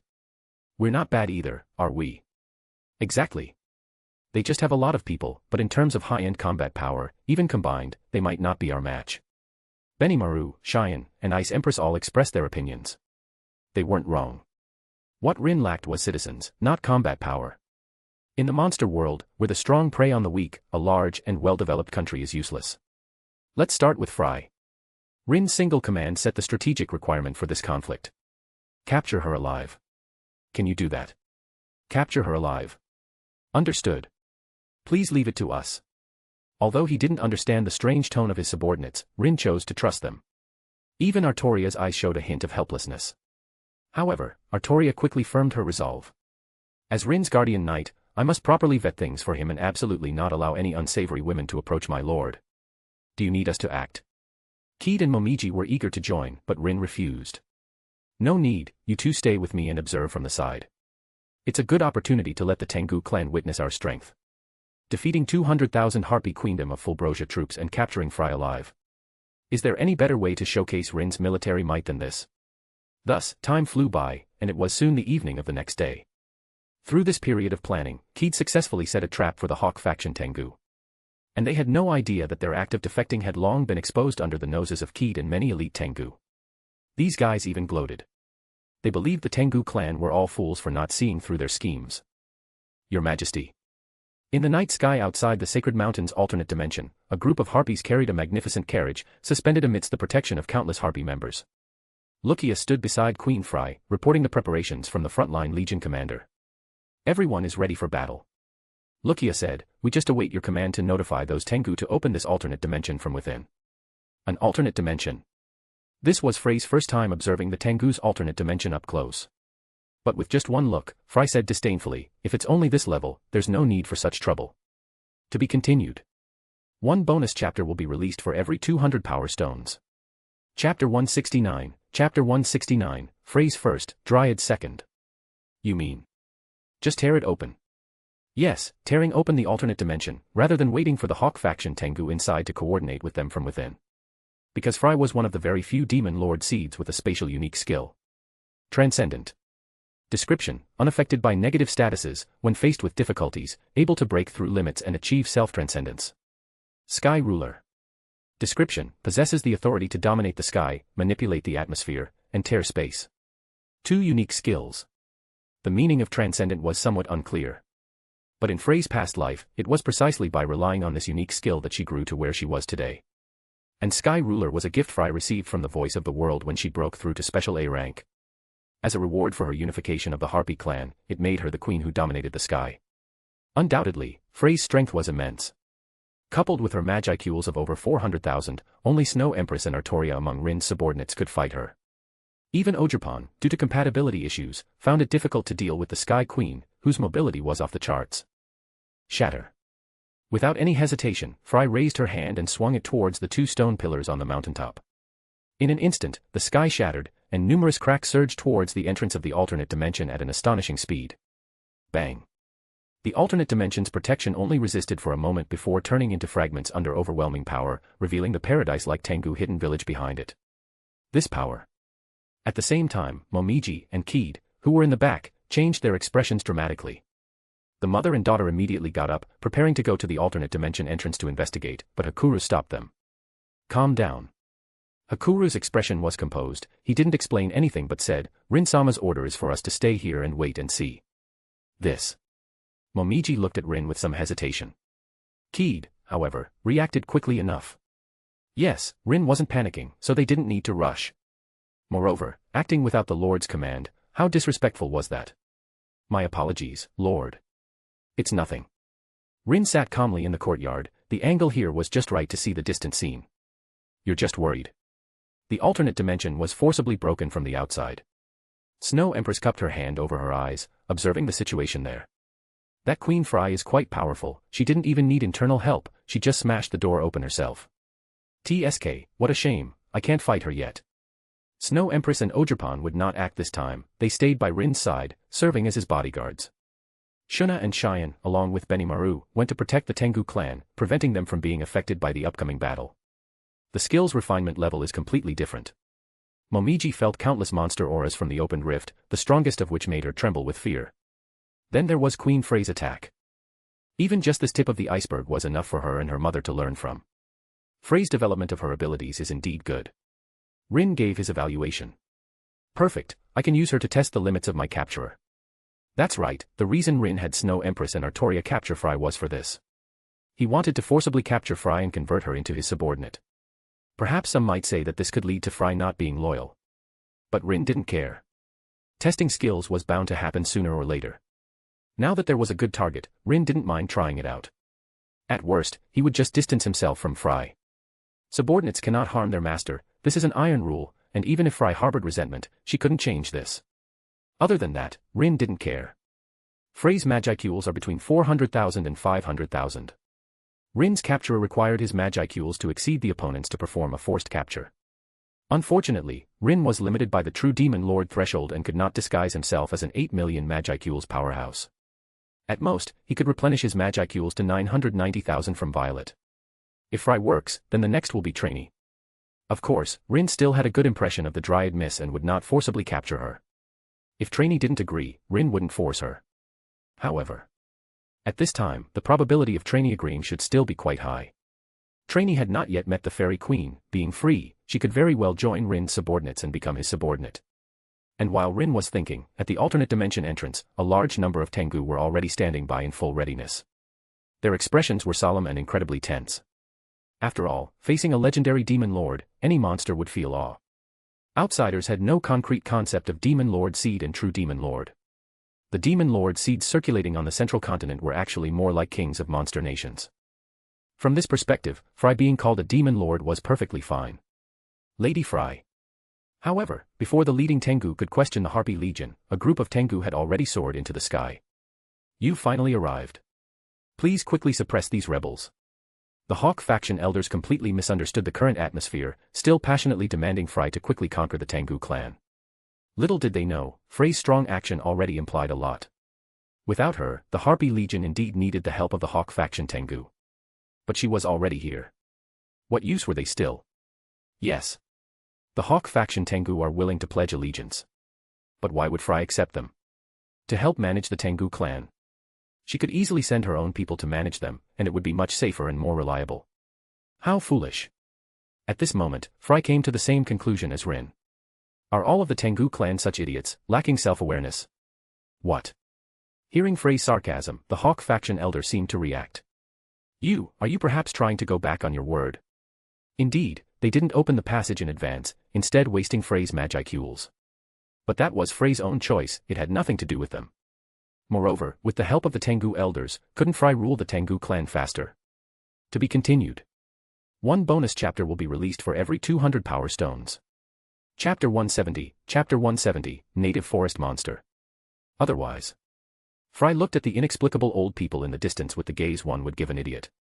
She lay on her carriage, lowering her head to play with her freshly done manicure, not putting the Tengu elders in her eyes at all.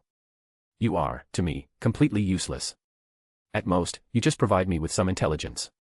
The Tengu elders helped the Harpy Queendom of Fulbrosia, but they also received many benefits from the Harpy Queendom of Fulbrosia. The two sides were merely engaging in a transaction. What friendship could there be? Moreover, Fry hated traitors the most. No, it should be said. In this world, no ruler likes someone who betrays their own kind and defects to the enemy. If you can betray your own people, then who can guarantee you won't betray me in the future? Instead of keeping the Tengu elders and having to guard against them daily, it's simpler to just get rid of them. Serves them right. Seeing Frey's attitude toward traitors, Momiji and the other Tengu felt that the elders were like clowns. And what about making the Tengu clan rise? They really thought they were important figures. No, you can't do this. The Hawk faction elder exclaimed in horror, without us, this is an invasion. Yes, an invasion. This is an invasion. The Great Jura Forest is the Storm Dragon's territory. If you dare to invade here, the Demon Lords will not let you off. As if grasping at a last straw, the Hawk faction elder loudly reprimanded Fry, trying to convey their importance. Oh. But Fry only found it amusing. Fry wasn't angered by the Hawk faction elder's words. Quite the opposite, she finally found the inclination to speak a few normal words to him. Not acting foolish anymore. Fry said, unfortunately, you don't understand the relationship between demon lords at all. Indeed, the 10 great demon lords had an agreement not to touch the Great Jura Forest, an ownerless land. But Fry never intended to occupy the Great Forest. All she wanted was a springboard located in Kusha Mountains, and then to attack the sorceress dynasty of Sarian. This process would not occupy even an inch of the Tengu's land. Even if the demon lords held a banquet, Fry was absolutely confident she could distance herself from this matter. What? The elder didn't understand what Fry was thinking and was still about to speak. All right, you're useless now. Exit the stage. Fry didn't want to listen to the Tengu elder's nonsense anymore, she waved her hand dismissively. Puff. The elders' bodies were first severed by invisible threads. And before they could even let out painful wails, the space around them twisted, then, in front of everyone, their flesh and blood were devoured completely. This terrifying scene directly stunned the Karasa Tengu army. On the other hand, the Harpy Legion's morale soared due to their queen's intervention. Is this the power of Queen Fry? The Karasa Tengu army was already shocked by the Harpy Queendom of Fulbrosia's legion, and now seeing Frey's move, they only felt that the future was bleak. What should we do? Elder Keed told us to wait and see, someone will act. Such a reply truly made the Karasa Tengu unable to calm down. Fortunately, they trusted Elder Keed and were also satisfied with the powerful new generation, Momiji. If this was their decision, then there must be a reason for it. It's time to come out, isn't it? Fry didn't order the Harpy Legion to attack, instead, she flew out of her carriage. The Sky Queen's gaze pierced through layers of mist, finally falling upon Rin, who was sitting in the courtyard. Undoubtedly, he was her true target for this visit. Frey's gaze carried a hint of playfulness. But more than that, it was curiosity. She really wanted to know where Rin got the courage to cause such a commotion in the Great Jura Forest. First subduing the Ogre clan, then the Goblins and Dire Wolves, and now even the Tengu clan has been targeted. As Lukia reported the information, Fry grew more and more alarmed. One must know, this was not Rimura's minor skirmishes after the storm dragon Veldora's aura disappeared in the original work. At Rin's current pace, he was close to bringing the entire Great Jura Forest under his control. Don't you know that the Great Jura Forest is Veldora's territory? According to the rules set by the Demon Lords, no one is allowed to develop power here. The power here refers to outsiders, but not the indigenous inhabitants who originally lived in the forest. What does that have to do with me? Rin looked at Fry, saying indifferently, I am a native monster of the Great Jura Forest. Rin was not wrong in saying this. His hometown was located in the western part of the forest. The human villages living there were closer to the Falmuth Kingdom. But that was a matter for humans, what did it have to do with Rin, a monster? Moreover, according to the Maps Division, no one could find fault with Rin's origin being in the Great Jura Forest. You are a monster from the forest. Fry realized that her threat was not applicable to Rin at all. Otherwise. Rin raised his head, he didn't feel inferior in any way. Looks like he's a very spirited fellow. Fry, who didn't know what Rin was thinking, only assumed he had enough confidence in his own strength. She didn't care about Rin's attitude, a strong person should have their own arrogance. Just as she disliked the brute carrion, yet had to admit his strength. Fry recognized every strong person. Your magicules are similar to mine. Frey's eyes glowed with magical light, as she was appraising Rin.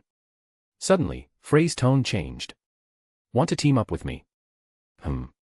Rin raised an eyebrow, looking at Frey with some surprise. How so? The Magicules Rin displayed were around 400,000, which was exactly on the same level as Frey's current power. The reason for this display was actually to conceal their true strength, to avoid scaring Frey and causing her to flee directly. To be continued. Chapter 171, but I refuse. Bonus. We don't need to have a conflict, do we? The Tengu clan is useless to me. If you want to subdue them, I will not interfere. And I can also speak for you at the Demon Lord's banquet, allowing you to better rule the forest. So this battle could actually be avoided. At least for Frey, as long as Rin agreed to cooperate, she could withdraw her troops and form an alliance with Rin. What's your goal? Rin asked, feigning ignorance. Help me clear Kusha Mountains and establish a path across the forest leading to the Sorceress Dynasty. If it was just that, Frey felt it wasn't enough to move Rin, so she threw out more chips. At that time, we will attack the elf territory together and plunder souls based on our own abilities. Finally, Frey used a spatial magic technique for this last sentence, so only Rin and she could hear it. Frey felt that no monster could resist the temptation of becoming a true demon lord. As expected, it's for souls. Rin completely confirmed Frey's objective, and he asked, Violet, what is the probability of Frey awakening as a demon lord? 29%. It was less than 1/3, and Rin shook his head inwardly. Even if the awakening of a true demon lord is 99%, there's still a considerable risk with that missing 1%. What's more, 71% means it's practically a 1 in 10 chance of survival. Therefore, in Violet's calculations, Frey's possibility of becoming a true demon lord on her own was extremely slim. So, what is your answer? Frey was not claiming she wouldn't suppress newcomers. If Frey had found Rin and proposed an alliance before the war, he likely would have agreed. But now, what Rin wanted was Frey herself. Cooperation. Possible. But the premise was that he had to be in charge. Coincidentally, Frey was not the type to be controlled by others, it was impossible for her to agree. Since that was the case, it was very simple. In the monster world, the strong reign supreme. If you don't submit, then let's have a fight and let the outcome speak. Your conditions are indeed very tempting. Making his decision, Rin said under the worried gazes of the Tengu clan, not only can it avoid war, but it also gains an ally for free. Then. But I refuse. What? Frey was stunned, clearly not understanding the logic in Rin's words. Wasn't it very tempting, so why refuse? What I, Itoshi Rin, like to do most is say no to those who think too highly of themselves. At this moment, Frey felt like she had been played. And it was true, the Sky Queen saw Rin's playful smile. The teasing in Rin's words truly made Frey furious and embarrassed. You hateful fellow, how dare you mock me like this? It's all right. Frey raised her hand, her 5 fingers cracking. I will show you how to reciprocate respect, you stinky brat. She didn't intend to kill Rin. It was a rare stroke of luck to have such a powerful demon lord seed appear, it was like a pie falling from the sky. The future claimant would have to work tirelessly to cultivate the Orc Lord. Frey didn't have to do anything, she just had an excuse to conquer the Great Jura Forest. Was there anything better than this? What? You're saying Frey isn't worried about whether she'll lose? Are you kidding me? She was the Sky Queen, Frey, the demon lord of the Harpy Queendom. How could she be compared to a little brat like Rin, who had only become a demon lord seed a few months ago? Boom. However, just as Frey was confidently preparing to strike and teach Rin how to respect his seniors, an incomparably domineering and fierce killing intent surged from directly below her, without any warning. What? Frey only saw a fleeting golden flash. The next moment, an incredibly sharp wind blade abruptly appeared in front of her with unimaginable speed. Swish. With a single sweep of the sword, Frey only heard a crack of something shattering. The Sky Queen's beautiful eyes suddenly narrowed, filled with a hint of surprise. The spatial barrier she had set up around her body for protection had just been forcibly cut through. How is that possible? Frey was about to look closely. She saw that the invisible wind sword, which she should have dodged, suddenly erupted with a wisp of a vortex. And it was with the propulsion of this vortex that the incredibly swift sword was actually twisted in direction, heading towards her neck once again. So fast. Frey didn't even have time to speak, she could only marvel inwardly at the sharpness of the assailant's swordsmanship and instinctively dodge. But. Swish swish swish. One sword after another. Whether she dodged or defended, the opponent's sword clung to her like a maggot to bone. Left, right, above. For a moment, Frey felt like there was nowhere to escape, as if she had been trapped in a birdcage made of sword edges. Your Majesty. In the distance, Lucia and the other harpies, seeing their queen ambushed, immediately wanted to rush forward to assist. But before they could act, the Tengu clan's different dimension barrier, which Fry had just shattered, was immediately covered by a layer of hazy ice crystals. The barrier was quickly repaired and reinforced, becoming even several times sturdier than the previous Sacred Mountain barrier. Clearly, Snow Empress had made her move. This is. Lucia didn't hesitate and immediately led the harpies to attack. Unfortunately, this barrier was personally created by Snow Empress. For them to break it on their own would require continuous attacks for at least several tens of minutes. And this amount of time would be enough to end the battle inside. We can't let you disturb the battle of those two, now can we? Under Benimaru's leadership, Cheyenne and Shuna appeared at the entrance of the different dimension. Next, we, the Oni, shall be your opponents. Shuna said, while elegantly bowing to the harpies in the sky. Ha! Cheyenne clapped her fists together. Why waste words with them? Just destroy them all. Remember to hold back, Cheyenne. Shuna held her forehead, a little headache from her good sister. This is Rin-sama's command. Tisk. Cheyenne didn't dare to defy Rin's will, so she reluctantly said, I know. 3 special A-rank individuals, and powerful ones who mastered numerous unique skills. With them working together, even if the opponent was a 200,000-strong harpy army, defeating them was only a matter of time. To be continued. 1 bonus chapter will be released for every 200 power stones. Chapter 172, Chapter 172, King of Knights vs. Fry. In the cardinal world, quantity held no meaning in the face of absolute power. Tens of thousands versus 100,000, even a difference of just 1 point, was like heaven and earth. What's more, the strongest of the Harpy Legion, Lucia, was merely with a paltry 90,000 Magicules. I'll take care of the one leading them. Cheyenne drew the long tachi from her back, leaped, and charged towards Lucia, who was protected by tens of thousands of Harpy soldiers. Shuna, cover me. Honestly, you're too reckless, Cheyenne. Though she said that, Shuna's movements were not slow in the slightest.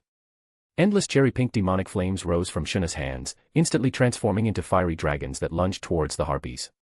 These flames were not actual fire, but a product of materialized illusion. Once tainted by this flame, living beings would fall into the illusion woven by Shuna, unable to extricate themselves. This perfectly met Rin's requirement for the opponents to lose their combat ability.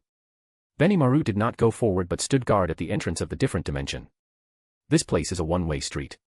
In front of him, elite bird-beast harpies, sent by Lucia, had surrounded him. These bird-beast harpies possessed the bloodline of legendary divine beasts. There were 800 of them, and every single member had A-rank combat power or higher. A-rank, that was enough to destroy a human town by oneself. But now, this elite force of 800 was being held back by one person. Well. Benimaru slowly drew the sword from his waist. If I don't perform well, I wouldn't dare face Rin-sama. Being suppressed by his parents-in-law and fiancé, Benimaru was truly panicking. He desperately needed achievements now to have Rin help him improve his standing in the family. Boom. Boom. Boom. Ignoring the battle fluctuations coming from outside. High above, 2 figures had already exchanged blows over 10,000 times in less than a minute. Get out of my way. Finally, Fry could no longer endure Artoria's dense sword skills. Sizzle. Sizzle. Sizzle. When the attack fell again, what greeted it was Frey's transformed, sharp claws. There were no sparks flying. There was only the piercing friction of the spatial barrier colliding with the Wind King's barrier. Interesting. Artoria looked at the blade blocked by Fry. Crack, crack, crack, crack. But no matter how much power she poured into the holy sword, she couldn't break through the opponent's defense. Frey's palm was empty, yet the holy sword simply couldn't advance an inch. Is that a spatial compression technique? Not bad. Artoria exerted force in her hand. Clang. Immediately, a loud sound erupted from the center of their struggle, echoing in all directions. And Fry also took this opportunity to pull back and create distance from her. Who are you? Fry watched Artoria with a serious gaze. The golden-haired girl in blue armor gave Fry a very dangerous feeling. Like, a natural enemy. Yes, a natural enemy. The natural enemy of all monsters. Hero. Almost instinctively, this word popped into Frey's mind. Are you a human hero? No. Artoria readjusted her stance. Now, I am merely a demon lord seed under Rin, his guardian knight. A demon lord seed. Only then did Fry notice that Artoria indeed emanated a strong Magicules. This was not a power humans could possess. It had nothing to do with skill, it was purely the effect of a unique skill. Rin. You are his person. However, this only made Fry even more surprised. Although it was only a brief exchange, Fry had been completely suppressed by Artoria the entire time. If this was a sudden, dishonorable sneak attack from the opponent. But Artoria's attack, from the very beginning, was a straightforward slash from the front. At most, Artoria's sudden burst of speed was too fast, catching Fry off guard. But, was she really caught off guard? Only Fry herself knew that she had indeed seen Artoria's attack. But it was disdain, indifference. She initially did not take Artoria seriously. As a result, she almost got slapped in the face. Even so, Frey's aura remained strong, and her words were even sharper. Hiding your weapon, are you really a swordsman? Fry stared intently at the sword in Artoria's hand, formless and intangible, as if an invisible layer of wind tightly enveloped it. Who knows? Artoria had a strange sense of déjà vu, like a reenactment of the scene with Diarmuid. Maybe it's a saber, maybe it's a spear, maybe even a bow. Nonsense. Fry felt she was being played by the other party.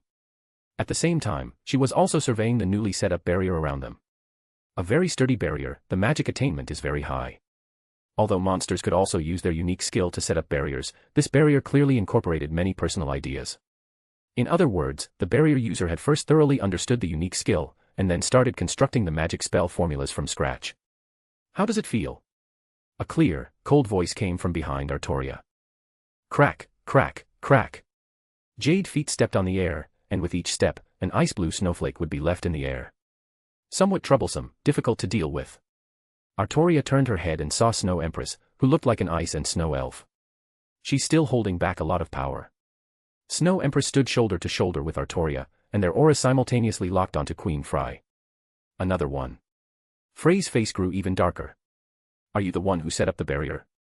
Don't tell me, you're also his person. Saying this, Fry glanced at Rin, who was sitting below watching the show. Rin, very naturally, gave her a smile, indicating that she didn't need to mind him. Rin's attitude made Frey's blood pressure rise. Snow Empress. Me. At most, I'm just Rin's pet. To be continued. Chapter 173, Bounded Field, Great Nature, Bonus. Cough, cough, cough. Hearing Snow Empress's words, Rin, who was drinking tea, immediately choked. Pop.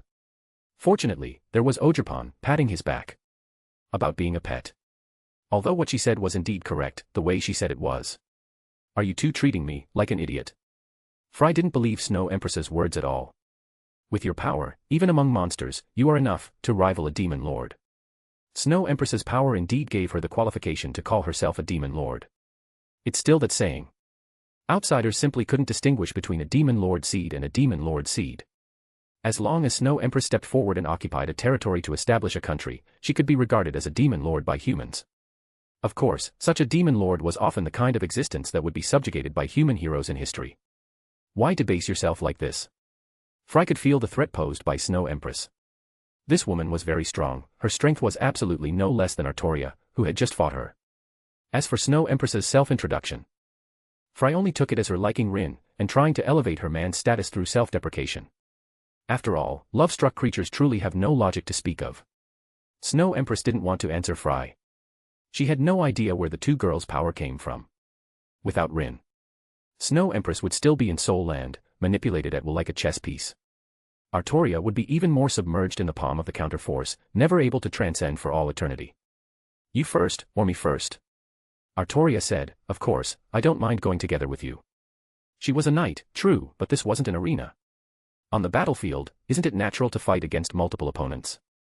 Help me block for a moment. It's too small here, I need to expand my great nature so we can fight freely. Snow Empress's great nature was originally just infecting the external environment, transforming it as she pleased. But, after Rin obtained the bounded field of the Type Moon world, Snow Empress also benefited from it. Now, great nature was no longer just a simple unique skill. Instead, it should be called, Bounded Field, Great Nature. Dream on. Fry didn't know what Snow Empress was going to do, but she would never let her succeed. I won't let you go and hinder Snow Empress. Artoria intercepted with her sword, once again engaging Fry in a clash of swordsmanship and spatial magic. Swish swish swish. However, this time, Artoria only attacked a few times before her rhythm was disrupted by crystal-like spatial prisms suddenly growing out of the void. Because she was high in the sky, Artoria not only had to defend herself but also pay attention to what was above her head and below her feet. Bang. Bang bang bang. Constantly swinging her holy sword, Artoria shattered the translucent spatial prisms. This was a more advanced spatial magic, similar to Sui's spatial string motion. It utilized the nature of space, transforming it from formless to tangible. It was similar to the relationship between water vapor, water, and ice. It caused the previously invisible and untouchable spatial elements to condense, becoming incredibly hard, defense-ignoring, and forcefully destructive prismatic spears. Unfortunately, even though Frey's spatial prism attacks were incredibly tricky, they still couldn't break through Artoria's defense. She had no chance of getting past Artoria to interfere with Snow Empress. Possessing intuition comparable to future sight, unless the opponent had a unique skill similar to War God or Sword Saint. Otherwise, no one could suppress Artoria in close combat. It has begun. And just as neither side could do anything to the other, Snow Empress's voice calmly drifted over. Rumble. The next moment, surging magicules transformed into a fierce wind, enveloping the entire Tengu Sacred Mountain. Light screens rose from all directions, then divided into 4 sections in an X shape. What is this? Frey, Artoria, and even Rin looked at the scene unfolding before them with astonishment. Tender green sprouts emerged from the soil, willow trees drooped their green strands, gently brushing the lake's surface, and the lake water, like a mirror, reflected the newly awakened world. Peach blossoms vied for beauty, blooming in profusion, forming clusters of red clouds, their fragrance wafting everywhere. This was the beginning of the 4 seasons, symbolizing the spring when all things revive. What's going on? As the spring breeze caressed their faces, the Tengu looked at the world, which had suddenly shifted between day and night, feeling utterly shocked. But it wasn't over yet. A golden scorching sun hung high in the sky, making everyone, who was already bewildered by the shifting stars, feel the sunlight even more dazzling. The chirping of cicadas sounded like the prelude to summer. In the lotus pond, lotus leaves stretched out, lotus flowers stood tall and graceful, and dragonflies skimmed the water, a scene full of vitality. Rumble. Suddenly, a summer rain accompanied by thunder descended abruptly. Raindrops as big as beans hit the banana leaves, making crisp sounds, bringing a hint of coolness to the hot earth. Next, there would be the bleak golden autumn, and the cruel white snow. The changing of the 4 seasons, at the same moment, in the same world, filled Frey's vision. To be able to achieve this level. Frey was horrified by Snow Empress's grand gesture. And she had only seen such a thing from one person. That was Guy, the Lord of Darkness, the leader of the 10 Demon Lords. Possessing the ability to create different realms, he could create independent spacetimes to serve as battlegrounds for monsters.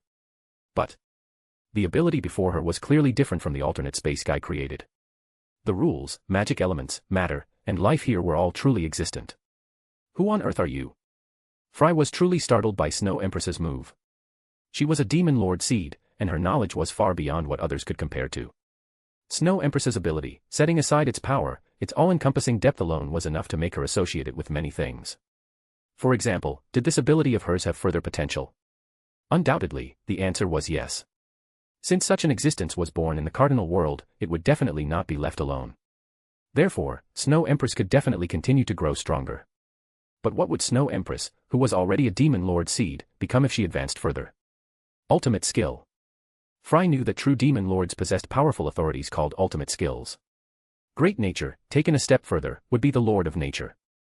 A Demon Lord who governs nature, including all elements like earth, water, wind, and fire, and controls the rotation of the 4 seasons of spring, summer, autumn, and winter, and day and night.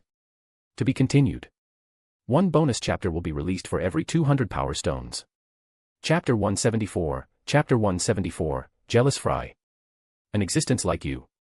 To actually stoop so low as to become someone's subordinate. Goodness, the opportunity and qualifications to break through to a true Demon Lord, which she had desperately sought but could not obtain.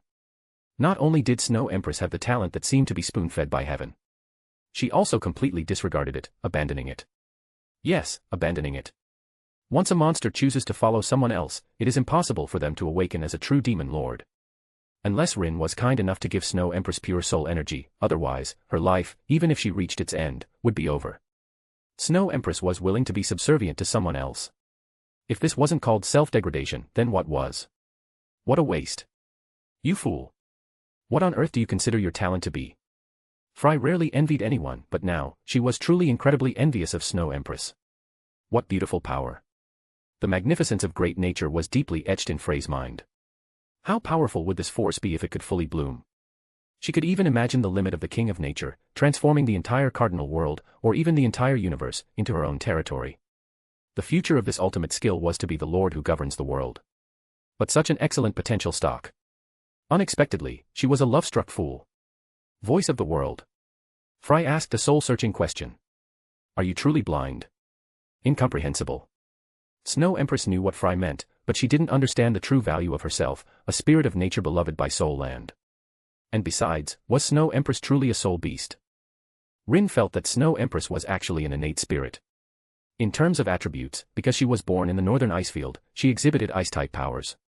However, looking at the manifestation of great nature, Snow Empress's attributes were no longer limited to mere ice and snow. No, to be precise, it should be that Snow Empress had recovered the power that originally belonged to her. She was not ice-type, but all attribute. Anything that existed in the natural world, she could create and control. Gulp. Standing in environments of different seasons, the Tengu were stunned speechless by the three confronting individuals. That terrifying Magicule presence. Any one of them, just by standing there, was enough to make their souls tremble. And now, there were three of them. And each one was more abnormal than the last. This made the Tengu clan wonder where their elders had managed to invite such powerful foreign aid. To be able to suppress the legendary Sky Queen Fry to such an extent. Step back, be careful not to get caught in the aftermath. Keed, Hakuru, and Momiji, the three of them, followed Rin's instructions and positioned themselves in a triangle. They protected the Tengu, who were also encompassed by the bounded field of great nature, and at the same time, got a better view of the upcoming great battle. As expected of Snow Empress Sama. Hakuru stroked his beard while communicating with Keed telepathically. Although I already knew that she had deep expertise in the development of unique skills. To witness it now is truly an eye-opener. So amazing. Keed's eyesight was not as good as her husband's, but she could see Snow Empress's power. The other party was an existence she could not compare to. With Keed and Momiji's aptitude, even if they could raise their Magicules to 1,000,000 in the future, it would be almost impossible for them to obtain an ultimate skill. In contrast, if Snow Empress had not met Rin, but had descended upon the Cardinal World alone, her future would not have been much worse than Guy's. Ogerpon held up two multicolored terrestrialization sticks and cheered for Snow Empress along with Ice Empress. Cough. Hey, give me one too. Ogerpon blinked, giving Rin a look that said, I understand. Rin awkwardly accepted the terrestrial stick Ogerpon handed him, and also gave two to Snow Empress. Of course, Rin didn't forget Artoria. While cheering for Snow Empress, he also shouted encouragement for her. That guy. Since everyone was inside the bounded field, Fry could naturally sense what was happening with Rin. The Sky Queen's mouth twitched slightly, wishing she could tear that scoundrel Rin to pieces. He really treated her like a monkey. This move is quite impressive, a bit like Iskandar's king's army. Artoria surveyed her surroundings. She could smell the scent of flowers in the air. Clearly, everything here was real, not an illusion. Snow Empress said, it was precisely from him that I got the inspiration. As expected of you. After joining Rin's command, Snow Empress was the only one capable of directly confronting Artoria. Ogerpon didn't count, her approach was too wild. Artoria was almost overturned by Ogerpon. Snow Empress was better. Their exchanges allowed Artoria to gain much, and she had become completely proficient in the use of various skills. Want to try? Is that all right? Artoria was eager to try, and Snow Empress nodded, saying, just help me test the stability of this barrier. Because it was her first time fighting within great nature, Snow Empress planned to have Artoria be the main attacker, while she provided support from the rear. Similarly, Snow Empress also wanted Artoria to show off a bit in front of Rin. She was a newcomer.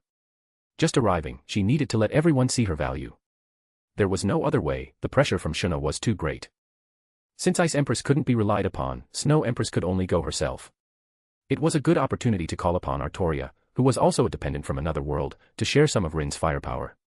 However, at this moment, Artoria was still unaware of a certain love-struck individual's sinister intentions. She was now immensely looking forward to the upcoming battle. Then I won't be polite. Taking a step forward, Artoria held her holy sword upright in front of her. She released the invisible air on her holy sword. Frey's control over wind elements was superior to Artoria's. Against her, such a small trick was useless, it was better to be direct. To be continued. Chapter 175, Holy Spirit Incarnation, Bonus. Crack.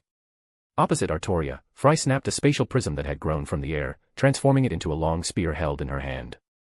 At the same time, the Sky Queen's wings behind her radiated a sacred white light, then flowed as if alive.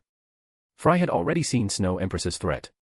But this strange female swordswoman named Artoria gave Fry no less pressure than Snow Empress. One after another, where does he find such subordinates? Fry envied Rin. She didn't have such luck to encounter excellent talents like Snow Empress and Artoria. Here I come, Sky Queen. Artoria ignored Frey's distraction. She gave a reminder, then prepared to launch her attack. Humph. Frey snorted, not paying too much attention. She was serious now and wouldn't be caught off guard by Artoria's storm of slashes like before. Who do you think I am? I am. Before she finished speaking, Frey felt a chill rush towards her face. What? A light blue Haori came into view, a black scarf tied around her neck fluttering in the wind, and a golden-haired girl wielding a katana pierced through the air like a phantom, appearing before Frey. Clang. Frey swung her spatial spear, hastily blocking what could have been a killing blow. Even so, Frey was still shocked and utterly surprised by this suddenly appearing girl. When did she appear, and from where? The speed of this sword strike was so fast that even Frey almost failed to react. Transformation. Or an illusion.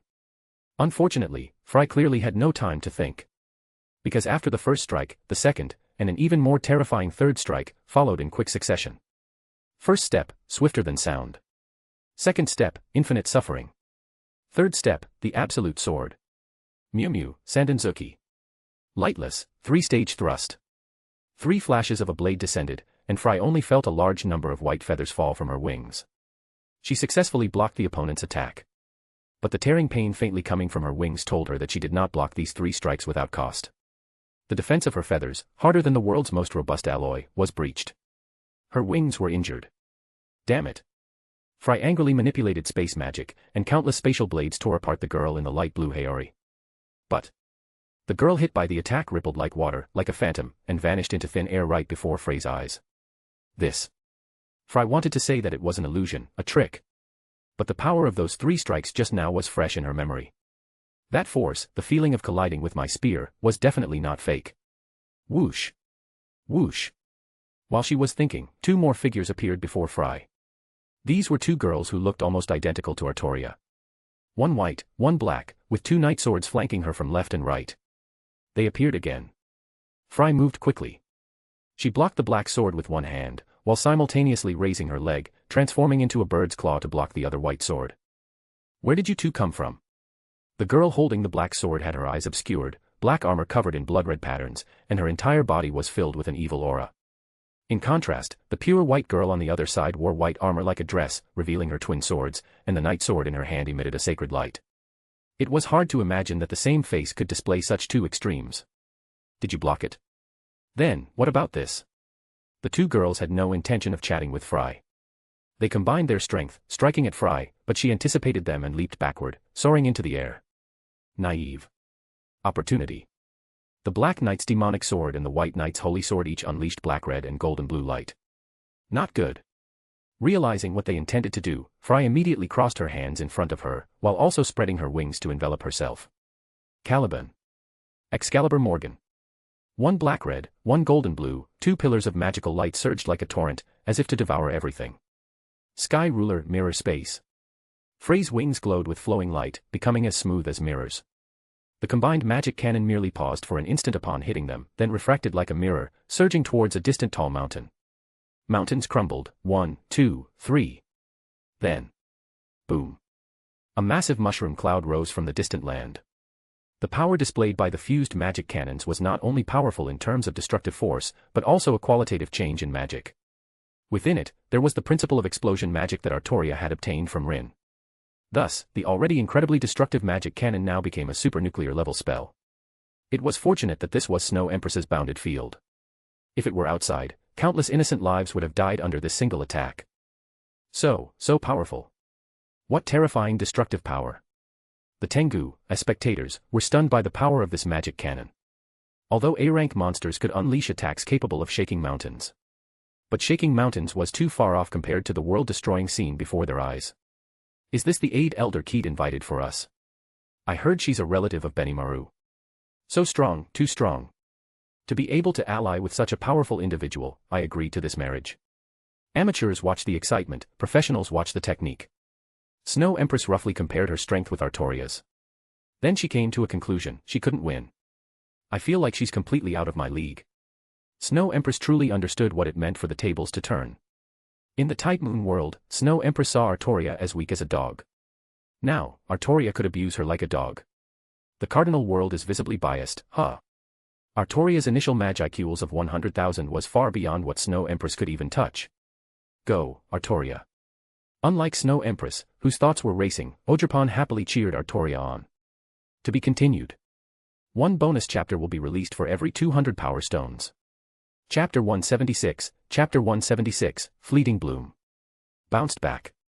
On the battlefield, Saber Alter watched her attack be repelled. Although her eyes couldn't be seen, her dissatisfaction could be felt. Artoria Lily, on the other hand, looked calm and collected, completely unfazed by her attack missing. What exactly are you? As for Fry, she couldn't stand it anymore.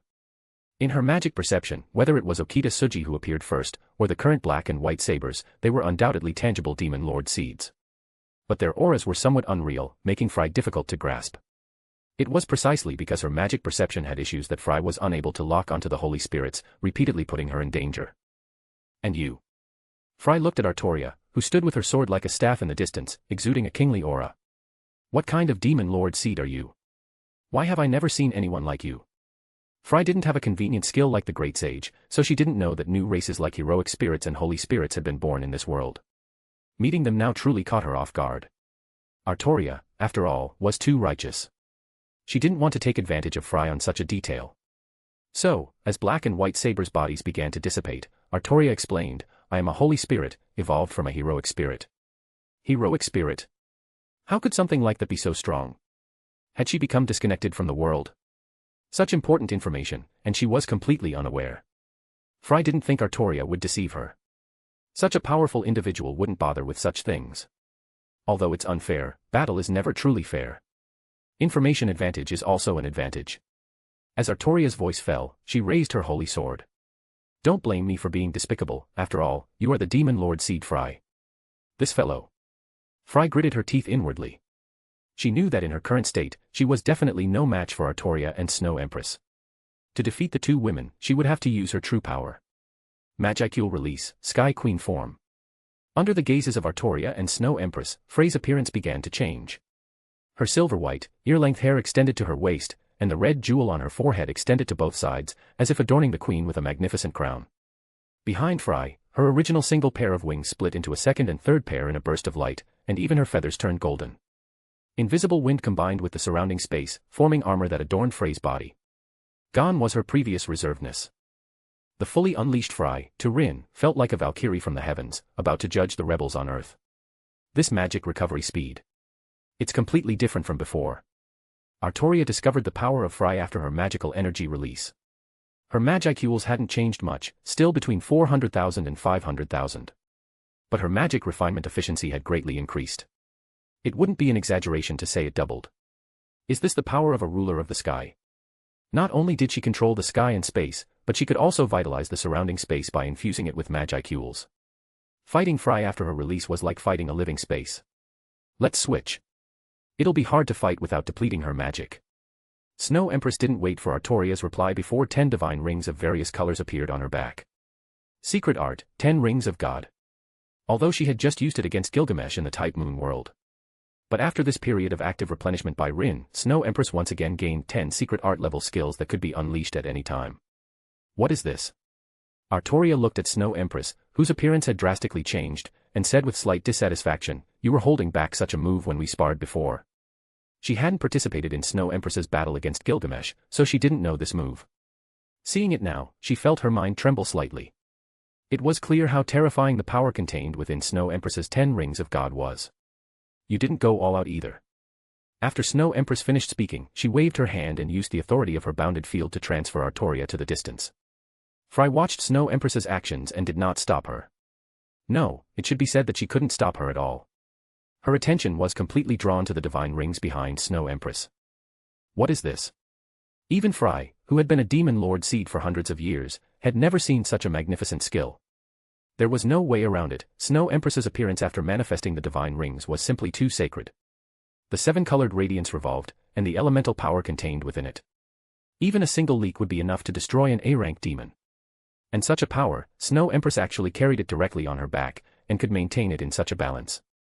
Incredible, unbelievable. A new unique skill. Or, a move she created herself. Fry was completely sour now. It was too unfair. Unseen abilities kept popping up, and Rin kept getting them. Are you the protagonist of the cardinal world? How can you be this lucky? Unfortunately, Fry no longer had time to consider these things. Because Snow Empress moved. This time, Snow Empress did not use the colossal cold desolate Empress. She wanted to completely defeat Fry in one go and strip her of her combat ability. Clang! A divine ring shattered, and a large amount of Magicules converged in Snow Empress's palm. However, this was just the beginning. As Snow Empress's figure subtly moved, the entire great nature cheered for her every action. This palm contained not only ice and snow, but also the entire cycle of reincarnation. Empress palm, fleeting bloom. Can't see it. Fry only saw Snow Empress gently push out her palm. There was no trajectory, no pattern, but Fry was completely locked onto by this palm, with nowhere to hide. Don't underestimate me. Knowing she couldn't dodge, Fry immediately put all her energy into meeting Snow Empress's attack. Boom. Space shattered, and even the long spear in Frey's hand directly disintegrated under this palm from Snow Empress. To be continued. Chapter 177, Chapter 177, Half-Awakened Fry, Bonus. This is. Fry blocked it, but not completely. She only felt time rapidly flowing over her. Not to mention her as a demon lord seed, the surrounding matter almost instantly experienced countless years, decaying, withering, collapsing. Time-based magic.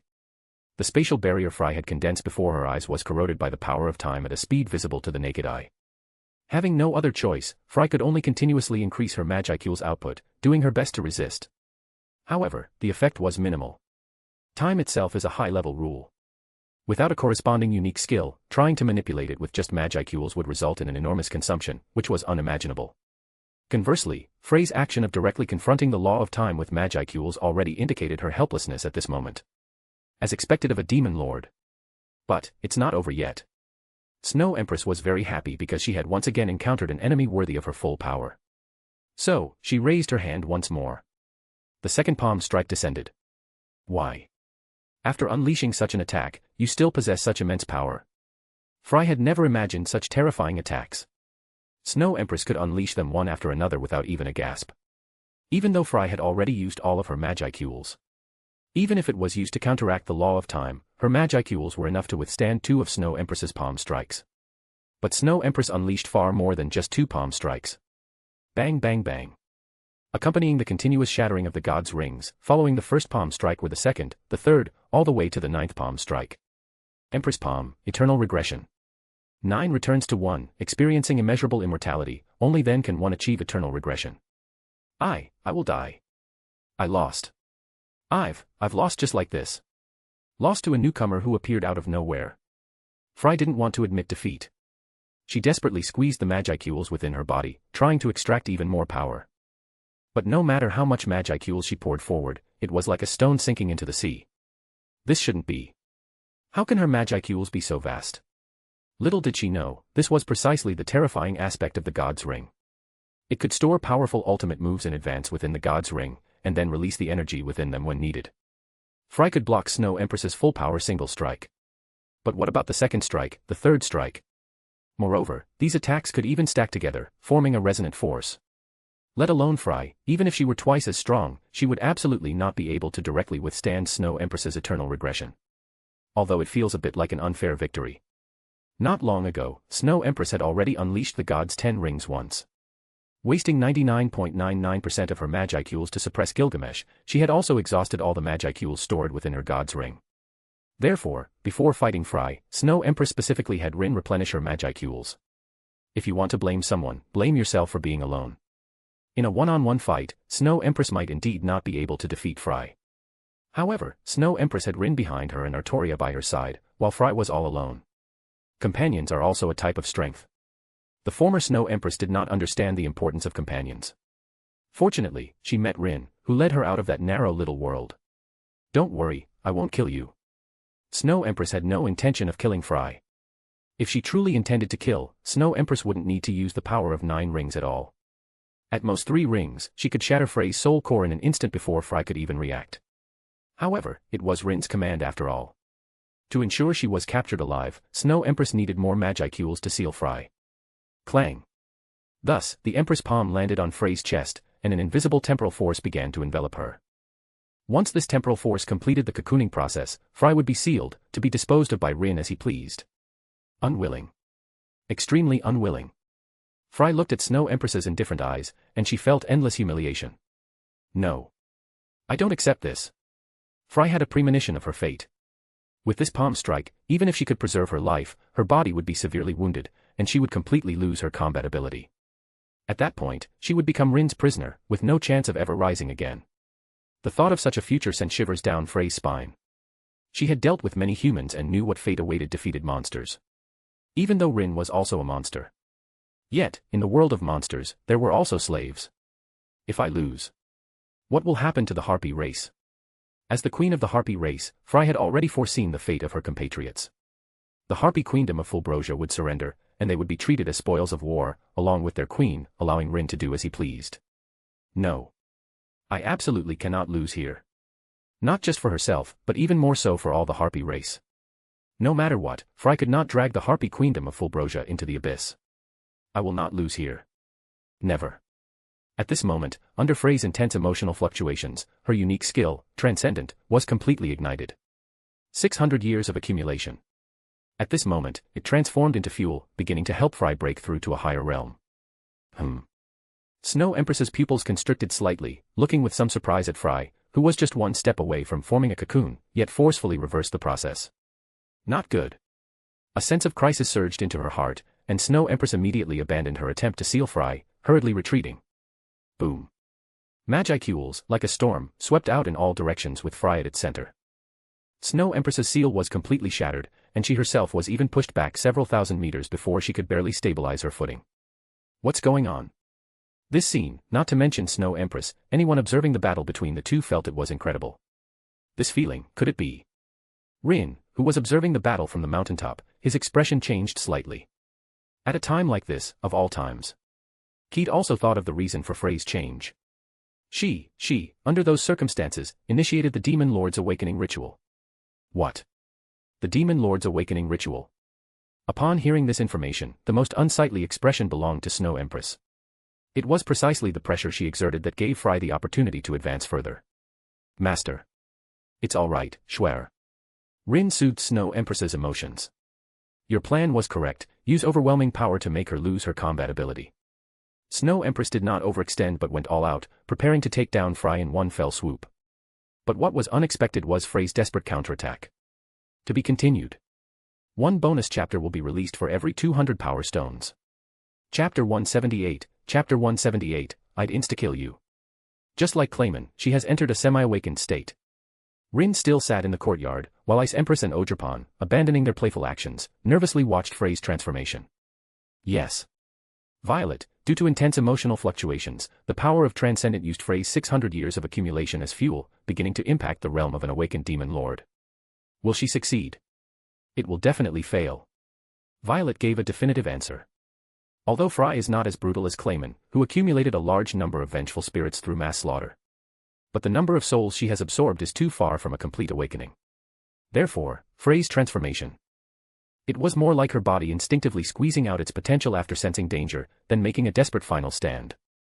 Fry Magicules, 890,000 EP, semi-awakened. Indeed, when Fry reappeared before everyone, pure white flames burned around her body. The seemingly terrifying pressure was actually not a good sign. Being unable to even control her own power was clearly proof of a failed awakening. Hoo-hoo. Fry gasped for breath, uncaring of her failed attempt to ascend to true Demon Lord. It was only her first try, after all. Though it had consumed years of her accumulated soul, a waste of 600 years. But if her soul was gone, she could always gather more. If she had fallen here, that would have been an eternal damnation. So close. Just a little more, and I would have died by your hand. Fry stared at Snow Empress and the returning Artoria. She truly hadn't expected to be beaten to such a state, so utterly disheveled. Recalling Snow Empress's palm strike just now, Fry still felt boundless fear. If not for being a Transcendent, she would have been instantly killed by this woman. A dignified member of the 10 Great Demon Lord, to be instantly killed by an unknown Demon Lord seed with a single blow. If word of this got out, how could she possibly retain her face and her title as a Demon Lord? Of course, if Fry had known that Snow Empress had no killing intent, only wishing to seal her. And that defeating her would only require 4 palm strikes at most. That would have been the greatest blow to Fry. Can you still fight? Artoria stood in front of Snow Empress, whose Magicules were severely depleted, having even used a powerful move like God's Ring. A bit of a miscalculation. Snow Empress hadn't anticipated Fry entering a semi-awakened state. Otherwise, she definitely wouldn't have used all the powerful moves within God's Ring at once. Of course, one God's Ring remained as a Magicule's reserve. With double Magicules as a base, Snow Empress still had the strength to fight. Moreover, the bounded field of great nature was not to be underestimated. Staying here, Snow Empress could rapidly recover Magicules. Phew. Hearing Snow Empress's words, the first to breathe a sigh of relief was Fry. There was no helping it, Snow Empress's attack was too terrifying. Even having semi-awakened, Fry recalled Snow Empress's eternal return, and she still had no confidence in facing that move head-on. You can't be the main attacker, but you're still fine for support. If her Magicules were full, and all 10 rings were present, Snow Empress truly couldn't seal Fry. But merely killing her would only increase from 4 palm strikes to 8. The instant kill would still be an instant kill. This time, I was a burden to you. Don't say that. No one could have predicted such a thing would happen. Artoria retorted. In any case, leave the rest to me. Once again, Artoria advanced with her sword. Let me be your opponent, Fry. And as she made her move, several phantom-like maidens appeared around her. With one sword strike, the swords of several figures also slashed out. This move again. Fry wasn't fighting one person, but several sabers, and even those heroic spirits with faces similar to Artoria. Facing such an offensive, even with Frey's overwhelming Magicules, she still couldn't reverse the decline. Those holy spirits, each with strength comparable to the original, and one enhanced noble phantasm after another being unleashed. They truly battered Fry. She gained no significant advantage despite entering the realm of a half-step true demon lord. Damn it. Frey's martial arts were inferior to Artoria's. Even in combat experience, the latter was superior. After just a few clashes, Fry gave up on close combat with her, choosing to create distance and bombard from afar. However, Snow Empress wouldn't give her such an opportunity. Various seals from great nature made Fry feel as if she was stuck in a quagmire, unable to extricate herself. Ha ha ha ha. A blonde maiden in a blood-red dress leaped high from behind Artoria, her face filled with an incredibly wild smile. Is it finally my turn? Umo. Behold my glory. Hear the thunderous applause. Sit down and praise. My golden theater. Kingdom of heaven and hell. My heaven, reconstructed. This is where the limelight shines. Estis domus aurea. Bounded field layered over bounded field. Although the power of the golden theater was far less powerful than great nature, which was a unique skill, the suppression of double rules still disrupted Frey's rhythm, causing her to be cornered by several sabers, struggling to cope. Get lost. Fry roared, exploding with Magicules, forcefully tearing apart the golden theater. However, before she could even breathe a sigh of relief, more earth, water, wind, and fire, under Snow Empress's control, submerged her. Fry had gotten stronger, but not that strong. Her Magicules had increased, but it hadn't reached the breakthrough of a million star particle level. Therefore, Frey's Magicules were still on par with Artoria's. Furthermore, she hadn't awakened an ultimate skill. Currently, Fry was at most about 2.5 times stronger than she was before her semi-awakening. Confirming this, Artoria's offensive grew even fiercer. Annoying things. After another struggle, Fry cut down the wildly growing trees that entangled her like tentacles. She evaded Artoria's attack, using her speed advantage to create distance. I admit, you are very strong. But our business isn't finished. The Sky Queen looked down from above at the entire bounded field, she raised her hands, and a large amount of Magicules sketched out one mysterious magic circle after another in the sky. She's going to destroy my bounded field. No, Fry is trying to escape. Snow Empress immediately saw through Frey's plan. She couldn't defeat Artoria, so she decided on a strategic retreat. Despite being a monarch, she was playing a one-on-one knight's game with Rin here. Fry, realizing the rashness and unwiseness of her decision, decided to retreat first, then use her military advantage to attack Rin's forces. To be continued. One bonus chapter will be released for every 200 power stones. Chapter 179, Chapter 179, Avalon. Don't even think about it. Without Snow Empress needing to say more, Artoria had already shot into the sky, preparing to interrupt her casting. And she absolutely could not let Fry have a chance to escape from here. At the same time, the air temperature around Fry began to plummet, clearly Snow Empress's time stop, absolute zero. In the frozen world, only Artoria was skipped, allowing her to move freely within it. They had only known each other for 2 days, yet their tacit agreement was as if they had fought side by side for countless years. What? However, this time, Artoria had miscalculated. Invisible spatial barriers appeared around Fry, blocking Artoria. Time stop. Fry recovered quickly, she stared intently at Snow Empress. After unleashing such an attack, you still retain such power. The Sky Queen had to admit, she had lost to Snow Empress, and lost thoroughly. By now, Fry also understood. Snow Empress had no killing intent towards her. If Snow Empress hadn't held back in that last move, she wouldn't have had a chance to awaken at all. But do you think the same trick will work on me again? Thinking this, Fry forcefully broke through the time lock and once again accelerated the construction of her ultimate mystery. A bit troublesome. Seeing that Fry was truly going all out this time, Artoria also began to get anxious. With her ability, she could indeed break through the defensive magic around Fry. But, by that time, Fry would have already unleashed her mystery. It's too late. Snow Empress looked at Frey's current Magicule's output. Even at the risk of her body overloading, Fry was determined to destroy Great Nature. Collapse and ruin. A spatial mystery as dazzling as a kaleidoscope gradually formed above the Sky Queen's head. Along with it, the sky turned black, like the end of the world. Storms and lightning, accompanied by spatial collapse, descended upon this world. Bang. The sky crumbled with a roar, and large fragments of space scattered like raindrops. The sky, it shattered. This scene caused Hakuru, Keed, Momiji, Ice Empress, and Ogerpon to simultaneously look up, gazing at that figure like a world-ending demon god. Is this the power of a demon lord? It's too much. The Tengu had lost their will to fight. What should they do? Watching the spatial turbulence swell and threaten to engulf the entire bounded field, including all living beings within it, all the Tengu panicked. All of you, be lost in this chaotic space. This was Frey's most powerful technique. Even she could only summon spatial turbulence, not control it beyond that. Artoria. Rin was calm, not at all surprised by the sight of the collapsing world. It's up to you. Understood, my master. With that, the young woman knelt on one knee, raising both hands as if holding something invisible. Pale blue light points gathered before Artoria, forming an exquisite scabbard. The scabbard's exterior was golden metal inlaid with striking blue enamel as decoration, and ancient fairy runes were inscribed in the center. What? Fry didn't know why Artoria would summon a scabbard at this moment. But a growing unease warned her that the scabbard in the other's hand contained an unimaginable power. Avalon. This scabbard was a noble phantasm born from Artoria's unique skill, solitary existence. Solitary existence allowed Artoria to gain immortality and absolute defense, making her impervious to any power except ultimate skills. In her battle with Fry, Artoria had not once displayed this unique skill. Because there was no need. Artoria's own martial prowess alone was enough to stand undefeated. But now, as Fry prepared to destroy Great Nature and all the living beings within it, Artoria summoned it. In the name of King Arthur, this place is Avalon. As Artoria's words fell, the physical blue-gold scabbard instantly transformed into magical energy. Then it expanded continuously until it encompassed the entire Great Nature.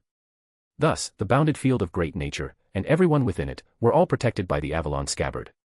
What's going on? Why? This kind of thing. Impossible. This kind of thing is impossible. Fry looked at the collapsing space above her head. She found that she had lost control over the spatial rifts and turbulence within it. No, it wasn't a loss of control. Rather, a more powerful rule-based force had overridden her secret art, forcibly fixing it in its original state. What exactly did you do? Fry had never lost her composure like this moment. She could feel her secret art colliding with some force. But no matter how much Magicule she applied, the barrier in front of her secret art remained unmoving. Are you kidding me? This was her strongest attack, unleashed with all her might. If even collapse and ruin couldn't break through the defense, what else could Fry do? Did what? Artoria secretly breathed a sigh of relief when she saw that everyone was fine. Actually, it's nothing much, just sealing your power with the scabbard. Scabbard. A mere scabbard, how could it possess such power? Fry was losing it. Of course, it's not just a scabbard. It is the manifestation of my unique skill. Artoria replied calmly. However, if the scabbard is manifested, although it can protect more people, I will also lose this power. Yes, Avalon is a large barrier like absolute blessing. But just as King Arthur lost her scabbard. By taking out and releasing the scabbard, Artoria would lose the protection of the solitary existence, unique skill. In other words, she could now be killed. No ultimate skill was needed. As long as her inherent resistance and defense could be broken, she could truly be harmed. You mean? Fry was not foolish. She heard something terrifying in Artoria's words. You were fighting me with such a unique skill active just now. To be continued. Chapter 180, I can't lose. Bonus. Exactly. Below ultimate skills, even unique skills can only injure me, not kill me. Injury. The Sky Queen felt immense humiliation. Not only did Artoria not use her full strength when fighting her just now. What's more, the situation now was that the Night Princess in front of her had forcibly abandoned her greatest advantage to protect others. You fellow. There's a limit to looking down on people. Fry had never been so angry. She felt her dignity had been thrown to the ground and trampled by Artoria. The Magicules, which was already somewhat difficult to control, became even more volatile. Do you think you can still defeat me even without absolute defense? Yes. Artoria's answer was that straightforward. The young woman held her holy sword, her aura not weakened in the slightest. Instead, it seemed to grow even stronger. On the contrary, having discarded the scabbard, I can now display my full power. Fry could not tolerate Artoria's provocation and immediately rushed forward to fight her. As if to prove something, Frey's fighting style became increasingly savage. With every exchange, Fry traded blows, posing a significant threat to Artoria. Next, you will see Artoria's strongest power. Snow Empress wanted to go forward and help, but Rin stopped her with a thought message. So, leave the battlefield to her with confidence. Strongest power? Snow Empress didn't know what Rin was talking about. But, she looked forward to it, looking forward to Artoria displaying the supreme form that Rin praised. Bang. Bang bang bang. The space of great nature was already unstable due to Frey's secret art. Even with Avalon's reinforcement, this bounded field was still tottering in the battle between a Demon Lord Seed and a half-awakened Demon Lord Seed. Perhaps it was because casting Avalon consumed too much of Artoria's Magicules. Or perhaps it was because she no longer had absolute defense, so she had to consider more things when fighting. For a time, their battle was evenly matched, neither could gain the upper hand. The situation is unfavorable for Artoria. However, with Snow Empress's eyesight, she could clearly see the scales of victory tipping towards Queen Fry. There was no helping it, Frey's nearly 800,000 Magicules was too great an advantage. Artoria's Magicules was originally just over 100,000. Before the battle, after receiving transfer and replenishment from Rin, it reached 300,000, second only to Snow Empress. However, 300,000 versus 800,000. It seemed like only a 2.6 times difference, but in reality, it was far more than that. Magicules represents the efficiency and speed of magic recovery. Just the Magicules Fry could recover per second was several times that of Artoria. Indeed, Fry was fighting very awkwardly. Not only was she slashed by Artoria until her clothes were tattered and her skin was covered in blood, but even her collarbones were broken several times. But what did that matter? You are very strong, truly very strong. Fry looked at the 6 sabers surrounding her, each in a different form, and praised from the bottom of her heart. But the difference in our Magicules means you can't fight a prolonged battle with me. Once Artoria couldn't defeat her in a short time. Then Fry could, in turn, slowly wear down Artoria to death. Look. Fry watched the Holy Spirit avatars gradually dissipate. You can't even maintain these strange clones anymore. Artoria had used the Round Table Knights as sparingly as possible in terms of Magicules. She only materialized the Holy Spirits at the moment of attack, rather than continuously consuming Magicules to maintain their existence. However, the two had been in a stalemate for almost an hour. To deal enough damage to instantly defeat Fry, Artoria even summoned 6 Holy Spirits simultaneously, having them attack together. Unfortunately, it still couldn't fundamentally harm Fry, allowing her to recover once again. Is this your strongest move? Fry looked at the wounds on her body, which were continuously healing due to Magicules recovery. Do you see? In front of my Transcendent, without decisive power, you cannot defeat me. What if she was at a disadvantage? What if she was suppressed and chased and slashed? Her Transcendent, in terms of recovery, was not at all weaker than Rimuru's or Orc Lord's self-regeneration. Of course, the same applied to Artoria. The wounds she had exchanged for were long healed, leaving only her flawless skin.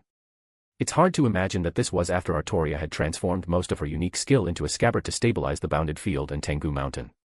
If Artoria had charged in with such a turtle shell from the start, Fry shuddered at the thought. No. After such a long battle, Artoria was also a little tired. She slightly relaxed her grip on the holy sword and then uttered a sentence that left Fry utterly bewildered. I won this battle. What? Fry was stunned. Are you crazy? She thought of Snow Empress, who still had the strength to fight, and Rin, who had not yet made a move. Fry admitted that she was not their opponent. But she was Fry, who ruled the sky. If she wanted to escape, she was absolutely confident that Rin couldn't keep her. At most, it would just cost her something. You said I had no means of deciding victory or defeat. Artoria was extremely excited now because the holy sword in her hand was responding to her will. Then let me show you. The true power of this Star Holy Sword, forged to counter outer gods. Star Holy Sword. Fry murmured the words, her heart growing more uneasy. In the cardinal world, nothing prefixed with star was simple. Buzz. What? Looking at the holy sword, which was radiating golden light, Fry felt a chill shoot straight up her spine to her brain. This. What in the world is this? Fry used her hand to block the oncoming golden gale, and she found that her magicule was in disarray, and the situation was only getting worse. To be continued. One bonus chapter will be released for every 200 power stones. Chapter 181, 13 restraints released. Seal 13. Decision start. Is this a battle to save the world?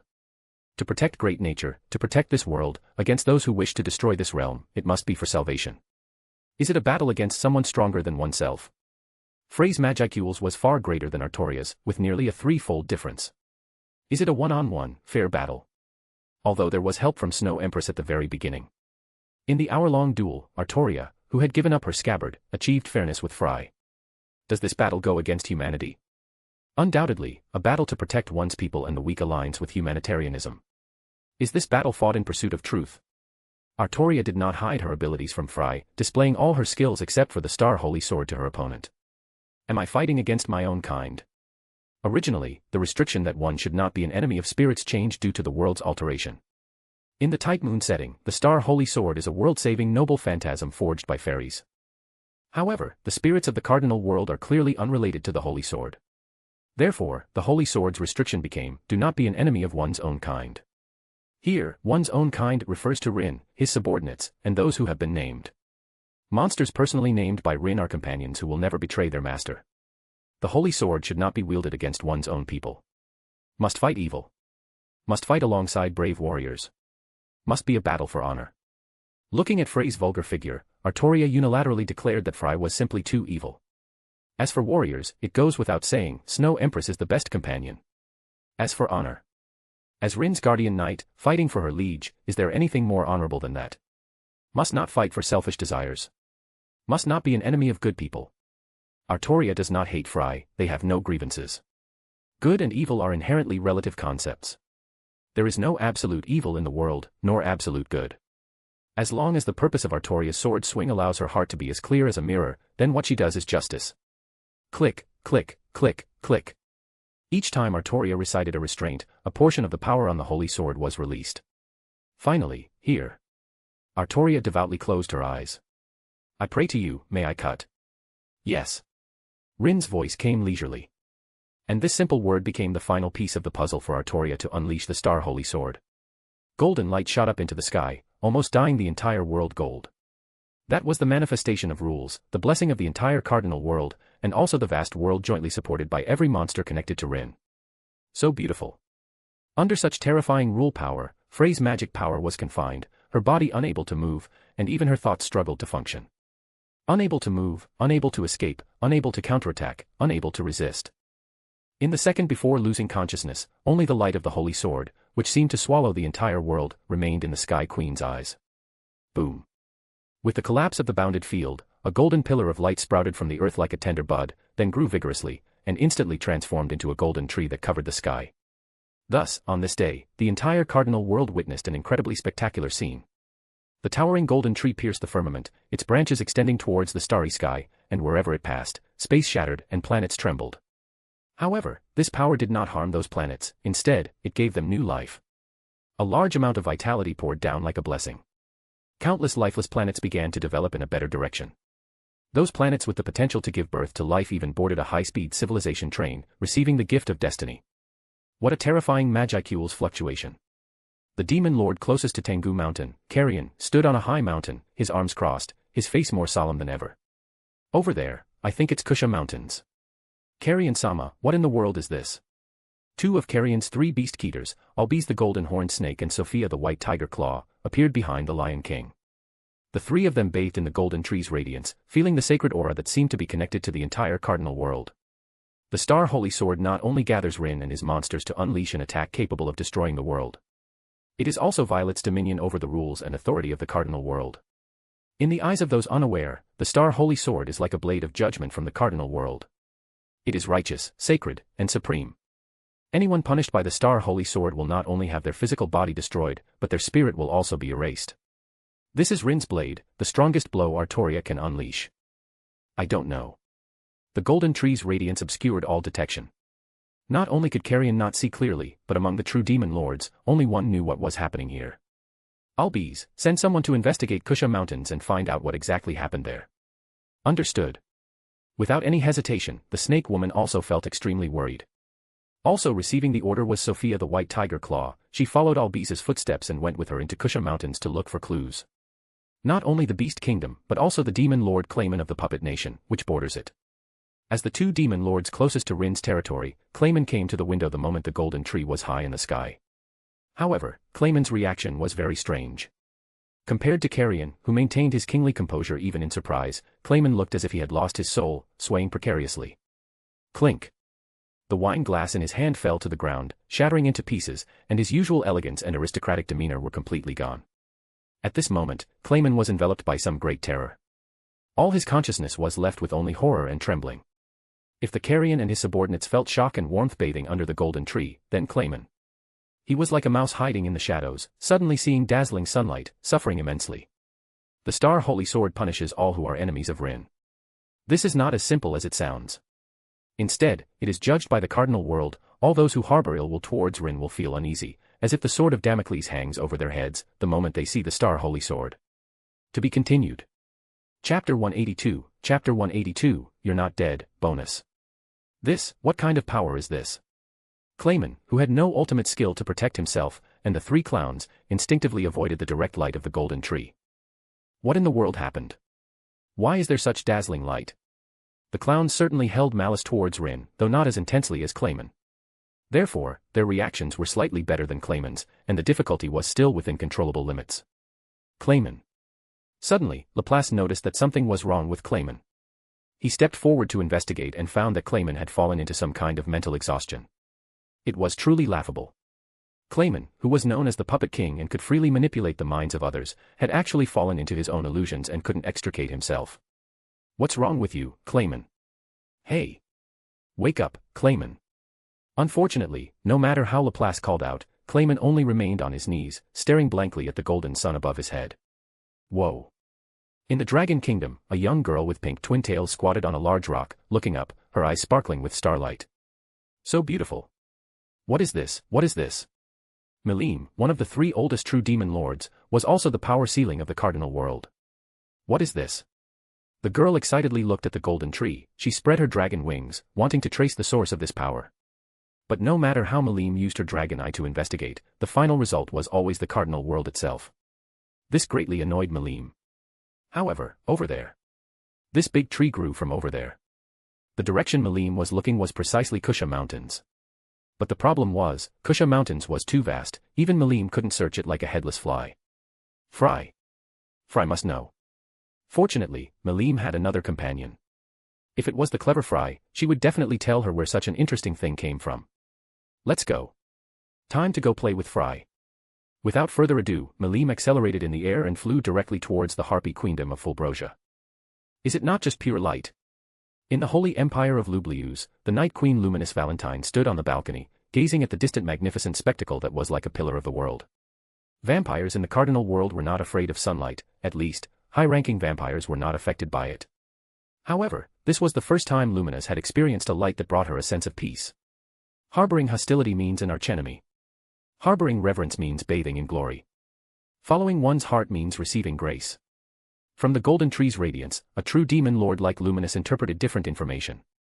This was the will of the cardinal world, an existence proclaiming its arrival to all beings through the voice of the world. A new demon lord.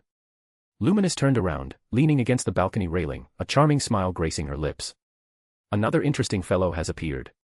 All 10 demon lords, except for the fairy queen Ramaris, who was still in the underground labyrinth, and the slumbering ruler Dino, witnessed this spectacular scene.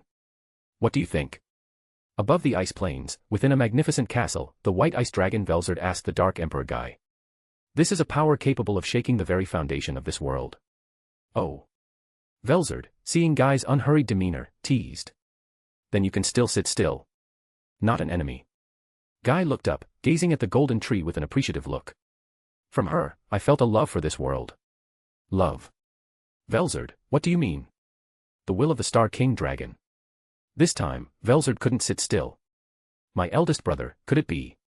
Resurrection. The Star King Dragon has been resurrected. Such a major event, whether for the demon lords or for this world, was a great cause for celebration. I don't know. Guy couldn't be sure, but the aura within the golden tree gave him the illusion of the Star King Dragon's return. However, the two were not entirely the same. If he had to describe it, the golden tree's aura and the Star King Dragon were more like an elder brother and a younger brother. Indeed. Though very faint, it's almost identical to my elder brother's aura. With Guy's reminder, Velzard immediately detected the familiar aura hidden by the light. To the dragon kind, the Star King Dragon was both a father and an elder brother. Unfortunately, Velzard couldn't pinpoint the source of this aura, only knowing it came from the continent. No. Guy shook his head and said, "It's not Father God." As the current guardian of the world, Guy knew very well that the other party was not the Star King Dragon. Rather than Father God, it's more like an individual similar to him. You mean? A second-generation Star King Dragon. A new homunculus that inherited the Star King Dragon's bloodline and power, bringing this power back to life. How is that possible? Nothing is impossible. Guy didn't question Rin's thoughts. As long as the other party didn't harm this world, he wouldn't be an enemy. Especially when the will of the Cardinal World itself stood with Rin. Kill him. Destroy the Cardinal World first, then we'll talk. Can't destroy the Cardinal World. Then what's the point? Guy understood this point, which is why he was indifferent. Violet was highly bound to the Cardinal World. Maintaining the Cardinal World was equivalent to maintaining Rin's assets. As for who became the king of the world, Guy didn't care. Do you want to go see? Velzard hesitated. She had the responsibility of monitoring Guy, but the resurgence of her elder brother's bloodline truly made her unable to sit still.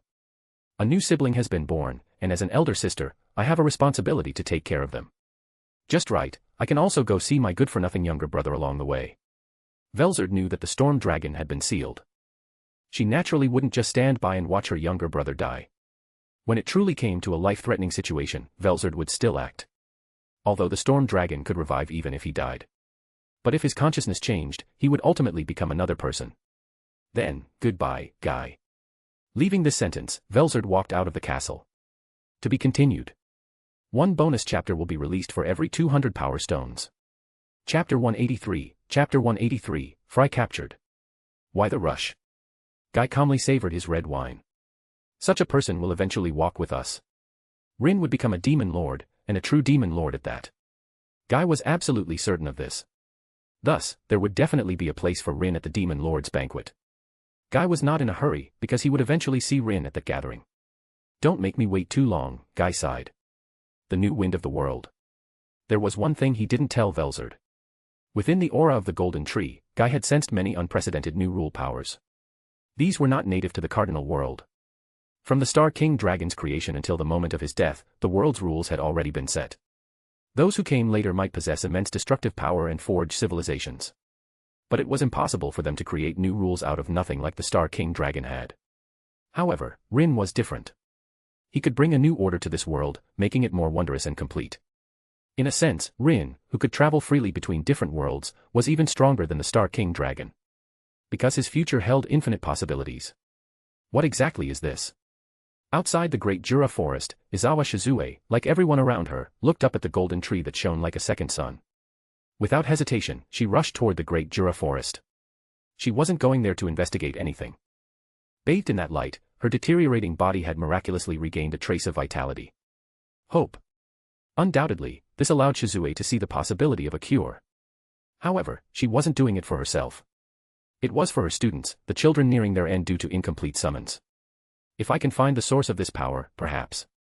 No matter what, Shizue had to investigate. Isn't this commotion a bit too big?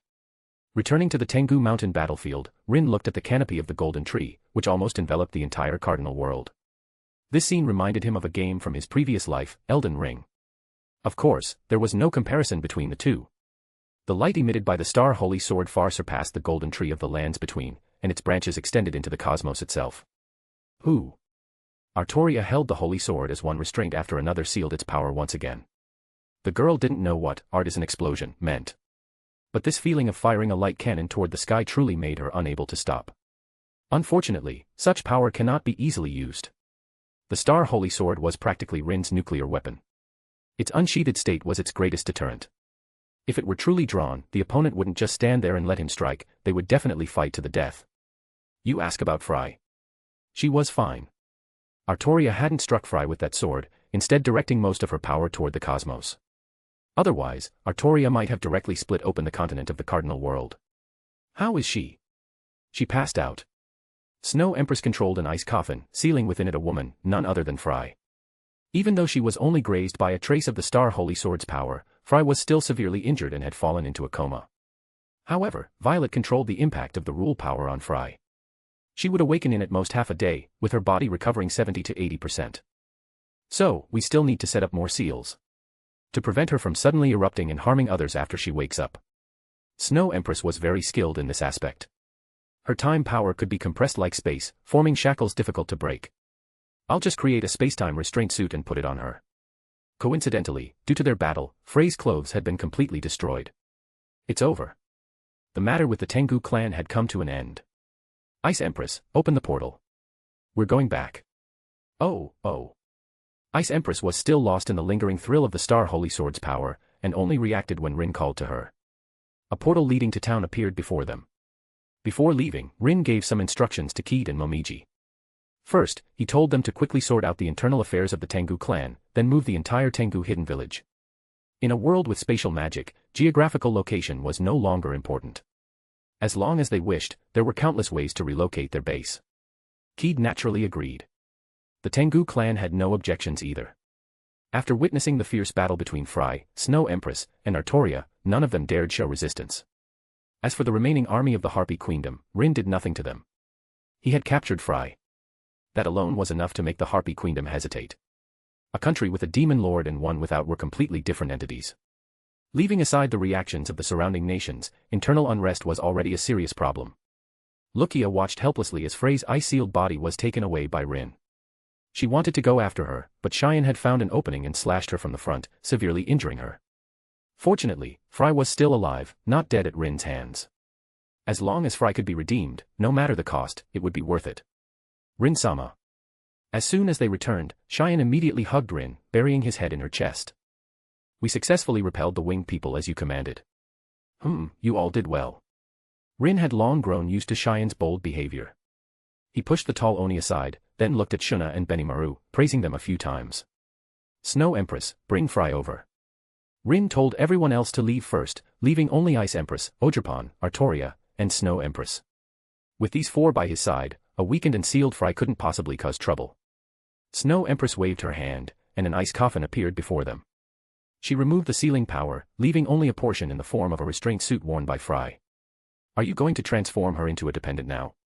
Artoria didn't think it was wrong to do so. She was only concerned about Frey's safety. To be continued. Chapter 184, from today onward. Although they had already defeated Fry, it was only reasonable for Rin to intend to subdue her. But the problem was, Fry was not a Pokémon. How could she obey a trainer's command just because she had been beaten? No matter. Rin didn't care about this. He reached out toward Fry and explained, the capturer's power is absolute. It is different from an ordinary contract, it's not simply branding the other party. The process of a captured individual being transformed into a dependent is equivalent to a complete reorganization for a monster. This was fundamentally different from non-monster dependence. Like Ice Empress, Snow Empress, Ogerpon, and Artoria, they had accepted Rin's rule transformation. You can imagine, if my capturer didn't capture, but directly digested. Would food that has been digested be able to threaten its master? If one could forcibly capture someone, then everything about that person would naturally be under Rin's control. Whether willingly or by force. Once the dependent conversion was completed, the monsters of the Cardinal World would lose any possibility of resisting Rin. Isn't this just like me? Ice Empress grumbled softly. She hadn't forgotten that her identity was that of a pet, not a companion. You are a pet, she is a prisoner of war. There's still a difference. Rin smiled. At least, Ice Empress, your position in my heart is much higher than Frey's. That's well said. Rin's words made Ice Empress inexplicably happy. Wait a minute. But very quickly, Ice Empress realized the problem. She had become someone else's pet, and she was happy just because of a little praise. Well. Looking at Fry, who was even more miserable than herself, Ice Empress instantly regained her confidence. Anyway, with Fry at the bottom, Ice Empress, the second to last, finally had someone she could bully. Capture initiated. Physical resistance removal complete. Soul analysis in progress. Frey's magicules were immense. With nearly 900,000 Magicules, even Rin would have to expend considerable energy to complete this final subjugation. Leave the rest to me. Violet appeared beside Rin, helping her master complete Frey's transformation. Even if the other party has lost all combat ability, it still needs to be done step by step. Rin noticed a flaw in the capturer. For individuals with vast Magicules, he couldn't simply swallow them whole like Rimuru. The analysis process required time. If Rin were disturbed during this period, the capture process would be interrupted, and all effort would be wasted. Fortunately, that didn't happen with Frey. After about 5 minutes, Rin successfully captured Frey, transforming her into his fifth dependent in the Cardinal World. Frey. Race, Harpy Clan. To be completed. Magicules, 990,000 EP, half awakened. Unique skills, Transcendent, Sky Ruler, Hunter, can obtain a large amount of Magicules by hunting powerful enemies. Special skill, Magicule Solidification. Whoosh. As Rin completed the transformation, Frey's eyes snapped open. She instinctively moved back, warily observing the people in the room. What's going on? Am I still alive? Frey didn't feel lucky to be alive. Instead, unease filled her heart. A defeated female enemy, not killed but brought back alive by her opponent. What kind of fate awaited her? Did she even need to think about it? Although Frey called herself a queen, she had never interacted closely with the opposite sex. As a strong woman, Frey had never been interested in such things, nor would she ever allow a man to touch her body. My injuries. Soon, Frey noticed something strange. All the injuries on my body are gone. No, it's not just healing. Because of her special skill, Magicule Solidification, Frey felt her body was stronger than ever before. So strong. How did my body become so much stronger? As for the strange restraint suit she was wearing, she ignored it for the moment. Even without circulating magical energy, Frey could feel a surge of astonishing strength. Simply comparing the data. Before becoming Rin's subordinate, Frey's physical attribute was around 10. Now, after Magicule Solidification, even if she did nothing, her physical strength had risen to 100, or even higher. And that was without using magical energy. Once she used reinforcement, Frey couldn't even imagine how powerful she would become. She even had a premonition. If she were to face Artoria now, she could probably beat her down easily. This power. Frey looked at Rin with a solemn expression. What did you do to me? What did I do? Instead of explaining with words, it's better to let your body experience it directly. Rin wanted to test the extent of his dominance over his subordinates. Shuna, Ogerpon, and Snow Empress, Rin didn't want to bully them. But Frey. There was nothing holding him back. Then. Sitting in the main seat, Rin slightly raised his head and issued a command like a monarch. Kneel. What? Frey thought she had misheard. How could she, the Sky Queen, one of the 10 great demon lords? But reality slapped her in the face. Why? Although her consciousness was intact. Frey's body still obediently carried out Rin's command. The queen knelt on both knees, the ice-blue restraint suit emphasizing the tragic beauty of a defeated monarch. My body, it's out of control. Frey finally realized the seriousness of the situation. Is this your ability? Like that claimant, the power to control other people's bodies. Comparing me to that kind of trash. Rin didn't intend to humiliate her.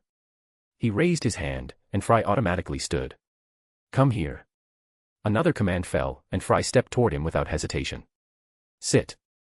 Frey was completely bewildered. She didn't know what kind of control she was under, but Rin's actions truly crossed her bottom line. You'd best just kill me. Frey gritted her teeth, glaring up at Rin, who looked down at her. You want me to be your servant? Absolutely impossible. To be continued. One bonus chapter will be released for every 200 power stones. Chapter 185, Humiliated Frey. Spirited, truly worthy of being the Sky Queen. Rin praised mockingly. Unfortunately, your refusal is a bit late. Now it's not that I want you to become a servant. But rather, you are already my subordinate. What? At these words, Frey instantly turned pale with fright. She quickly checked her body, found no signs of being violated, and immediately breathed a sigh of relief. It made sense. Someone like Rin would not do something so opportunistic. Subordinate. Haha, so that's how it is. After calming down, Frey began to accept the new information that appeared in her mind. This included her increased Magicules, as well as a complete subordinate contract, and the newly acquired unique skill named Hunter. She had become stronger, there was no doubt about that. And as the price for becoming stronger, Frey lost her freedom. I really lost everything, didn't I? Frey admitted that she had lost, and lost miserably. Logically speaking, according to the tradition of monsters, the loser should obey the strong. Especially when it was someone like Rin, who had defeated her fair and square. By all accounts, Fry should not be so resistant. But Fry could submit, but she could not accept being played with like a slave by Rin. This was a humiliation to her dignity. This was even more unacceptable to Fry than death. By the way, aren't you going too far? Fry recognized her position and said, the victor has the right to dispose of the loser. Since you won, it's not impossible for me to submit. But to humiliate me like this, is that really what a king should do? Oh ho. Rin's expression was calm. He looked at Fry with interest and laughed, starting to elevate my status. Do you think I'll fall for that? Fry did not speak, she only looked at Rin silently. You guessed right, I actually do fall for that. Rin lifted Frey's smooth chin. Consider it punishment for your disrespectful words earlier. Disrespectful words? Fry thought of what she had said to Rin back then. These words made Fry grit her teeth. She wanted to hit Rin now, but her body simply could not make any moves to harm him. Helpless, Fry had to compromise. Then, the revenge has been taken, can you let me go now? While saying this, Fry was actually frantically thinking of countermeasures in her heart. She had to escape Rin's control. How could she, one of the 10 great demon lords, be so played with by a newbie? Fortunately, the subordinate contract did not stipulate that the subordinate must like Rin. Otherwise, if she could not even control her own self-awareness, Fry might truly fall into complete despair. There was still a chance, Malim, as long as I can find Malim. Rin's power was too strong, the only person Fry could think of was Malim. If something happened to her, Malim would find out sooner or later. At that time, that tyrant would definitely come over. Of course, Fry would definitely not let Malim harm Rin. Subordinate and master, sharing life and death. If anything happened to Rin, she would be finished too. In fact, even without this relationship, Fry would not stand by and do nothing. No matter what, for whatever purpose, Rin had spared her life. However, just as Fry began to imagine how she would get back at Rin after he was beaten up by Malim, an unimaginable horror, and a pain like her soul was tearing apart, instantly enveloped Fry completely. Ah! A heartbreaking, miserable wail erupted from Frey's mouth. Even the Sky Queen, who had held a high position for nearly a millennium, still could not withstand the punishment from the dependent contract. Who? Fry noticed that as long as she had a bad thought in her mind, that invisible power would torment her severely. Conversely, as long as she did not harbor any ill intentions, nothing would happen. Is this why you're so confident? It has nothing to do with me. Rin explained, that's how the dependent contract works. There's nothing I can do. Humph. Fry snorted, then stood up. Can you unseal me now? Or do you think I can still pose a threat to you? As she spoke, Frey's gaze swept over Snow Empress, Artoria, and the others, expressing her speechlessness at Rin's caution.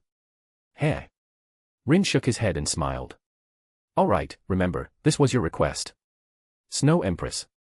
As soon as he finished speaking, Snow Empress unbound Fry, revealing her fair, beautiful skin underneath. Almost visibly, Frey's cheeks flushed crimson, and then she squatted on the ground like a shy little girl. Fry was utterly humiliated and indignant. In just this one day, the humiliation Fry endured was more than she had experienced in her entire life combined. Nice figure.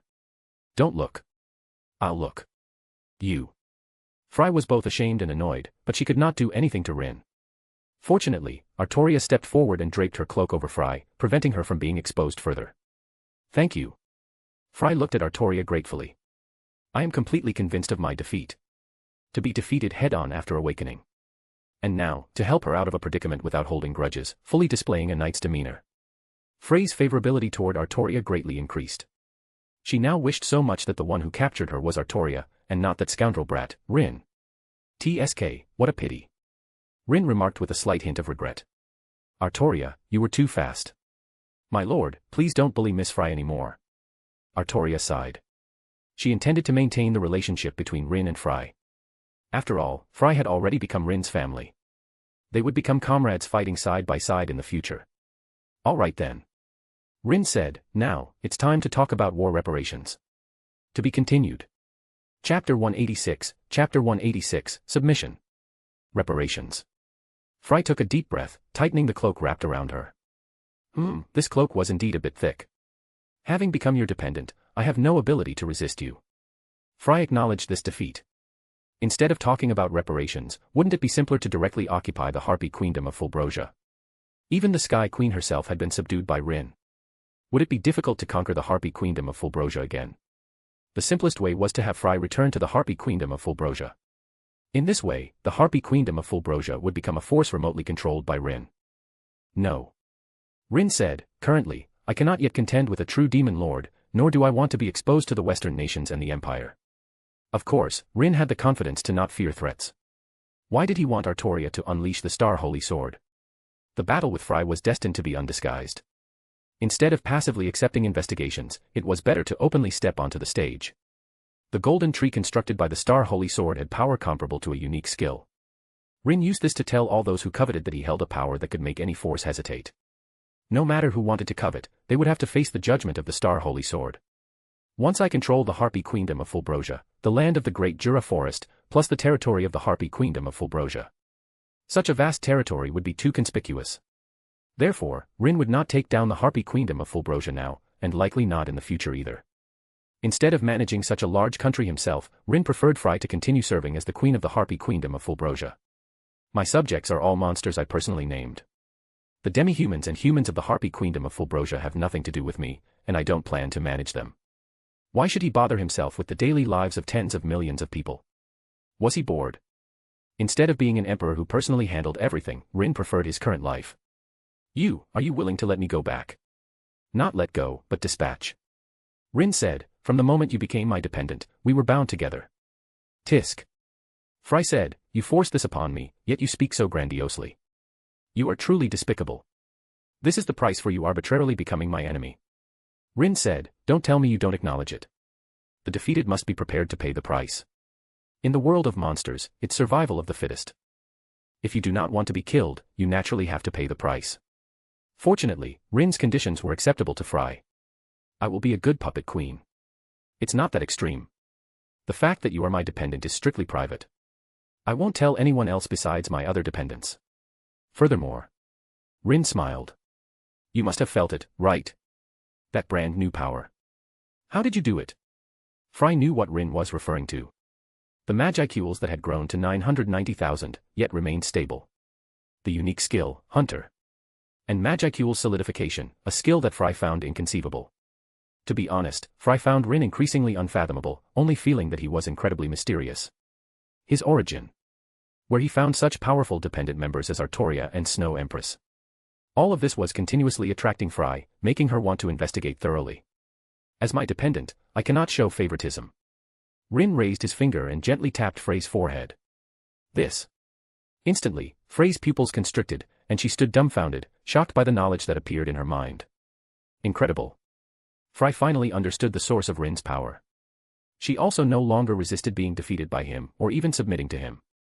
Otherworld, traversing different universes, acquiring power systems from other worldviews, and then optimizing them in the cardinal world.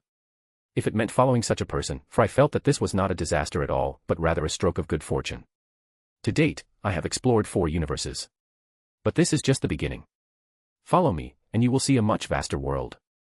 Rin revealed his grand blueprint to Fry, making the Sky Queen realize the true potential of her future master. I understand. Fry lowered her head and said earnestly, from now on, I will be your helper.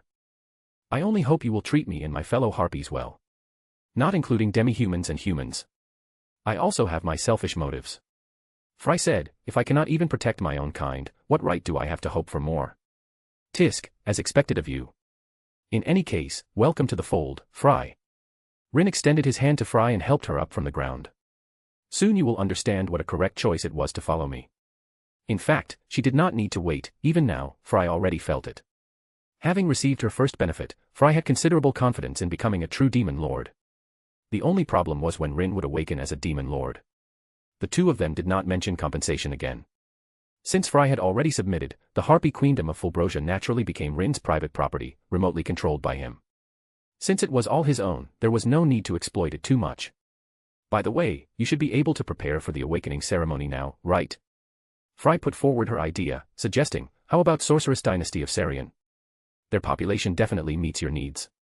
You really are. Rin did not know how to complain about Fry anymore. You adapted quickly enough. Otherwise. Fry was very pragmatic. Especially after confirming that Rin would not force her to do things she was unwilling to do. Such as serving him in bed, or being humiliated, and so on. As soon as she understood this, Fry immediately regained her composure as a queen. As for the matter of Sorceress Dynasty of Sarian, Frey's original goal was to form an alliance with Rin. The current situation was merely a shift from seeking Rin's cooperation to working for Rin. What a pity.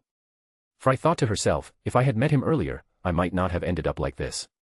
If she had known earlier that Rin had such great potential, Fry would have definitely sought him out immediately to join forces with him. Unfortunately, Fry discovered it too late. Many unpleasant things had happened between them before, causing Fry to start one step lower than other subordinates. To be continued. One bonus chapter will be released for every 200 power stones. Chapter 187, Chapter 187, Peace-Loving Rin. What do you think? Fry said, with our strength, the Sorceress Dynasty of Sarian is definitely not an opponent. Rin's high-end combat power included Artoria, Snow Empress, and her, who had semi-awakened. In terms of military, the Harpy Queendom of Fulbrosia, if it went all out, could even produce an army of 1,000,000. I don't plan to attack other forces for now. Rin did not hide his thoughts, stating directly, firstly, doing so would easily make me a target of public criticism, and secondly, there's no need to do so. I can understand the first reason. If the monsters in the Great Jura Forest actively invaded the Sorceress Dynasty of Sarian, regardless of who won or lost, future diplomatic issues would definitely become very troublesome. The surrounding countries would guard against Rin and would also be extremely afraid of him. This was not what Rin wanted to see. But what does the latter mean? Fry asked, what do you mean, there's no need? Because I have more than one option. Rin explained, you know, I can go to other worlds. Just imagine, among so many worlds, isn't there one where a large number of souls can be collected? With me having the ability to open the doors to infinite worlds, why should I be fixated on the small plot of land in the Cardinal World? Besides that, not causing trouble in the Cardinal World had another advantage. That was, even if Rin launched a war of aggression, it would happen in other worlds. In the Cardinal World, my self-positioning is that I am peace-loving and do not actively invade others, Rin said, but when provoked, I will retaliate with a thunderous blow. I see. Fry felt that Rin had great foresight. Develop discreetly in the Cardinal World, and act wantonly in other universes. So, have you found it? He. Perhaps accustomed to Rin's gentle demeanor, seeing him suddenly laugh, Fry immediately realized she had gone too far. Sorry. Such a question was not something she, as a new addition, could ask. Alright, Fry, you should go back first. Rin did not keep Fry, he needed Fry to return safely to appease the forces watching this side. Fry also needed to stabilize the situation in the Harpy Queendom of Fulbrosia. As long as you perform well, I will perform the awakening ceremony for you. Rin said, as my subordinate, it would be too demeaning if you don't even have the strength of a true demon lord. Yes. Receiving Rin's promise, Fry was delighted and also became more cautious. Thus, Fry left Rin's base camp and sped toward the Harpy Queendom of Fulbrosia at the fastest possible speed. Fry moved very quickly, even directly shattering space and returning to the capital of the Harpy Queendom of Fulbrosia through dimensional leaps. The entire process took no more than 10 seconds. It showed how seriously Fry was committed to quelling the turmoil in the Harpy Queendom of Fulbrosia as soon as possible. However, as soon as Fry returned to her palace, she immediately saw a familiar short figure. Ah. Fry. You're back. Seeing Fry descend from the sky, Malim immediately rushed over. I came to play with you. I heard from your subordinates that you were beaten, is that true? Malim showed her 2 small fangs. Do you want me to help you beat them back? Although she knew Malim had a good relationship with her, Fry was still a little touched that she came to see her at this time. Unfortunately, Fry did not know about the golden tree. Malim's visit here was partly to check on her, but more importantly, she wanted to know the location of the guy who caused such a commotion. As for her subordinate saying she was beaten. Damn it. Who was it? Fry asked Malim somewhat angrily, and the girl described the other party's appearance. Lucia. Well, it was indeed Frey's right-hand woman. Fry could imagine why Lucia told Malim about the matter. Seriously. Fry was very helpless, because Lucia told Malim the truth to save her. Fry, do you know? That golden tree, with a whoosh, covered the sky. The more Malim spoke, the more excited she became, already eager to find Rin and have a showdown with him. Malim wants to go fight Rin. Hearing this news, Fry immediately became extremely anxious. Even the information about the golden tree, which she was very interested in, was temporarily put aside. Rin, there's something to report to you. Without hesitation, Fry immediately conveyed the news that Malim had appeared here and wanted to go spar with Rin. At this moment, Fry had no expectation of retaliating against Rin whatsoever. Instead, she was incredibly fearful, deeply afraid that Rin would be harmed because of this. This was not to say that Frey had fallen in love with Rin. Rather, their current relationship was that of a community of shared destiny. The subordinate contract was absolute. No matter how powerful Malim was, she was only strong in destructive power. It was impossible for her to help Frey break the contract. If Rin was injured in this process, what good would it do Frey? Moreover, Frey was not a fickle person. She had her own beliefs and judgment. Rin was someone worth investing in. So, even to prove that she hadn't misjudged him, Frey would not allow anyone to hinder Rin's progress. Malim is coming to find me. At the same time, Rin, who was playing with Ogerpon, was truly startled to hear such news. At first, Rin thought Frey was causing trouble. But after sharing Frey's memories, Rin found that this matter really had nothing to do with her. Malim's appearance there was purely a coincidence. Malim, ah. Through telepathic communication, Rin and Frey's thoughts were accelerated to an incredibly terrifying degree. Now is not the time to meet her. Rin was not afraid of Malim. If Rimuru in the original work could subdue Malim, Rin could naturally do the same. Delicious food, manga, hot springs, various games. Handling a young girl with incomplete mental development was easy, wasn't it? It's just that this timing is indeed not very good. According to Rin's plan, he intended to make contact with demon lords like Malim and Guy after he became a true demon lord and obtained an ultimate skill. Malim's danger level was indeed not high. But this kind of situation where his life was not his own, and having to curry favor with a little girl, made Rin a bit uncomfortable. To be continued. Chapter 188, Chapter 188, Malim handled, bonus. You. And just as Rin was thinking, Frey said, "You seem reluctant to see her." Rin raised an eyebrow, hearing Frey's implied meaning. "You have a way." "Yes." Frey said confidently, "If you are willing to trust me, I can delay Malim for a while." To increase Rin's regard for her and to make up for the previous unpleasantness, Frey had to seize the opportunity before her. "That's enough." Rin admired Frey even more. As expected of the Sky Queen, her change of stance was indeed quick. "In 5 days at most, I'll be able to find a suitable world." 5 days later, the Void Ark's cooldown would end, and Rin would embark on a journey to a new world. And this time, Rin's goal was very clear, a world with a large number of unclaimed souls. By then, Rin was a person who clearly distinguished between gratitude and grudges. Frey had offended him, and he had forcibly captured her. Now that she had rendered service, Rin would not forget her efforts. "I will make you a true demon lord." Rin's words truly struck a chord with Frey. Indeed, following the right boss was far better than simply working hard. Look, something that could not be advanced in 600 years.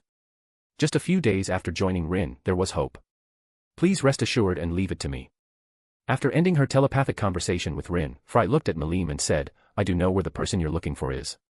"Really?" Malim's eyes lit up. As expected of Frey, she was amazing. "However, I'm sorry, I can't tell you for now." "Why?" Malim pouted, expressing her dissatisfaction. "Don't be angry yet, listen to me patiently." Frey said, "If you think what I said is wrong, then I will tell you the person's location." Seeing that Malim was willing to listen to her finish, Frey then said, "Your purpose should be to fight them, right?" "But..." Before Malim could nod, Frey immediately said, "Is it really appropriate for you to go there now?" "What?" Malim tilted her head, looking puzzled. "They just fought a battle with me and haven't recovered yet." Frey understood Malim very well and had her completely under her thumb. "If you go there like this, not only will you not get the intense battle you want, but you will also be accused of winning unfairly. Then, what should I do?"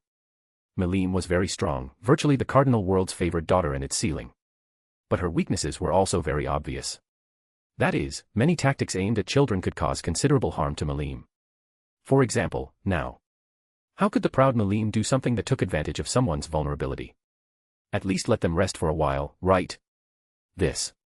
Malim felt that what Frey said made so much sense that she could not refute it at all. "How about this?"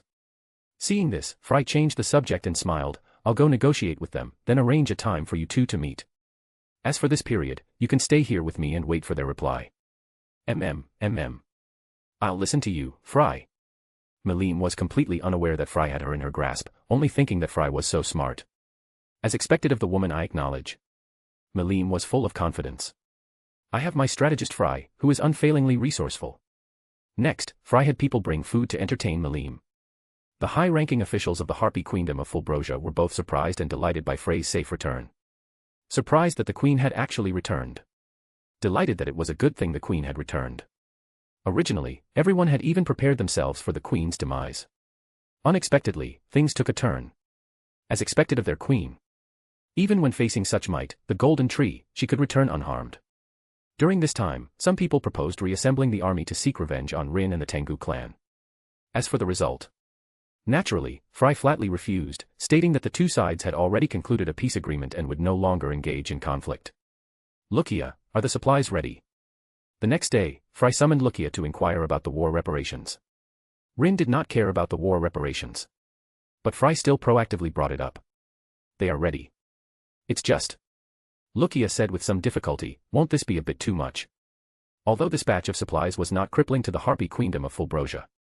But for Lucia, who managed internal affairs, to watch her own good things being given to others, the girl truly felt pained. Lucia, you are the person I trust most, so I'm only telling you this one thing. Fry naturally would not tell Lucia about her relationship with Rin. Any secret, once a third person knows it, is no longer a secret.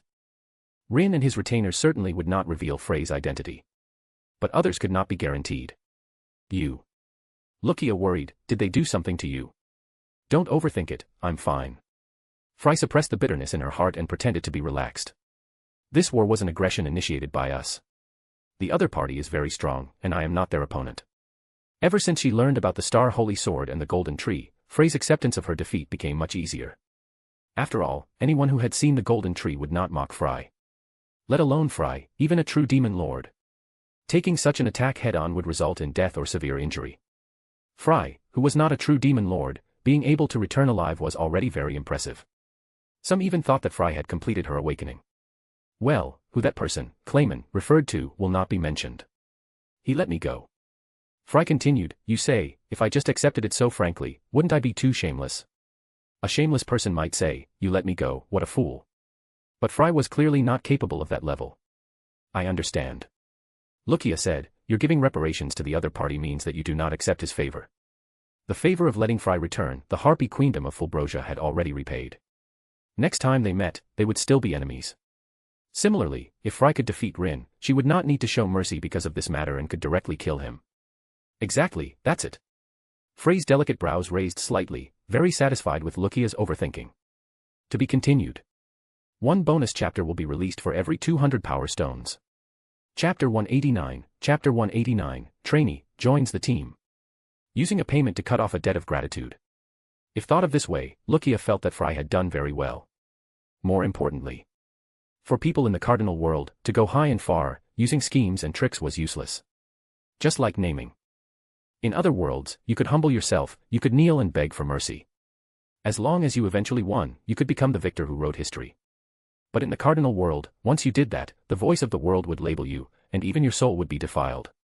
Of course, these things no longer concerned Fry now.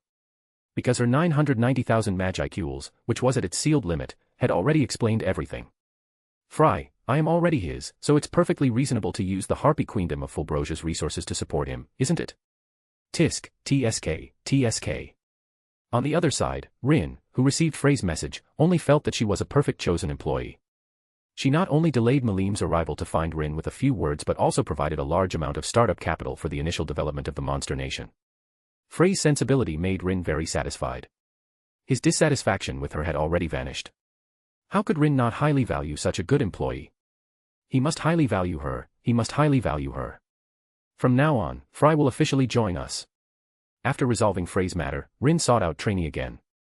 These past 2 days, to celebrate the Tengu clan's joining in Frey's war reparations.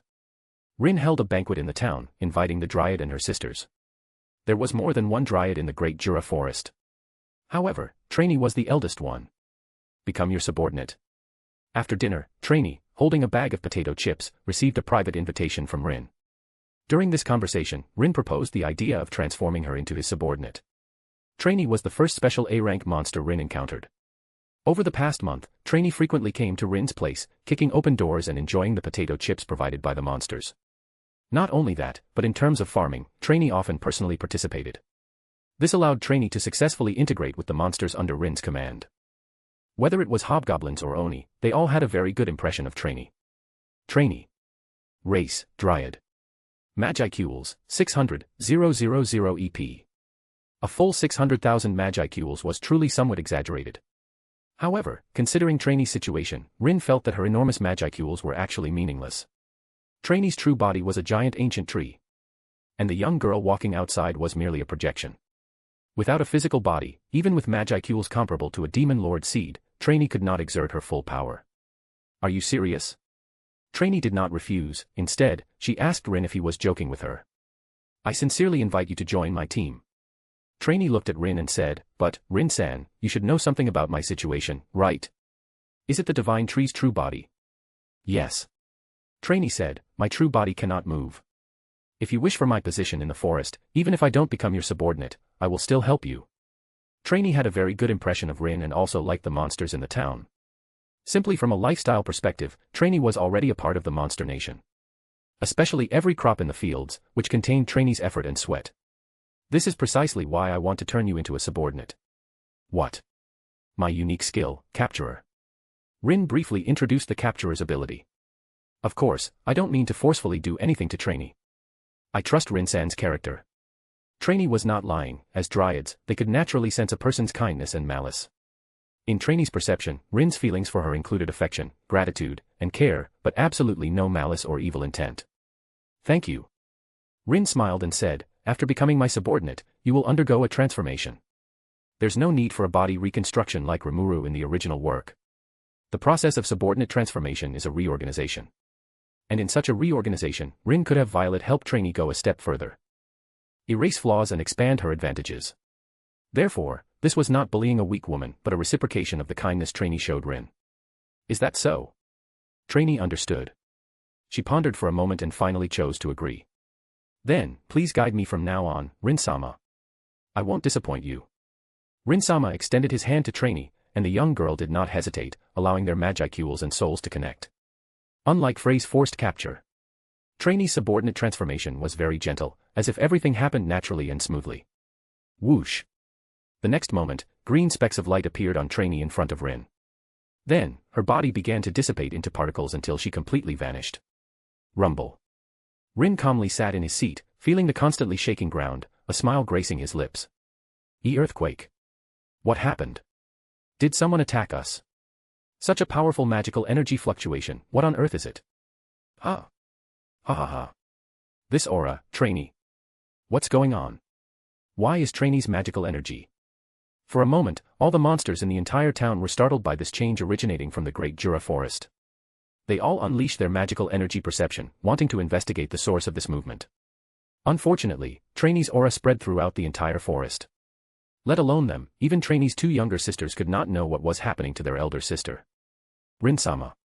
Don't worry, it's a normal phenomenon. Rin's calm and composed demeanor instantly calmed down the monsters under his command. As for his dependents, they had already known about Trainee's impending joining. However, such a big reaction was indeed somewhat beyond their expectations. To be continued. Chapter 190, Evolution. So strong. Ice Empress took a deep breath. Not only the magical energy, but even the magicals of the entire forest are increasing. It was hard to imagine what kind of evolution Trainee was undergoing. Is Trainee about to awaken? Impossible. Snow Empress shook her head. At most 990,000. Before Rin awakens, Trainee cannot become a true demon lord in advance. However, with this foundation, it would become quite easy for Trainee to advance further. Once Rin becomes a demon lord, Trainee will be one of the first subordinates to benefit. This is truly incredible. Regarding evolution, Artoria actually had a lot of say. Originally an ordinary heroic spirit, after receiving Rin's blessing, she single-handedly defeated the half-awakened Fry. Although the voice of the world was also at play in this, Rin was the cause of everything. Similarly, Trainee's change also came from Rin. I didn't expect it. Violet appeared beside Rin, her voice filled with surprise. Her compatibility with your Lord of the End is actually so high. What was Trainee's essence? From an elemental perspective, she was a dryad, existing between wind, earth, and water. Trees represent plants and are also symbols of life. Unfortunately, due to the burden of her divine tree true body, Trainee could not truly gain freedom, only able to travel in the form of a thought body. However, under the influence of Rin's power, one special skill after another was inherited by Trainee. Trainee. Race, Dryad Immortal Spirit Clan. To be completed. Magicals, 990,000 EP, half-awakened. Unique skills, Tree Herder, can set an area to make creatures within it grow vigorously. Planter, can share power seeds with others to continuously gain nutrients. Desolator, can forcibly devour others' abilities to strengthen oneself. Extra skills, Magicule solidification, fairy particle, lesser ability of star particle, can nurture and manipulate fairy power. Ultimate skill, incomplete Lord of Life, a lesser ultimate skill derived from the Lord of the End's power. Tree Herder. The essence of this unique skill is actually to allow all monsters and magical beasts within the Great Jura Forest to grow. And the longer the time, the more benefits the monsters receive. If it only had this ability, then Tree Herder would be more like a one-sided contribution, a complete garbage profession. But what if it was combined with Planter and Desolator? Planter. By sharing power seeds with other monsters and helping them grow, one can obtain Magicules from them at a certain ratio, and in battle, gain bonus magical energy recovery from other monsters. Desolator. Forcibly absorbs Magicules within a certain surrounding area. The stronger the connection between the Magicules and trainee, the faster and easier the absorption efficiency. Are these trainee's new attributes? Rin felt that trainee's unique skills were very strong, even more terrifying than the combination of his own capturer and leader. The slow absorption of the Planter, and the forceful deprivation of the Desolator.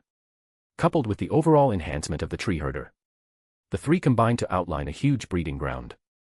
Finding livestock and seeds, then breeding and planting them. When they grew up, it was time for harvest. Ultimately, all the Magicules would return to trainee, helping her grow and ascend to a higher realm.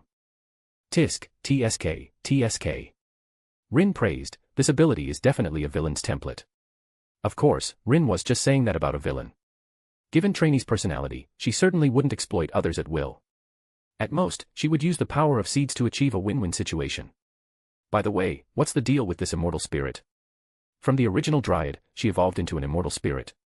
The cardinal world does not have creatures like immortal spirits, so this is another brand new race that came into being because of Rin. Evolve from a fairy. Evolve. Rin asked, so, immortal spirits are more advanced than fairies? Not so, Violet said. Fairies are spiritual beings, they do not belong to the material world. Before her fall, Ramaris, the fairy queen among the 10 great demon lord, was the ruler of the fairies, the fairy queen. Immortal spirits are the product of fairy sublimation. It can only be said that their development directions are different. If fairies are elves integrating with matter, becoming semi-spiritual and semi-material beings, then immortal spirits are a further sublimation above the spirit body, becoming beings closer to the world's origin, star particles. I define this power as fairy power. Although it's called fairy power, it doesn't mean there are also demonic power and angelic power. At least for now, before Rin truly cultivates angels and monsters, Violet has not yet designed these two secondary energies. Star particles are the power of creation. Fairy power is the newly born power of creation.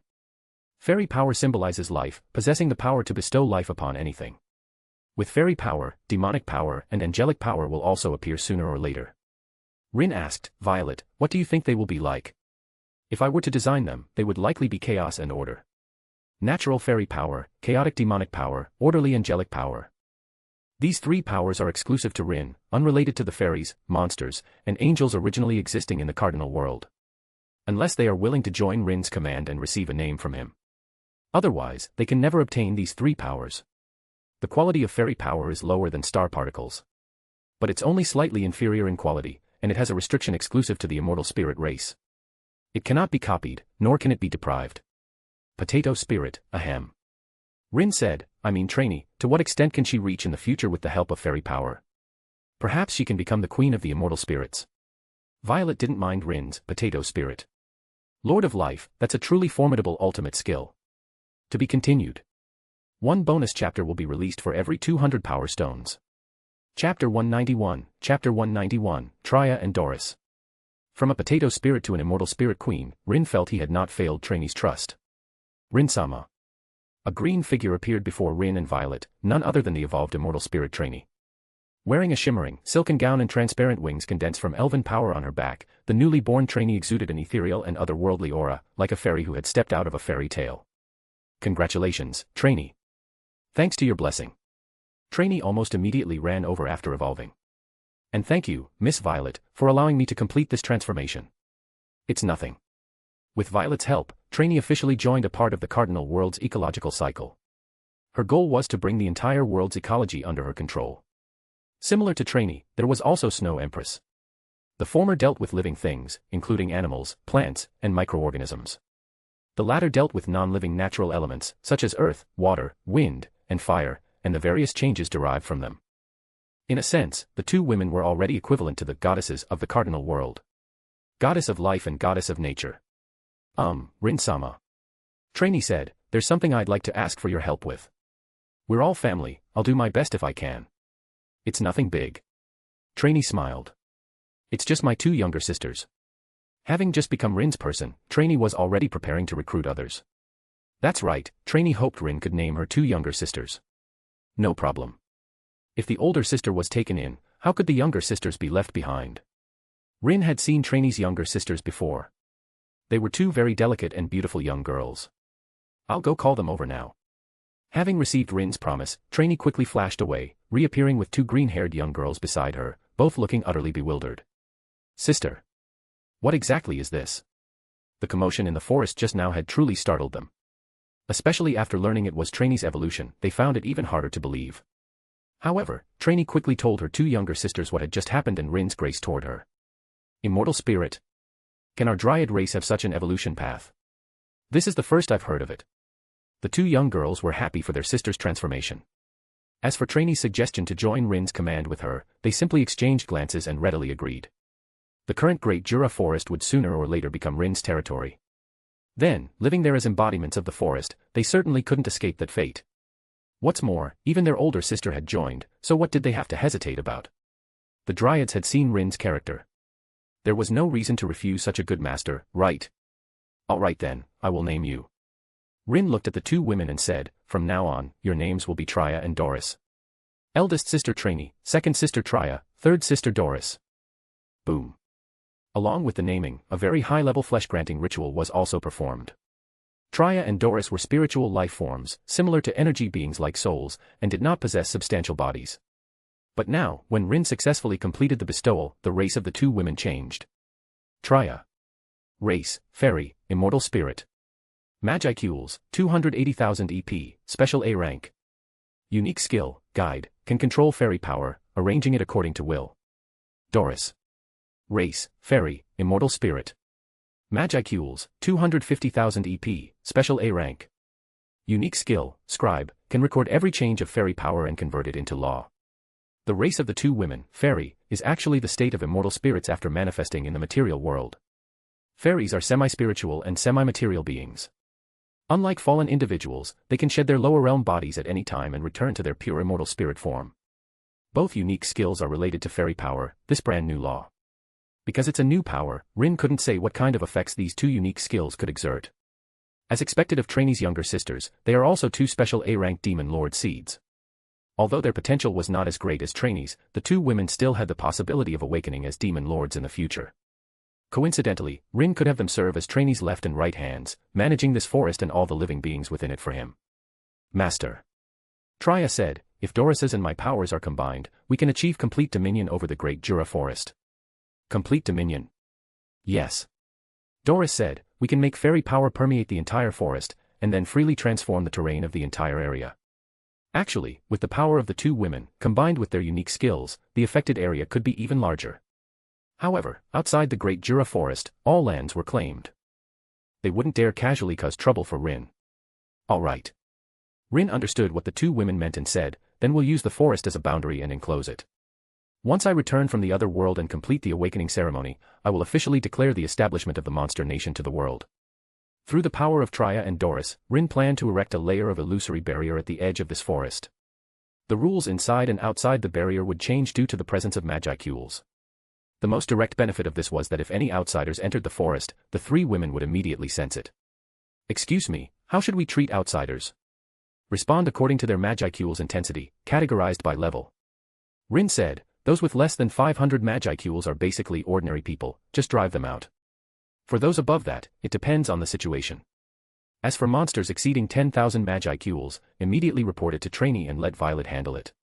The countries bordering the Great Jura Forest can be divided clockwise. They are the Dwarven Kingdom at 12 o'clock, the Eastern Empire at 1 o'clock, the Puppet Kingdom at 3 o'clock, the Dragon Kingdom at 4 o'clock, the Beast Kingdom at 5 o'clock, the Harpy Queendom of Fulbrosia at 6 o'clock, the Sorceress Dynasty of Sarian at 7 o'clock, the Council of the West at 8 o'clock, the Blumend Kingdom at 9 o'clock, and the Kingdom of Falmuth at 11 o'clock. To be continued. Chapter 192, Discovering a New World. The Great Jura Forest is not just a place of 4 battles, it is practically the center of the world. There are as many as 10 bordering countries around it. The above attitude is limited to the present. Once the country is established, the forest will not allow outsiders to enter or exit freely. Of course, Rin would not do something as foolish as closing off the country. He would still allow merchants to enter and exit, but they could only use the official roads arranged by Rin. The 3 fairies could replan the forest routes, using trees and rocks to construct a vast and accessible transportation network. Given the size of the Great Jura Forest, the monster nation could make a fortune just by collecting transit taxes from merchants. However, this will inevitably lead to much questioning and many challenges. No one would allow public resources to become private property, and then also charge a toll. Rin could foresee how many protests and how much dissatisfaction there would be. But, it did not matter. Rin would use absolute power to suppress all dissent. The monster nation's development direction is that of a permanently neutral country. We are willing to engage in diplomacy with any force, Rin said, as long as the other side does not break the rules of the game, I will not rashly overturn the table. Conversely, if someone wanted to solve problems with force, Rin would not mind playing along with them. Understood. Trainee said, we will start working on this as soon as possible. Miss Violet. Could you please plan a new blueprint for us? Rashly transforming the forest's topography would cause immense damage to the internal environment and ecosystem. The 3 sisters' abilities each had their uses. Trainee was the supervisor, overseeing the entire project and providing funds and magicules. Tria was the engineer, responsible for the actual construction of the project. Doris was the tester, checking the quality of the engineering and recording both the good and the bad. However, it was the first time for the 3 sisters after all. And the target was their own home. This was no laughing matter. If the transformation was not done well, it was very likely to ruin their base. Therefore, professional matters had to be left to professionals. Leave it to me. Violet could manage the entire cardinal world well, the mere calculation for the Great Jura Forest was no problem at all.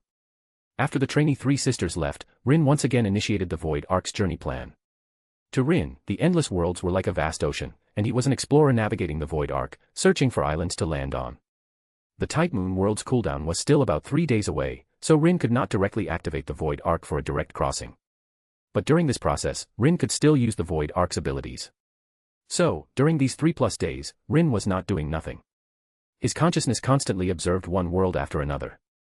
In Rin's eyes, different worlds were like glowing spheres floating in the dark void. He could see the scenery behind them through the crystal walls between worlds. Any leads on a new world yet? Snow Empress and Artoria were very interested in the adventure to a new world. Good luck, I have already found it. Yes, Rin had already found it. That world has countless monsters waiting for us to hunt.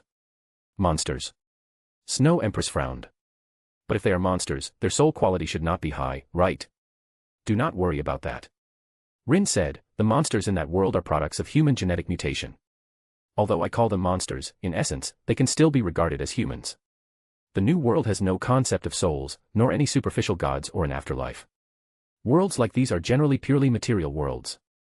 When humans living in a material world die, their soul energy automatically dissipates, leaving only a spirit core, which is swallowed by the reincarnation rules of the endless universe. In other words, there is a very vast reincarnation system specifically for handling the life and death cycles of all technology-based sides. So, this cannot even be called slaughter. Artoria did not really agree with meaningless slaughter, it went against her knightly spirit. Now, hearing Rin's introduction, Artoria felt Rin's thoughtfulness. Rin knew she disliked killing, which was why he chose such a world. Yes. Rin joked, I am working so hard for you, Artoria. Ugh. Artoria showed a shy expression, she lowered her head, wanting to say something, but could not find any words to refute. Just as Rin said. Worlds with humans are endless, Rin could pick any one and complete the Demon Lord awakening ceremony. At worst, he would just cross over a few more times. In such material worlds, there was simply no power that could resist them. They could descend directly, then destroy a planet with one blow, and immediately return. In such a short time, the Void Ark's cooldown could almost be ignored. You did not believe it, did you? Rin said, I was joking. But, still, thank you. Artoria thanked Rin, her resolve to follow closely in Rin's footsteps becoming even stronger. Additionally, Artoria secretly vowed, if there truly comes a day when killing is unavoidable, then I shall bear that sin. Artoria was pedantic, yet incredibly loyal. She never felt that Rin was obligated to compromise for her sake. If she thought that way, Artoria would even look down on herself. Therefore, she would prepare to become the executioner. At least, she could let Rin become the flawless Holy King in her heart. Smack. Ouch. Suddenly ambushed by Rin, Artoria immediately clutched her forehead, looking at him tearfully. It hurts. That is punishment for your wild thoughts. Rin naturally did not know what Artoria was thinking, but he could more or less guess. Ugh. Artoria stood there pitifully. Snow Empress watched the scene and shook her head. But in that case, is the quantity okay? Can the number of monsters there meet our needs? At least 2 billion. 2 billion. Artoria exclaimed, is it that many? Is that world perhaps already on the brink of apocalypse? It was unimaginable how the humans in that world could survive surrounded by so many monsters. To be continued. Chapter 193, Frost Dragon Velzard, bonus. Suddenly, Violet, who was standing nearby listening and incidentally supplementing information about the new world, looked up. Violet seemed to sense something, and a hint of surprise appeared in her eyes. What happened, Violet? Such a reaction immediately attracted the attention of those around her. A troublesome fellow is coming. Violet sensed an immensely vast Magicule approaching Rin's side. Who? Rin instinctively thought of Malim. The one whom Violet treated with such seriousness, and who could potentially interact with Rin at this time. Besides the oldest demon Lord Seed, there seemed to be no one else. Velzard. Who? Rin was stunned, then said speechlessly, isn't she staying in the Ice Plains? Why would she suddenly come here? Was this in the original work? I had no idea. Could it be? Soon, Rin thought of a possibility. Was she attracted by the Star Holy Sword? If it were just the Star Holy Sword, it would not be enough. The Star Holy Sword was indeed powerful enough to deter almost all strong individuals. Even a true demon lord would not dare to approach rashly. But Velzard's situation was different from what Rin had imagined. However, the Holy Sword contains the power of all of us. Among them, there is your Star King Dragon power, Rin. In other words, in the perception of some dragon kind, Rin's aura was almost identical to that of the Star King Dragon. And how could Velzard, upon sensing the Star King Dragon's revival, sit still? Let alone her, even the guardian deity of the Eastern Empire, the Scorching Dragon, was somewhat restless. If it were not for the urgent matters keeping him occupied, the Scorching Dragon would probably have already set off.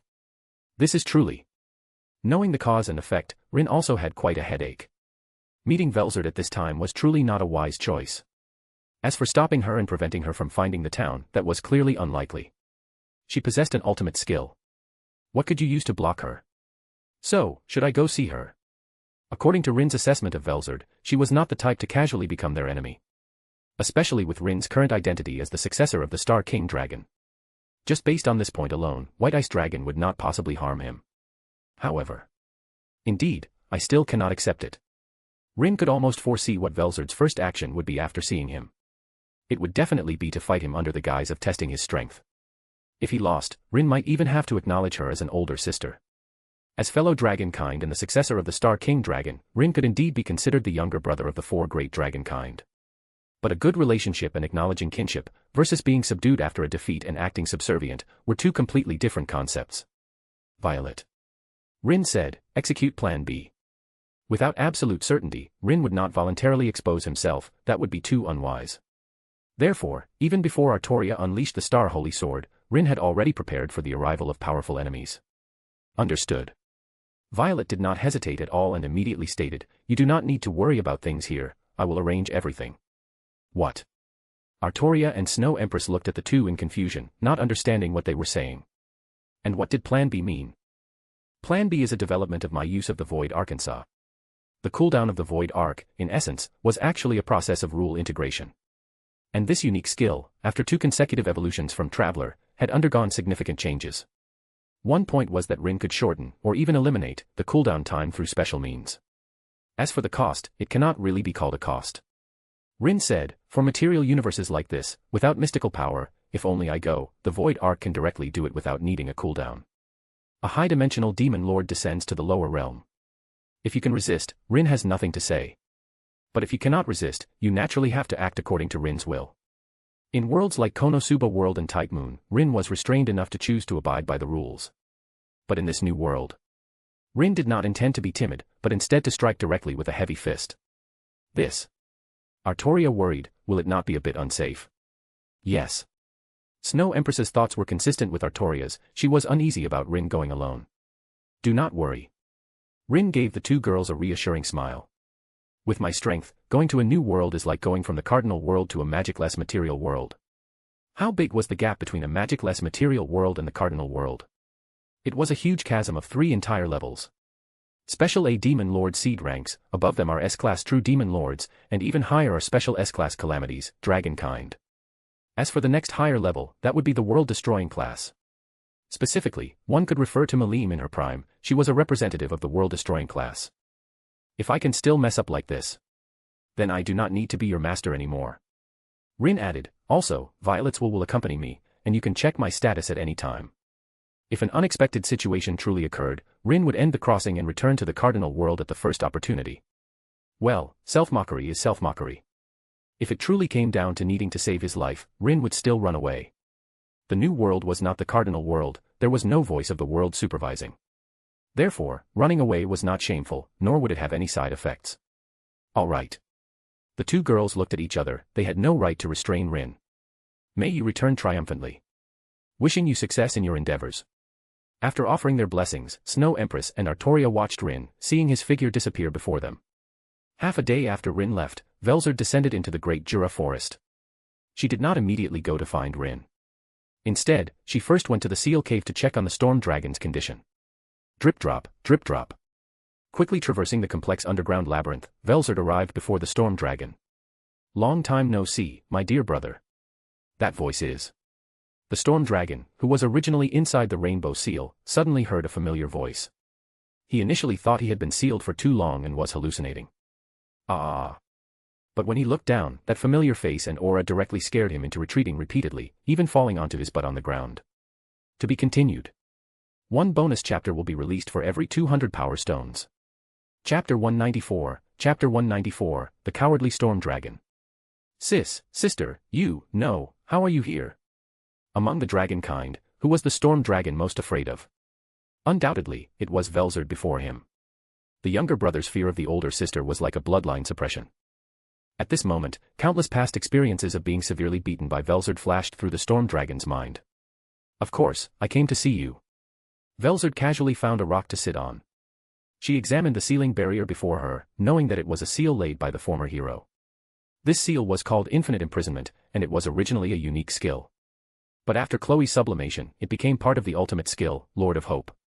In other words, the reason the Storm Dragon could not break through the prison was precisely because of the suppression of an ultimate skill. In the cardinal world, ultimate skills and other skills had a fundamental difference. Any skill facing an ultimate skill would be instantly annihilated, without any resistance. Therefore, only ultimate skills could contend against ultimate skills, which became an ironclad rule in this world. Oh, I see, is that the principle? However, for Velzard, who simultaneously possessed the 2 ultimate authorities, Lord of Patience and Lord of Envy, solving the seal before her was not difficult. She could directly use Lord of Envy to degrade and absorb it, which would solve the problem. However, Velzard did not intend to do so. She was here to visit, not to rescue. Anyway, there was still a long time until the Storm Dragon's Magicools were completely depleted. Instead of releasing him and letting him continue to cause trouble recklessly, it was better to let him remain in prison and reflect properly. Well, seeing that you are doing well, I am relieved. How am I doing well? Storm Dragon said, let me out, sister, I am so bored staying here, I am almost dead. Because he was so bored, the Storm Dragon was even willing to face Velzard's violence directly. No, Velzard refused very bluntly. If you run outside, you are sure to cause big trouble again. To this, the Storm Dragon was powerless to refute. In the cardinal world, he was synonymous with disaster. Many places considered Storm Dragon a natural disaster, calling him an evil dragon. This shows just how bad Storm Dragon's reputation was, he was absolutely heinous. I did not do it on purpose, the Storm Dragon poked his 2 fingers in front of him, looking very wronged. He truly did not do it on purpose.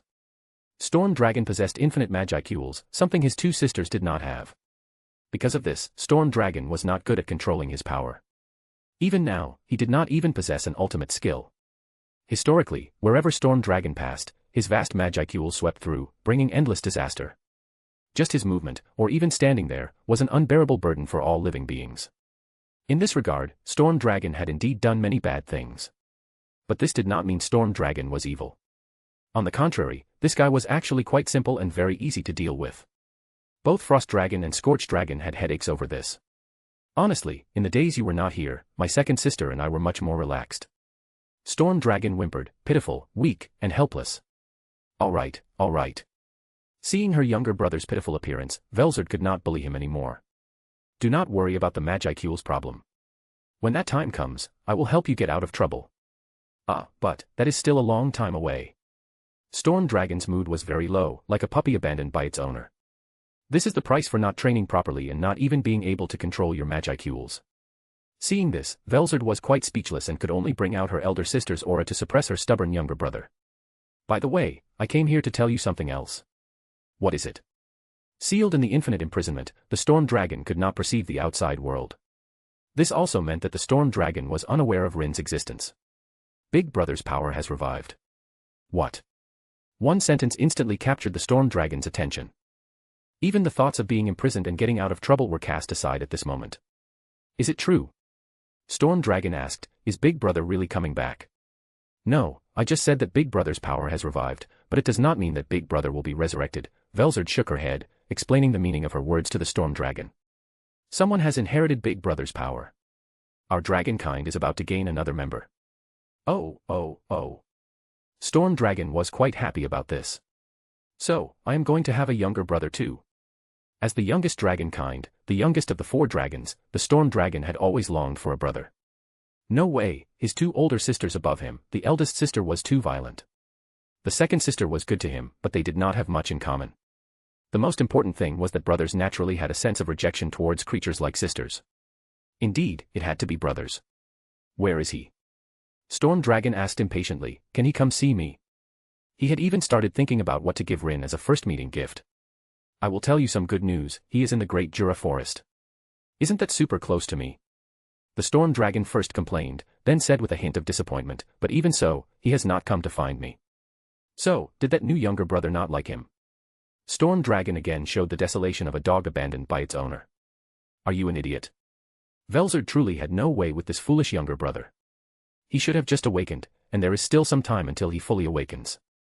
Otherwise, since you are so close, he would have come over long ago. There was a special connection between dragon kind. Generally speaking, dragon kind and dragon kind would not erupt into conflict. As embodiments of Magicules, dragon kind were the cornerstones of the world and the embodiment of rules. Therefore, if one did not want the world to be destroyed, the balance between dragon kind was very important. Is that so? Storm Dragon asked, then, sister, are you going to meet our younger brother next? Yes, that is my second purpose for coming, Velzard said. However, he seems to be hiding from me. Why? Storm Dragon asked, does he know that you, sister, are a violent woman, so he specifically hid? Do you want to die? Velzard was enraged, and her terrifying aura made even the infinite imprisonment tremble. To be continued. One bonus chapter will be released for every 200 power stones. Chapter 195, Rimuru descends. No, I did not mean that. Storm Dragon immediately covered his head and squatted down, his massive body appearing so tiny at this moment. Bloodline suppression, truly terrifying. Tisk. Velzard calmed her emotions. To be honest, she was also thinking about this problem. Velzard had also noticed the changes in the Great Jura Forest. However, Trainee and their labyrinth illusion did not affect Velzard much. The only problem was that under the transformation of spiritual power, even the town where Rin was located had been hidden. Magic perception was ineffective, so if Velzard wanted to go, she could only conduct a carpet search. How vast was the Great Jura Forest? As the center of the continent, the area of the Great Jura Forest was comparable to a large country. It would be easy for Velzard to destroy it. But to find one person here was no different from finding a needle in a haystack. If Rin was still there, with Velzard's ultimate skill power, finding him would only be a matter of time. But the problem was, Rin had already left. Rin was no longer in this world, so no matter how powerful Velzard's ultimate skill was, it would be impossible to cross worlds and locate Rin. This is a headache. Velzard admitted that after seeing Rin, she did want to beat him up and then establish her status as the older sister. But they were dragon kind. Wasn't dragon kind just like that? She used to fight with her second sister all the time. And Storm Dragon, he grew up enduring her loving iron fist. If he just surrendered, would I not hit him? Velzard grew more and more unwilling as she thought about it. No, if I leave like this, would it not make me, the big sister, seem useless? The thought of Rin not only not fearing her in the future, but even thinking she was nothing special, made Velzard unable to tolerate it. I can feel his aura, it disappeared in the Great Jura Forest. So, he left temporarily. A mere younger brother dares to play such tricks on me. Thinking this, Velzard looked at Storm Dragon in front of her and said, I plan to stay here with you for a while, do you have any objections? Storm Dragon was stunned, but when he saw Velzard's serious gaze, he immediately nodded in agreement. Yes, yes. Big sister, you can stay as long as you want.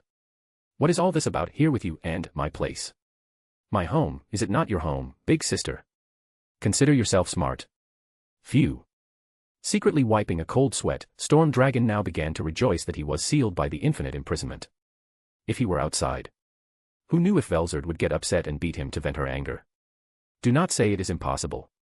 From his birth until now, Storm Dragon could not remember how many times he had been beaten by Velzard for various inexplicable reasons. She called it training for you. Look at how much Magicools you have, yet you do not even know how to control it. It is simply a disgrace to our dragon kind. Hiss.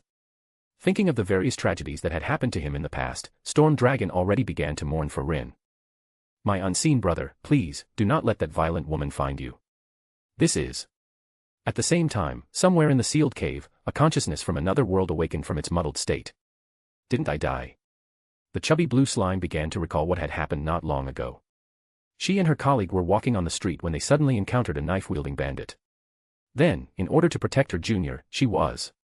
So, I have reincarnated into another world and become a slime. Upon reaching this conclusion, the future Rimuru, currently Rimuru, trembled throughout her entire body in shock. But why a slime? No, I do not want to be a slime.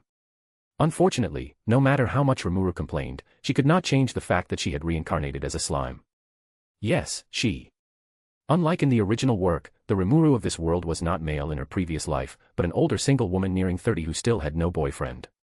The Rimuru in this book was a girl in her previous life. The specific reason can be understood as Rin's spatial-temporal correction after he became powerful. Also, Rimuru is not the female lead, but a summoned beast, just like Ogerpon. However, apart from this, other aspects were not much different from Rimuru in the novel. Great Sage and Predator, with these two unique skills in hand, her potential was immense. And so, just like in the original work, Rimuru, with the assistance of Great Sage, began the monotonous life of devouring herbs and Magicools crystals. Has Rimuru reincarnated? Rin, who had already entered the new world, was informed by Violet immediately about Rimuru's early arrival. Rin bore no ill will towards Rimuru. Looking at so many protagonists from other worlds, Rimuru's personality and temper were considered among the better ones. Moreover, according to the current situation, it was almost impossible for Rimuru to follow the path in the original novel. No choice, Rin had already completed her path. Why did Rimuru arrive so early? Rin said, is it not still 2 months away? It might be the butterfly effect caused by your crossing world. According to Violet's explanation, the process from Rimuru's death in her previous life to her reincarnation as Rimuru itself involved the time it took for her soul to cross worlds. Because of Rin's traveler, the space of the cardinal world experienced fluctuations. And this likely accelerated the reincarnation of Rimuru's soul. I see. Rin accepted this explanation. Thus, Rin began to ponder how to deal with Rimuru. Kill her. Rin had not considered that. Rimuru and he had no grievances or grudges, just because the other party was a protagonist, should he be wary, or even eliminate her in advance. Rin was not so petty.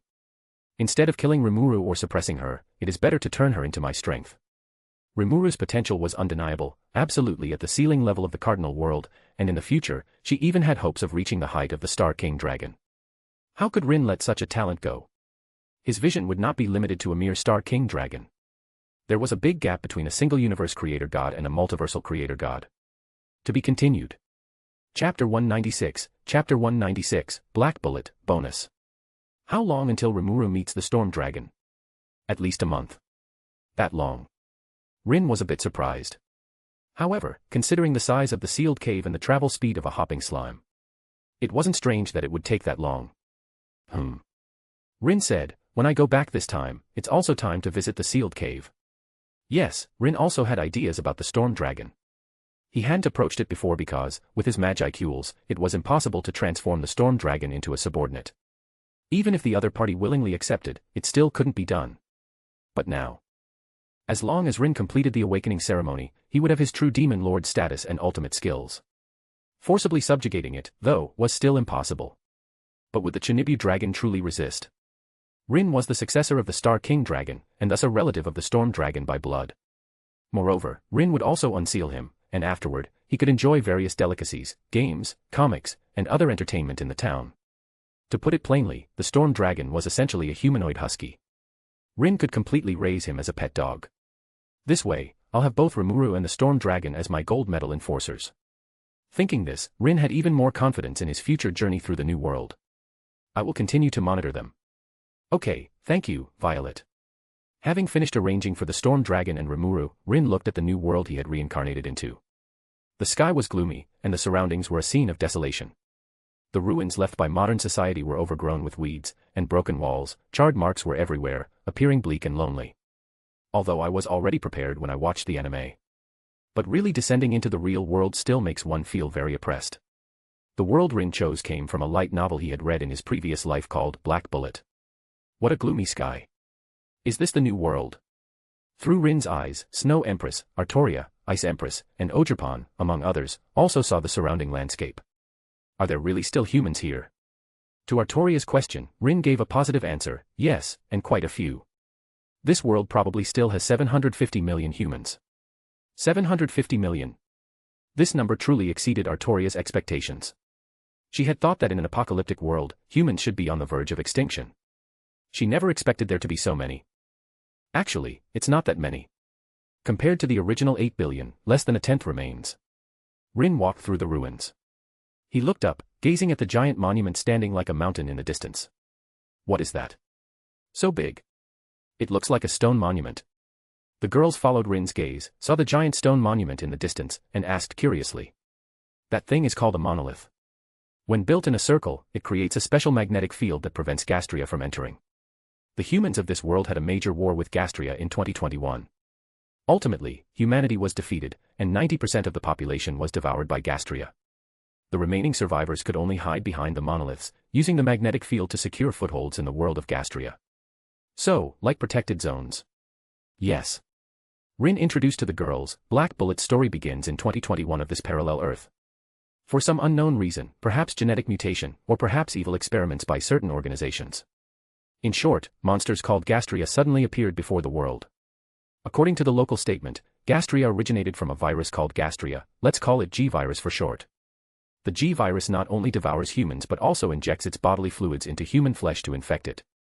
Its powerful DNA modification ability greatly enhances the virus's inherent tenacity and adaptability. The G-virus kills humans and uses human flesh and blood as a breeding ground to give birth to terrifying-looking monsters. These monsters don't just look like simple insects or reptiles, they are hybrids of various creatures.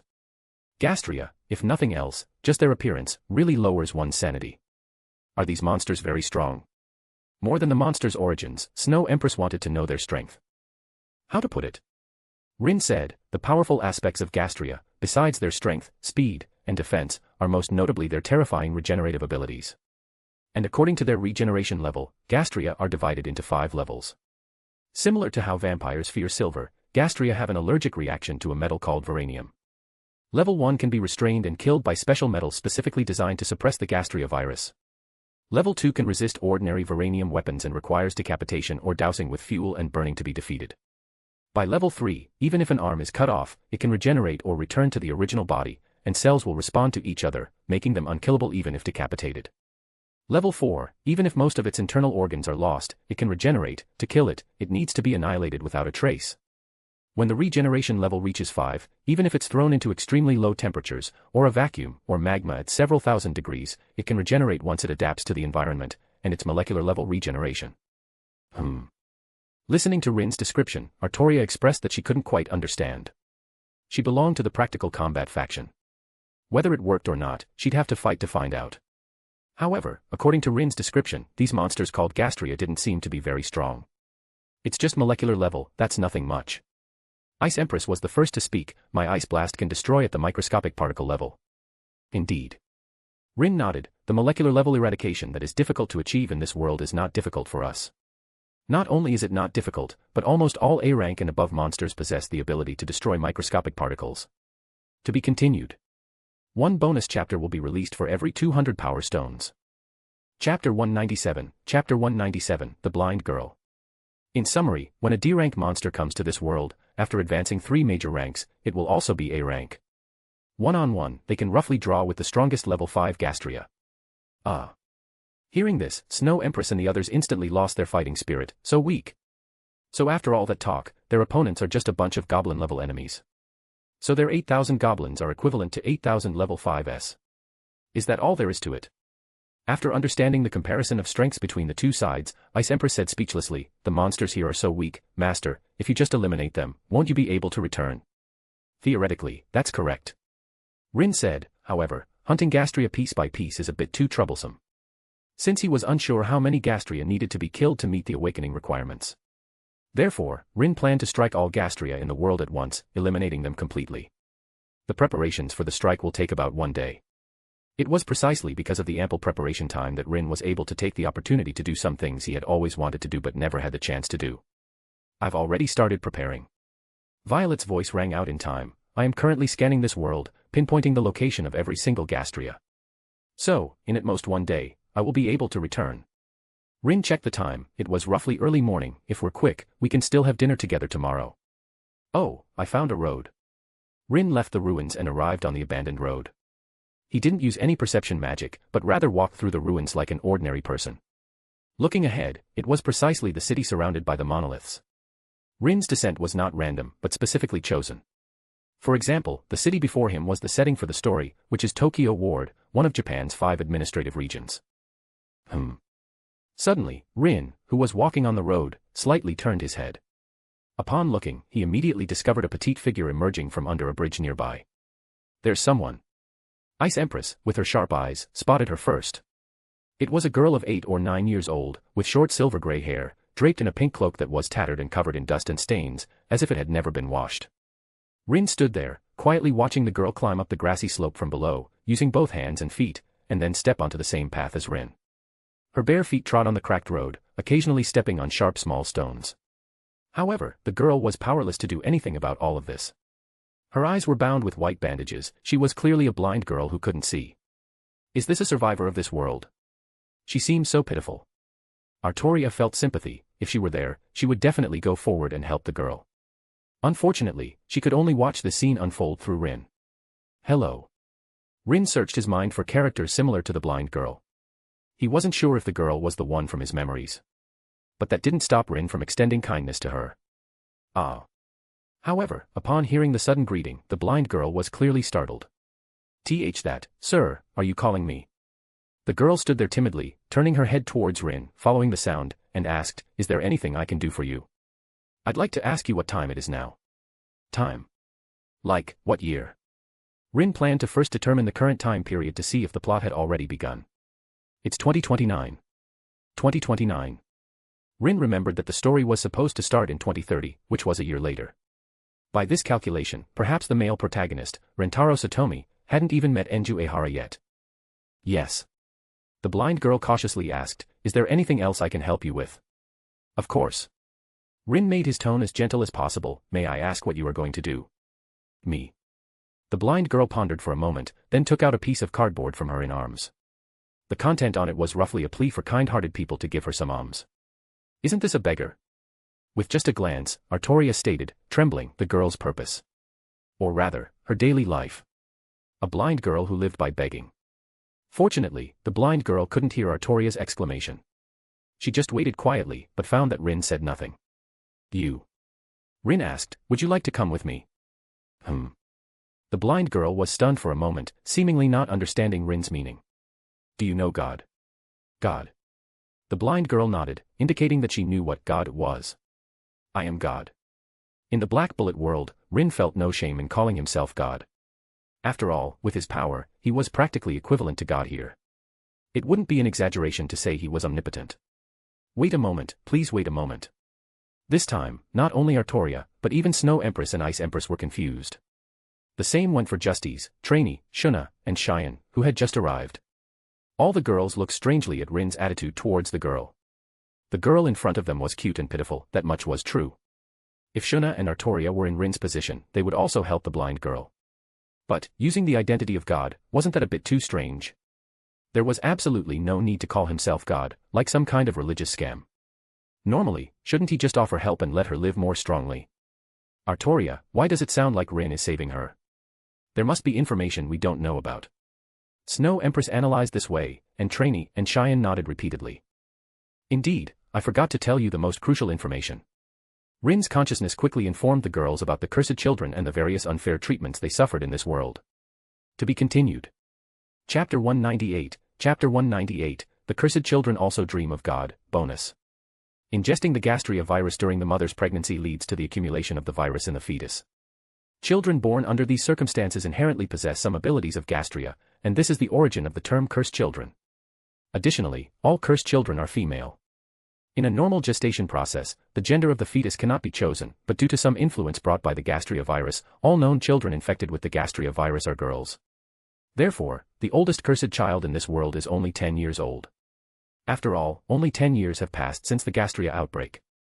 The characteristic of cursed children is that their eyes turn red when they use their abilities. And when they unleash their abilities, the Gastria virus erosion rate in their bodies gradually increases. Once the erosion rate exceeds 50%, the cursed children will turn into Gastria, so they need to inject inhibitors every day. It is precisely because of this situation, where they could turn into Gastria at any moment, that ordinary people fear the cursed children, viewing them as a symbol of ill omen. They are discriminated against and used as tools. Many people also vent their fear and hatred of Gastria on innocent girls. Just like this child. Cursed children have only two choices to survive. Either become a weapon, fighting Gastria as a partner of a civil officer. Otherwise, they hide in the outer districts, struggling to survive. Listening to Rin's description of the cursed children. For a moment, all the girls fell silent. When they saw the blind girl, they had already thought her life must be difficult. But they never expected it to be to such an extent. They had no human rights, were detested by others, and had to risk their lives to fight for humanity. Yet, humanity never even offered them a single word of thanks. The cursed children were just tools. Used and then discarded. After all, they were just trash that deserved to die anyway, so why not make use of them? This is too much. Artoria clenched her fists tightly. She genuinely wanted to cross over with Rin right now and unleash a light cannon on those disgusting humans. She felt that, if she were to stand from the perspective of the cursed children, she might even be able to unleash her star holy sword. So, Rin, you want to save all the cursed children? Yes. Rin said in a deep voice, I will, as a god, end their tragedy, and by the way, judge the scum of this world. What seemed like a long conversation, in reality, only took 1 or 2 seconds. As for the blind girl, she was feeling a faint unease because of Rin's words just now. The girl felt like she might have met a strange person. Even the girl, who was already accustomed to the malice of others, couldn't help but fall silent. It wasn't that she hadn't encountered ill-intentioned situations. As a cursed child, insults, beatings, and expulsions were commonplace. But she was very strong. Even if someone maliciously threw a trash can at her, she would smile and say thank you. Although she was hurt, the other party did indeed give her the trash can in their hand. As for emotions like anger and unwillingness to be able to live and then use what she begged for to support her younger sisters, the blind girl was already very content. But a god or something like that? Is such a thing really possible? Sigh. Rin sighed helplessly. He spread his hand, and a freshly baked loaf of bread appeared in his hand. It's bread. Rin handed the bread to the girl. The aroma of the bread made the girl's stomach rumble unconsciously. Is this food? Thank you. But the blind girl had never eaten such food. Just smelling it made her want to taste it. Unfortunately, the girl couldn't see and didn't know that Rin could conjure food out of thin air. Don't refuse yet. I know you don't believe me. Rin said, reaching out to touch the girl's brow, so, to prove that I am truly a god, let me heal your eyes. What, heal my eyes? Ah. The next moment, amidst the girl's gasp, Rin ripped off the cloth covering her eyes. So bright. The blind girl only felt an incredibly dazzling light before her eyes. Her eyes were not simply blind, they were completely ruined after being forcibly filled with scalding lead. However, under Rin's power to modify rules and reality, the girl's eyes were restored to their original state. Soon, after adapting to the sudden brightness, Rin's image was reflected in those beautiful, ruby-like eyes. This is I. The girl looked around in a daze. Having not seen light and color for many years, she was at a loss for a moment. But soon, the girl saw Rin. Big brother, are you really a god? Such a miraculous event made it impossible for the girl not to believe Rin's words. She had originally thought she had encountered some bad person, and they were going to abduct her to do bad things. But who would have thought that Rin was actually a god, and he had healed her eyes in a way she couldn't possibly comprehend? Now you believe me, right? Rin said, continuously conjuring various foods from his hand. You must be hungry. Come, eat these. Ah. So many, too many. I can't eat this much. Cakes, puddings, milk, candies, chocolates, all were snacks a little girl might like. It's all right. Rin shoved all the snacks into the girl's arms. He smiled and said, you must have little friends, right? Take them back and share them with them. The girl looked at Rin gratefully. Thank you, God. Once I give these things to them, I'll come back and go to heaven with you. This time it was Rin's turn to be puzzled. Go where? Heaven. What for? Because, this must be the last gift God has given me, right? The girl's voice, though sad, was filled with contentment and peace, as if she had finally let go of her painful life and could begin a new one. Wait. Rin understood, this child thought she was experiencing a final burst of energy before death. To be continued. One bonus chapter will be released for every 200 power stones. Chapter 199, Chapter 199, Yashiro, the Blind Girl. A dream, an illusion, a fleeting glimpse of life, or the final moment of delirium.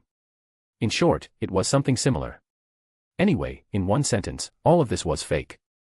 Rin was fake, the food was fake, and her recovered vision was also fake. She must be about to die. Otherwise, how could such a wonderful thing happen? You really are. Rin was a little speechless.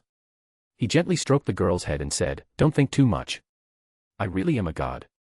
Also, one of my purposes for coming down this time is to save cursed children like you. Upon hearing, cursed children, the girl's expression stiffened, then she looked up with extreme seriousness. Are you serious? Of course. Rin straightened up and looked at the riverbank with the girl. In another world, I saw you and I saw many cursed children just like you. I can't bear to see you continue to suffer in this world. So, I'm going to take you away from this world to a place like paradise, to start a new life. What Rin said was all true. When watching the work Black Bullet, Rin felt a great sense of injustice for these cursed children who were treated like tools.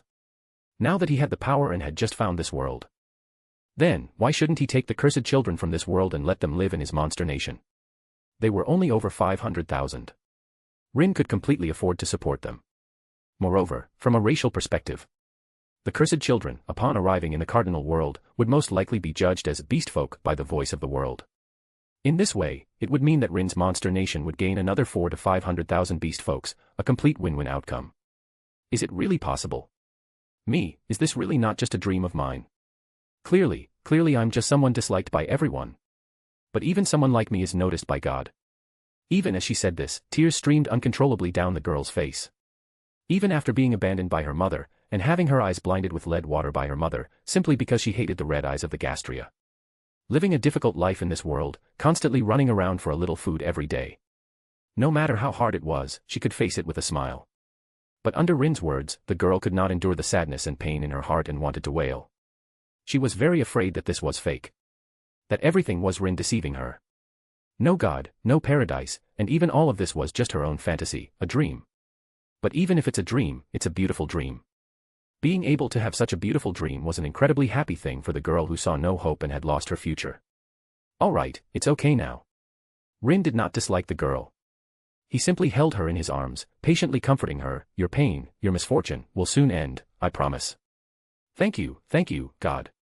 Finally, after crying for a while as if to vent, the girl calmed down. She wiped away the tears from her face and smiled again. Is there anything I can help you with, God? Then. Rin didn't refuse, but said, take me to see those poor children. It's a good chance for them to know in advance that God has come to save them. The blind girl had completely believed Rin. Words might lie. Restored eyes might also be some kind of high technology.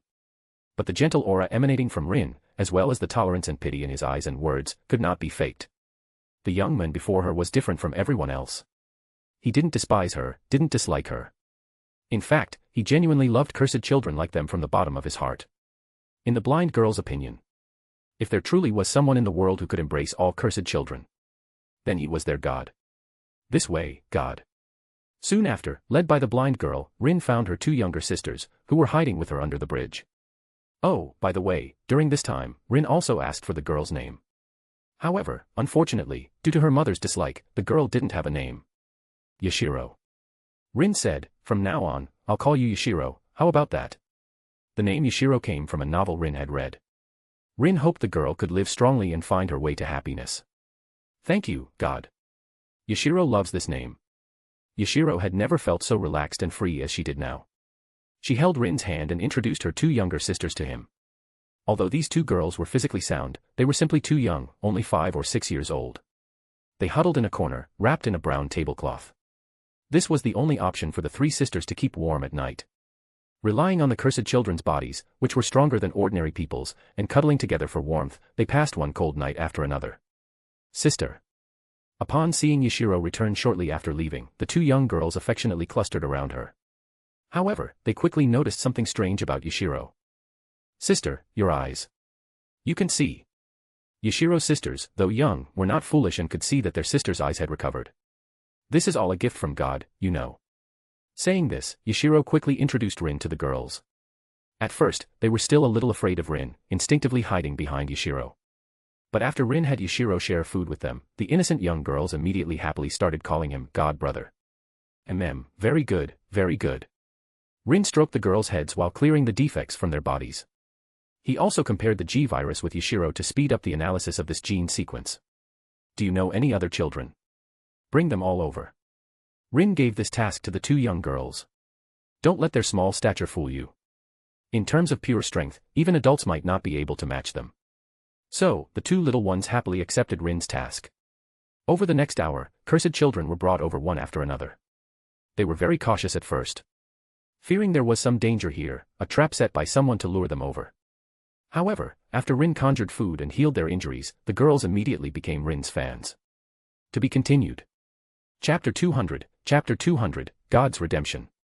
How did your leg get injured? Rin looked at the new girl. One of her legs was severed below the knee. It looked like an injury caused by a sword or similar weapon. Indeed, from the girl's words, Rin learned the truth. She had gone to the city to rummage through trash cans but was surrounded by a group of people. They cursed at her with malicious words while beating her body with sticks, ignoring her wails and pleas. Finally, they even cut off one of the girl's legs. Beasts. Stroking the girl's severed leg, Rin's mind replayed the memory of that day. A child under 10 years old, dragging a bleeding severed leg, crawled all the way from the city back to the outer district. During this time, no one sympathized with her. Instead, they threw all kinds of trash and stones at her with disgusted expressions. This is too much. Can humans really do such a thing? Artoria and Trainee almost indignantly made their judgment. What did the cursed children do wrong for this world to treat them this way? Even all the world's evil within Justice was stirring. Undoubtedly, if all the world's evil were to descend upon this world, it would surely gain unimaginable negative energy. As if a painful memory had been triggered, the girl's amputated limb began to experience phantom pain, causing her pretty brows to furrow. Don't be afraid, it'll stop hurting soon. Rin gently stroked the girl's amputated leg, his movements very tender. Next, under everyone's gaze, a miraculous scene unfolded. Points of faint light emanated from the girl's knee. Gradually, the light began to extend and lengthen. When the light dissipated, a brand new, fair, and delicate calf appeared before everyone's eyes. It's recovered. So amazing. This is too miraculous, isn't it? Is this the power of God? Unbeknownst to him, nearly 100 of them had gathered around Rin. They had various hair colors, and some even had beast ears and tails. The only similarity was that these children all had delicate appearances and surprisingly simple, straightforward personalities. Thank you, big brother. The little girl, fully recovered, directly threw herself into Rin's embrace. Thank you. Very good, very good. Rin comforted her while wiping away the tears on her face. From now on, I'll protect you all, and no one will ever be able to harm you again. Hearing Rin's words, the already innocent little Lolis could no longer hold back. The next moment, a large number of adorable little ones, only reaching Rin's waist, surrounded him. It should be known that some cursed children also exhibit non-human characteristics, such as beast ears, beast tails, and so on. Rin felt that adopting these cursed children was definitely the most correct decision he had ever made. Soon after, Rin, having finished interacting, began to ask Yashiro about serious matters. Have all the cursed children nearby come over? Mostly, except for a few who ran off somewhere, most of them are here. Yashiro, like the leader of these children, said, oh, by the way, there are still some children living with Elder Matsuzaki. Do we need to call them over? Forget it.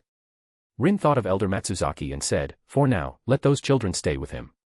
Later, I will explain it to him personally. Elder Matsuzaki is one of the few truly good people in the work Black Bullet. He is a human. Elder, and such are just affectionate terms the children use for him. Matsuzaki believes that cursed children are no different from human children and need to be cared for.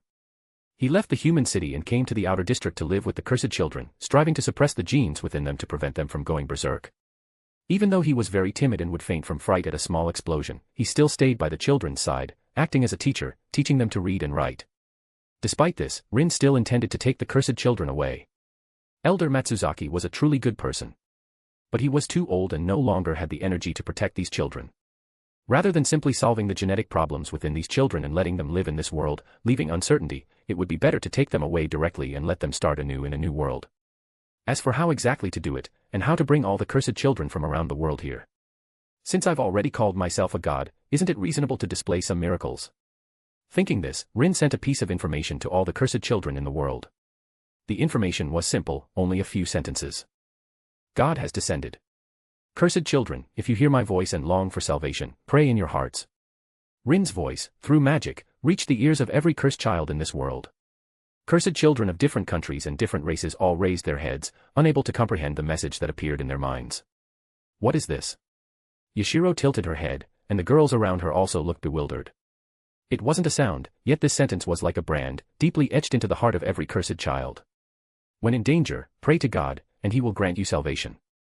If you are hungry, if you are cold, pray, and God will give you food and shelter you from the wind and rain. God, I hear your voice. The voice is in my head, but it also feels like it's not. Rin's magic was soul magic. It did not interfere with the actions of any cursed child. Nor was it like a repeating machine, constantly chattering in their ears. Its purpose was that when the cursed children had thoughts of pleading or asking for help, they would immediately hear Rin's aid. As long as they responded, even with a simple please or help me, the magic left on the cursed children would take effect immediately, and then it would transport them to Rin's side. Of course, if a cursed child encountered a life-threatening danger, then even if they didn't actively ask for help, Violet would send them to Rin's side. To be continued. One bonus chapter will be released for every 200 power stones. Chapter 201, Chapter 201, A Beautiful Angel. Alright, let's go. Rin extended his hand to Yashiro, then motioned for the other children to follow him. I'll take you to a warm place. The warm place he referred to was undoubtedly inside the Void Arkansas. Everyone, hurry and keep up. Let's go, let's go. The children followed Rin's steps without any hesitation. But when they left the dilapidated ruins and looked up again, what greeted their eyes was a scene they had never imagined in their lives. Peach blossoms bloomed, as splendid as clouds, petals gently floating down with the warm spring breeze, scattering across the land, paving a pink path. Birds sang joyfully on the branches, their chirping clear and pleasant, like nature's most beautiful symphony. The stream here was crystal clear, the willows by the bank graceful and slender, their long branches gently brushing the water, stirring circles of ripples. Distant mountains undulated, shrouded in mist, adding a mysterious touch to this paradise. So beautiful. Is this real? A girl dressed only in a thin hospital gown stood in the middle of the sea of flowers. Her listless eyes now shone with an unprecedented brilliance. She pressed her feet down, feeling the soft, moist, and slightly tingling sensation as her soles touched the soil and flowers. I escaped. I really escaped from there. The little girl could no longer control the tears in her eyes and just stood in the sea of flowers, wailing loudly. Not long ago, she had been confined in a human laboratory, under observation and imprisonment by researchers. This was evident from her tattered hospital gown and the tag hanging around her neck. But just now, a voice suddenly appeared in her ear. The voice told her that as long as she prayed to it, she could escape her suffering. If there really is a God, then take me out of this hellish place. She didn't doubt or believe, she simply roared such a thought in her heart. What God, what salvation? She didn't believe it at all. She only felt that this was an incredibly hateful world. Everything, everyone, all of it, should be destroyed. However, it was precisely this world-weary girl who was now saved by an unknown God. Anno. However, the time for venting didn't last long. An untimely voice interrupted her crying. Who? She was startled and quickly put on a fierce expression, staring at the source of the sound. Not far from her, a blonde girl of similar age stood bewildered, seemingly not understanding why she had appeared there. Did you bring me here? Her eyes glowed red, and the other girl, seeing this, showed a hint of spirit on her listless face. You too. The blonde ignored her and instead, with half-closed eyes, looked around. Due to the all factor, she had little energy during the day, sometimes even needing to take stimulants to stay awake. Furthermore, her situation was not much better than the red-haired girl's. She had just finished a mission and was about to go back to rest when a strange voice popped into her mind. At first, she thought it was just a hallucination. All she wanted to do was sleep, so she simply said in her mind, "All right, I understand, please let me rest." And then, she appeared here. New experiment. Or another plan. She didn't believe in the existence of any god, she only thought this was another experiment by next on her. Hey! Are you even listening to me? Quick, tell me, was it you who did this? The red-haired girl was very unhappy with her disregard. She just wanted to know where she was now. Was this truly the paradise that voice spoke of? It's incredible. On the other side, the blonde ignored her shouting, squatted down, and poked at the flowers and grass on the ground with her finger. It's real, the soil here shows no signs of pollution at all. This is the first time I've smelled flowers this fragrant. And the clear blue sky, and the gentle breeze that brushed past, bringing fresh air. These were things that had never appeared in her memory. Is this a new child? Sorry, I'm late. A woman in an elegant long dress appeared out of thin air in the sea of flowers. She wore a white long dress, her silver hair fluttering in the wind. It was Irisveil, who had recently joined Rin's command. This was within the void, where the Einsburn castle was located. However, due to the special nature of this crossing, Rin could only keep the void arc outside the world. Simply put, he could bring things from outside into here. But he couldn't take things out of the void Arkansas. This was the same for both the Cardinal world and the Black Bullet world. In other words, once they entered the void arc, the cursed children had already left the Black Bullet world. To return again, they would have to wait until the void arc's cooldown period ended, and then cross normally. Who are you? The red-haired girl looked at the white-haired woman in front of her with vigilance. Your eyes, how could? However, upon seeing Irisveil's red eyes, her vigilance was instantly replaced by surprise. The same went for the blonde. Are you also a cursed person? The blonde couldn't understand, could a cursed child grow this old? One must know that the appearance of cursed children had only a 10-year history. In other words, the oldest cursed child would not exceed 10 years old. But you're telling her, this is a 10-year-old. I am not infected with the G-virus, you know. Irisveil was a little exasperated. She stepped forward and explained, as for who I am. To put it in terms you can understand, I am an angel arranged here by God to guide you.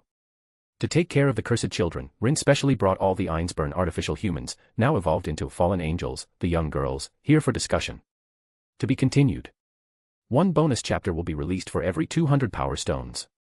Chapter 202, Enju and Tina. Rin's assigned task for the Angel Sisters was to find the teleported cursed children and then take them to the castle. The Einsburn castle, after Rin's modifications, had already expanded dozens of times. Let alone hundreds of thousands of cursed children, even 10 times that number could fit. Don't believe it. Then, how about this? As Irisveil spoke, a milky white halo appeared above her head, and pure white wings, condensed from magical energy, grew from her back. Her body slowly floated up, like a warm sun, comforting the hearts of the two girls. This. Enju Ehara and Tina Sprout had completely not expected things to unfold this way. God, so he really exists. An angel. Tina felt her worldview shattered. However, the facts were laid bare before her, and she had no choice but to believe. That's right. Irisveil showed no awkwardness in calling herself an angel. Rin was already the god who saved them. So, for them, as artificial angels, to call themselves angels under God's throne, there was absolutely no problem, right? Moreover, Irisveil and the others truly possessed the appearance of angels. Therefore, there was no need to disguise themselves, they could simply display their magical energy release form. Just like Irisveil, at this very moment, 500 young girls were bustling about various parts of the void Arkansas. They found scattered cursed children and then guided them. The reason for the scattered teleportation was to give the girls time to adjust. The internal space of the void arc was immense, having already expanded to the size of a small world.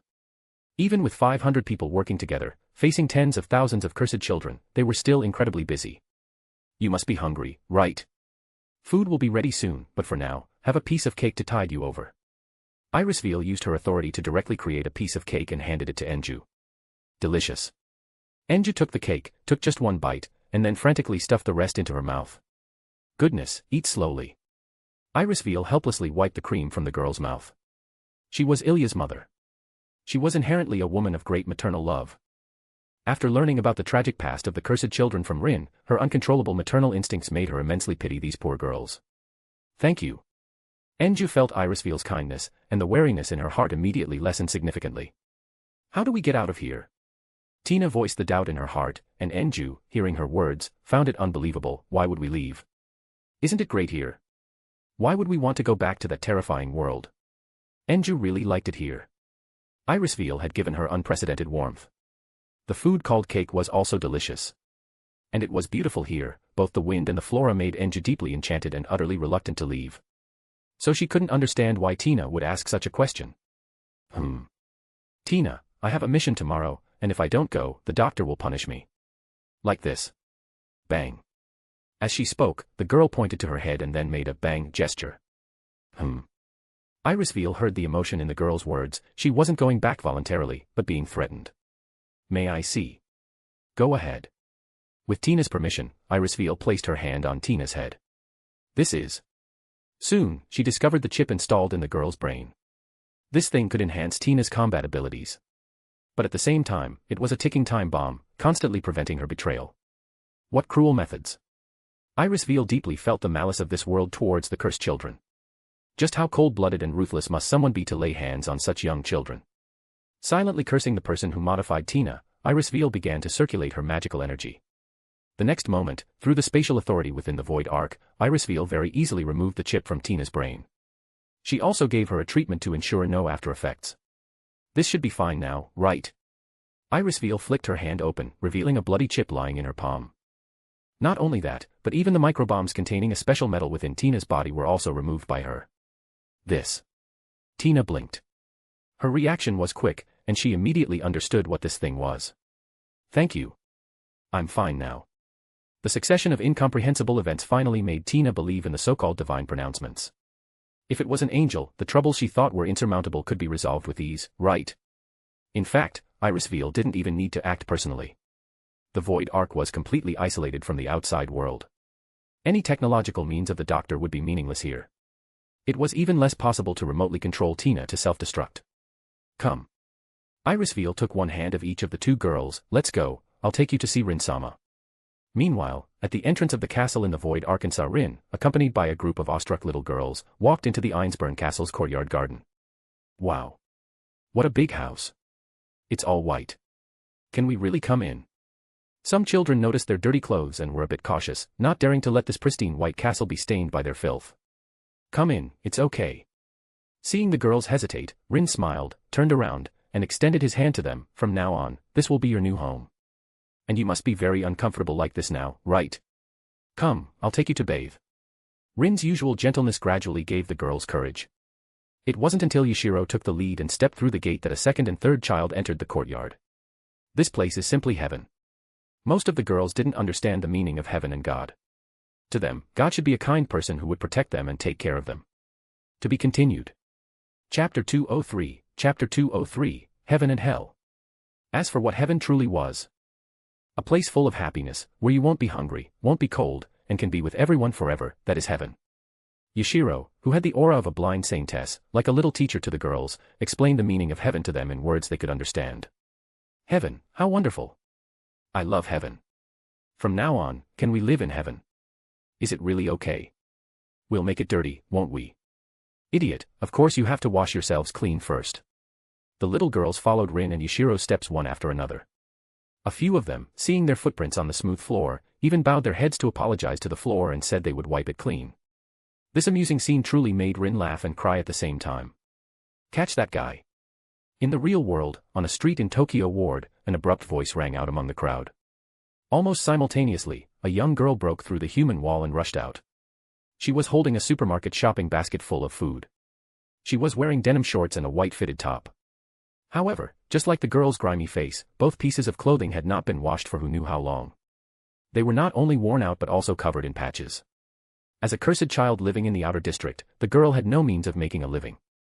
To survive, she had no choice but to rummage through trash cans and steal unwanted clothes and food. But today, she broke into a human convenience store and snatched a bag of food from inside.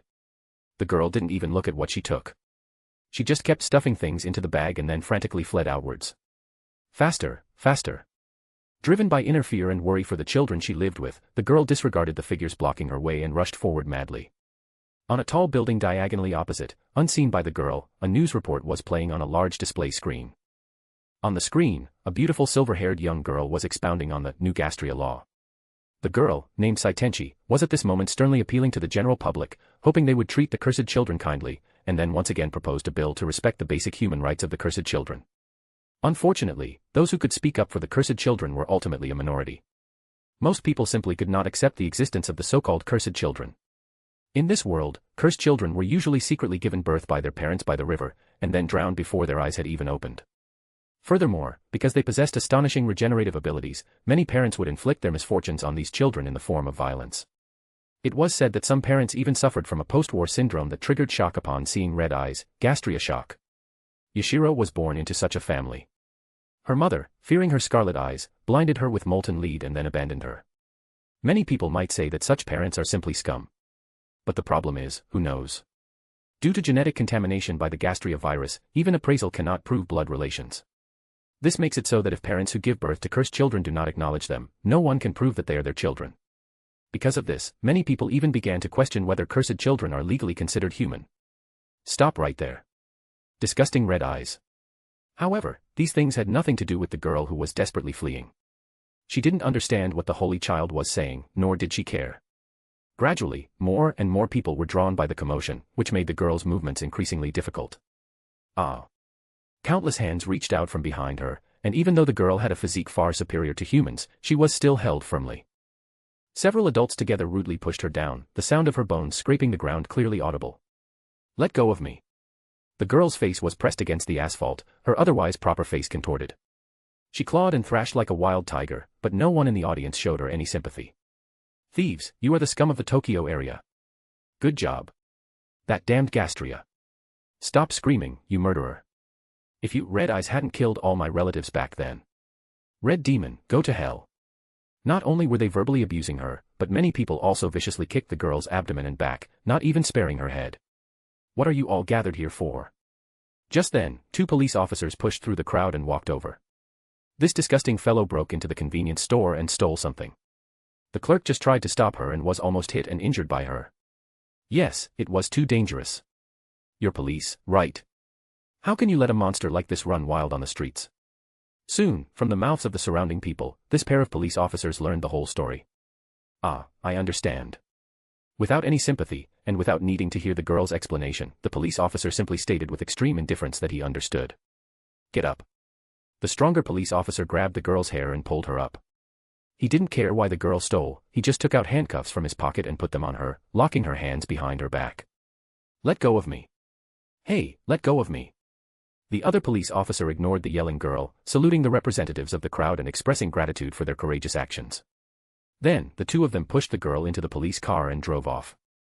Soon after, in a secluded, uninhabited area of the outer district, the girl, who had been arrested by the police for theft, was dragged out of the police car like livestock. Cursed children have stronger physiques than ordinary people, but they are otherwise no different from human children, and can be easily lifted by adults. So painful. The girl, who had fallen to the ground, was completely covered in mud. However, there was not a trace of pity in the eyes of the 2 police officers. How disgusting, a monster that looks human. Haha, isn't this great? The tall police officer sneered, his face contorted in a grimace as he drew a pistol from his waist and aimed it at the girl on the ground. Bang. Ah. A gunshot rang out, and the bullet pierced one of the girl's arms, immediately splattering blood. To be continued.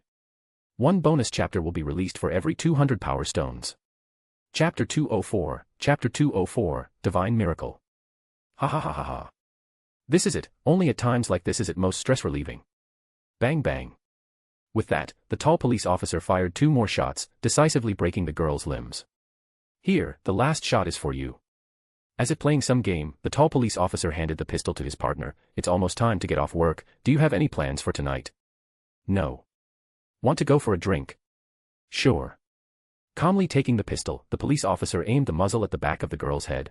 Although I've killed many of them already, the bodies of these monsters are truly disgusting. Indeed. Looking at the body that was clearly injured but whose flesh was still slowly repairing itself, the tall police officer's eyes were filled with malice. Die. Disgusting monster. The other police officer's lips curved into an involuntary smile. Just as the tall police officer said, shooting these disgusting red-eyed monsters indeed brought them a sense of relaxation. Bang. In the final second, as the sound of the bullet leaving the chamber echoed in her ears, the girl, who didn't even have a name, felt a chilling despair in her heart. The next moment, she felt a ringing in her brain, followed by the world spinning. For ordinary people, it would be a fatal injury, but the cursed child was still alive. Of course, with a gunshot to the head and brain matter spilled everywhere, the girl's fate, whose recovery ability could not compare to true Gastria, was already sealed. Am I going to die? What did the girl think of in her last moments of life? Her companions still starving in the outer district, or her hatred for this fucked up world? Forget it, it doesn't matter anymore. Anyway, she was going to die, what else was there to say? Do you wish to be saved? Just pray in your heart, and I will hear you. It was that strange voice again, the girl remembered hearing it once not long ago. However, at that time, the girl's entire attention was focused on the convenience store and the cashier, and she completely ignored it. But now, this voice appeared again in her mind. No, it should be said, within her soul. HRRK. HRRK. The girl could no longer speak complete words. And due to the damage to her brain, the girl was also unable to form the thought of crying for help. She could only feel her life slipping away, the world gradually falling into darkness. Not dead yet. Looking at the girl still twitching in the pool of blood, the police officer holding the gun aimed it at her eyes. However, just as he was about to pull the trigger, the girl, who had been right before his eyes, suddenly vanished. Wah. The police officer holding the gun's pupils sharply contracted. His companion looked as if he had seen a ghost. She's gone. What happened? Regardless of the two panicking police officers, the girl with the shattered skull appeared before Rin. This was a garden in the castle, and Rin stood there, watching one girl after another arrive, guided by artificial angels. Beside him were Yashiro and other girls. After a period of joy and happiness, the girls spontaneously began to help the angel sisters under Yashiro's leadership. The new children didn't know what had happened. So, Yashiro began to explain to them, and informed them of Rin's identity as a deity. However, in that blink of an eye, Yashiro saw the girl lying in a pool of blood. Ah. Yashiro was startled, but more than that, she was worried and flustered. What happened to her? Haney. It's Haney. Yashiro's sister recognized the dying girl. They were all cursed children living in the Tokyo Outer District, and to survive, it was common for them to band together for warmth. But what they hadn't expected was, when they met again, the girl had become so weak and dying. Have the people of this world become so cruel? Rin saw her previous experiences through the girl. Simply stealing some food from a convenience store, in human society, would at most result in a scolding. But this girl, named Haney, paid the price with her life. Little girls gathered around, looking at Rin with eyes full of hope and pleading, hoping he could find a way. Don't worry. Rin stroked Yashiro's head, I will save her. Having said that, Rin's fingers fiddled in the air, and an invisible force immediately enveloped the girl on the ground. The next moment, everything within 1.5 meters radius centered on the girl began to rewind as if time were flowing backward. So amazing. Yashiro and the other girls looked at this unbelievable scene, each of them dumbfounded. All right. After rescuing Haney, Rin handed her to Yashiro. This child will wake up soon. Yashiro, please take good care of her for me. Okay, God brother. Yashiro and the others were very happy. They thanked Rin gratefully, and then together they took Haney to bathe and change clothes. Unbelievable, can even this kind of thing be done? Among the crowd, Enju, who had already taken a bath and changed into new clothes, was still immersed in the miracle Rin had shown. Her worldview had been completely shattered by these successive blows. This is God. Tina's expression was no longer the indifference and emotionlessness it once was. On the contrary, the way she looked at Rin faintly revealed fanaticism. Rin noticed the gazes of the two little ones. He turned his head and let out a surprised aha. Although the cursed children are all very cute. However, perhaps because of preconceived notions, Rin paid more attention to the girls who had appeared in the anime. Now seeing Enju Ehara and Tina sprout, Rin immediately became interested. Hello there. Ah. You, hello, God. Thank you for saving me. Enju was a little nervous, but still expressed her feelings loudly. Me too. Tina, is there anything I can do for God? I am willing to do anything. No. Rin shook his head.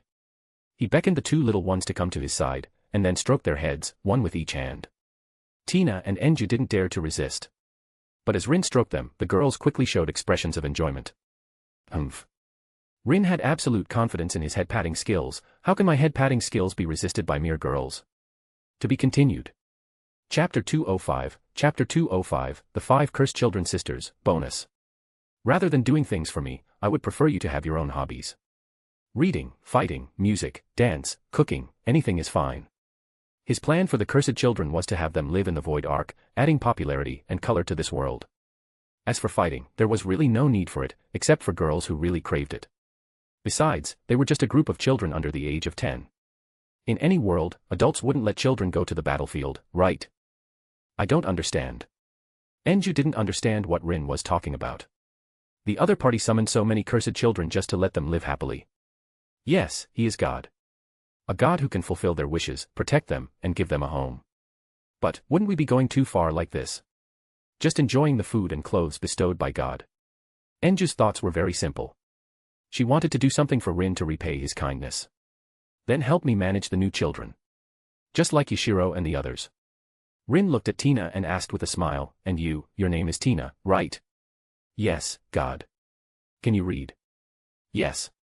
Help me record the names of the children, okay. As Rin spoke, he created paper and pen out of thin air.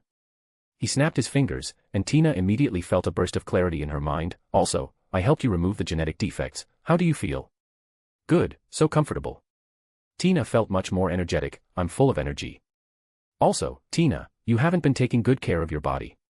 The side effects of long-term use of stimulant drugs also need to be cleared up. Enju, you too. Here, you don't have to worry about turning into monsters in the future, just use your powers as you please. Enju couldn't believe it, this. Well, he is God after all. God is naturally omnipotent. The problems that humans cannot solve, the genetic defects in the cursed children, Rin can fix with a flick of his fingers. However, the more Rin treated them so kindly, the more grateful Enju became. I'm going to help. For some reason, looking at Rin's handsome and gentle face, the girl's cheeks turned slightly red, and then she ran away as if fleeing to find the angel sister. She ran away. After Tina finished speaking, she bowed to Rin to say goodbye and went to help as well. Compared to the loud and boisterous Enju, Tina was indeed more stable. I want to help too. Me too. And me. Soon after, Rin found a few more familiar girls in the crowd. The gray-haired girl Midori fused with cat ears, the little samurai Mibu Asaka who hasn't been named yet. These were all initiators, partners of human civil officers, who had appeared in the original work. Well, thank you. Rin praised them one by one, which made more girls start to help each other and find work they could do. Collect names, ask about origins and identities, and then facilitate unified management. Rin had prepared rooms for them in the Void Ark, and as long as they registered, they could immediately receive a share of supplies. Supplies included daily necessities and clothing. Specific needs could also be purchased on the shopping street outside the castle. Anyway, with Violet around, Rin could directly conjure up whatever they wanted, which was very convenient. Hey, stop it.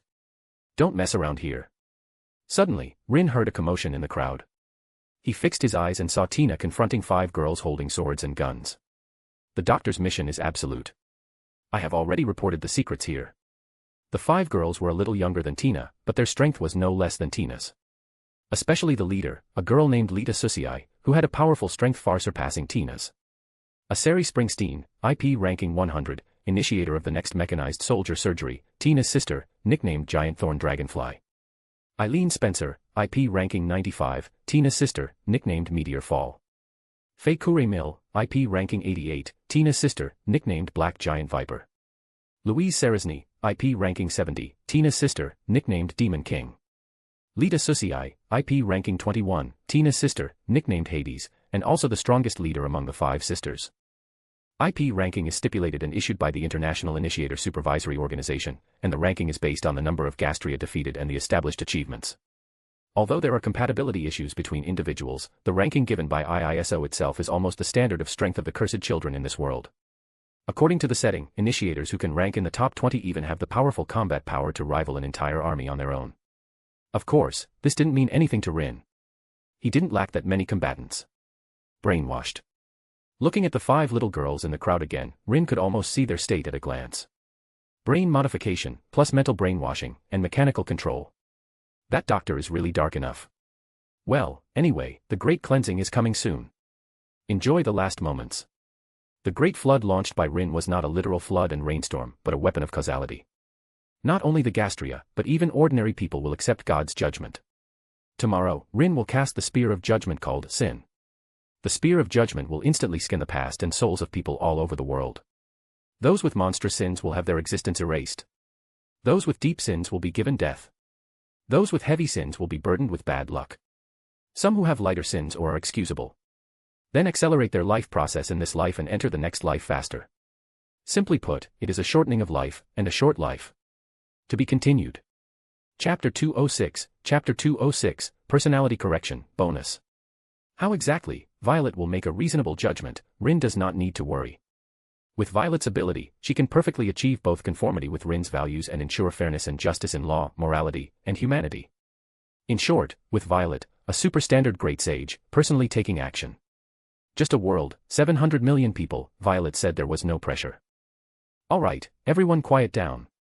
Rin stepped forward, pressed Tina's shoulder when she wanted to move, and then said to the 5 girls, please put down your weapons, okay. Click. Swish. Bullets chambered, swords drawn. Target found, codenamed God, prepare to attack. Unfortunately, Rin's soft words were of no use to these weapons, who had undergone rigorous training. Sigh. Rin didn't blame them.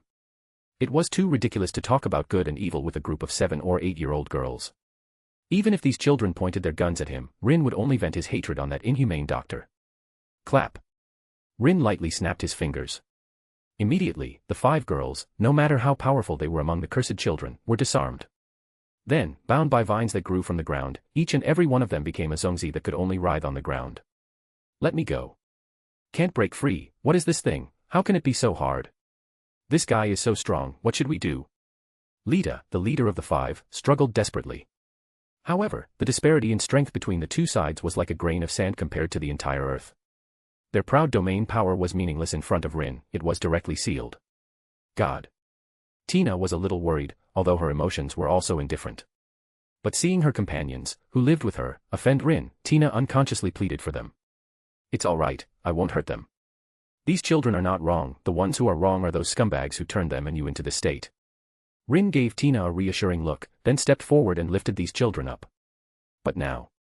Let me restore them first. Using his authority, Rin slightly corrected these children's memories. All memories related to the doctor, training, and other such things were deleted, leaving only the skills and knowledge they originally possessed. As for the mechanical modifications, and the chips and miniature bombs implanted in their bodies, Rin didn't even look at such things, he directly eradicated them from the root. Tisk. However, the more he examined the girls' physical conditions and reviewed their past memories, the more disgusted Rin became with that doctor. Forget it, let's just kill him directly. Rin didn't want to wait until tomorrow. For such a disgusting guy, Rin would feel uncomfortable letting him live for even one more second. Violet, eradicate this so-called doctor for me. Yes. Almost instantly, Violet had locked onto the old man hiding behind the 5 little ones, waiting for them to bring back news. However, no matter how long he waited. Since the girls disappeared, there had been no news, not even a single piece of information had been transmitted back. Target locked. The next moment, a root eradication fell directly on the doctor's head without any warning. His aged body instantly turned to ashes, and even his soul, due to Violet's power, let out heart-wrenching screams of pain. However, such pain was completely incomparable to the torment the girls had endured. I can't let him die so easily. Rin captured the doctor's soul, then poured all the pain of the girls' modifications, training, and torment into it. These things are what you left behind, now they are returned to their rightful owner. Rin ignored the wailing soul and threw it into all the world's evil, you're welcome. After dealing with the 5 sisters, Rin quickly encountered another problem. God, can you let us go back? If we suddenly disappear, Elder Matsuzaki will be worried if he can't find us. These were 4, 6, or 7-year-old girls, they encouraged each other to have the courage to approach Rin. The 4 girls were named Maria, Kyoko, Komi, and Sasana, and they were the cursed children adopted by Elder Matsuzaki. They originally lived in the sewers with Elder Matsuzaki. But Rin's voice came too suddenly. The girls subconsciously responded to Rin, and then, they were inexplicably brought here. Do you like it here? Yes. The 4 girls simultaneously expressed their true thoughts. It's beautiful here, and the food is delicious. And the clothes are soft and warm. But, Elder Matsuzaki will be worried. As expected, the 4 little ones showed troubled expressions, which showed Elder Matsuzaki's importance in their hearts. I understand. Rin heard it. They didn't dislike it here, in fact, they very much longed to live in the void Arkansas. However, considering Elder Matsuzaki, their sudden disappearance would surely make the Elder anxious and flustered. Therefore, the girls hoped that Rin could let them go back. Of course, it would be even better if they could bring Elder Matsuzaki along as well. This, I'm afraid not. Rin did not intend to let outsiders enter the void Arkansas. Even if Elder Matsuzaki was a good person, it was not allowed. Moreover, when the spear of judgment falls, the wicked will receive their retribution. Some kind people, however, will receive salvation. Their destinies will be changed, and their future lives will become smooth sailing. Elders like Elder Matsuzaki will enjoy their twilight years. After his death, Rin would also leave a mark on his soul. In the future, perhaps he could be reincarnated into the Monster Nation and become a part of the Monster Nation. Don't worry. Rin saw the four little ones' low spirits and comforted them. I will explain the situation to your elder. The four little ones couldn't leave, but Rin could use a mental connection to let them meet in their dreams. Similarly, Rin would also tell Elder Matsuzaki about the matter. The other party was the girl's guardian. If he wanted to take them away, some basic explanations were still necessary. To be continued. It's a new week. Thanks for your support last week. Bonus is still for every 200 horsepower. Let's get it.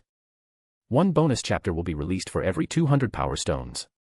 Chapter 207, Chapter 207, Kohina Hirako. I have to go back, my stupid brother is still waiting for me. Not just the four girls, even the blonde girl not far away, who was arguing with Midori Fuse, Senjukeo, and the others, shouted emotionally. Please, God, I really can't stay here. Her name was Katagiri Yuzuki. She had a brother named Katagiri Tamaki. Unlike other civilian pairs, Tamaki was truly fond of the girl. He was a proper older brother. For this child, Rin's approach was the same as Elder Matsuzaki's. He used telepathy to communicate with Katahira Tamaki. Indeed, Rin could heal Yuzuki and then leave her by Tamaki's side. But would that really be for the best? Yuzuki was a cursed child. Even if the Gastria virus in her body was gone, could she really live peacefully in that world? Rin didn't intend to make the choice for the siblings. He would give them time. Let them choose for themselves. Whether to move forward toward a heaven-like future. Or, driven by deep sibling affection, choose to stay together, and face a new life side by side. Whatever the choice, Rin would respect it and offer his blessing. God, While Rin was resolving problems one by one, two figures stood atop a tall building in Tokyo Ward, overlooking the city surrounded by monoliths. The shorter one was a girl with short, dark blue hair. She carried two long swords on her back, and her eyes were blood red. Clearly, she was a cursed child. Next to her stood a tall man wearing a clown mask, Kajitane Hirako, the villain who had appeared early on in the original work. Yes, Daddy. Kohina Hirako grinned crazily. That voice is echoing in my head, it's so weird. I really want to kill him. No, Kohina-chan. That's God. Katagane didn't believe in gods. That voice in his head was probably some kind of advanced tech he didn't understand. But definitely not God. Did the voice say anything else? Aside from calling for help in danger? Yes. Kohina laughed. He said he would send a great flood to this world tomorrow to cleanse all filth. Katagane's expression behind the mask stiffened. He frowned slightly, starting to ponder the meaning. Claiming to be God. Declaring to send a great flood to purify the world. Even if this world was different, Black Bullet still had the Bible and Christian mythology. Heaven. Judgment. Flood. Apocalypse. Salvation. This is getting more and more interesting. Who would do such a thing? Playing tricks like this? Suddenly, Kajitane had an idea. He looked at Kohina. Kohina-chan, try responding.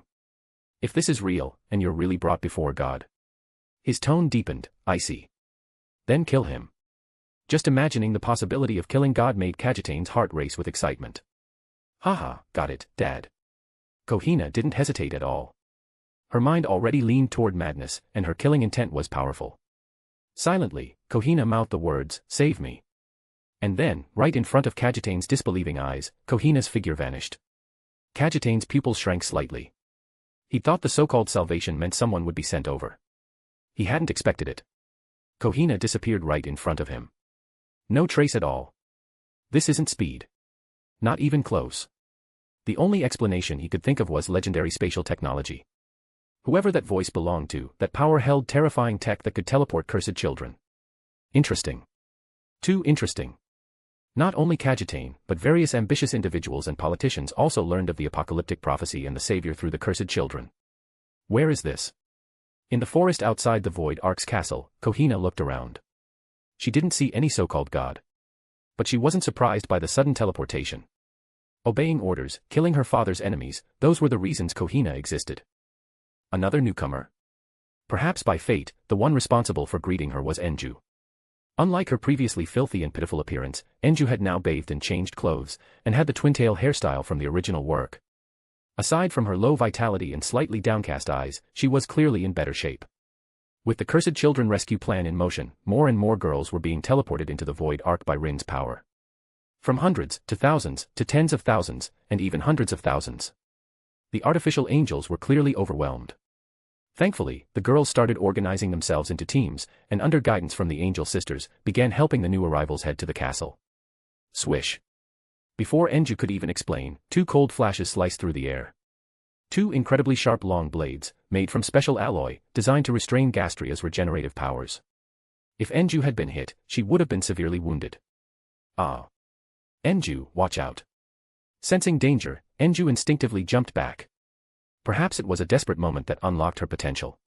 The rabbit genes in Enju's body activated, and she leapt back dozens of meters, barely dodging Kohina's ambush.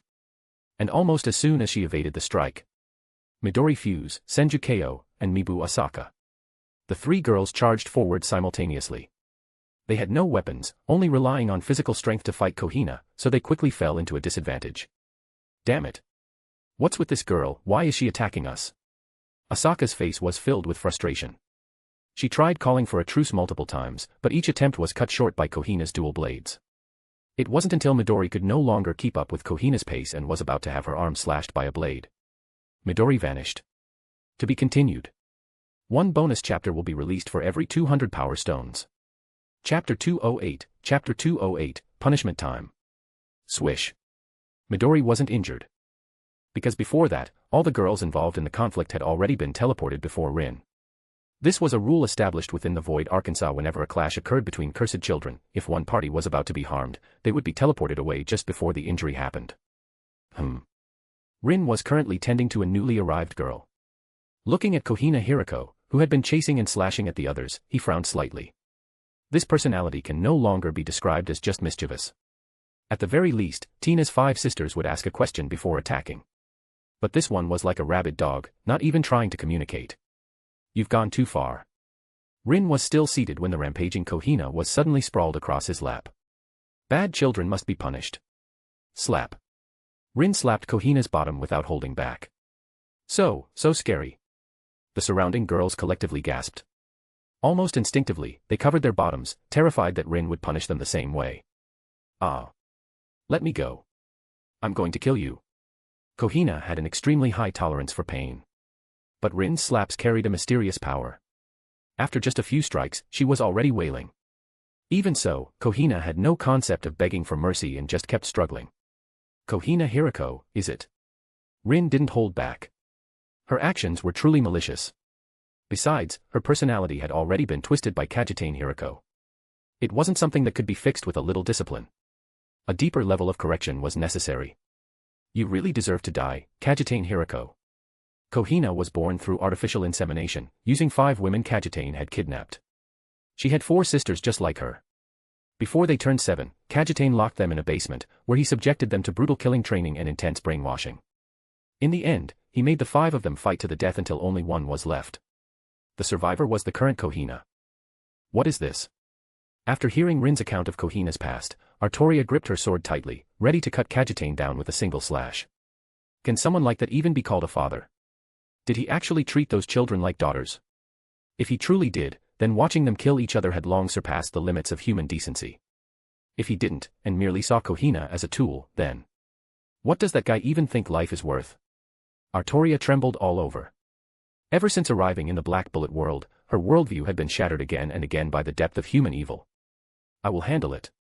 Just like with the doctor, Rin had nothing more to say to Kajitane Hirako. He didn't care about the man's ideology, his experiences, or what sort of suffering he'd endured. None of it mattered to Rin. Die, Kajitane Hirako. The moment he spoke, his words became reality. Kajitane Hirako was marked for death. The powerful cyborg enhanced by advanced technology from the original world collapsed from the rooftop, shattered into pieces. No one knew the cause of his death. No one cared. Enju, Midori, I'll leave this child to you. Through that spanking, Rin had already cracked Kohina's hardened heart. She would forget Kajitane Hirako and start over. Okay. After hearing about Kohina's past, Enju and the other girls, who had originally been annoyed with her, began to feel pity instead.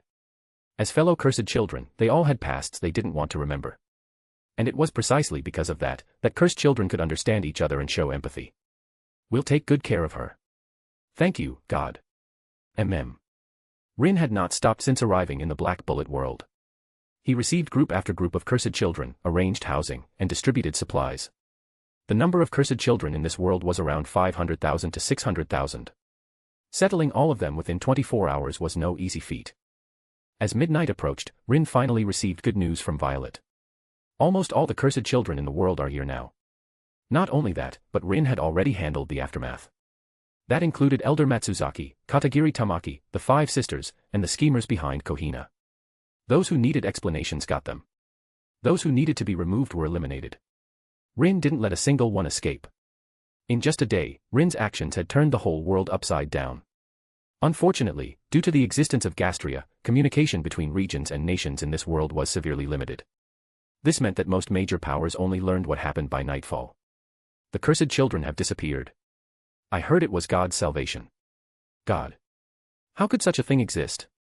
If there really was a God, why didn't he show up when the war with Gastria started? It's a lie. There is no God. In a large conference room, the avatars of national leaders were projected on a shared screen. The discussion was chaotic. Some passed the blame, others suspected conspiracy. No one agreed. The room descended into disorder. What does the future hold? As the representative of Japan, Saitenchi also participated in this World Summit. Meanwhile, the leaders of various districts in Japan reported their situations to Saitenchi, who was in charge of Tokyo Ward. They're gone. All of them. Whether it was civil officers' partners or cursed children from outer districts, they've all vanished like smoke. Saitenchi, what do you think? Saitenchi was a silver-haired girl, around 15 or 16 years old. Not long ago, Japan's last prime minister stepped down, and Saitenchi assumed office. Of course, Saitenchi was merely the nominal leader of Japan. In many people's eyes, she was just a figurehead, a decorative mascot put in front of the public. To be continued. Chapter 209, Saitenchi, bonus. I'm a little worried about those children. Saitenchi shared her thoughts. The moment her words fell, the entire room went silent. She realized she had said something she shouldn't have. She wasn't supposed to show sympathy for the cursed children, those treated like sewer rats. But she didn't understand. The cursed children hadn't done anything wrong. They weren't born like that by choice. Unlike most officials, Saitenchi was one of the few who was willing to approach the cursed children and treat them as equals. Enough, Saitenchi. Cursed children are not worth pitying. They are no different from Gastria, just monsters. Yes, you're far too kind. Those disgusting creatures must be plotting something. Otherwise, why are only the cursed children disappearing? No one was willing to accept the cursed children. But if that were true, then why were they all gathered here? Why did they seem worried and uneasy? The answer was simple. The power of the cursed children was indispensable. Civil officer squads were 2-person teams. And a human civil officer without an initiator was no more than a beast without fangs. That would drastically raise the difficulty of resisting Gastria. Isn't it laughable? Suddenly, a voice echoed in Saitenchi's ears. She was briefly startled before hearing the voice continue. They rely on the power of cursed children to protect humanity. Child after child dies fighting Gastria. To civil officers, they're nothing more than disposable tools. One dies, and they adopt another. The merit system still works the same. Their IP ranks still rise. In the end, the cursed children gave everything but couldn't even gain basic human rights. What a meaningless death. Who are you? Who's speaking to me? Saitenchi couldn't suppress the impulse. The words burst out of her mouth. But then she quickly realized what she had done. She turned, preparing to explain her outburst to the national leaders, but when she looked up, she was no longer in the meeting room. Instead, she stood in a boundless white space. Floating there, she looked up to see a young man seated in a chair. You are. Sit. Rin summoned another chair and gestured for her to sit down. There were still good people in this world. Saitenchi, the girl before him, was one of them. She was kind, with a pure heart. As expected of one of this world's heroines. Rin had originally planned to summon a human with a good heart and sufficient status to explain the Great Flood. He hadn't expected the person to be Saitenchi. Are you the god the children spoke of? Aside from a miracle, Saitenchi couldn't imagine anything that could bring her from the conference room to this pure white space. According to human understanding, I'm no different from God. Rin snapped his fingers, and the white world faded. It was replaced by the beautiful scenery inside the void Arkansas. An unpolluted environment. The cursed children played freely, laughing with expressions Saitenchi had never seen before. As you can see, I'm the one who took them away. As for where they are, you can call it heaven, Eden, Wonderland, Utopia. It's all the same. Rin conjured 2 cups of black tea and some pastries, inviting her to relax. Thank you. It still felt surreal to her, but she could feel the genuine happiness radiating from the girls. That was enough. When she had first heard the news that the cursed children were disappearing, her first concern wasn't the future of humanity. It was for the children's safety. Saitenchi was a qualified leader, just born in the wrong era. Had it not been for this post-apocalyptic world, she might have become an excellent politician, devoted to serving the people. Did you bring me here because you have something to command? Her tone was very humble. She was a believer at heart, always praying for the children's salvation. And Rin's appearance, presence, and abilities completely matched her concept of a god. You've heard it, haven't you? Rin said, today, I will unleash a world-destroying great flood and reshape the civilization of Earth. Is that true? Saitenchi was shocked. She had assumed it was just cultist nonsense. She never expected to hear this cruel reality directly from the mouth of God. Yes. Rin stopped her before she could beg. I will eliminate all Gastria, take the children away, and deliver proper punishment to the wicked. Punishment, you mean? Death. No. Death is far too lenient. True punishment is having one's soul fall into hell, to be burned by karmic fire and endure endless torment. As Rin spoke, it was as if Saitenchi could see it. The sight of hell appeared before her. Its countless tortures made her shudder. What? Rin asked, do you think it's too cruel? Saitenchi wanted to say yes, but she couldn't bring herself to deny God's judgment. At least God wasn't destroying all of humanity. He was judging it. Which meant there were still people who would be spared. May I ask, how many will survive? Approximately 4/5. That means about 1/5 will die. A single sentence wiped out 150 million lives. But this was the most precise figure Violet had calculated. The souls of this world's people were already too corrupted. They were no different from Gastria. In fact, they were even more twisted and cruel. To be continued. One bonus chapter will be released for every 200 power stones. Chapter 210, Judgment Day. I beg you, could you? Saitenchi was truly the kindest person in this world. Could you give them a chance to turn over a new leaf? She was afraid, but she still gathered her courage and prayed for Rin's mercy. You are very brave. And very kind. Rin could hear the sincerity in her heart. She wasn't a hypocritical saint, but a truly benevolent one. If necessary, Saitenchi would sacrifice herself to save others. And she wasn't speaking up for those who were truly evil. She simply believed that among so many people, not all were beyond saving. Even if it meant saving just one more person, Saitenchi was willing to risk her life to bring her thoughts to God. All right. Rin didn't make things difficult for her.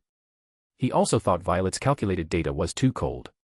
If Violet's passing score was 30 points, Rin raised it by 10 or 15, allowing more people a chance to survive. Of course, Rin didn't tell Saitenchi that he had lowered the judgment threshold. This matter, you'll need to handle it yourself. Rin said, I hope you, as Saitenchi, will convey my words to the public and the high-ranking officials of every country. I will give them a final 12 hours to sincerely repent and reduce their sins. In a sense, Saitenchi was the Noah Rin had chosen. Rin did not believe that laying down a butcher knife would instantly turn one into a Buddha. Sin was sin. Evil was evil. But Rin was still willing to offer those who could be saved a final chance. If they truly repented, the weight of sin on their souls would lessen slightly. That way, they could avoid being condemned to hell and instead have the chance to be reborn in the cardinal world's universe to start over. Remember, this is the last chance. And it is my final mercy for humanity. Rin said, go. In 12 hours, the final judgment begins. You and they have only 12 hours left. Before Saitenchi could even thank him, the moment Rin finished speaking, she found herself back in the conference room. Around her, the noisy arguments continued as if nothing had happened, as if she had never vanished at all. Such power. Saitenchi was certain that what she had just experienced was not an illusion. God had summoned her to deliver a message to the world, giving them one last chance to lessen their sins before Judgment Day arrived. Clap. Without hesitation, she stood up and loudly declared, I have something to say to everyone. She's a good girl. Violet commented. Rin nodded. Yeah. Her soul is pure. Are you planning to keep her? We'll see. To be honest, Rin was indeed tempted. Next, I leave it to you, Violet. I'll handle it. Rin didn't care about the fate of this world's people. He trusted Violet to handle all arrangements properly. Evening came. The setting sun burned with a rare, blood-red brilliance, painting the sky in an ominous hue. The thick haze outside the monoliths gradually faded under the light. At that moment, whether it was exhausted workers heading home or civil officers panicked over the disappearance of the cursed children, they all saw something truly shocking. What is that? Crimson-golden beams of light, like a spider web, stretched across the sky, slicing the world into segments like blades. Boom. Then, a pillar of light descended, enveloping a Gastria that had been rampaging through the city. Screech, screech, screech. Shrill screams rang out from the Gastria's mouth, and under the gaze of terrified pedestrians, it vanished into nothing. It disappeared. The Gastria, it was killed by the light. Is this divine punishment? This is amazing. What Saitenchi said, it's true. So there really is a god. Scenes like this unfolded across Tokyo Ward and in every human district and settlement worldwide. And what followed was something no one in this world could have predicted. Swish, swish, swish. Pillars of light rained down like divine judgment, completely ignoring the Gastria's defense and regeneration, annihilating them with ease. Whether it was level 1, level 2, level 3. Even the 11 V-rank Gastria known as the Zodiac were not spared. They howled as they were reduced to ash. In just 10 minutes, the Gastria, which had tormented this world for over 10 years and wiped out 90% of humanity, were completely exterminated. Is this the great flood Saitenchi spoke of, sent by God? Although what they saw was not water, the vastness and majesty of the light was no different from a true flood. Ah. But before long, when a human was engulfed by the light and burned to ash, Violet's judgment of humanity had begun. Panic erupted across the world. People ran in all directions, desperately searching for shelter. Dead, they're dead. Run, this light eats people. Hide indoors, as long as we stay out of sight. Ah. It was useless. The light completely ignored the laws of physics. Even hiding deep underground in sealed rooms couldn't stop it. From top to bottom, no matter their status, rich or poor, all were equal in judgment. Eventually, some officials and elites remembered what Saitenchi had said about repenting. Especially when they saw their colleagues die right in front of them. Panic and fear overtook them. I don't want to die. I know I was wrong. Please, forgive me, God. Lord, please forgive me. Just give me another chance. What kind of God is this? What a joke. No one in this world has the right to judge me. Crying, fear, pleas, curses, outrage. All sorts of emotions distorted people's faces. But Rin would not respond to any of it. It was already too late. If they truly wanted to atone, what had they been doing before? If Rin could hear their pleas, he would tell them this. You don't know you were wrong. You just know you're going to die. To be continued.